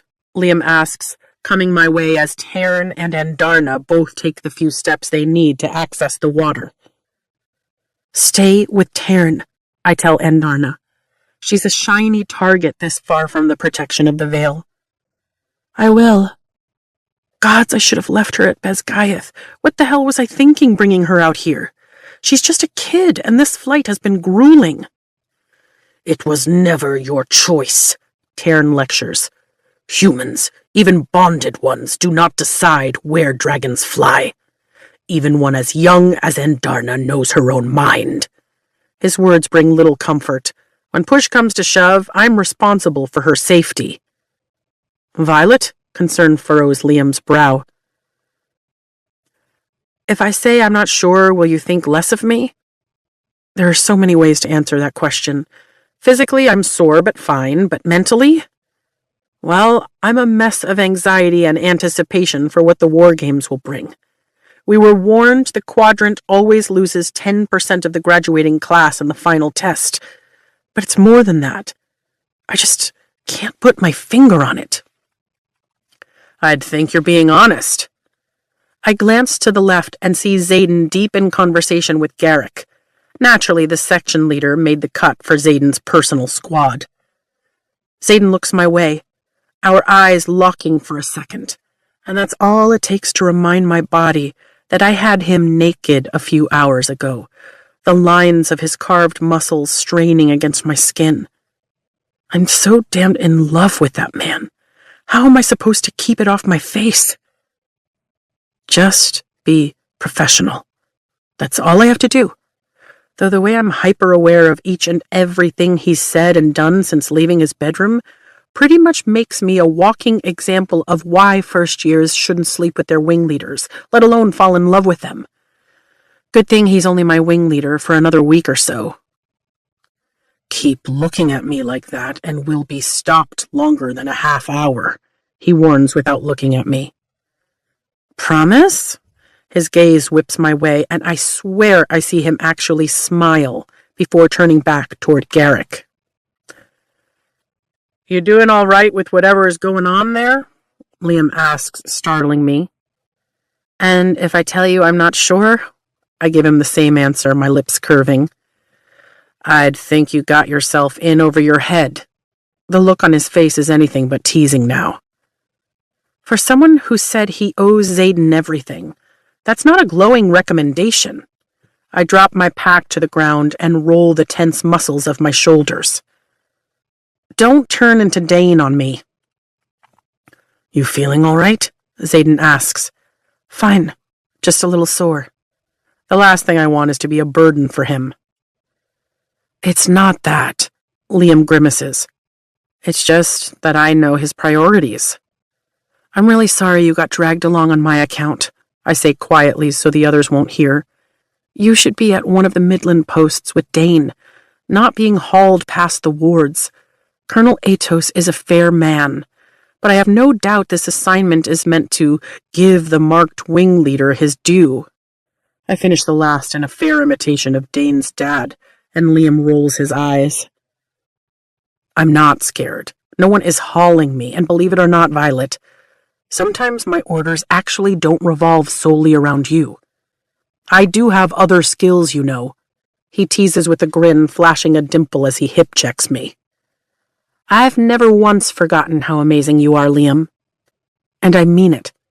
He coughs and I gesture him off. Now, I need a moment of privacy. He bows with a wave of a hand, as though introducing me to the forest behind us, and I head off into their shadowy depths. When I return to the shore of the lake, Xaden walks away from Garrick and holds out his hand as he approaches.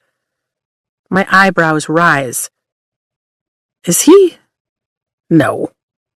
He wouldn't, not in front of the 8 other cadets. He laces his fingers with mine. Guess he would. It's more than the touch of his skin that has my pulse leaping. He's breaking his own rule. I glance pointedly toward where the others are gathered, all in various states of relaxation by the shore, but my hand tightens around his. None of them is going to say a single word about you, or us. I trust every single person here with my life, he says, leading me toward a cluster of boulders almost twice his height on the far side of the lake. People talk. Let them. I'm not ashamed of loving him, and I can handle any mean-spirited gossip that comes my way. You say that now, his jaw flexes. Did you get enough to drink or eat? I brought everything I needed in my pack. You don't have to worry about me. Worrying about you is 99% of what I do. His thumb strokes the back of my hand. When we make it to the outpost, I want you to rest after we get our scenario objective. Liam will stay, while I most likely take the third years out to patrol. I want to help, I immediately protest. Wasn't that why he brought me, for my lightning? Not that I'm exactly winning any accuracy awards, but still. You can after you rest up. You have to be at full strength to wield that signet of yours, or you'll risk burning out. Taryn is too powerful. He makes a decent point, but it doesn't mean I have to like it. Once we're out of sight of the others, he backs me against the largest boulder and then lowers into a crouch before me. What are you doing? I run my fingers through his hair just because I can.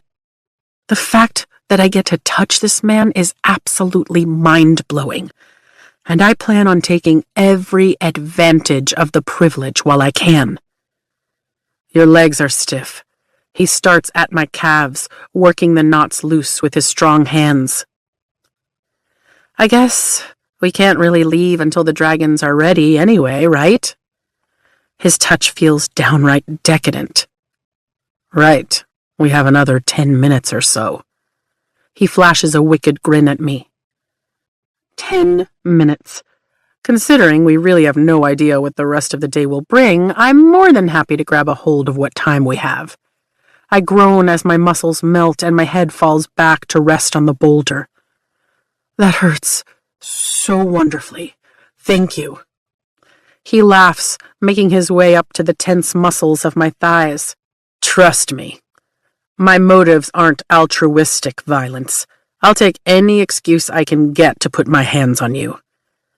The scruff on his cheek scrapes my palms as I slide my hands down the sides of his face to cup the back of his neck. The feeling is more than mutual. His breathing changes when he reaches the top of my thighs, his fingers kneading my muscles into outright submission. I'm sorry about this morning. What? He looks up at me, the sunlight catching the gold specks in his eyes, and arches his scarred brow. We were in the middle of something, if you don't remember. A slow smile spreads across my face. Oh, I remember. The top button of his flight jacket is undone, and I grab the fabric and tug him toward me. At what point is this constant craving for him going to be assuaged? I've had him multiple times in the past 24 hours, and could still go another round, or 3. Is it wrong to wish we'd had time to finish? Not sure I'll ever be finished. He rises, every plane of his body caressing mine on the way up. I'm way too fucking greedy when it comes to you. He slants his head over mine and blurs out the rest of the world with a slow, luxurious kiss. His tongue slides between my parted lips to glide against mine, like he has absolutely no other plans for the day but to memorize every corner of my mouth. My entire body flares to life, then starts to simmer when he kisses a path down my throat. He palms my waist, pulling my curves flush with his hard angles, and I'm nothing but heat and need. My heart pounds so hard it sounds like wing beats in my ears. Gods, I'll never get enough of this. He groans, one hand sliding to my ass. Tell me what you're thinking. I wind my arms around his neck. I was thinking you are exactly as I predicted the first time you took me in my room. Oh, yeah? He draws back, curiosity sparking in his eyes. And what exactly was that? A very dangerous addiction. My gaze skims over the silver line of his scar, the thick lashes so many women would kill for, and over the bump in his nose to that perfectly sculpted mouth. I've already told him that I love him, so it's not like I'm keeping secrets over here. Hell, compared to him, I'm an open book. Impossible to sate. His eyes darken. I'm going to keep you, he promises, just like he did last night. Or was it this morning? You're mine, Violet. I lift my chin. Only if you're mine. I've been yours for longer than you could ever imagine. As if the words untether him, he clutches the nape of my neck and kisses me long and hard, stealing every breath, every thought beyond the sweep of his tongue and the rising tide of need that heats my skin.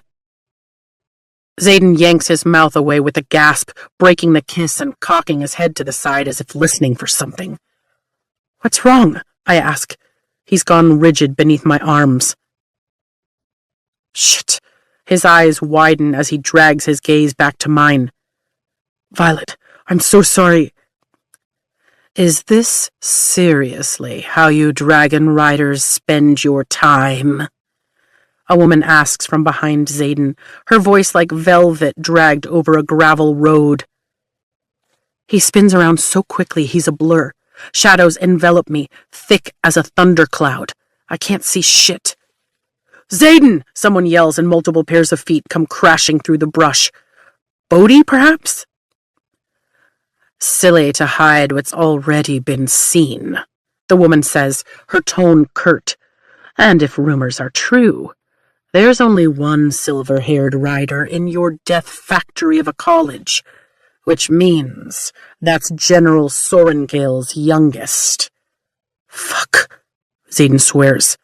I need you to stay calm, Violence. Calm? Shadows fall away, and I leave my hands loose at my sides in case I need to grab a dagger or wield, sidestepping Xaden so I can see. A pair of griffin riders stands in the meadow about 30 feet away, their beasts eerily silent behind them. They're a third of the size of our dragons, but those beaks and claws look capable of shredding skin and scale just the same. Tern! Coming! Stay with Sigale, I order Andarna. The griffins look tasty from here, she responds. They're the same size you are, no! A fucking Sorengale. The woman looks only a few years older than me, but she has the look of a veteran rider. She arches a dark brow, looking at me like I'm something that needs to be shoveled out of the horse stalls. The sound of beating wings fills the air as a handful of dragon riders barrel into the space around us.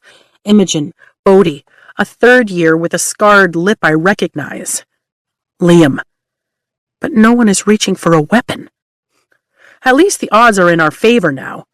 Power unfurls under my skin, and I throw open that archive's door, letting energy rush over me in a torrent of scalding heat. The sky crackles. No! Xaden turns and hauls me against his chest, wrapping his arms around me and pinning my arms to my sides. What are you doing? I throw my weight against Xaden, but it's no use. He has me locked down tight. A gust of wind hits my right side as Tern lands.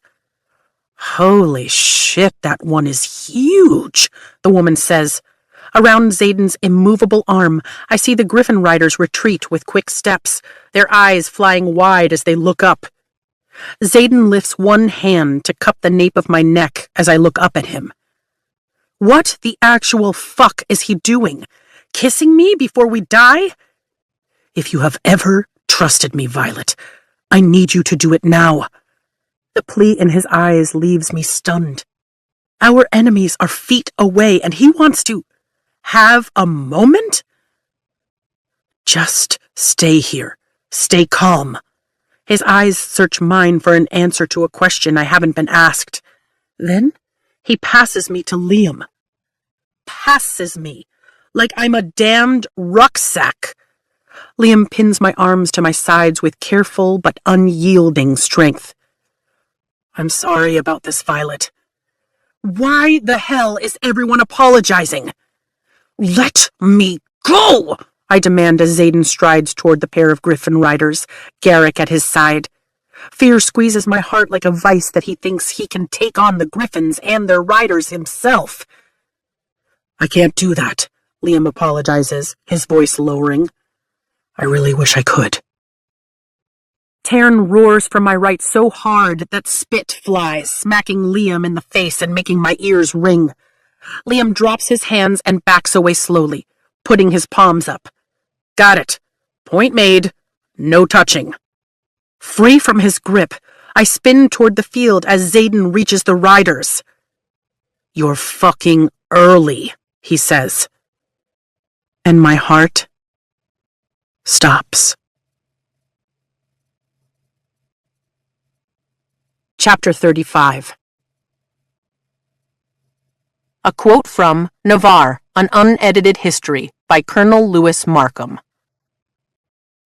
In his last days of interrogation, Fen Ryerson lost touch with reality, railing against the kingdom of Navarre. He accused King Tari and all who came before him of a conspiracy so vast, so unspeakable, that it does not bear repeating by this historian. The execution was swift and merciful for a madman who cost untold lives. Somehow, I managed to keep breathing, which is impressive given my heart feels like it might shatter in a million pieces and narrow my gaze on the enemy. I've never seen a griffin rider before. The dragons usually burn them to ash, along with their half-eagle, half-lion mounts. What happened to meeting tomorrow? We don't have a full shipment, Xaden says to the griffin rider, his voice calm and even. The shipment isn't the issue, the woman says, shaking her head. Unlike our black, the riders' leathers are brown, matching the darker feathers of their beasts, who are currently staring at me like I'm dinner. If they try anything, they'll be a snack, Tern says. Shipment. I barely process what Tern says through the shock of the rider's words. And Xaden knows them. He's working with them, aiding our enemy. Betrayal cuts my throat like glass as I try to swallow. This is why he's been sneaking off from the quadrant. So you were waiting nearby to chat on the off chance that we'd fly by a full day early? Xaden asks. We were patrolling from Drathis yesterday. It's about an hour southeast from here. I know where Drathis is, Xaden retorts. Never know. You Navarians act like nothing exists beyond your borders, the male griffin rider snarks. I don't know why we're bothering to warn them. Warn us? Xaden's head cocks to the side. We lost a village in the vicinity to a horde of venin 2 days ago. They decimated everything. I startle, my eyes flying wide. She just said what? Venin never come this far west, Imogen says from my left. Venin? Yep, that's what they both said. What the actual hell? I'd think someone was fucking with me if not for the 2 enormous griffins looming behind the pair of riders, but no one is laughing. Until now, the woman replies, turning her gaze back to Xaden. They were unmistakably venin, and had one of their... Don't say anything else, Xaden interrupts. You know that none of us can know the details, or we put everything at risk. All it takes is one of us being interrogated. Are you getting this? I ask Tern, glancing left and right to see if anyone else noticed the pure ridiculousness spewing from the woman's mouth. But everyone else looks horrified, like they actually believe a village was destroyed by mythical creatures. Unfortunately, yes. Details or not, it looks like the horde is heading north, the male says, straight toward our trading post on the border across from your garrison at Athbeen. Are you armed? We're armed, Xaden admits. Then our job here is done. You've been warned, the male says. Now we have to go defend our people. As it is, this side trip only gives us about an hour to reach them in time. Instantly, the atmosphere changes, intensifies, and the riders around me seem to brace for something. Xaden looks over his shoulder at me, and instead of laughing at the utter absurdity of what they're discussing, his face is set in grim lines. If you think you'll ever convince a Sorengale to risk their neck for anyone outside their own borders, then you're a fool, the man says with a sneer in my direction. Power sizzles painfully beneath my skin, demanding an outlet. The man leans slightly to the side and looks me up and down in obvious judgment. I wonder what your king would be willing to pay in order to get back the daughter of his most illustrious general. I'm willing to bet your ransom would be worth enough weaponry to defend all of Drathis for a decade. Ransom? Oh, I think not. Tern snarls. Fuck, Bodhi mutters, moving closer to me. Try. I dare you. I crook my fingers at them, releasing just enough power that light flashes within the clouds above us. Shadows race menacingly from the pine trees on the edge of the meadow as Xaden raises his hands at his sides, and both griffin riders tense when the darkness pauses only inches from their feet. You take a step toward that, Sorengale, and you'll be dead before you can even shift your weight, Xaden says, his voice dropping lethally. She's not up for discussion. The woman glances at the shadows, then sighs. We'll be there with the rest of our drift. Just signal if you can get away from the disbelievers. She walks away, leading the man back toward their griffins. They mount within seconds and launch skyward. Every head turns toward me with looks that vary from expectation to something akin to fear, and my stomach sinks. No one was surprised at the Griffin Rider's familiarity or throwing words like venom around, and they all knew Xaden was aiding the enemy. I'm the outsider here. Good luck, Ryerson. Imogen tucks a piece of her pink hair behind her ear, her rebellion relic peeking out above the sleeve of her flight leathers as she turns to give us space. My stomach drops and my mind races, grasping for anything but the obvious, devastating truth as they all slowly follow Imogen back toward the lake. There's a rebellion relic winding up a third year's forearm as he passes in front of me. Garrick's here. He's a section leader, but he's here, not with any of the Flame Section squads. So are Bodhi and Imogen. That brunette rider with the nose ring is Soleil, I think, and that's definitely a relic on her left forearm. The second year from Claw Section? He has one too. And Liam. Liam is at my side. Tern? I keep my breath as even as possible as Xaden stares at me, his face masked like an emotionless wingleader. Silver One. Tern's giant head swings in my direction. They all carry rebellion relics, I tell him. Everyone in this squad besides me is the child of a separatist. In the chaos of the flight field, Xaden constructed an all-marked squad. And they're all fucking traitors. And I fell for it. I fell for him. Yes, they are, he agrees, resignation in his tone. My chest threatens to cave in as it truly hits me. This is so much worse than just Xaden betraying me, betraying our entire kingdom. There's only one explanation as to why my own dragons have been so damn docile in the presence of the enemy. You and Endarna lied to me too. The treachery of it is too much, and my shoulders dip from the weight of it. You knew what he was doing. We both chose you, Endarna says, like that makes it any better. But you knew. I look past where Liam dares to stare at me with sorrow, to Tern, whose lethal focus lies straight ahead, like he hasn't quite decided if he's going to burn Xaden alive or not. Dragons are bound by bonds, he explains as Xaden approaches. There's only one other bond more sacred than that of a dragon and its rider. A dragon and its mate. Everyone knew but me. Even my own dragons. Oh God, is Dane right? Has everything Zayden's done been a ploy to earn my trust? The sweet glow of happiness, of love, trust, and affection that burned so brightly in my chest just a few minutes ago sputters painfully, gasping for oxygen like a campfire put out by a bucket of water once it outlives its usefulness.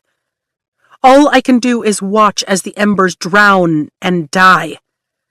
Zayden watches me with increasing apprehension the closer he comes, like I'm some kind of cornered animal about to fight her way out with teeth and claws.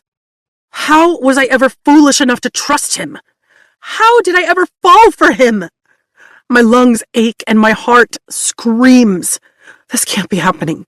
I can't be this naive.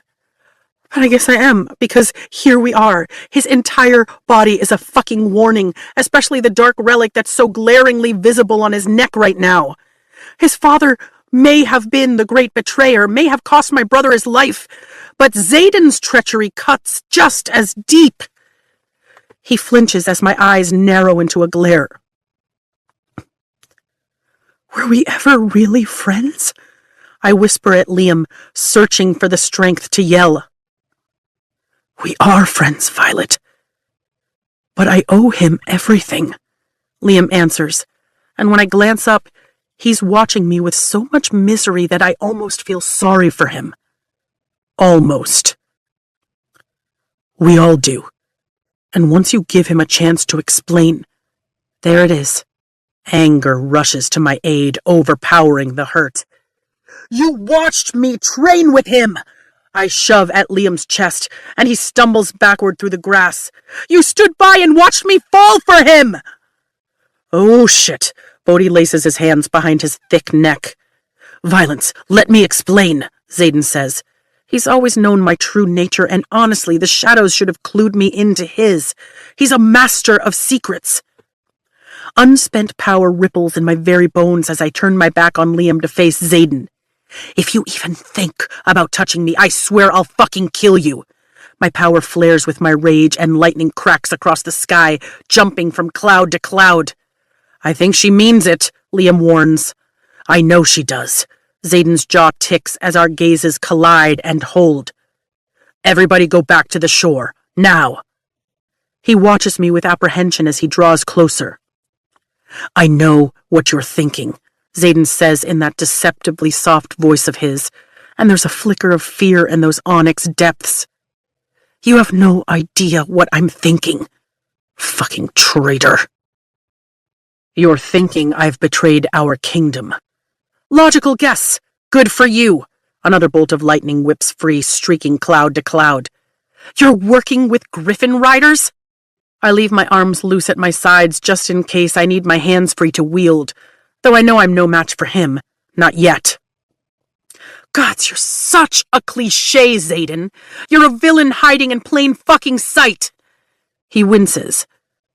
Actually, they're called flyers, Zayden says softly, holding my gaze. And I might be the villain to some, but not you. I'm sorry? Are we seriously arguing the semantics of your treason? Dragons have riders, the griffins have flyers. Which you know because you're in league with them. I retreat a few steps so I don't act on the overwhelming urge to punch him in the face. You're working with our enemy. Did you ever once stop to think that sometimes you can start out on the right side of a war and end up on the wrong one? In this particular case, no. I point toward the shore. I was trained as a scribe, remember? All we've done is defend our borders for 600 years. They're the ones who won't accept peace as a solution. What shipments have you been giving them? Weapons. My stomach hits the ground. That they use to kill dragon riders? No. He shakes his head emphatically. These weapons are only to fight venin. My jaw unhinges. Venin are the stuff of fables, like the book my father... I blink. The letter. What had he written? Folklore is passed from one generation to the next to teach us about our past. Was he trying to say... No. That's impossible. They're real, Zayden says softly, like he's trying to lessen a blow. You're saying people who can somehow tap into the source of magic without a dragon or griffin to channel, corrupting their power beyond all salvation, actually exist. I say the word slowly, just so we're crystal clear. They're not just part of the creation fable? Yes, his forehead creases. They drained all the magic out of the barrens and then spread like an infestation. Well, at least that's in keeping with folklore. I fold my arms across my chest. What was the fable again? One brother bonded to griffin, one to dragon, and when the third grew jealous, he drew directly from the source, losing his soul and waging war on the other two. Yes, he sighs. This was not how I wanted to tell you. Assuming you were ever going to tell me! I glanced to where Taryn watches, his head low, as though he might have to incinerate Xaden at any moment. Care to add to the discussion? Not yet. I'd prefer you come to your own conclusion. I chose you for your intelligence and courage, Silver One. Don't let me down. I barely restrained myself from flipping the middle finger at my own dragon. Fine. Were I to believe Venin exist and roam the continent wielding dark magic, then I'd also have to believe they never attacked Navarre because... My eyes widen at the possibility's logical conclusion. Because our wards make all non-dragon magic impossible. Yes, he shifts his weight. They'd be powerless the second they cross into Navarre. Fuck. That makes sense. And I desperately don't want it to. Which means I would have to believe that we have no clue that poor Emil is being relentlessly, viciously attacked by dark wielders just beyond our borders. My brow furrows. He glances away and takes a deep breath before looking me in the eye. Or you have to believe that we know and choose to do nothing about it. Indignation lifts my chin. Why the hell would we choose to do nothing about people being slaughtered? It goes against everything we stand for. Because the only thing that kills Venin is the very thing powering our wards. He doesn't say anything else as we stand there, the only sound the water lapping against the shore in time with the echo of his words beating against the edges of my heart. Is this why there have been raids along our borders? They're looking for the material we use to power our wards? I ask. Not because I believe him, not yet, but because he's not trying to convince me. The truth rarely needs effort, my dad used to say. He nods. The material is forged into weapons to fight the Venin. Here, take this. Raising his right arm, he takes a black-handled dagger from the sheath at his side. I'm brutally aware of every move, horrifyingly aware that he's been able to kill me whenever he wants, and this moment is no different, though it would have been a swifter death if he'd simply used one of the swords strapped across his back. He moves slowly, extending the dagger as an offering. I take it, noting the sharpened blade, but it's the alloy embedded into the rune-marked hilt that makes me gasp. You took this from my mother's desk? My gaze jumps to his. No. Your mother probably has one for the same reason you should. To defend against Venin. There's so much pity in his eyes that my chest tightens. The dagger, the raids, it's all right there. But you told me there was no chance we could be fighting something like this, I whisper, clinging to the last of my hope that this is all a horrible joke. No. He moves closer, reaching for me, and then dropping his hand as if he's thought better of it. I told you I would hope that if this threat was out there, our leadership would tell us. You twisted the truth to suit your needs. My hand curls around the dagger's hilt, and I feel it hum with power. Venin are real. Venin are real. Yes, and I could lie to you, Violence, but I'm not. No matter what you think right now, I have never lied to you. Sure, right. And how do I know this is the truth? Because it hurts to think we're the kind of kingdom that would do this. It hurts to rearrange everything you think you know. Lies are comforting. Truth is painful. I feel the hum of power within the blade and glare at Xaden. You could have told me at any time, but instead, you hid everything from me. He flinches. Yes, I should have told you months ago, but I couldn't. I'm risking everything by telling you now. Because you have to, not because you want. Because if your best friend sees this memory, everything is lost, he interrupts, and I gasp. You don't know that. Dane wouldn't break a rule to save your life, Violet. What do you think he'd do if he had this knowledge? What would Dane do? I have to believe he would not put the Codex above people suffering beyond our borders. Or maybe I could have built shields that would have kept Dane from prying. Or maybe he would continue to respect my boundaries and never look in the first place. I narrow my eyes. But we'll never know, will we? Because you didn't trust me to know the right thing to do, Xaden, did you? He throws his hands wide. This is bigger than you and me, Violence. And leadership will stop at nothing to sit behind their wards and keep the Venin secret. His voice is raw as he pleads. I watched my own father executed trying to help these people.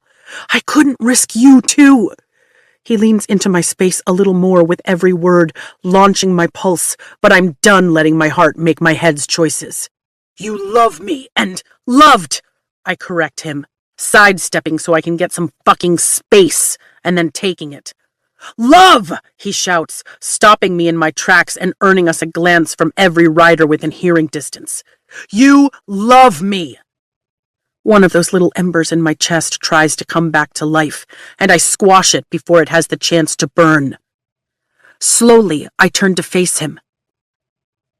Everything I feel, I swallow, fighting to hold on to the anger so I don't fall apart, felt for you, was based on secrets and deception. Shame burns in my cheeks that I was naive enough to fall for him in the first place. Everything between us is real, Violence. The intensity with which he says it hurts my heart even more. The rest I can explain with enough time. But before we get to our assigned outpost, I need to know if you believe me. I glance at the dagger and hear the words in my father's letter as surely as if he'd spoken them. I know you'll make the right choice when the time comes. He warned me the only way he could have. Through books. Yes, I say, handing the dagger back to Xaden. I believe you. That doesn't mean I trust you anymore. Keep it. His posture softens in relief. I sheathe it at my thigh. You're giving me a weapon after just telling me that you've been deceiving me for months, Ryerson?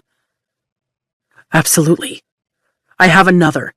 And if what that flyer says is true, and Venin are headed north, then you might need it. I never lied when I said I can't live without you, Violence. He backs away slowly, his lips curving in a sad smile. And defenseless women have never been my type, remember? I'm not remotely ready to joke around with him. Let's just get to Athbean. He nods, and a few minutes later, we're mid-flight. We know we didn't lie. We just didn't tell you everything, Andarna says, flying in the pocket of air behind Tern with the least wind resistance as we make our way to the outpost. That's lying by omission, I argue. There's a lot of that going around today. She's right, Golden One. Tension radiates through every line of Tern's body and the very beats of his wings. You have every right to be angry, he banks, following the mountain range along the border. The straps on my saddle bite into my thighs. We made a choice to protect you, without your consent. It was an error, and one that I won't make again. The guilt he feels overwhelms my own emotions, melting the hottest of my anger. And I begin to think. Really, truly think. If Venom exists, we'd have record. And yet there weren't any copies of the Fables of the Baron in the archives. The one location Navarre should have a copy of every book written and transcribed in the last 400 years, which means Dad didn't just give me a rare book, but a forbidden one. 400 years of tomes and not a single one. 400 years. But our history spans over 6. Everything is a copy of an earlier work. The only original text in the archives older than 400 years, around the time we fell into war with Poromil, are the original scrolls from the unification over 600 years ago. It only takes one desperate generation to change history, even erase it. Gods, Dad spilled it all out for me. He'd always told me scribes hold all the power. Yes, Tern says as we curve around the last peak. Its jagged top bare of snow from the summer heat, and the mountainside outpost of Athbean comes into view at the same time as the cliffs of Draelor. One generation to change the text. One generation chooses to teach that text. The next grows, and the lie becomes history. He banks left, following the curve of the mountain, then slows as we approach the outpost's flight field. My hands grip the pommels when we land in front of the looming structure perched on the side of the last peak in this range. Its design is identical to Montserrat, a simple square fortress with 4 towers and walls barely thick enough to launch a dragon. The military is nothing if not uniform. I unbuckle my saddle and slide down his foreleg. And somehow, we're supposed to be able to concentrate on the war games, I mutter, adjusting my pack on my shoulders, thinking about a trading post that may or may not be under attack from mythical creatures soon. The others dismount, and I look back to see Andarna already curled up between Tern's feet. Xaden walks with Garrick, looking my way with what feels like longing. I gave him everything, and he never truly let me in. Pain rips through my chest with the kind of cut that only heartbreak can give, sharp and jagged. I imagine this is what it feels like to be cleaved apart with a dull, rust-covered blade. It's not honed enough to slice quickly, and there's a 100% chance the wound is going to fester. If I can't trust him, there's no future for us. It's more than tense as the 10 of us walk beneath the open portcullis and into the outpost. The very empty outpost. What the hell? Garrick strides across the courtyard in the center of the structure, looking along the gathering spaces that should line the interior just like Montserrat. Stop, Xaden orders, surveying the walls that rise on every side above us. There's no one here. Divide and search, he glances at me. You don't leave my side. I don't think this is a war game. I start to argue that he couldn't possibly know that, but the whip of wind through the open gate makes me pause. The only sounds in a fortress that should house more than 200 people are our footsteps on the rocky ground. And he's right. Everything feels off. Awesome, I reply with more than a small dose of sarcasm, and everyone but Liam, who's my shadow once again, scatters in groups of 2 or 3 climbing various staircases. This way, Xaden says, beelining for the southwest tower. We climb and climb, finally reaching the top of the 4th floor where the door leads us to an open-air observation point that overlooks the valley below. including the Paromish trading post. This is one of the most strategic garrisons we man, I say, looking for any sight of the infantry and riders who should be here. There's no way they'd abandon it for war games. That's exactly what I'm afraid of. Xaden looks out over the valley, then narrows his eyes on the trading post 1,000 feet below. Liam. On it. Liam moves forward, leaning on the stone battlement as he focuses on the structure in the distance beneath us. The trading post is maybe a 20-minute walk along the wide, gravelly path winding down the mountainside our outpost is perched on. The roofs of several buildings just poke out above the circular stone wall of its defenses, a drift of griffins and their flyers approaching from the south. Xaden turns on me, and the look in his eyes is anything but welcoming. What did Dane say to you before we left? He leaned in and whispered something. I blink, trying to remember. He said something like, I search my memory. I'll miss you, Violet. His body goes tense. And he said I was going to get you killed. Yes, but he always says that, I shrug. What would Dane have to do with emptying an entire outpost? I have something, Garrick calls from the southeast tower, holding what looks to be an envelope as he and Imogen cross the thick rampart, coming in our direction. Did you tell him about my trips here? Xaden questions, his eyes hardening. No! I shake my head. Unlike some people, I never hid anything from you.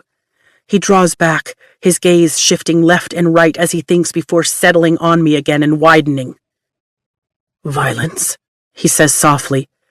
Did Atos touch you after I told you about Athbine? What? My brow furrows, and I shove an errant strand of hair out of my face as the wind swirls around us. Like this. He lifts his hand to my cheek. His power requires touching someone's face. Did he touch you like this?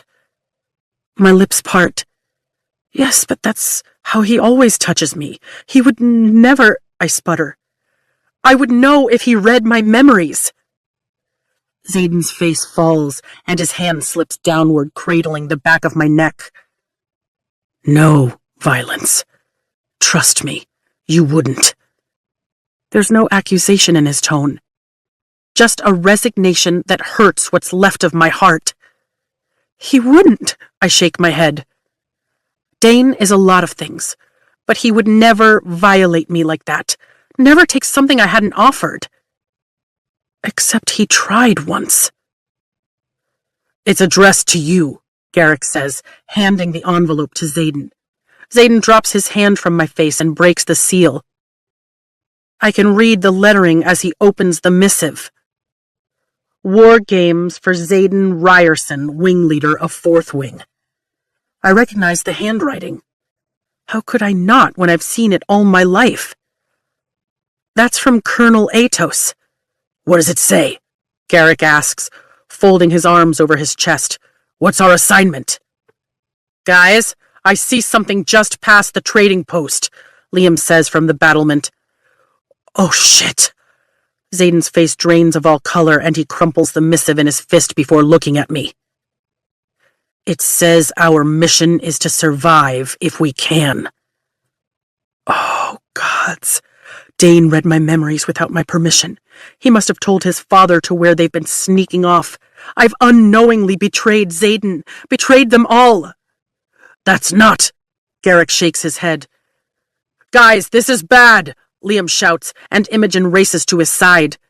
This isn't your fault, Xaden says to me, then rips his gaze from mine and turns to his friends, who are running down the ramparts to join us. We've been sent here to die. Chapter 36. A quote from The Wyvern's Cry, The Fables of the Baron. For there, in the land beyond the shadows, were monsters that dwelled in the night and dined on the souls of children who wandered too close to the woods. Xaden hands Garrick the missive, and the rest of us rush to the battlements to see what we're up against. But I can't spot any threat in the valley below or the plains that stretch beyond for miles before the cliffs of Draylor. Something is off, Tairn says. I felt it at the lake, but it's stronger here. Can you pinpoint what it is? I reply as panic creeps up my throat. If Dane's dad knows Xaden and the others have been supplying weapons to the Griffin Flyers, there's every chance this is an execution. It's coming from the valley below. I can't see shit down there, Bodhi says, leaning over the edge of the masonry. Well, I can, Liam replies, and if those are what I think they are, we're fucked. Don't tell me what you think they are. Tell me what you're sure of, Xaden orders. The letter says this is a test of your command. The section leader reads behind us. You have the choice of abandoning the village of our enemy or abandoning command of your wing. What the hell does that mean? Bodhi reaches back and takes the letter.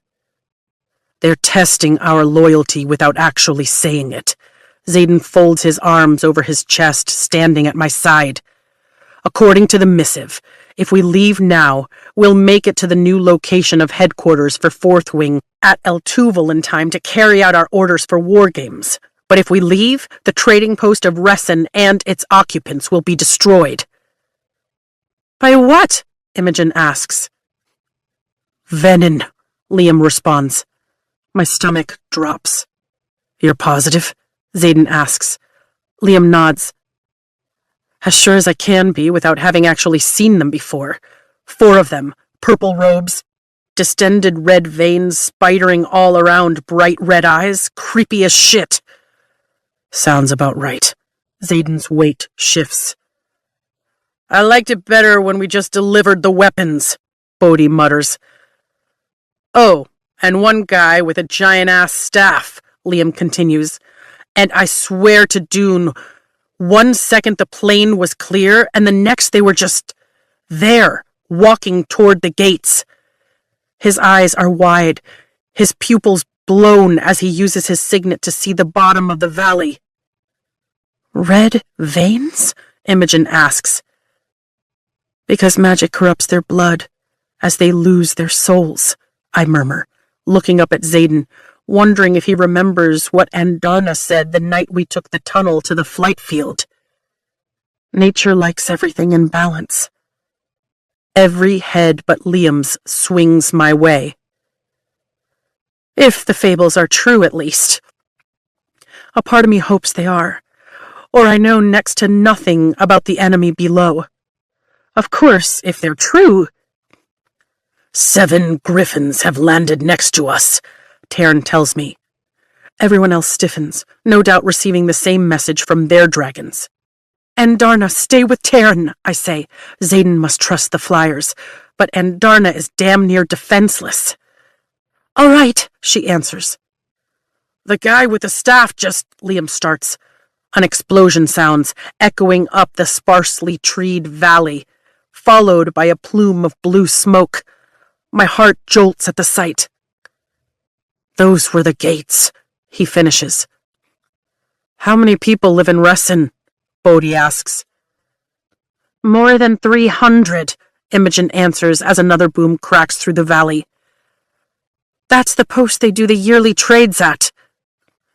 Then let's get down there. Bodhi turns and Xaden steps back, blocking his path with an outstretched hand. You're kidding me, right? We have no idea what we're walking into. Xaden's tone reminds me of that first day after Parapet. He's in full command mode. So we should just stand here while civilians die? Bodhi questions, and I tense. We all do, watching Xaden. That's not what I'm saying. Xaden shakes his head. He has to choose. That's what the War Games missive said.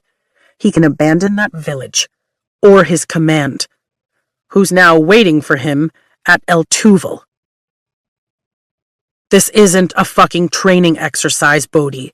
Some, if not all of us, are going to die if we go down there.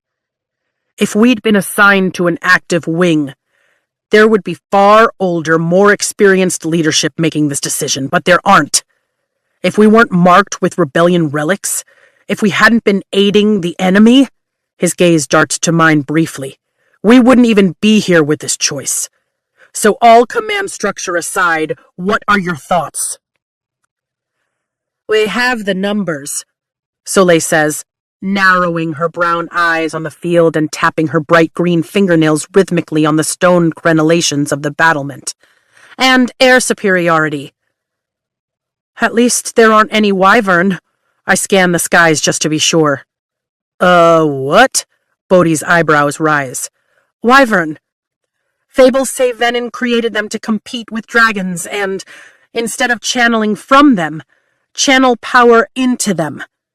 Let's hope there's something in that book that isn't true. Yeah, let's not borrow trouble. Xaden shoots a look sideways at me, then studies the sky. There are 4 Venin and 10 of us, Garrick says, walking away from the edge of the battlement. We have the weapons to kill them, Liam says, turning his back on the valley. And Day told me 7 griffin flyers. We're here, the older brunette from the lake says, striding down the battlement from the southeast corner of the outpost. I left the rest of the drift outside once we noticed that your outpost seems to be abandoned. She glances over the rampart at the clouds of smoke rising from the valley beneath, with a look of resignation, her shoulders dipping. I'm not going to ask you to fight with us. You're not? Garrick's eyebrows rise. No. She gives him a sad smile. 4 of them is tantamount to a death sentence. The rest of my drift are making peace with our gods. She turns toward Xaden. I came to tell you to leave. You have no clue what they're capable of wielding. It only took 2 of them to bring down an entire city last month. 2 of them. We lost 2 drifts trying to stop them. If there's 4 down there, she shakes her head. They're after something, and they're going to kill every single person in Resin to get it. Take your riot and go home while you can. Fear squeezes my chest, but my heart aches at the thought of leaving them to die. It goes against everything we stand for, even if they aren't Navarian civilians. We have dragons, Imogen says, her pitch rising. Surely that has to count for something. We're not afraid to fight. Are you afraid to die? Have any of you seen combat? The brunette's gaze sweeps over us, and suddenly I feel young as we reply with our silence. Thought not. Your dragons do count for something. They can fly you far and fast. Dragonfire won't kill them, only the daggers you've been bringing. And we have those. She looks at Xaden. Thank you for everything you've done. You've kept us alive these last couple of years and given us a fighting chance. You're going down there to die, Xaden says matter-of-factly. Yes, she nods as another explosion sounds. Get your riot out of here, fast. Pivoting on her heel, she strides back down the rampart, her head held high before she disappears into the tower on the opposite end. Xaden's jaw clenches, and I can see the battle raging in his eyes. An unbearable heaviness settles in my stomach. If we leave, they'll all die. Every civilian, every flyer. We won't have killed them, but we'll be complicit in their deaths all the same. If we fight, we'll likely die with them. We can live as cowards, or die as riders. Xaden's shoulders straighten, and the rock in my stomach turns to nausea. He's made a decision. I can see it in the lines of his face, the resolve in his posture.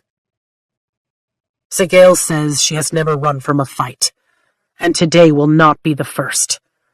And I'm not going to stand by while innocent people are dying either. He shakes his head. But I'm not going to order any of you to join me. I'm responsible for all of you. None of you crossed that parapet because you wanted to. None of you. You crossed it because I made a deal. I'm the one who forced you into the quadrant. So I won't think less of anyone who wants to fly for El Tuval instead. Make your choice. He tears his hand through his hair. I don't want you in harm's way. In a perfect world, that would be all I need to hear. If the others get to make a choice, then so do I. His jaw flexes. We're riders, Imogen says as another explosion sounds. We defend the defenseless. That's what we do. You saved every single one of us here, cousin, Bodhi says, and we're thankful. Now I'd like to do what we've trained for, and if it means I don't go home, then I guess my soul will be commended to Malik. I wouldn't mind seeing my mother anyway. I'll tell you the same thing I did after threshing our first year, when we decided to start smuggling weaponry out, Garrick says. You kept us alive all these years. We get to decide how we die. I'm with you. Exactly, Soleil says, drumming her fingertips just above the dagger sheathed at her thigh. I'm in. Liam steps forward, so he stands at my side. We watched as our parents were executed because they had the courage to do the right thing. I'd like to think my death would be just as honorable. My chest tightens. Their parents died to expose the truth, while mine sacrificed my brother to keep this heinous secret. Agreed, Imogen nods. They all do. One by one, everyone agrees until there's only me. Xaden captures my gaze. If you think you'll ever convince a Sorengale to risk their neck for anyone outside their own borders, then you're a fool. Isn't that what the flyers said at the lake? Fuck that. Tern? It's not just me going to war. We will feast on their bones, Silver One. Graphic, but point made. I will not leave innocent people to die, no matter what side of the border they live on. I will not let my squad mates risk their lives while I run, despite the plea I see in Xaden's eyes. At least Rhiannon, Sawyer, and Riddick aren't here. They'll live to be second years. Mira will understand. I have no doubt that she would do the same. And as for Mom, the dagger on her desk means she knows and has done nothing to stop it. Guess I'll be the second child she sacrifices to keep the existence of Venin a secret. I've been defenseless, I tell Xaden, lifting my chin. And now I'm a rider. Riders fight. The others shout in agreement. 1,000 emotions cross his face, but Xaden only nods as he walks toward the battlements. Liam, give me a report. His foster brother moves to his side and focuses. The flyers are engaged, all 7. 6 of them. Looks like they're trying to draw fire away from the civilians, but damn, the Venin are wielding a kind of fire I've never seen among riders. 3 surround the city, and 1 is making his way toward a structure in the middle, a clock tower. Xaden nods, then divides us according to objectives. Garrick and Soleil will do a perimeter sweep for reconnaissance, while the rest of us target the Venin on various sides of Ressin, keeping an eye on the advance on the clock tower as we near it on each pass through town. The only way to take them out is by dagger. That means we'll have to dismount and fight once we get the townspeople to whatever safety we can find, Garrick adds, his face set in grim lines. Don't throw your only weapons unless you're certain of your aim. Xaden nods. Save as many people as you can. Let's go. We make our way down the steps and through the silent courtyard, Xaden leading the way. When we emerge from the outpost, our dragons wait, all perched on the edge of the ridgeline, shifting their weight in agitation as they survey the trading post below. I walk directly between Tern and Sigale. I knew you'd make the right choice, Sigale says, glancing toward where Xaden approaches with Liam, their footsteps dangerously close to the cliffside at my left. He did too. Even if he doesn't like you putting yourself in danger, he knew you would. Well, he knows me a great deal better than I know him. I lift a brow at her. She blinks. You're a far cry from the trembling girl who stood in the courtyard and tried to mask her fear after parapet. I approve. I wasn't asking for your approval. If I'm going to die, I might as well be honest in my last moments. She chuffs and nudges Taryn's head with hers, but he's solely focused on the trading post. The rocky terrain crunches under my boots as I walk beneath Taryn to where Andarna stands between his forelegs, watching the attack unfold beneath us. I put myself right in front of her, blocking her view of what has to be carnage. Stay here and hide. I'm not taking a kid into battle, period. Stay here, she grumbles sarcastically in response. I bite back a sad smile. It's really too bad I won't get to see her go through her rebellious adolescent years. Agreed. Taryn dips a shoulder for me. You're a target, little one. I mean it, I order Andarna, stroking my hand over her scaly nose. If we're not back by morning, or if you think Venin are approaching, you fly home to the Vale. Get behind the wards no matter what. Her nostrils flare. I'm not leaving you. My chest hurts so badly, I fight the urge to rub the area above my heart, but I square my shoulders instead. It has to be said. You'll feel the moment when you'll know that there's nothing to leave. And it might break your heart, but when you feel it, you fly. Promise me you'll fly. Heartbeats pass before Andarna finally nods. Go, I whisper, stroking her beautiful jaw one last time. She'll be fine. She'll make it back to the Vale. I can't let myself believe any differently. She turns around and heads for the outpost, and I pull my shit together and walk between Taryn's forelegs, taking one last quick look at the valley. Xaden and Liam stand to my right doing the same. A screech rends the air, and an enormous gray dragon emerges from a valley 2 ridgelines to the south, across the Peromish border. It tucks its 2 legs up under its massive body, and it flies away from us, heading straight for Ressin. Do we have a riot nearby? Liam asks. No, Xaden answers. It's as though the ground beneath my feet shifts. I could have sworn I saw a riot of dragons across the border. Isn't that what Mira said at Montserrat? The dragon shrieks again, spewing a streak of blue fire down the mountainside, setting some of the smaller trees on fire before it reaches the plains where Ressin stands. Blue fire. No, no, no. Wyvern! My heart launches into my throat. Xaden, it has 2 legs, not 4. It's not a dragon, it's a wyvern. Maybe if I say it a few more times, I'll believe what I'm seeing. Holy shit! Is this what leadership has been redacting? They're supposed to be myth, not flesh and blood beings. But then again, so are Venin. Well, there went our air superiority, Imogen says across from us, then shrugs. Fuck 'em. They can die too. They have created abominations, Taryn says, a low growl rumbling in his chest. Did you know? I suspected. Why do you think I've been so hard on you during flight maneuvers? You and I are going to have to work on our communication skills. Guess we know all the details now, Liam says.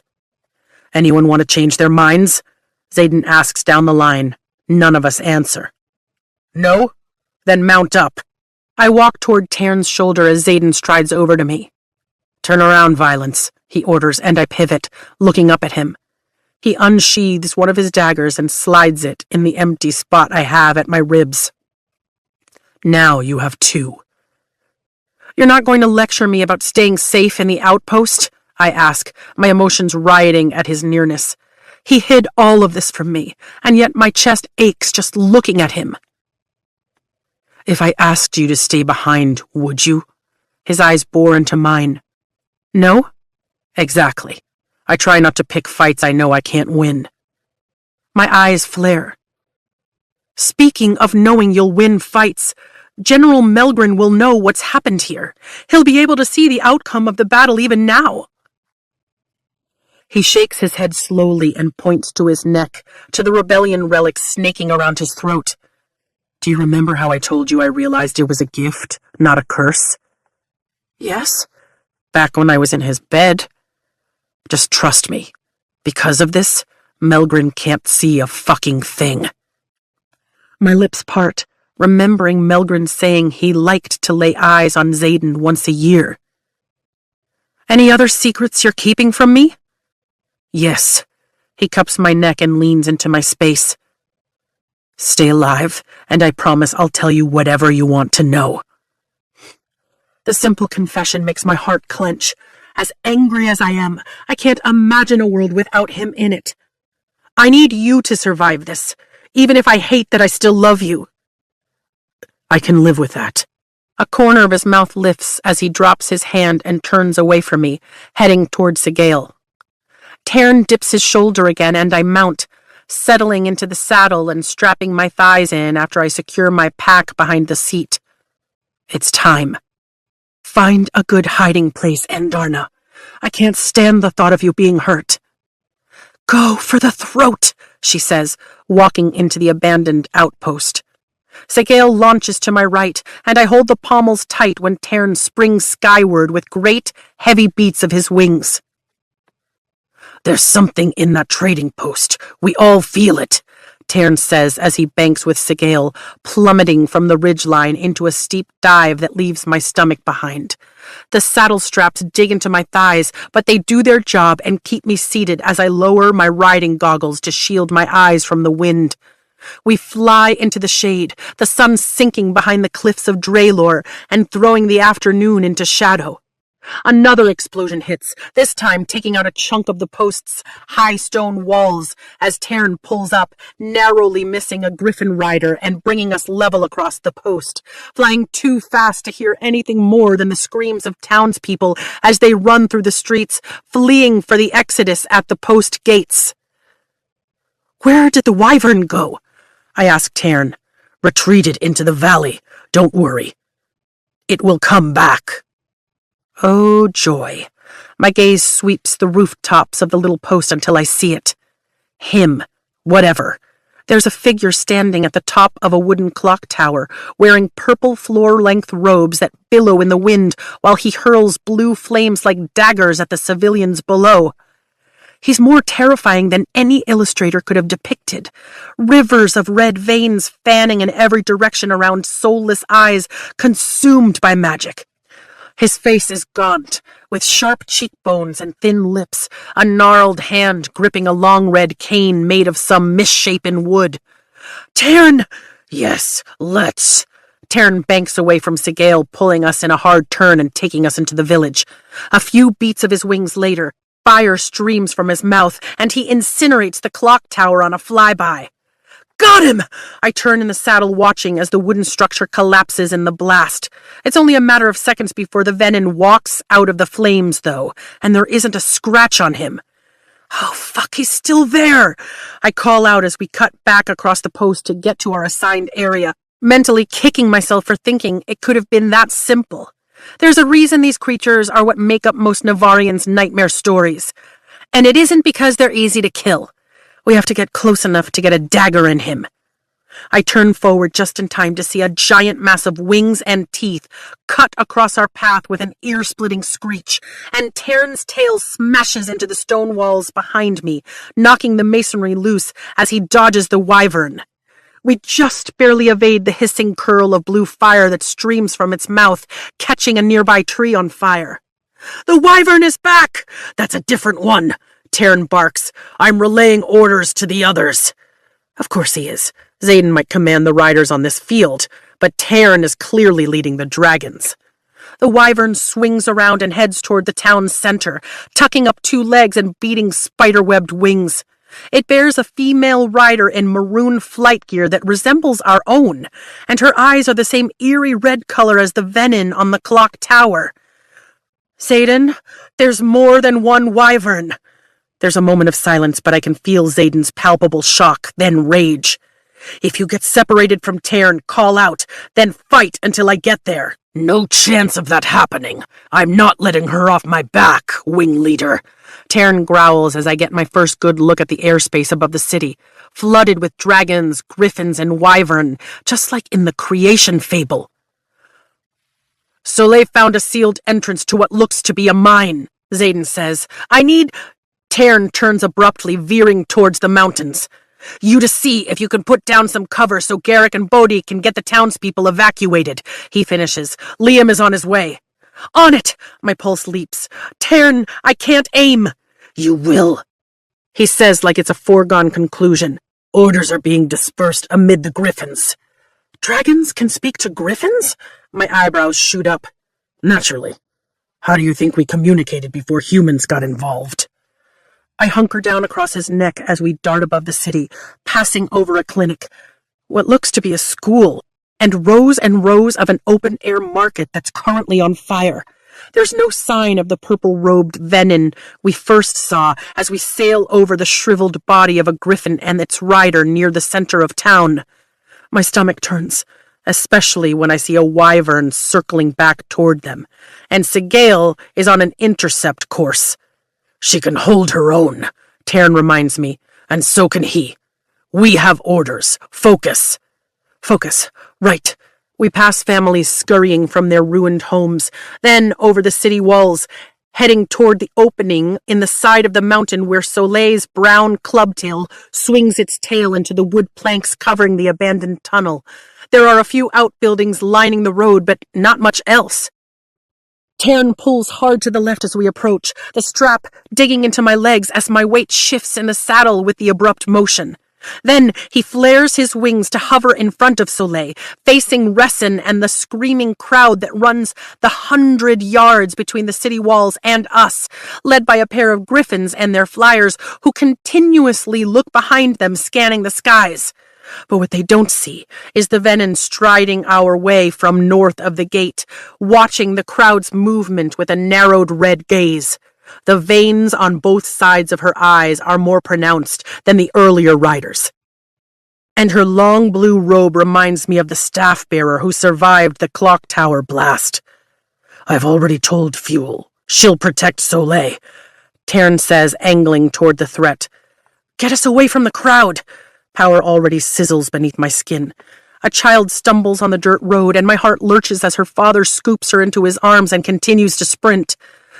Day passes, and I see him land out of the corner of my eye as I lift my arms and let my power rip free, focusing on the venin. Lightning cracks. A section of the city wall crumbles. Fuck. Keep going. Day says they need more time, Taryn urges. I make the mistake of turning in the saddle, noting that both Liam and Soleil are unseated, ushering the townspeople into the mine, while Day and Fuel guard separate sides of the evacuation path. If anything happens, if one of those wyverns circling the town decides to take notice, they're vulnerable. But so are the people they're protecting. A trio of griffins flies in, all three dangling townspeople from their talons, dropping them off at the entrance to the mine and looping back for another run. Energy rips through me as I aim a bolt for the venin, this one shattering an outbuilding along the hillside to our right. Boards split and wood flies as it collapses. The venin's attention whips upward and my stomach twists when she spots me. There's pure malice in her red eyes as she reaches forward with her left hand, then flips it, fisting air. Rocks tumble down the mountainside. Soleil throws up her hands, stopping the slide before it can crush the people running into the mine below. Her arms shake, but the boulders fall on either side of the evacuation path, leaving the escape clear. I whip back toward the venin and gasp. Raw power is palpable in the air, lifting the hairs on my arms as the venin stands with her palms lowered to the ground. The grass around her turns brown. Then the flowers of the wild clover bushes wilt, and the leaves curl, losing all their color. Taryn, is she... Channeling, he growls.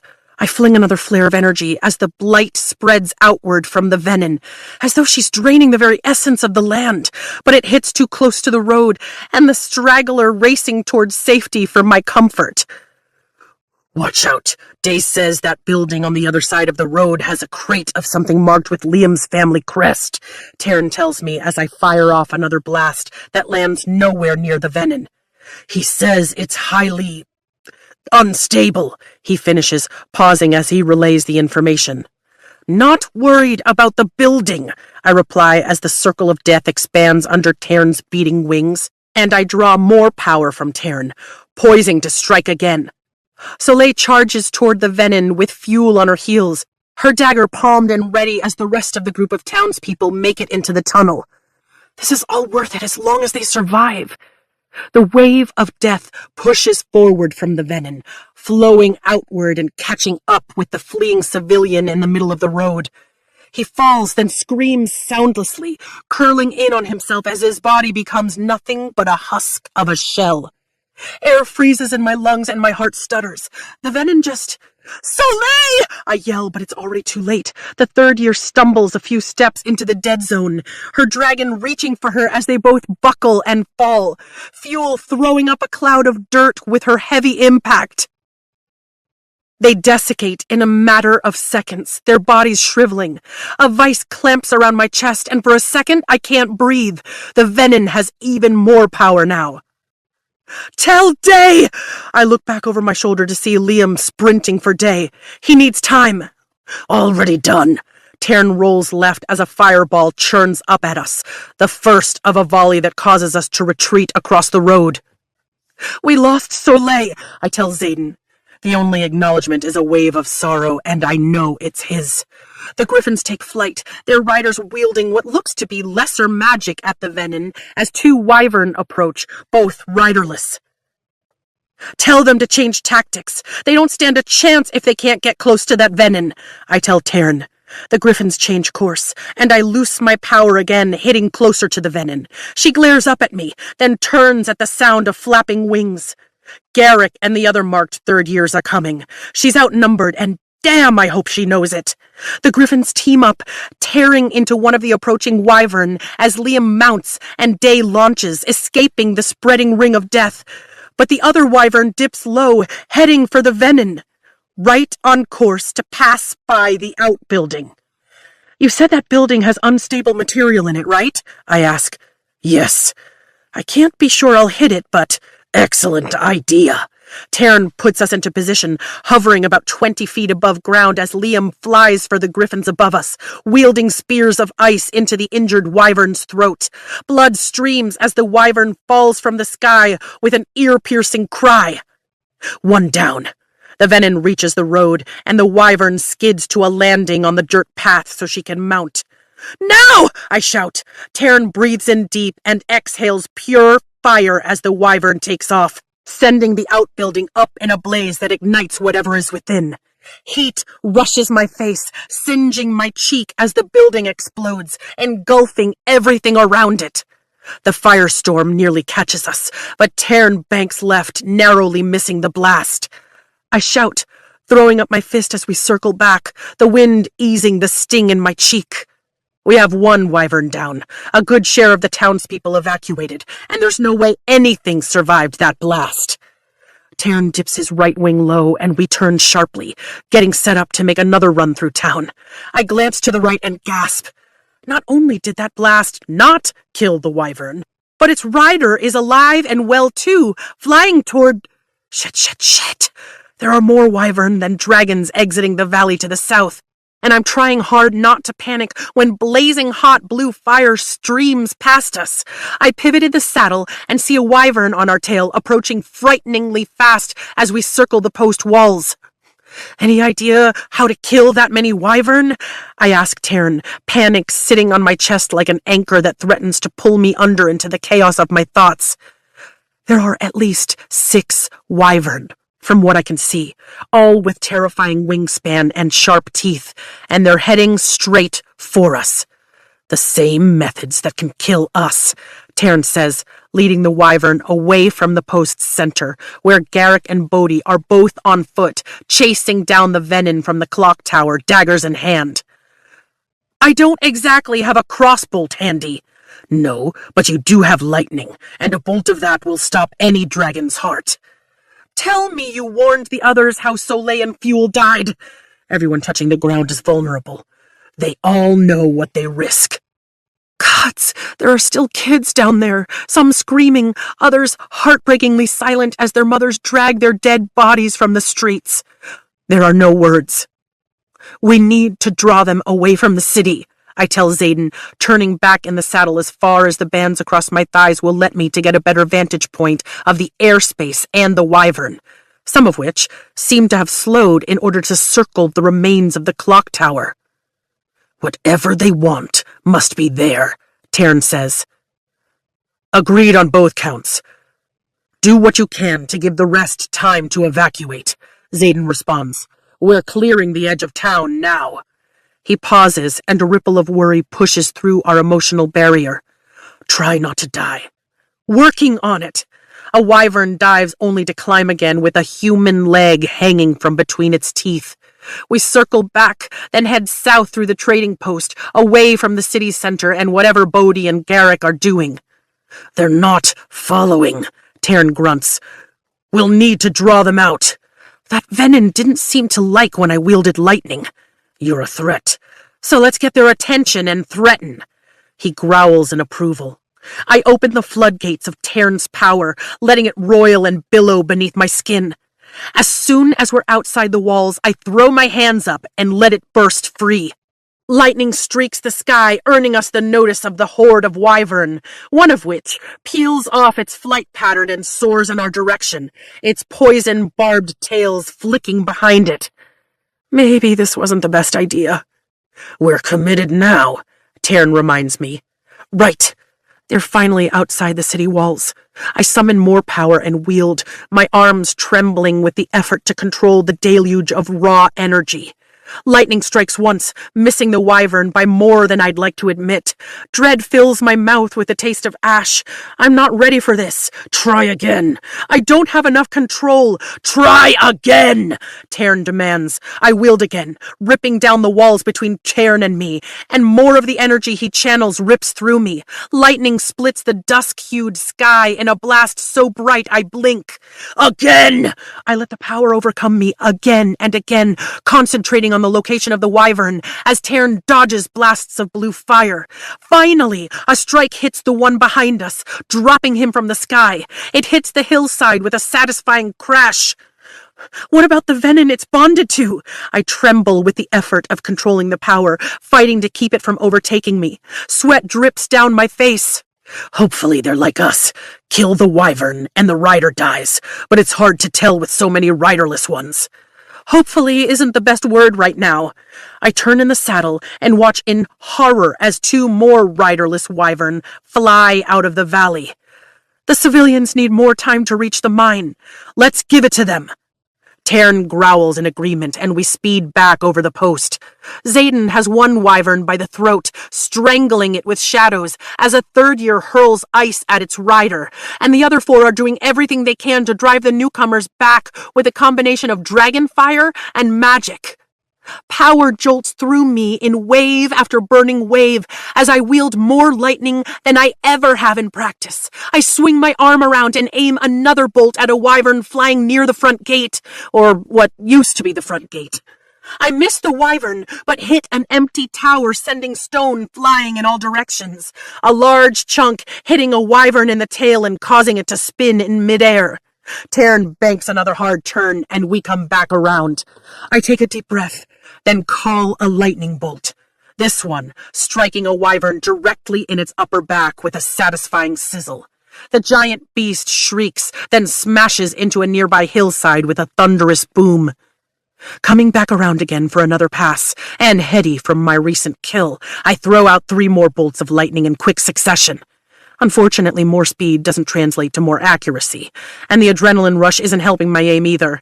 I manage to cause 3 more alarming explosions, though, one of which distracts a rather large wyvern that had been on Bodhi's tail, giving him a moment's advantage, which his dragon seizes by banking hard left and coming up behind the wyvern and sinking its teeth into its leathery gray neck. There's an ominous crack, and then Bodhi's dragon releases the wyvern's lifeless body, letting it fall to the ground 50 feet below. On the left! I shout as two more wyvern come into view on our rear flank. I leave the evasive maneuvers up to Tern and concentrate on bringing down as many strikes as possible as the wyvern gain speed on us.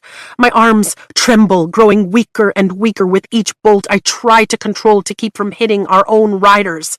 Sigale is on the west side of the outpost, and my heart crawls into my throat when she flies low, and Xaden does an impressive running jump off her back, landing with a roll onto the street below. Almost immediately, shadows pull in every direction and cover the people screaming as they try to run for cover from the snarling jaws of a hungry wyvern. One of the wyvern on my tail must notice Xaden out of the saddle, because it tucks its wings for a moment, diving for the ground, only to widen them and pull out at the last minute, gliding mere feet above the silky shadows. Shit, it's heading straight for Xaden, its jaws opening wide as though it plans to just snatch Xaden up like a quick bite to eat.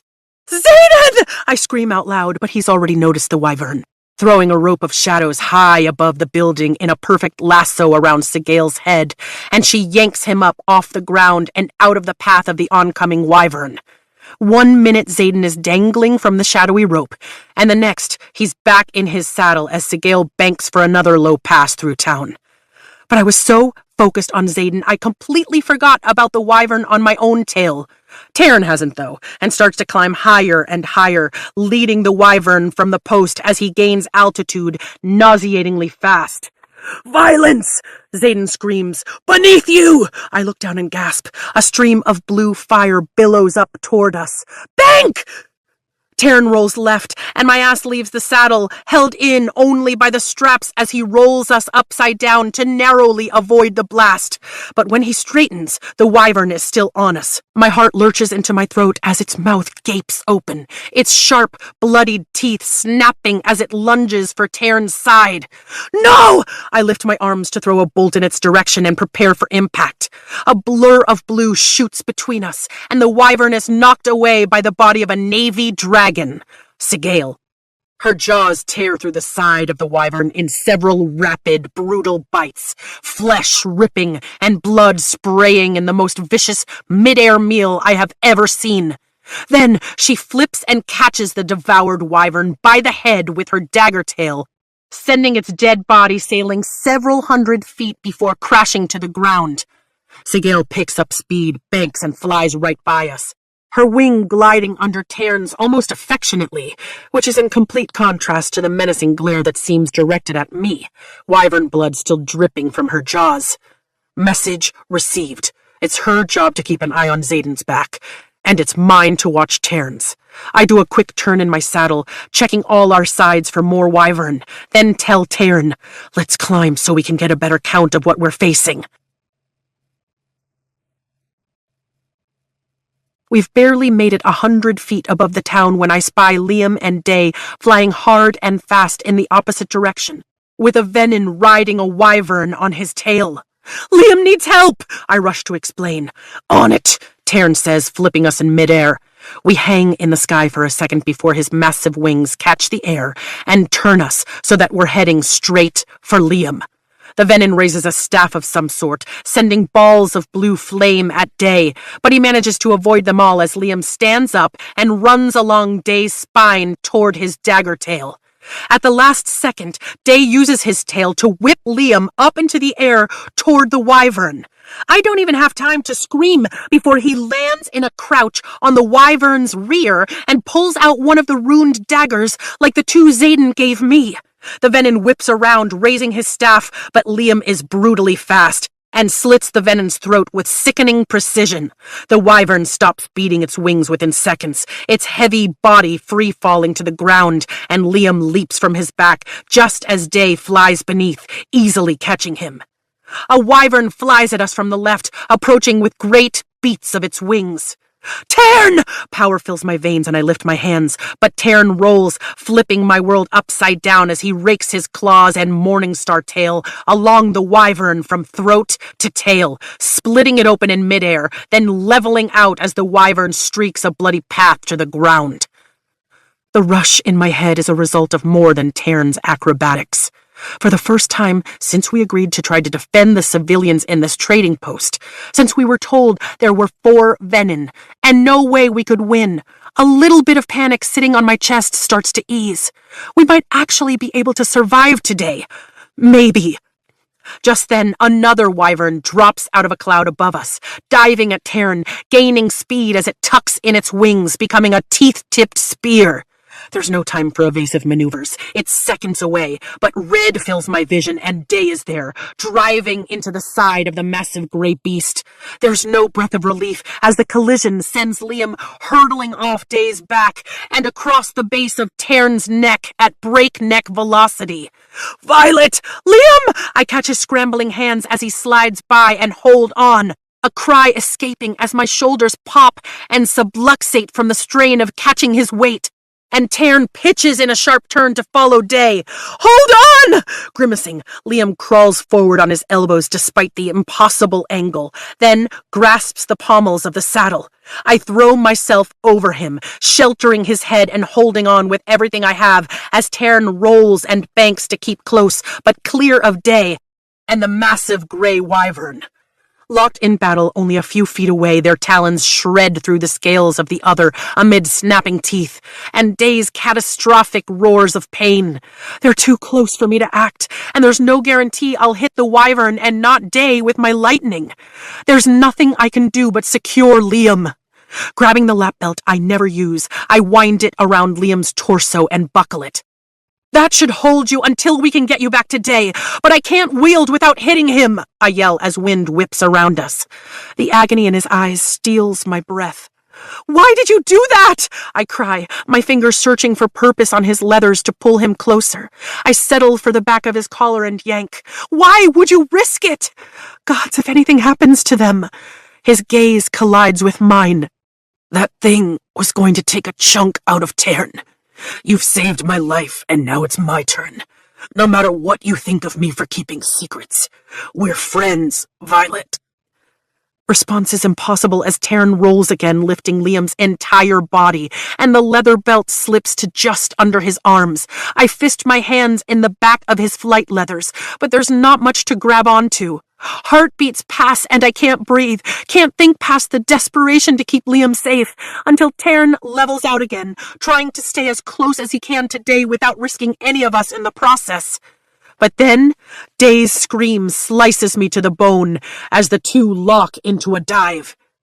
"Can't you do something?" I beg Tarn. "Working on it." He pitches right and plummets, positioning himself around the downward spiraling duel to strike. It should be us fighting for our lives, not Liam and Day. And gods, Day is losing, which means Liam. My throat constricts. No, not going to happen. "Get over here!" I shout at Xaden. Energy crackles through my hands, but there's no clear target. They're moving too fast. "I'm hunting the venin at the walls," he answers. "Day is fighting for his life!"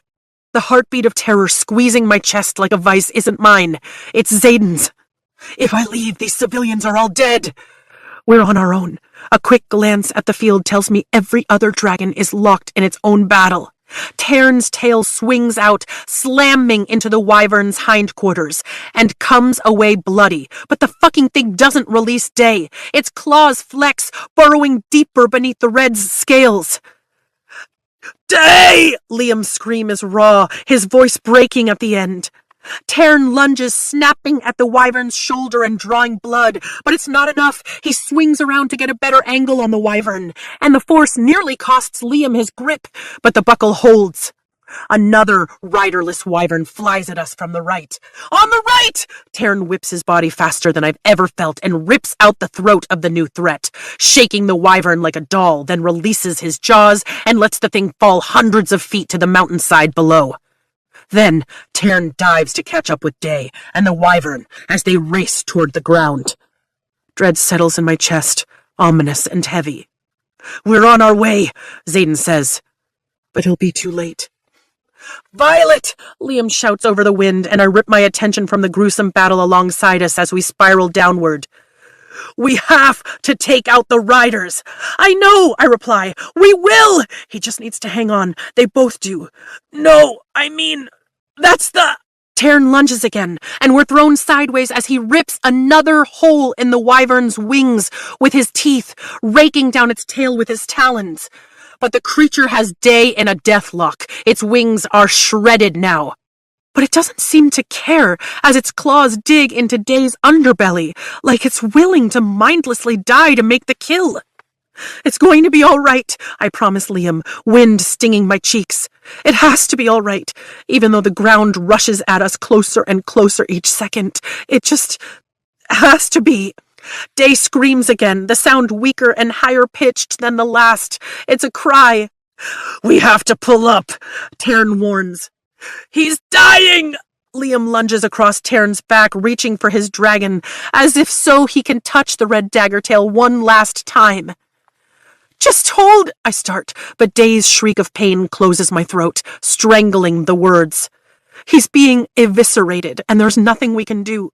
The wyvern roars in victory, a heartbeat before they crash into the hillside with a sickening thud. The wyvern limps away on its hind legs and the talons that tip its wings. Day doesn't move. Liam's raw scream shatters my heart, and Tern flares his wings, banking hard to keep us from the same gruesome fate. Day! Tern's grief blasts through my body as he streams fire at the wyvern's retreating back, and Endarna's cry fills my head. No! If Day... Is he... I can't bring myself to finish. He's gone. Tern reverses course, barreling for the hillside outside the city walls where Day has fallen. No, that means... Liam! I grab for my friend as we land at speed, Tern's claws digging into the ground to stop us close to Day's body. You only have minutes, Tern warns. Day, Liam whispers, falling limp against Tern's back. I'll get you to him, I promise, already fumbling with the strap's buckle. Day's gone, I cry to Xaden, my voice a trembling mess. Liam is dying. No, I feel his terror, his sorrow, and his overpowering anger wrap around my mind, mixing with my own until it hurts to breathe. Minutes. We have minutes. Just hold on, I whisper to Liam, fighting not to cry as he looks up at me with those sky-blue eyes, wide with shock and pain. After everything Liam has given up for me, this is the least I can do for him. I can get him to Day the same way I know he would carry me to Tern or Andarna. Tern lies down completely, flattening his massive frame as much as possible as I unstrap my thighs. Then I wrap my arms around Liam's bulky frame, and we slide down Tern's side, hitting our feet on the rocky hillside far from the trading post. Day lies a couple of dozen feet away, his body folded at an unnatural angle. This isn't fair. This isn't right. Not Day. Not Liam. They're the strongest of our year. They're the best of us. Can't make it, Liam says, stumbling forward and tripping. I rush to catch him as he goes down, but his substantial weight is too much for me, and we both fall to our knees. We can make it, I force out through my tightening throat, trying to hook his arm over my shoulders. We're so close. If a venom comes along, then I'll deal with it. We can't, he crumples against me, sliding down my side. I fall back on my heels and his head lands in my lap as his body goes limp. It's all right, Violet, he says, looking up at me, and I shove my goggles on top of my head so I can see him clearer. He's struggling to breathe. It's not all right. I want to scream with the injustice of it, but that won't help. My hand trembles as I slide his riding goggles up to his forehead, then brush his blonde hair back off his forehead. None of this is all right. Please stay. I beg, tears I can't fight rolling unchecked down my cheeks. Fight to stay, please, Liam. Fight to stay. At Parapet, his face twists in pain. You have to take care of my sister. Liam, no! I choke on the words as tears clog my throat. You'll be there. I stroke his hair. He's fine. He's physically perfectly fine, and yet I'm watching him slip away. You have to be there. He has to smile at the sister he's missed for years and flash that dimple of his. He has to give her the stack of letters he's written. He deserves it after all he's been through. He can't die for me. Tern, I cry, tell me what to do. There's nothing you can do, Silver One. We both know I won't. Just promise me you'll take care of Sloane, he begs, his eyes searching mine as his breaths grow ragged. Promise. I promise, I whisper, taking his hand and squeezing, not bothering to wipe my tears. I'll take care of Sloane. He's dying, and there's nothing I can do, nothing anyone can do. How can all this power be so fucking useless? The pulse under my thumb slows. Good. That's good. He forces a weak smile, and that dimple makes a faint appearance before his expression falters. And I know you feel betrayed. But Xaden needs you. And I don't just mean alive, Violet. He needs you. Please, hear him out. All right, I nod, fighting to force a watery smile. He could ask for anything right now, and I'd give it to him. Thank you, Liam. Thank you for being my shadow. Thank you for being my friend. He blurs in my vision as the tears come faster. It's been my honor. Liam's chest rattles as his lungs struggle. A gust of wind blows the loosened strands of my braid back from my face. Seconds later, I feel Xaden racing toward us, a torrent of his emotions overwhelming my own. No, Liam!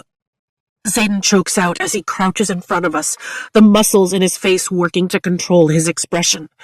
But there's no hiding the despair that pushes at our mental connection. Day, Liam pleads in a strangled whisper, turning his head toward Xaden. I know, brother. Xaden's jaw flexes, and our gazes lock above Liam as tears overflow my eyes. I know. He leans forward and lifts Liam into his arms, then stands, carrying him. I'll take you. He walks slowly across the gravelly terrain to Day's body, saying things I can't hear from where I kneel. The rocks digging into my knees through the fabric of the leather as I watch Xaden say goodbye. Xaden lowers Liam, sitting him against Day's unblemished shoulder, then kneels beside him, nodding slowly at whatever Liam has said. The cry of a wyvern splits the air above us, and I look up instinctively. A cloud of flapping gray wings moves toward us from higher up the valley. Wyvern! Dozens and dozens of wyvern! Look up at the valley! Liam's head rolls slowly as they both look. Xaden's head bows, and my breath freezes in my lungs as shadows momentarily whip out around him, like a blast of menace and sorrow. Seconds later, his soundless, soul-rending scream fills my head with such force that my heart shatters like glass against a stone floor. I don't need to ask. Liam is gone. Liam, who never complained about being my shadow, never hesitated to help, never bragged about being the best of our year. He died protecting me. Oh, gods, and I just asked him if we'd ever really been friends an hour ago. Just one of those beasts managed to kill my friend. What the hell can that many accomplish? A bloodied wyvern dives for us, and Tern throws his wing over me. I hear the sound of his teeth snapping, and a sharp cry above me before his wing retracts. We're targets on the ground, Tern says as the wyvern flies away. Then let's be the ones who hunt. I stumble to my feet in time to see Xaden running my way. Violence! Xaden grasps my shoulders, determination lining his features. Liam told me to tell you that there are 2 riders with that horde. Why would he tell me and not... An anvil sits on my chest. Because he knew I'd have to be the one who holds off the wyvern as long as possible. He studies my face like he'll never see it again. And I'm the one who can kill them all. It will kill me to wield that many times, but I'm the best shot we have. The best shot he has to survive. You can kill them. He yanks me close and kisses my forehead. There is no me without you, he says against my skin. Before I can react, he turns toward the valley and lifts his arms, throwing up a wall of shadow that consumes the space between the ridgelines. Go. I'll give you as much time as I can. Every second matters, and these are bound to be my last. Our last. In the span of one heartbeat, I look over my shoulder past Tarn and see the flaming ruins of the trading post. Townspeople run from the city walls, fleeing the wyvern that circle above. My stomach drops at our failure. We haven't managed to evacuate all the civilians. At the second beat, I draw a stuttered breath of smoke-laden air as a lone griffin flies through the haze, followed by Garrick and Imogen on their dragons. And I can only hope the others are still alive. In the third heartbeat, I turn back toward Liam's and Day's lifeless bodies, and rage floods my veins faster than any lightning strike I've ever wielded. The horde of wyvern behind Xaden's wall will tear into Tarn and Sigale just like Day. And Xaden. No matter how strong he is, Xaden won't be able to hold them forever. His arms already shake with the effort of controlling so much power. He'll be the first to die if I'm not exactly what he called me under that tree all those months ago. Violence. There are dozens of wyvern and 1 of me. I have to be as strategic as Brennan and as confident as Mira. I've spent the last year trying to prove to myself I'm nothing like my mother. I'm not cold, I'm not callous. But maybe there is a part of me that's more like her than I care to admit. Because right now, standing near the dead body of my friend and his dragon, all I want is to show these assholes exactly how violent I can be. I pull my goggles down as I turn to Tarn's shoulder, mounting quickly. There's no need to ask him to launch, not when our emotions are aligned like this. We want the same exact thing. Revenge. I buckle the straps across my thighs as Tarn springs upward, taking off with heavy beats of his massive wings. The bloodied wyvern has doubled back, and Tarn flies straight at it. I don't even care if it's the same one that just killed our friends. They're all going to die. As soon as we get close enough, I throw my hands out, letting all my power loose, with a guttural scream. Lightning hits the wyvern on the first shot, sending the monster plummeting to the ground near the city walls. But I never see the one coming at us from the left. Not until I feel Tarn's roar of pain. Chapter 37. A quote from The Origin, The Fables of the Baron. But it was the third brother who commanded the sky to surrender its greatest power, who finally vanquished his jealous siblings at a great and terrible price. I whip around in the saddle and see Avenin, the one who killed Soleil, distended branch-like veins spreading from her red eyes. Grasping the sword, she stabbed in between Tarn's scales and the area behind his wings. "There's a venin on your back!" I shout at Tarn as the venin whips a ball of fire toward my head. It comes so close that I feel the singe of heat along my cheek. Tarn rolls, executing a dizzying climb that throws my weight back into the saddle, and yet the venin holds fast, grabbing on to the embedded sword as her feet fly out from under her. The second Tarn levels off, the venin stares at me like I'm her next meal, striding for me with nothing but resolve in her eyes and fisting serrated green-tipped daggers. "3 more riderless ones on my tail!" Tarn shouts. Fuck. There's something I'm missing. It's taunting me from the edge of my mind, like the answer to a test I know I've studied for. "Aren't you a little small for a dragon rider?" the venin hisses. "Big enough to kill you. Tarn and I are dead if I don't do something." I need you to stay level, I tell Tern, unbuckling my thigh straps. You will not unseat, Tern growls. I won't let her kill you. I climb to my feet and unsheathe the 2 daggers Xaden gave me today. Every challenge, every obstacle, every hour Imogen spent in the weight room, every single time Xaden has taken me to the mat has to be worth something, right?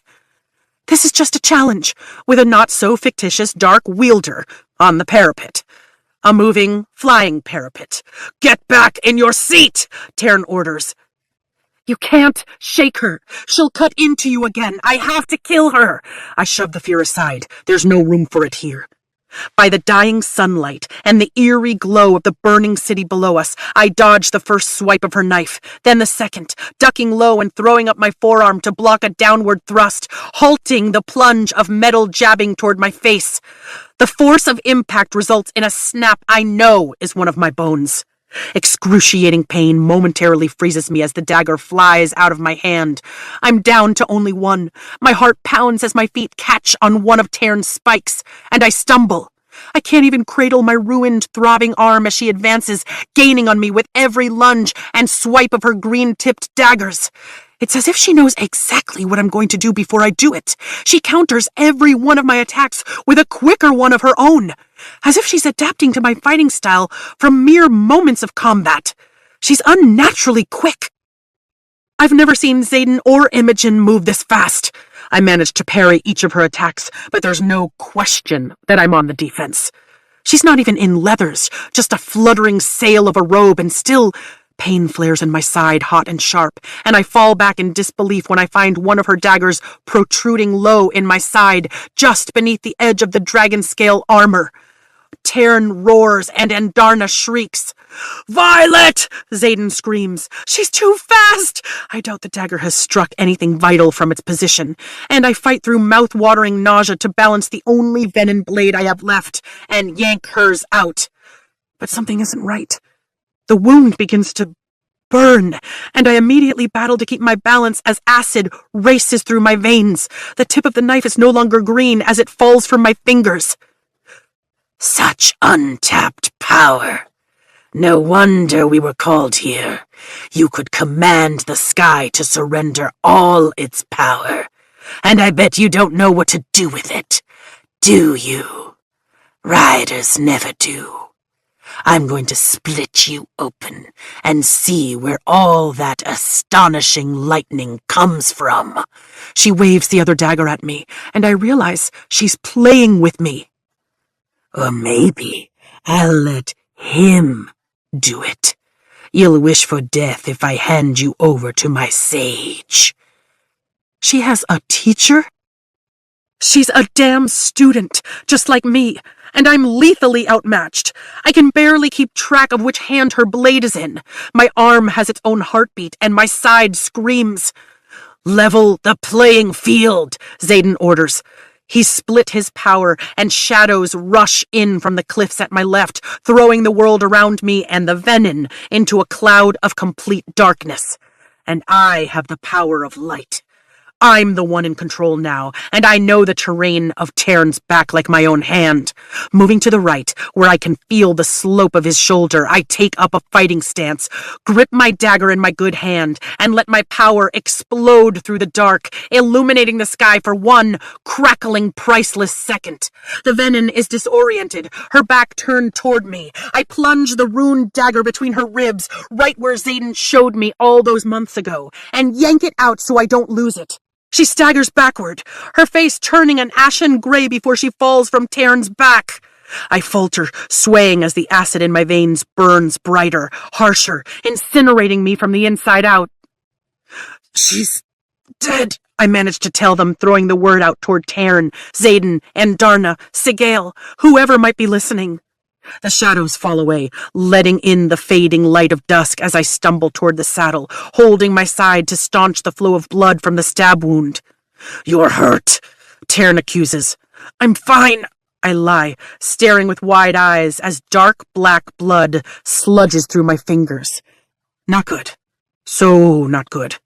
I won't be able to fight another in hand-to-hand, not with the wound in my side, and soon I'll be too weak to wield. The strength is flowing out of me with my blood. I sheathe the dagger. My best weapon now is my mind. Taking a deep breath, I fight to steady my heartbeat and think. They're falling, Tern says, and I jerk my gaze from my side to see 3 wyvern tumble from the sky and crash to the earth. Riderless wyvern, created by venin. And they all died because I killed one venin. That's what Liam was trying to tell me. When a dragon dies, so does its rider. But apparently when a venin dies, so do the wyvern they created. All of them. That's how we can save everyone on this battlefield. There are 2 riders among the horde Xaden is holding back. We have to take out the riders, I whisper.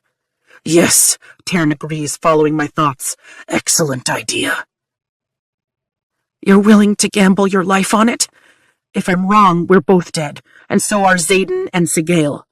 I will bet my life on you, as I have from the first day, he says, banking to fly back to the valley as the other dragons rush with their riders to follow us, no doubt following Tern's command. Only Garrick and his brown scorpion tail are ahead of us, flying low and fast toward Xaden. 3 of the venin are dead, but one is... I watch in horror as a venin with a staff as tall as he is strides out of the darkness, his menacing gaze locked on Xaden. To the left! I scream at Xaden. Sigale spins and blasts fire at the venin, but he doesn't so much as pause. Garrick leans from his seat and flings a dagger, but before it can reach the venin, the robed figure slams his staff into the ground and disappears like he was never there in the first place. He moved, but to where? The hell? I shout into the wind. A general can recognize another general, and that's their leader, Tern says. The sage. I can't hold them back much longer, Xaden yells, his arms shaking so hard it looks like his body is tearing itself apart at the very seams as we rush toward the mouth of the valley. New plan, I tell Xaden as Tern pushes himself to the max. I need you to let the shadows fall. What? He's already wavering. I can see it by the straining shapes against his shadows. Wyvern desperate to push their way through. So much suffering. The hurt in Andarna's voice jars me. I whip my head back toward the trading post and catch the glint of gold. My heart seizes. No, it's not safe for you here. You need me, she yells. Please hide. One of us has to survive, I tell her as Tern flies past Xaden and Sigale. Xaden, you have to drop the shadows. It's the only way. Tern! Sigale shouts, fear edging her tone in a way I've never heard. Don't ask that of me. Even Xaden's voice shakes. Those shadows are coming down whether or not he wants them to. He's approaching burnout. If you've ever trusted me, Xaden, I need you to do it now. I use his earlier words, barely breathing through the searing pain in my side. He'll lose himself to burnout if he doesn't trust me. Fuck! In a blink, the wall of shadow falls, and the wyvern fly toward us with terrifying speed. If I can't do this, no one will survive. There are too many of them. Spot the more powerful rider, Tern. It's the best bet, the only bet. We're a minute away from a collision. Once I've taken the rider out, that only leaves one Xaden. Just kill that one and the rest of the wyvern will fall. I'm coming. But I'll get there first. Tern is faster than Sigale. You saved us by holding them back this long. When he starts to respond, I slam my shield down, blocking him out to concentrate. Tern's head swivels left and right, searching. And I break apart the last of my archive's walls, keeping one foot firmly on that marble floor. There! Tern says, his head turned to the right. That one! At the corner of the flying horde is a seated venin. Crimson veins streaking his temples and traveling down his cheeks. You're sure? I ask. Positive. Blue fire erupts from the horde, and I barely draw breath before a torrent of shadows rises from the edges of the valley, snuffing out the flame. Power ripples in my bones, vibrating my very being with the amount of energy I'm forcing my body to contain. Tell me your plan isn't to try to jump on the wyvern's back, Tern asks as my breath hitches. Just a few more seconds and we'll be close enough. I don't have to, I tell him. Didn't you hear what the venin said? I can command the sky to surrender all its power, but I'm going to need every ounce of yours to do it. I unleash my signet and strike once, missing the wyvern, then again, missing once more. They're almost on us as I strike again and again, pushing myself to the limit as Xaden smothers the blue flames before they have a chance to burn me alive. I can't aim. I'm not ready. Maybe if I had another year or two to practice, but not now. I need more, Tern. You will burn out, Silver One, he growls, dodging a flame Xaden misses. You already walk the edge. My arms shake as I lift them again. This is the only way I can save them. I can save Sigale. You just have to decide to live, Tern, even if I don't. I will not watch another rider die because they do not know their own limitations. One more strike could be your last. I feel your waning strength. I know exactly what I'm capable of. I promise as energy fills my body once again and my heart jolts, struggling to find the right rhythm. Hot. I'm so damned hot. I feel like I could burst into flame myself. I've taken too much power. I'm not Neolin. Fear threatens to consume me as the venom rides at us, close enough that I see his snarling mouth. But it's not my terror. It's Tern's. Let me help! Andarna shouts, and my heart swells even as it stutters from the energy flowing through my veins. I don't have time to look to see where she is. I only hope she's still in the outpost. Only what I need, I say to her. I swallow hard, my good hand clutching the blood-tipped dagger as we fly toward the wall of wyvern. I reach for her golden power, and it spreads down my spine and explodes through me, time pausing around us. Tern flares his wing, bringing us to a hover as the wyvern move toward us, inch by precious inch, fighting against Andarna's magic with their own. I have to want to kill that venom, and gods help me I do. No! I push my arm toward the venom and command lightning to split the sky, and it does, branching out in every direction. But I only need to control one of its silver-blue veins. I focus on the one closest to the venom, bringing it down in slow bursts that defy time. My arms vibrate, and I feel Tern's power push the boundaries of my body as I yank the branch sideways in its descent, inch by inch, with the last of my strength, positioning it over the venom. More Tern! He roars, and lightning itself rips through me, sizzling my lungs and charring my very breath as Andarna's gift ebbs. I don't have to be near her to feel her fatigue, her strength ebbing. But I only take what I need. Andarna will live today, even if she is the only one. I have only a few heartbeats, or this much power will burn through me and take me under. Xaden screams through the barrier in my mind, and the sounds of his anguish and fear are nearly more than I can bear. But there's no time to focus on him, to wonder what will happen if I don't succeed, because right now I am focused on vengeance with a coldness that would make even my mother proud. Finally, dragging the lightning down into place as my skin sizzles and burns, I release time and hold myself upright long enough to see it strike true, killing the venom at the first touch of its energy. As if time were still frozen, his body slowly topples from the top of his wyvern. In the next breath, more than half the monsters fall from the sky, as if they were struck themselves. And, as if it had been waiting for me to accomplish my goal, the wound in my side threatens to burn me alive. On the left! Tern roars, swinging toward the wyvern and its rider as they barrel toward us with murder in their eyes. A rope of shadow flies up, wrapping around the venom's neck as Tern banks left to avoid the hit, and I barely manage to keep my seat. Xaden pulls the venom from the wyvern's back and yanks him downward, right into the dagger he holds in his outstretched hand. Damn, sometimes I forget just how beautifully lethal he is. Knowing they'll all live, I let gravity claim my body and slide from Tern's back. Violet! I hear Xaden scream as I fall. Chapter 38. A quote from Major Frederick's Modern Guide for Healers. In the event that you come across a poison you do not recognize, it is best to treat with any and every antidote. Either way, the patient will die, but at least this way you would have learned something. I think I might die today. Air rushes by, and my stomach feels like it's somewhere above me, because I'm falling. endlessly falling. Taryn roars, and it's the panic, the pitch of that bellow that forces my eyes open just long enough to see him diving for me. But I can't feel him in my head, can't feel my feet on the archive's floor, can't access my power. I'm cut off, no longer grounded.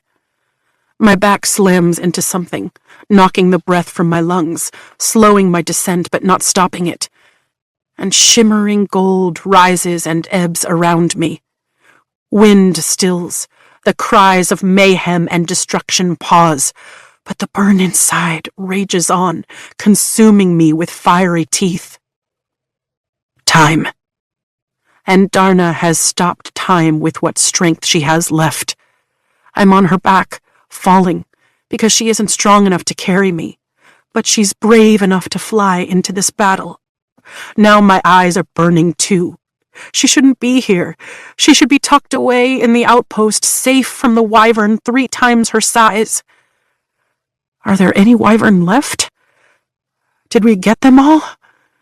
When time starts again, wind whipping at my exposed skin, I slip from her back and am gathered close by strong human arms. Violet! I know that deep, panicked voice. Xaden. But I can't move. Can't even force my lips apart to scream with the pain of it all when he puts pressure on the wound. Fuck! It must be poison. You have to fight it. Poison. The green-tipped dagger. But what poison could paralyze me not only physically, but magically? I'll take care of you. Just live. Please, live. Of course he wants me to live. I'm integral to his survival. It takes all my strength, but I manage to lift my eyelids for a second, and the blatant fear in his eyes jolts my heart before I lose consciousness.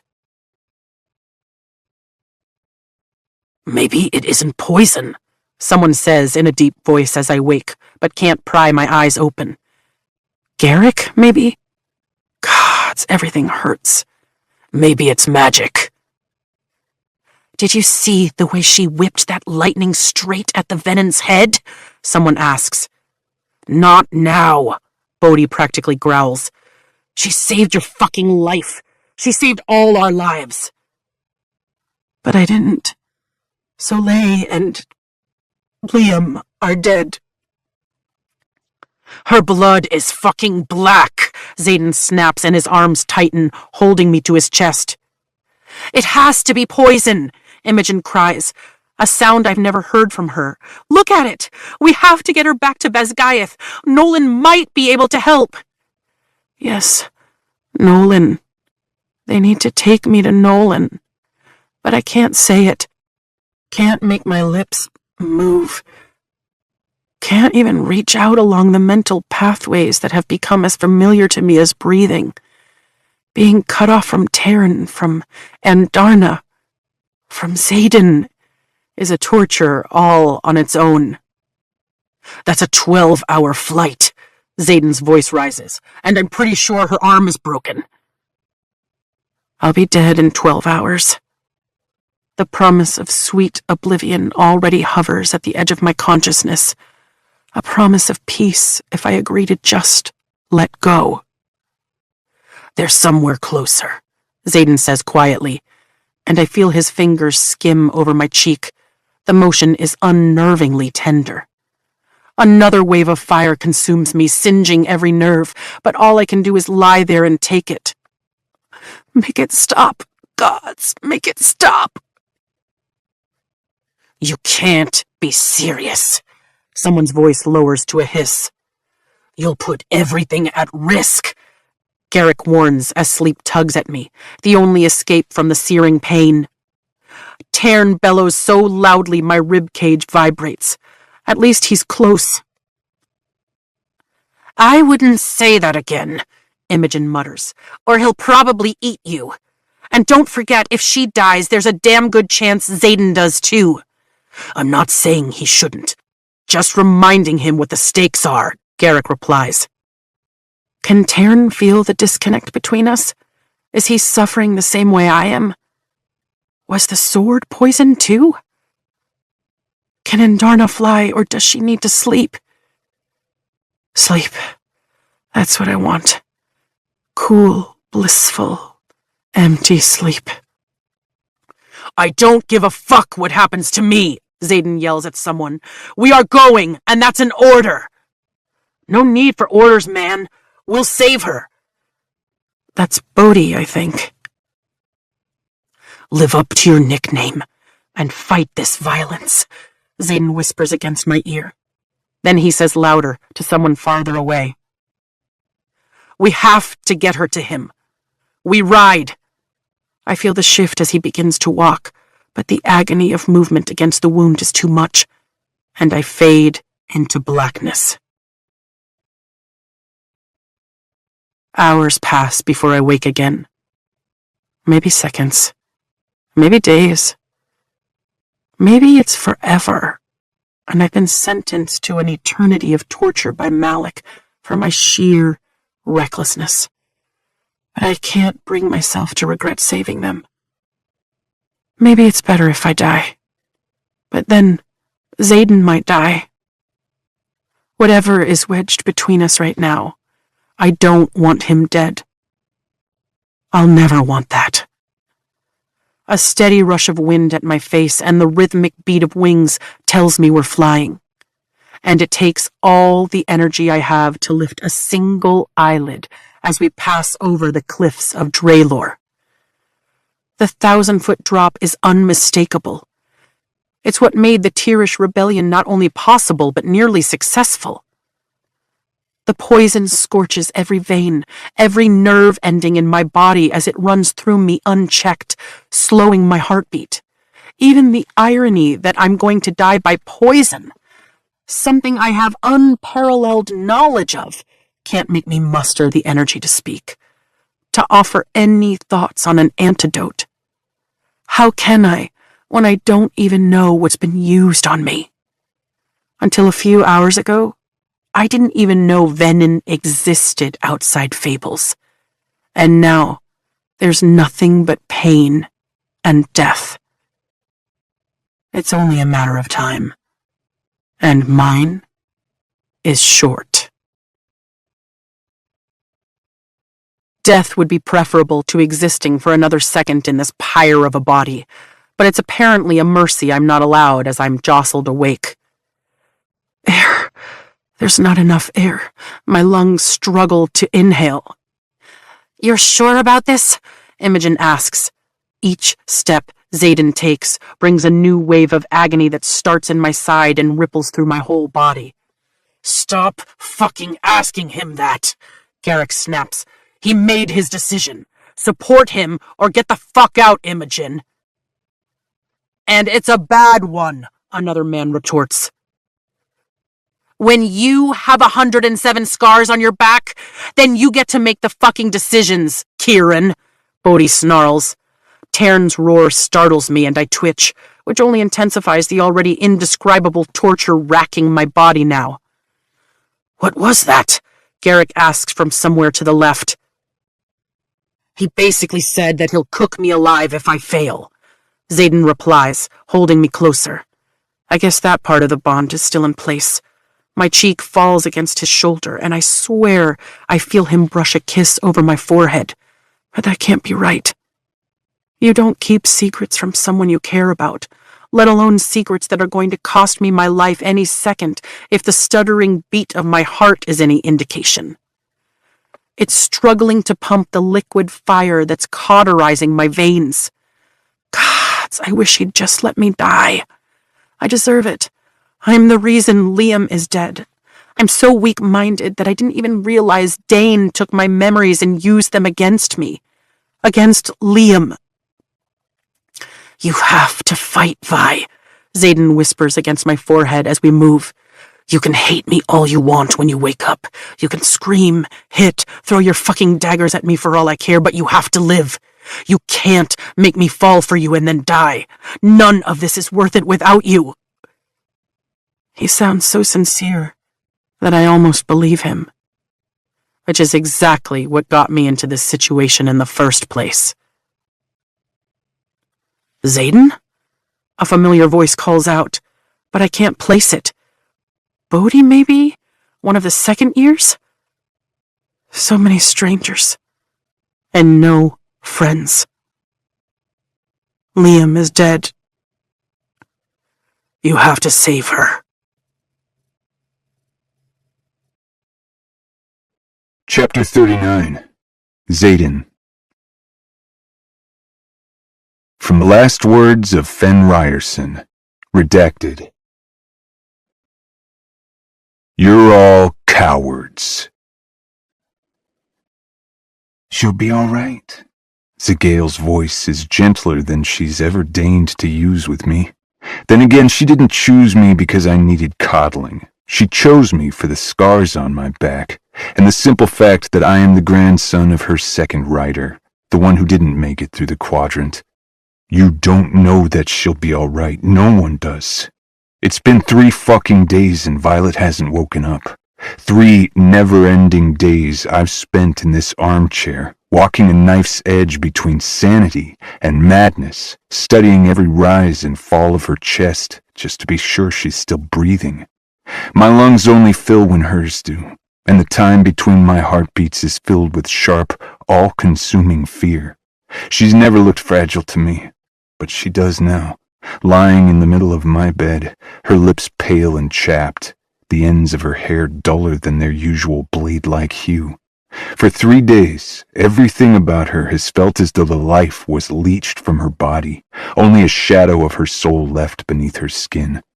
But today, at least, the morning light shows her cheeks have a little more color along the darker line of her flight goggles than yesterday. I'm a fucking fool. I should have left her at Basgiath, or sent her with Atos, even if it strained Sigale and Tern.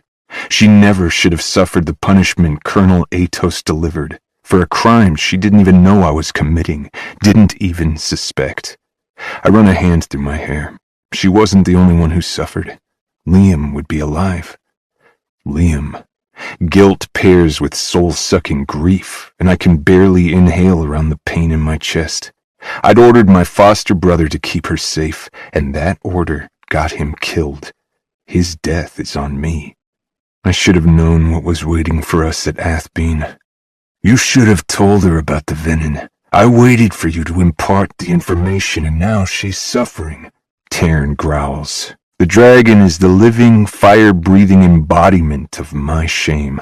But at least the bond that links the 4 of us is still in place, even if he can't communicate with her, which means Violet's alive. He can yell at me all he wants as long as her heart's beating. I should have done a lot of things differently.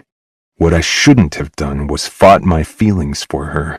I should have grabbed onto her after that first kiss, the way I wanted, and kept her at my side. Should have let her all the way in. My eyelids scratch like sandpaper each time I blink, but I'm fighting sleep with every bone in my body. Sleep is where I hear her heart-breaking scream, hear her cry that Liam died, hear her call me a fucking traitor over and over. She can't die, and not just because there's a chance I won't survive. She can't die because I know I can't live without her, even if I do. Somewhere between the shock of our attraction at the top of that turret to realizing she risked her own life by giving up a boot for someone else on the parapet that first day, to her throwing those daggers at my head under the oak tree, I wavered. I should have realized the danger of getting too close the first time I put her on her back and showed her how easily she could kill me on the mat, a vulnerability I've allowed no one else. But I brushed it off as an undeniable attraction to a uniquely beautiful woman. When I watched her conquer the gauntlet, then defend Andarna at threshing, I stumbled, stunned by both her cunning and her sense of honor. When I burst into her room and found Oren's treacherous hand at her throat, the rage that made it so easy to kill all 6 of them without batting an eye should have told me I was headed for a cliff. And when she smiled at me, after mastering her shield in mere minutes, her face lighting up as the snow fell around us, I fucking fell. We hadn't even kissed, and I fell. Or maybe it was when she threw her knives at Barlow, or when jealousy ate me alive seeing Athos kiss the mouth I'd dreamed about countless times. Looking back, there were 1,000 tiny moments that pulled me over the edge for the woman asleep in the bed I always pictured her in. And I never told her. Not until she was delirious with poison. Why? Because I was scared to give her power over me when she already held it all? Because she's Lilith Sorengale's daughter?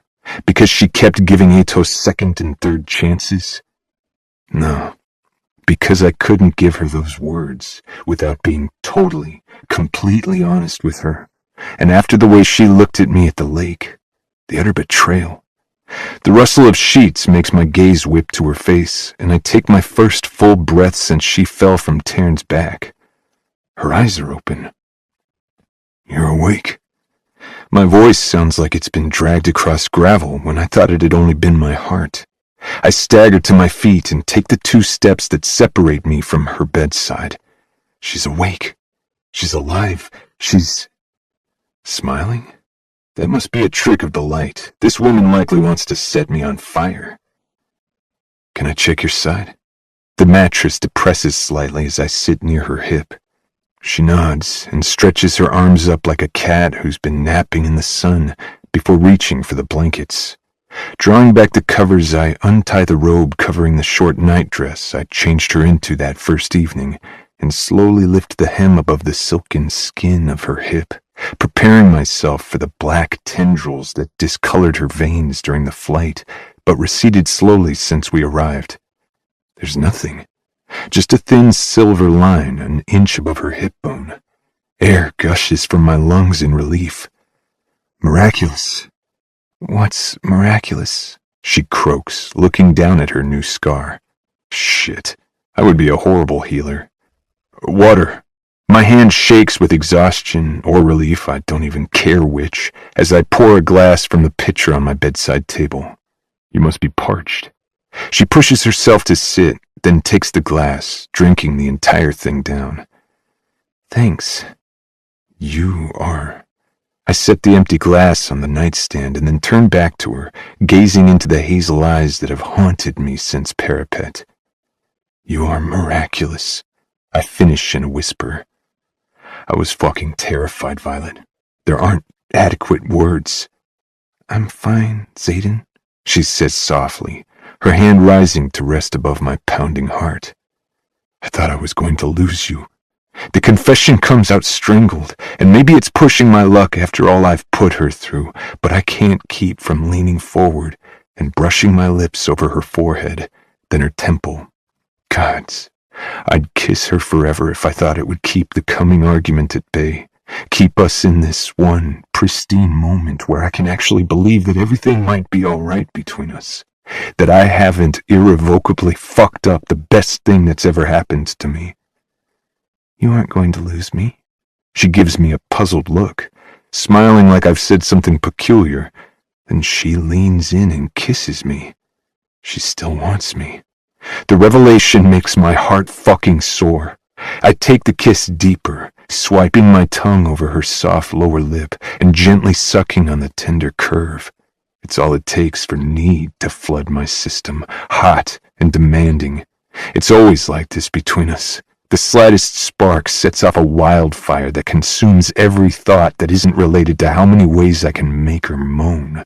We'll have a lifetime of these moments ahead of us when I can strip her down to her skin and worship every curve and hollow of her body. But this isn't one of them, not when she's barely been awake for 5 minutes. I draw back, slowly releasing her mouth. I'll make it up to you, I promise, holding her delicate hands between my rough ones. I'm not saying we won't fight, or you won't want to throw those daggers at me when I'm inevitably an ass, but I swear I will always strive to do better. Make what up to me? She pulls away with an inquisitive smile. I blink as my brow furrows. Has she lost her memories? How much do you remember? By the time we got you here, the poison spread to your brain, and her eyes flare, and something shifts, something that sinks my stomach like a rock as she tugs her hands from mine. She glances away, and her eyes glaze in that way that tells me she's checking in with her dragons. Don't panic, everything is fine. And Darna isn't quite the same, but she's her. She's fucking huge now, but I'm not about to say that to Violet. Her gift is also gone, according to Tern, but there's plenty of time to share that news. Instead, I say, the healer told me he isn't sure what lasting effects the poison might have, because it was something he's never seen, and no one really knows how long it will take to get your memories back if there's any lasting damage. But I'll tell you. She throws up her hand and looks around the room, as if noticing where we are for the first time, then scrambles backward, out of bed, pulling her robe closed. The look in her eyes puts a vice around my chest as she stumbles to the large windows that line my bedchamber. The windows that look out over the mountain this fortress is built upon, down to the valley below, and its line of charred trees marking where the earth was scorched all the way to stone, and the quiet town, which used to be a city, of Orisha beneath us. The town we've worked our asses off to rebuild from a pile of cinder and ruins. Violet, I keep my shields up, trying to respect her privacy as I walk to her side. But gods, I need to know what she's thinking. Her eyes widen as her gaze sweeps over the town, each structure with its identical green roofs, then pauses on the Temple of Amari, which was the most noted landmark besides our library. "Where are we? And don't you dare lie to me," she says. "Not again." Not again. You remember? I remember. Thank gods, I murmur, shoving my hand into my hair. It's a good thing, proving that she's truly healed, but fuck. "Where are we?" She bites out every word, her eyes narrowing on me. "Say it!" The way you're looking at me says you already know. There's no way this brilliant woman doesn't recognize that temple. "This looks like Orisha." She gestures to the window. "There's only one temple with those particular columns. I've seen the drawings." Yes, brilliant fucking woman. "Orisha was burned to the ground. I've seen those drawings too, the ones the scribes brought back for the public notices. My mother told me she saw the embers with her own eyes, so where are we?" Her voice rises. "Orisha." It feels incredibly freeing to tell her the truth. "Rebuilt or never burned?" She turns her back on me. "In the process of rebuilding." Why haven't I read about this? I start to tell her, but she holds up a hand, and I wait. It only takes her a minute to work it out, too. She points to my rebellion relic and says, "Melgren can't see the outcome when more than 3 of you are together. That's why you're not allowed to assemble."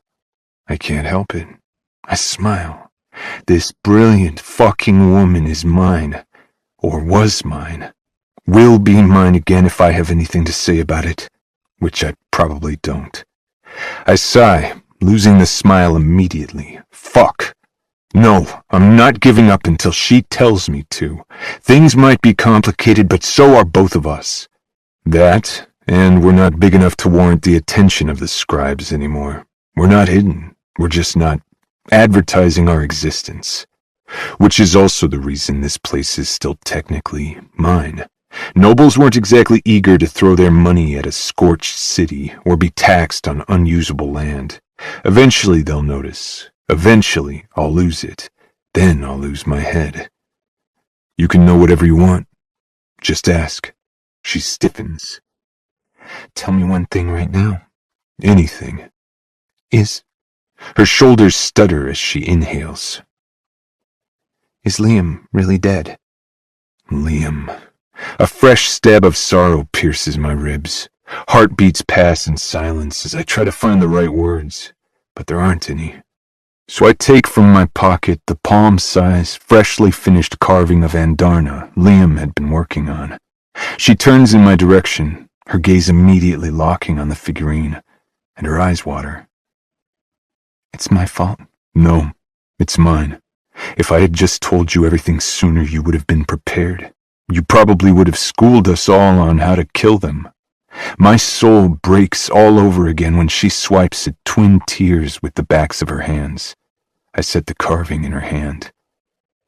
I know I should have, but I couldn't bear to burn it. We laid him to rest yesterday. Well, the others did. I haven't left this room since we got here. Our gazes collide, and it's all I can do not to reach for her, but I know I'm the last place she'll seek comfort. I haven't left you. Well, you do have a vested interest in my survival, she quips with a watery, sarcastic smile. Give me a second to get dressed, and then we'll talk. Kicking me out of my own room. I reach for that sarcastic, teasing tone that used to be so easy when it came to her, and back away. No one. Now, Ryerson. I can't keep from wincing. She never uses my last name. Maybe it's because she doesn't like to remember that I'm Fen Ryerson's son, and all my father cost her. But I've always been Zayden to her. The loss feels like a bottomless abyss, like a death blow. Bathing chamber is through there. I point to the far wall and stride for the exit, swinging my sword over my back on the way out. My cousin is leaned up against the wall talking to Garrick, who's boasting a new 6-inch scar from temple to jaw, but they both fall silent as I shut my door behind me. They tense, and Garrick stands to his full height. She's awake. Thank Amari, Bodhi says, his shoulders sagging. His arm is still in a sling, recovering from the 4 places a venin fractured it. She's going to have to choose. I look at Garrick, noting the worry in his eyes.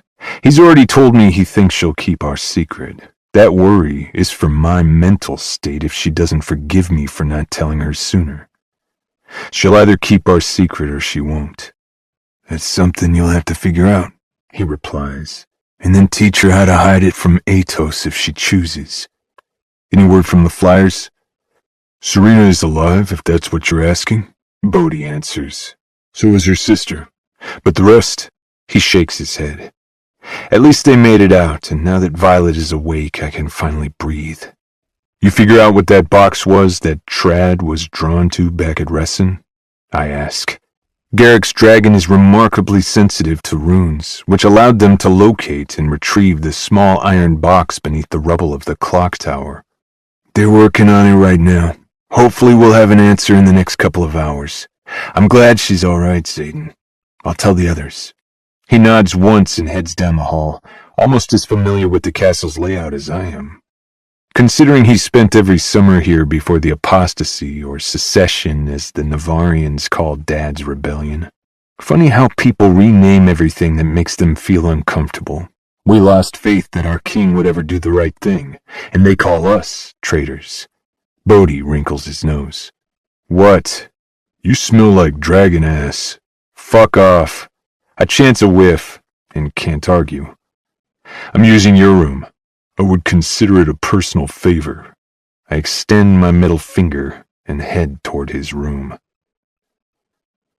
An hour later, I'm bathed and impatient as I wait outside my room in a fresh set of leathers with Bodhi, who's doing his best to lighten my mood, just like he always does, when the door opens and Violet stands there. I nearly swallow my tongue at the sight of her unbound, damp hair curling just under her breasts. I can't even articulate what it is about the strands that pushes me straight into need to fuck her now territory, and I'm too busy fighting to keep my hands at my sides to question the why of it. She exists, and I get turned on. I've come to accept that particular truth over the last year. Bodhi grins, flashing a smile that looks exactly like my aunt's used to. Good to see you up and about, Sorengale. Then he smacks me on the shoulder as he walks off, looking back over his shoulder. I'll fetch the backup plan. Good luck. Gods, I want to haul her into my arms and love her until she forgets everything except how good we are together. But I'm sure that's the last thing she'll ever want again. Come back in, she says softly, and my heart lurches. As long as you've invited me. I walk in, loathing the distrust in her eyes. Whether or not Violet will believe me, I've never lied to her, not once. I've just never been entirely truthful either. Is all this original? She asks, her gaze sweeping over my bedroom. The majority of the fortress is stone. I say as she studies the detailed arches at the ceiling, the natural lighting from the windows that consume the western wall. Stone doesn't burn. Right. I swallow hard. I think after all you've seen, the question I have to ask before I tell you everything is pretty simple. Are you in? Are you willing to fight with us? She could just as easily decide to turn us all in. She didn't know enough to condemn us, but she does now. I'm in, she nods.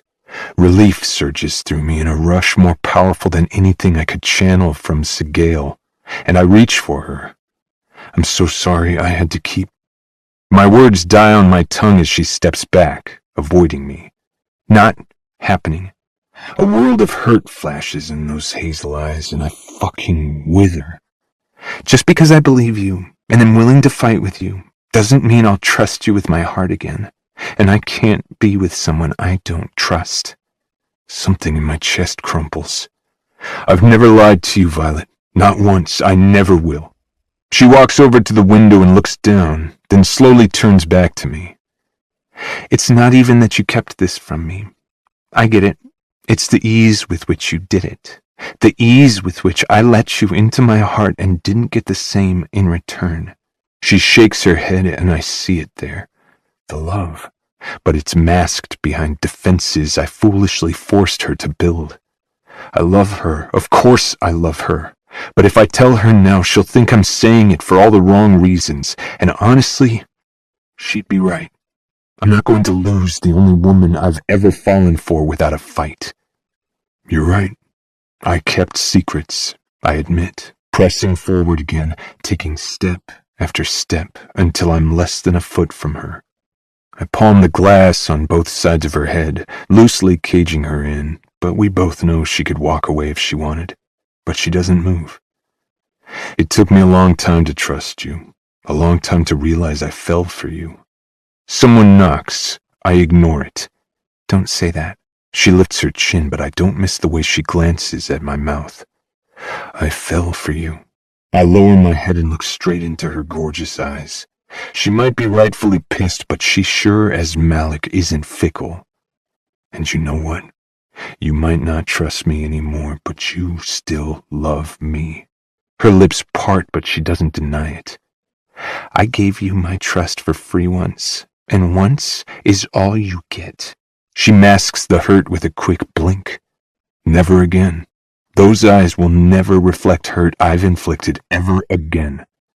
I fucked up by not telling you sooner, and I won't even try to justify my reasons, but now I'm trusting you with my life, with everyone's lives. I've risked it all by just bringing her here, instead of taking her body back to Basgiath. I'll tell you anything you want to know and everything you don't. I'll spend every single day of my life earning back your trust. I'd forgotten what it felt like to be loved, really, truly loved. It had been so many years since Dad died, and Mom... Not going there. But then Violet gave me those words, gave me her trust, her heart, and I remembered. I'll be damned if I don't fight to keep them. And if it's not possible, you still love me. It's possible. Gods, do I ache to kiss her, to remind her exactly what we are together. But I won't. Not until she asks. I'm not afraid of hard work, especially not when I know just how sweet the rewards are. I would rather lose this entire war than live without you. And if that means I have to prove myself over and over, then I'll do it. You gave me your heart, and I'm keeping it. She already owns mine, even if she doesn't realize it. Her eyes widen, as if she's finally seeing the resolve in mine. It's time she knew everything. Knowing Violet, she won't stay tucked away, safe behind Basgiath's walls, especially not now that she knows just how corrupt those walls are. She'll fight this war at my side. There's another insistent knock at the door. Fuck, is he impatient, I mutter. You have about 20 seconds to ask a question if I know him. She blinks. I'm still hoping that missive at Athbeen was really about the war games. Do you think there's any chance we just happened to end up in the middle of a wyvern attack at that outpost? That definitely wasn't an accident, little sister. he says from the doorway. I sigh and move to the side, watching Violet's eyes widen as she sees him standing in the doorway. Told you I knew better poison masters, I tell her softly. You weren't healed. You were mended. Brennan? She stares at her brother in open-mouthed shock. Brennan just grins and opens his arms. Welcome to the revolution, Violet. The end. This is Rebecca Soler. We hope you have enjoyed this production of Fourth Wing by Rebecca Yarros.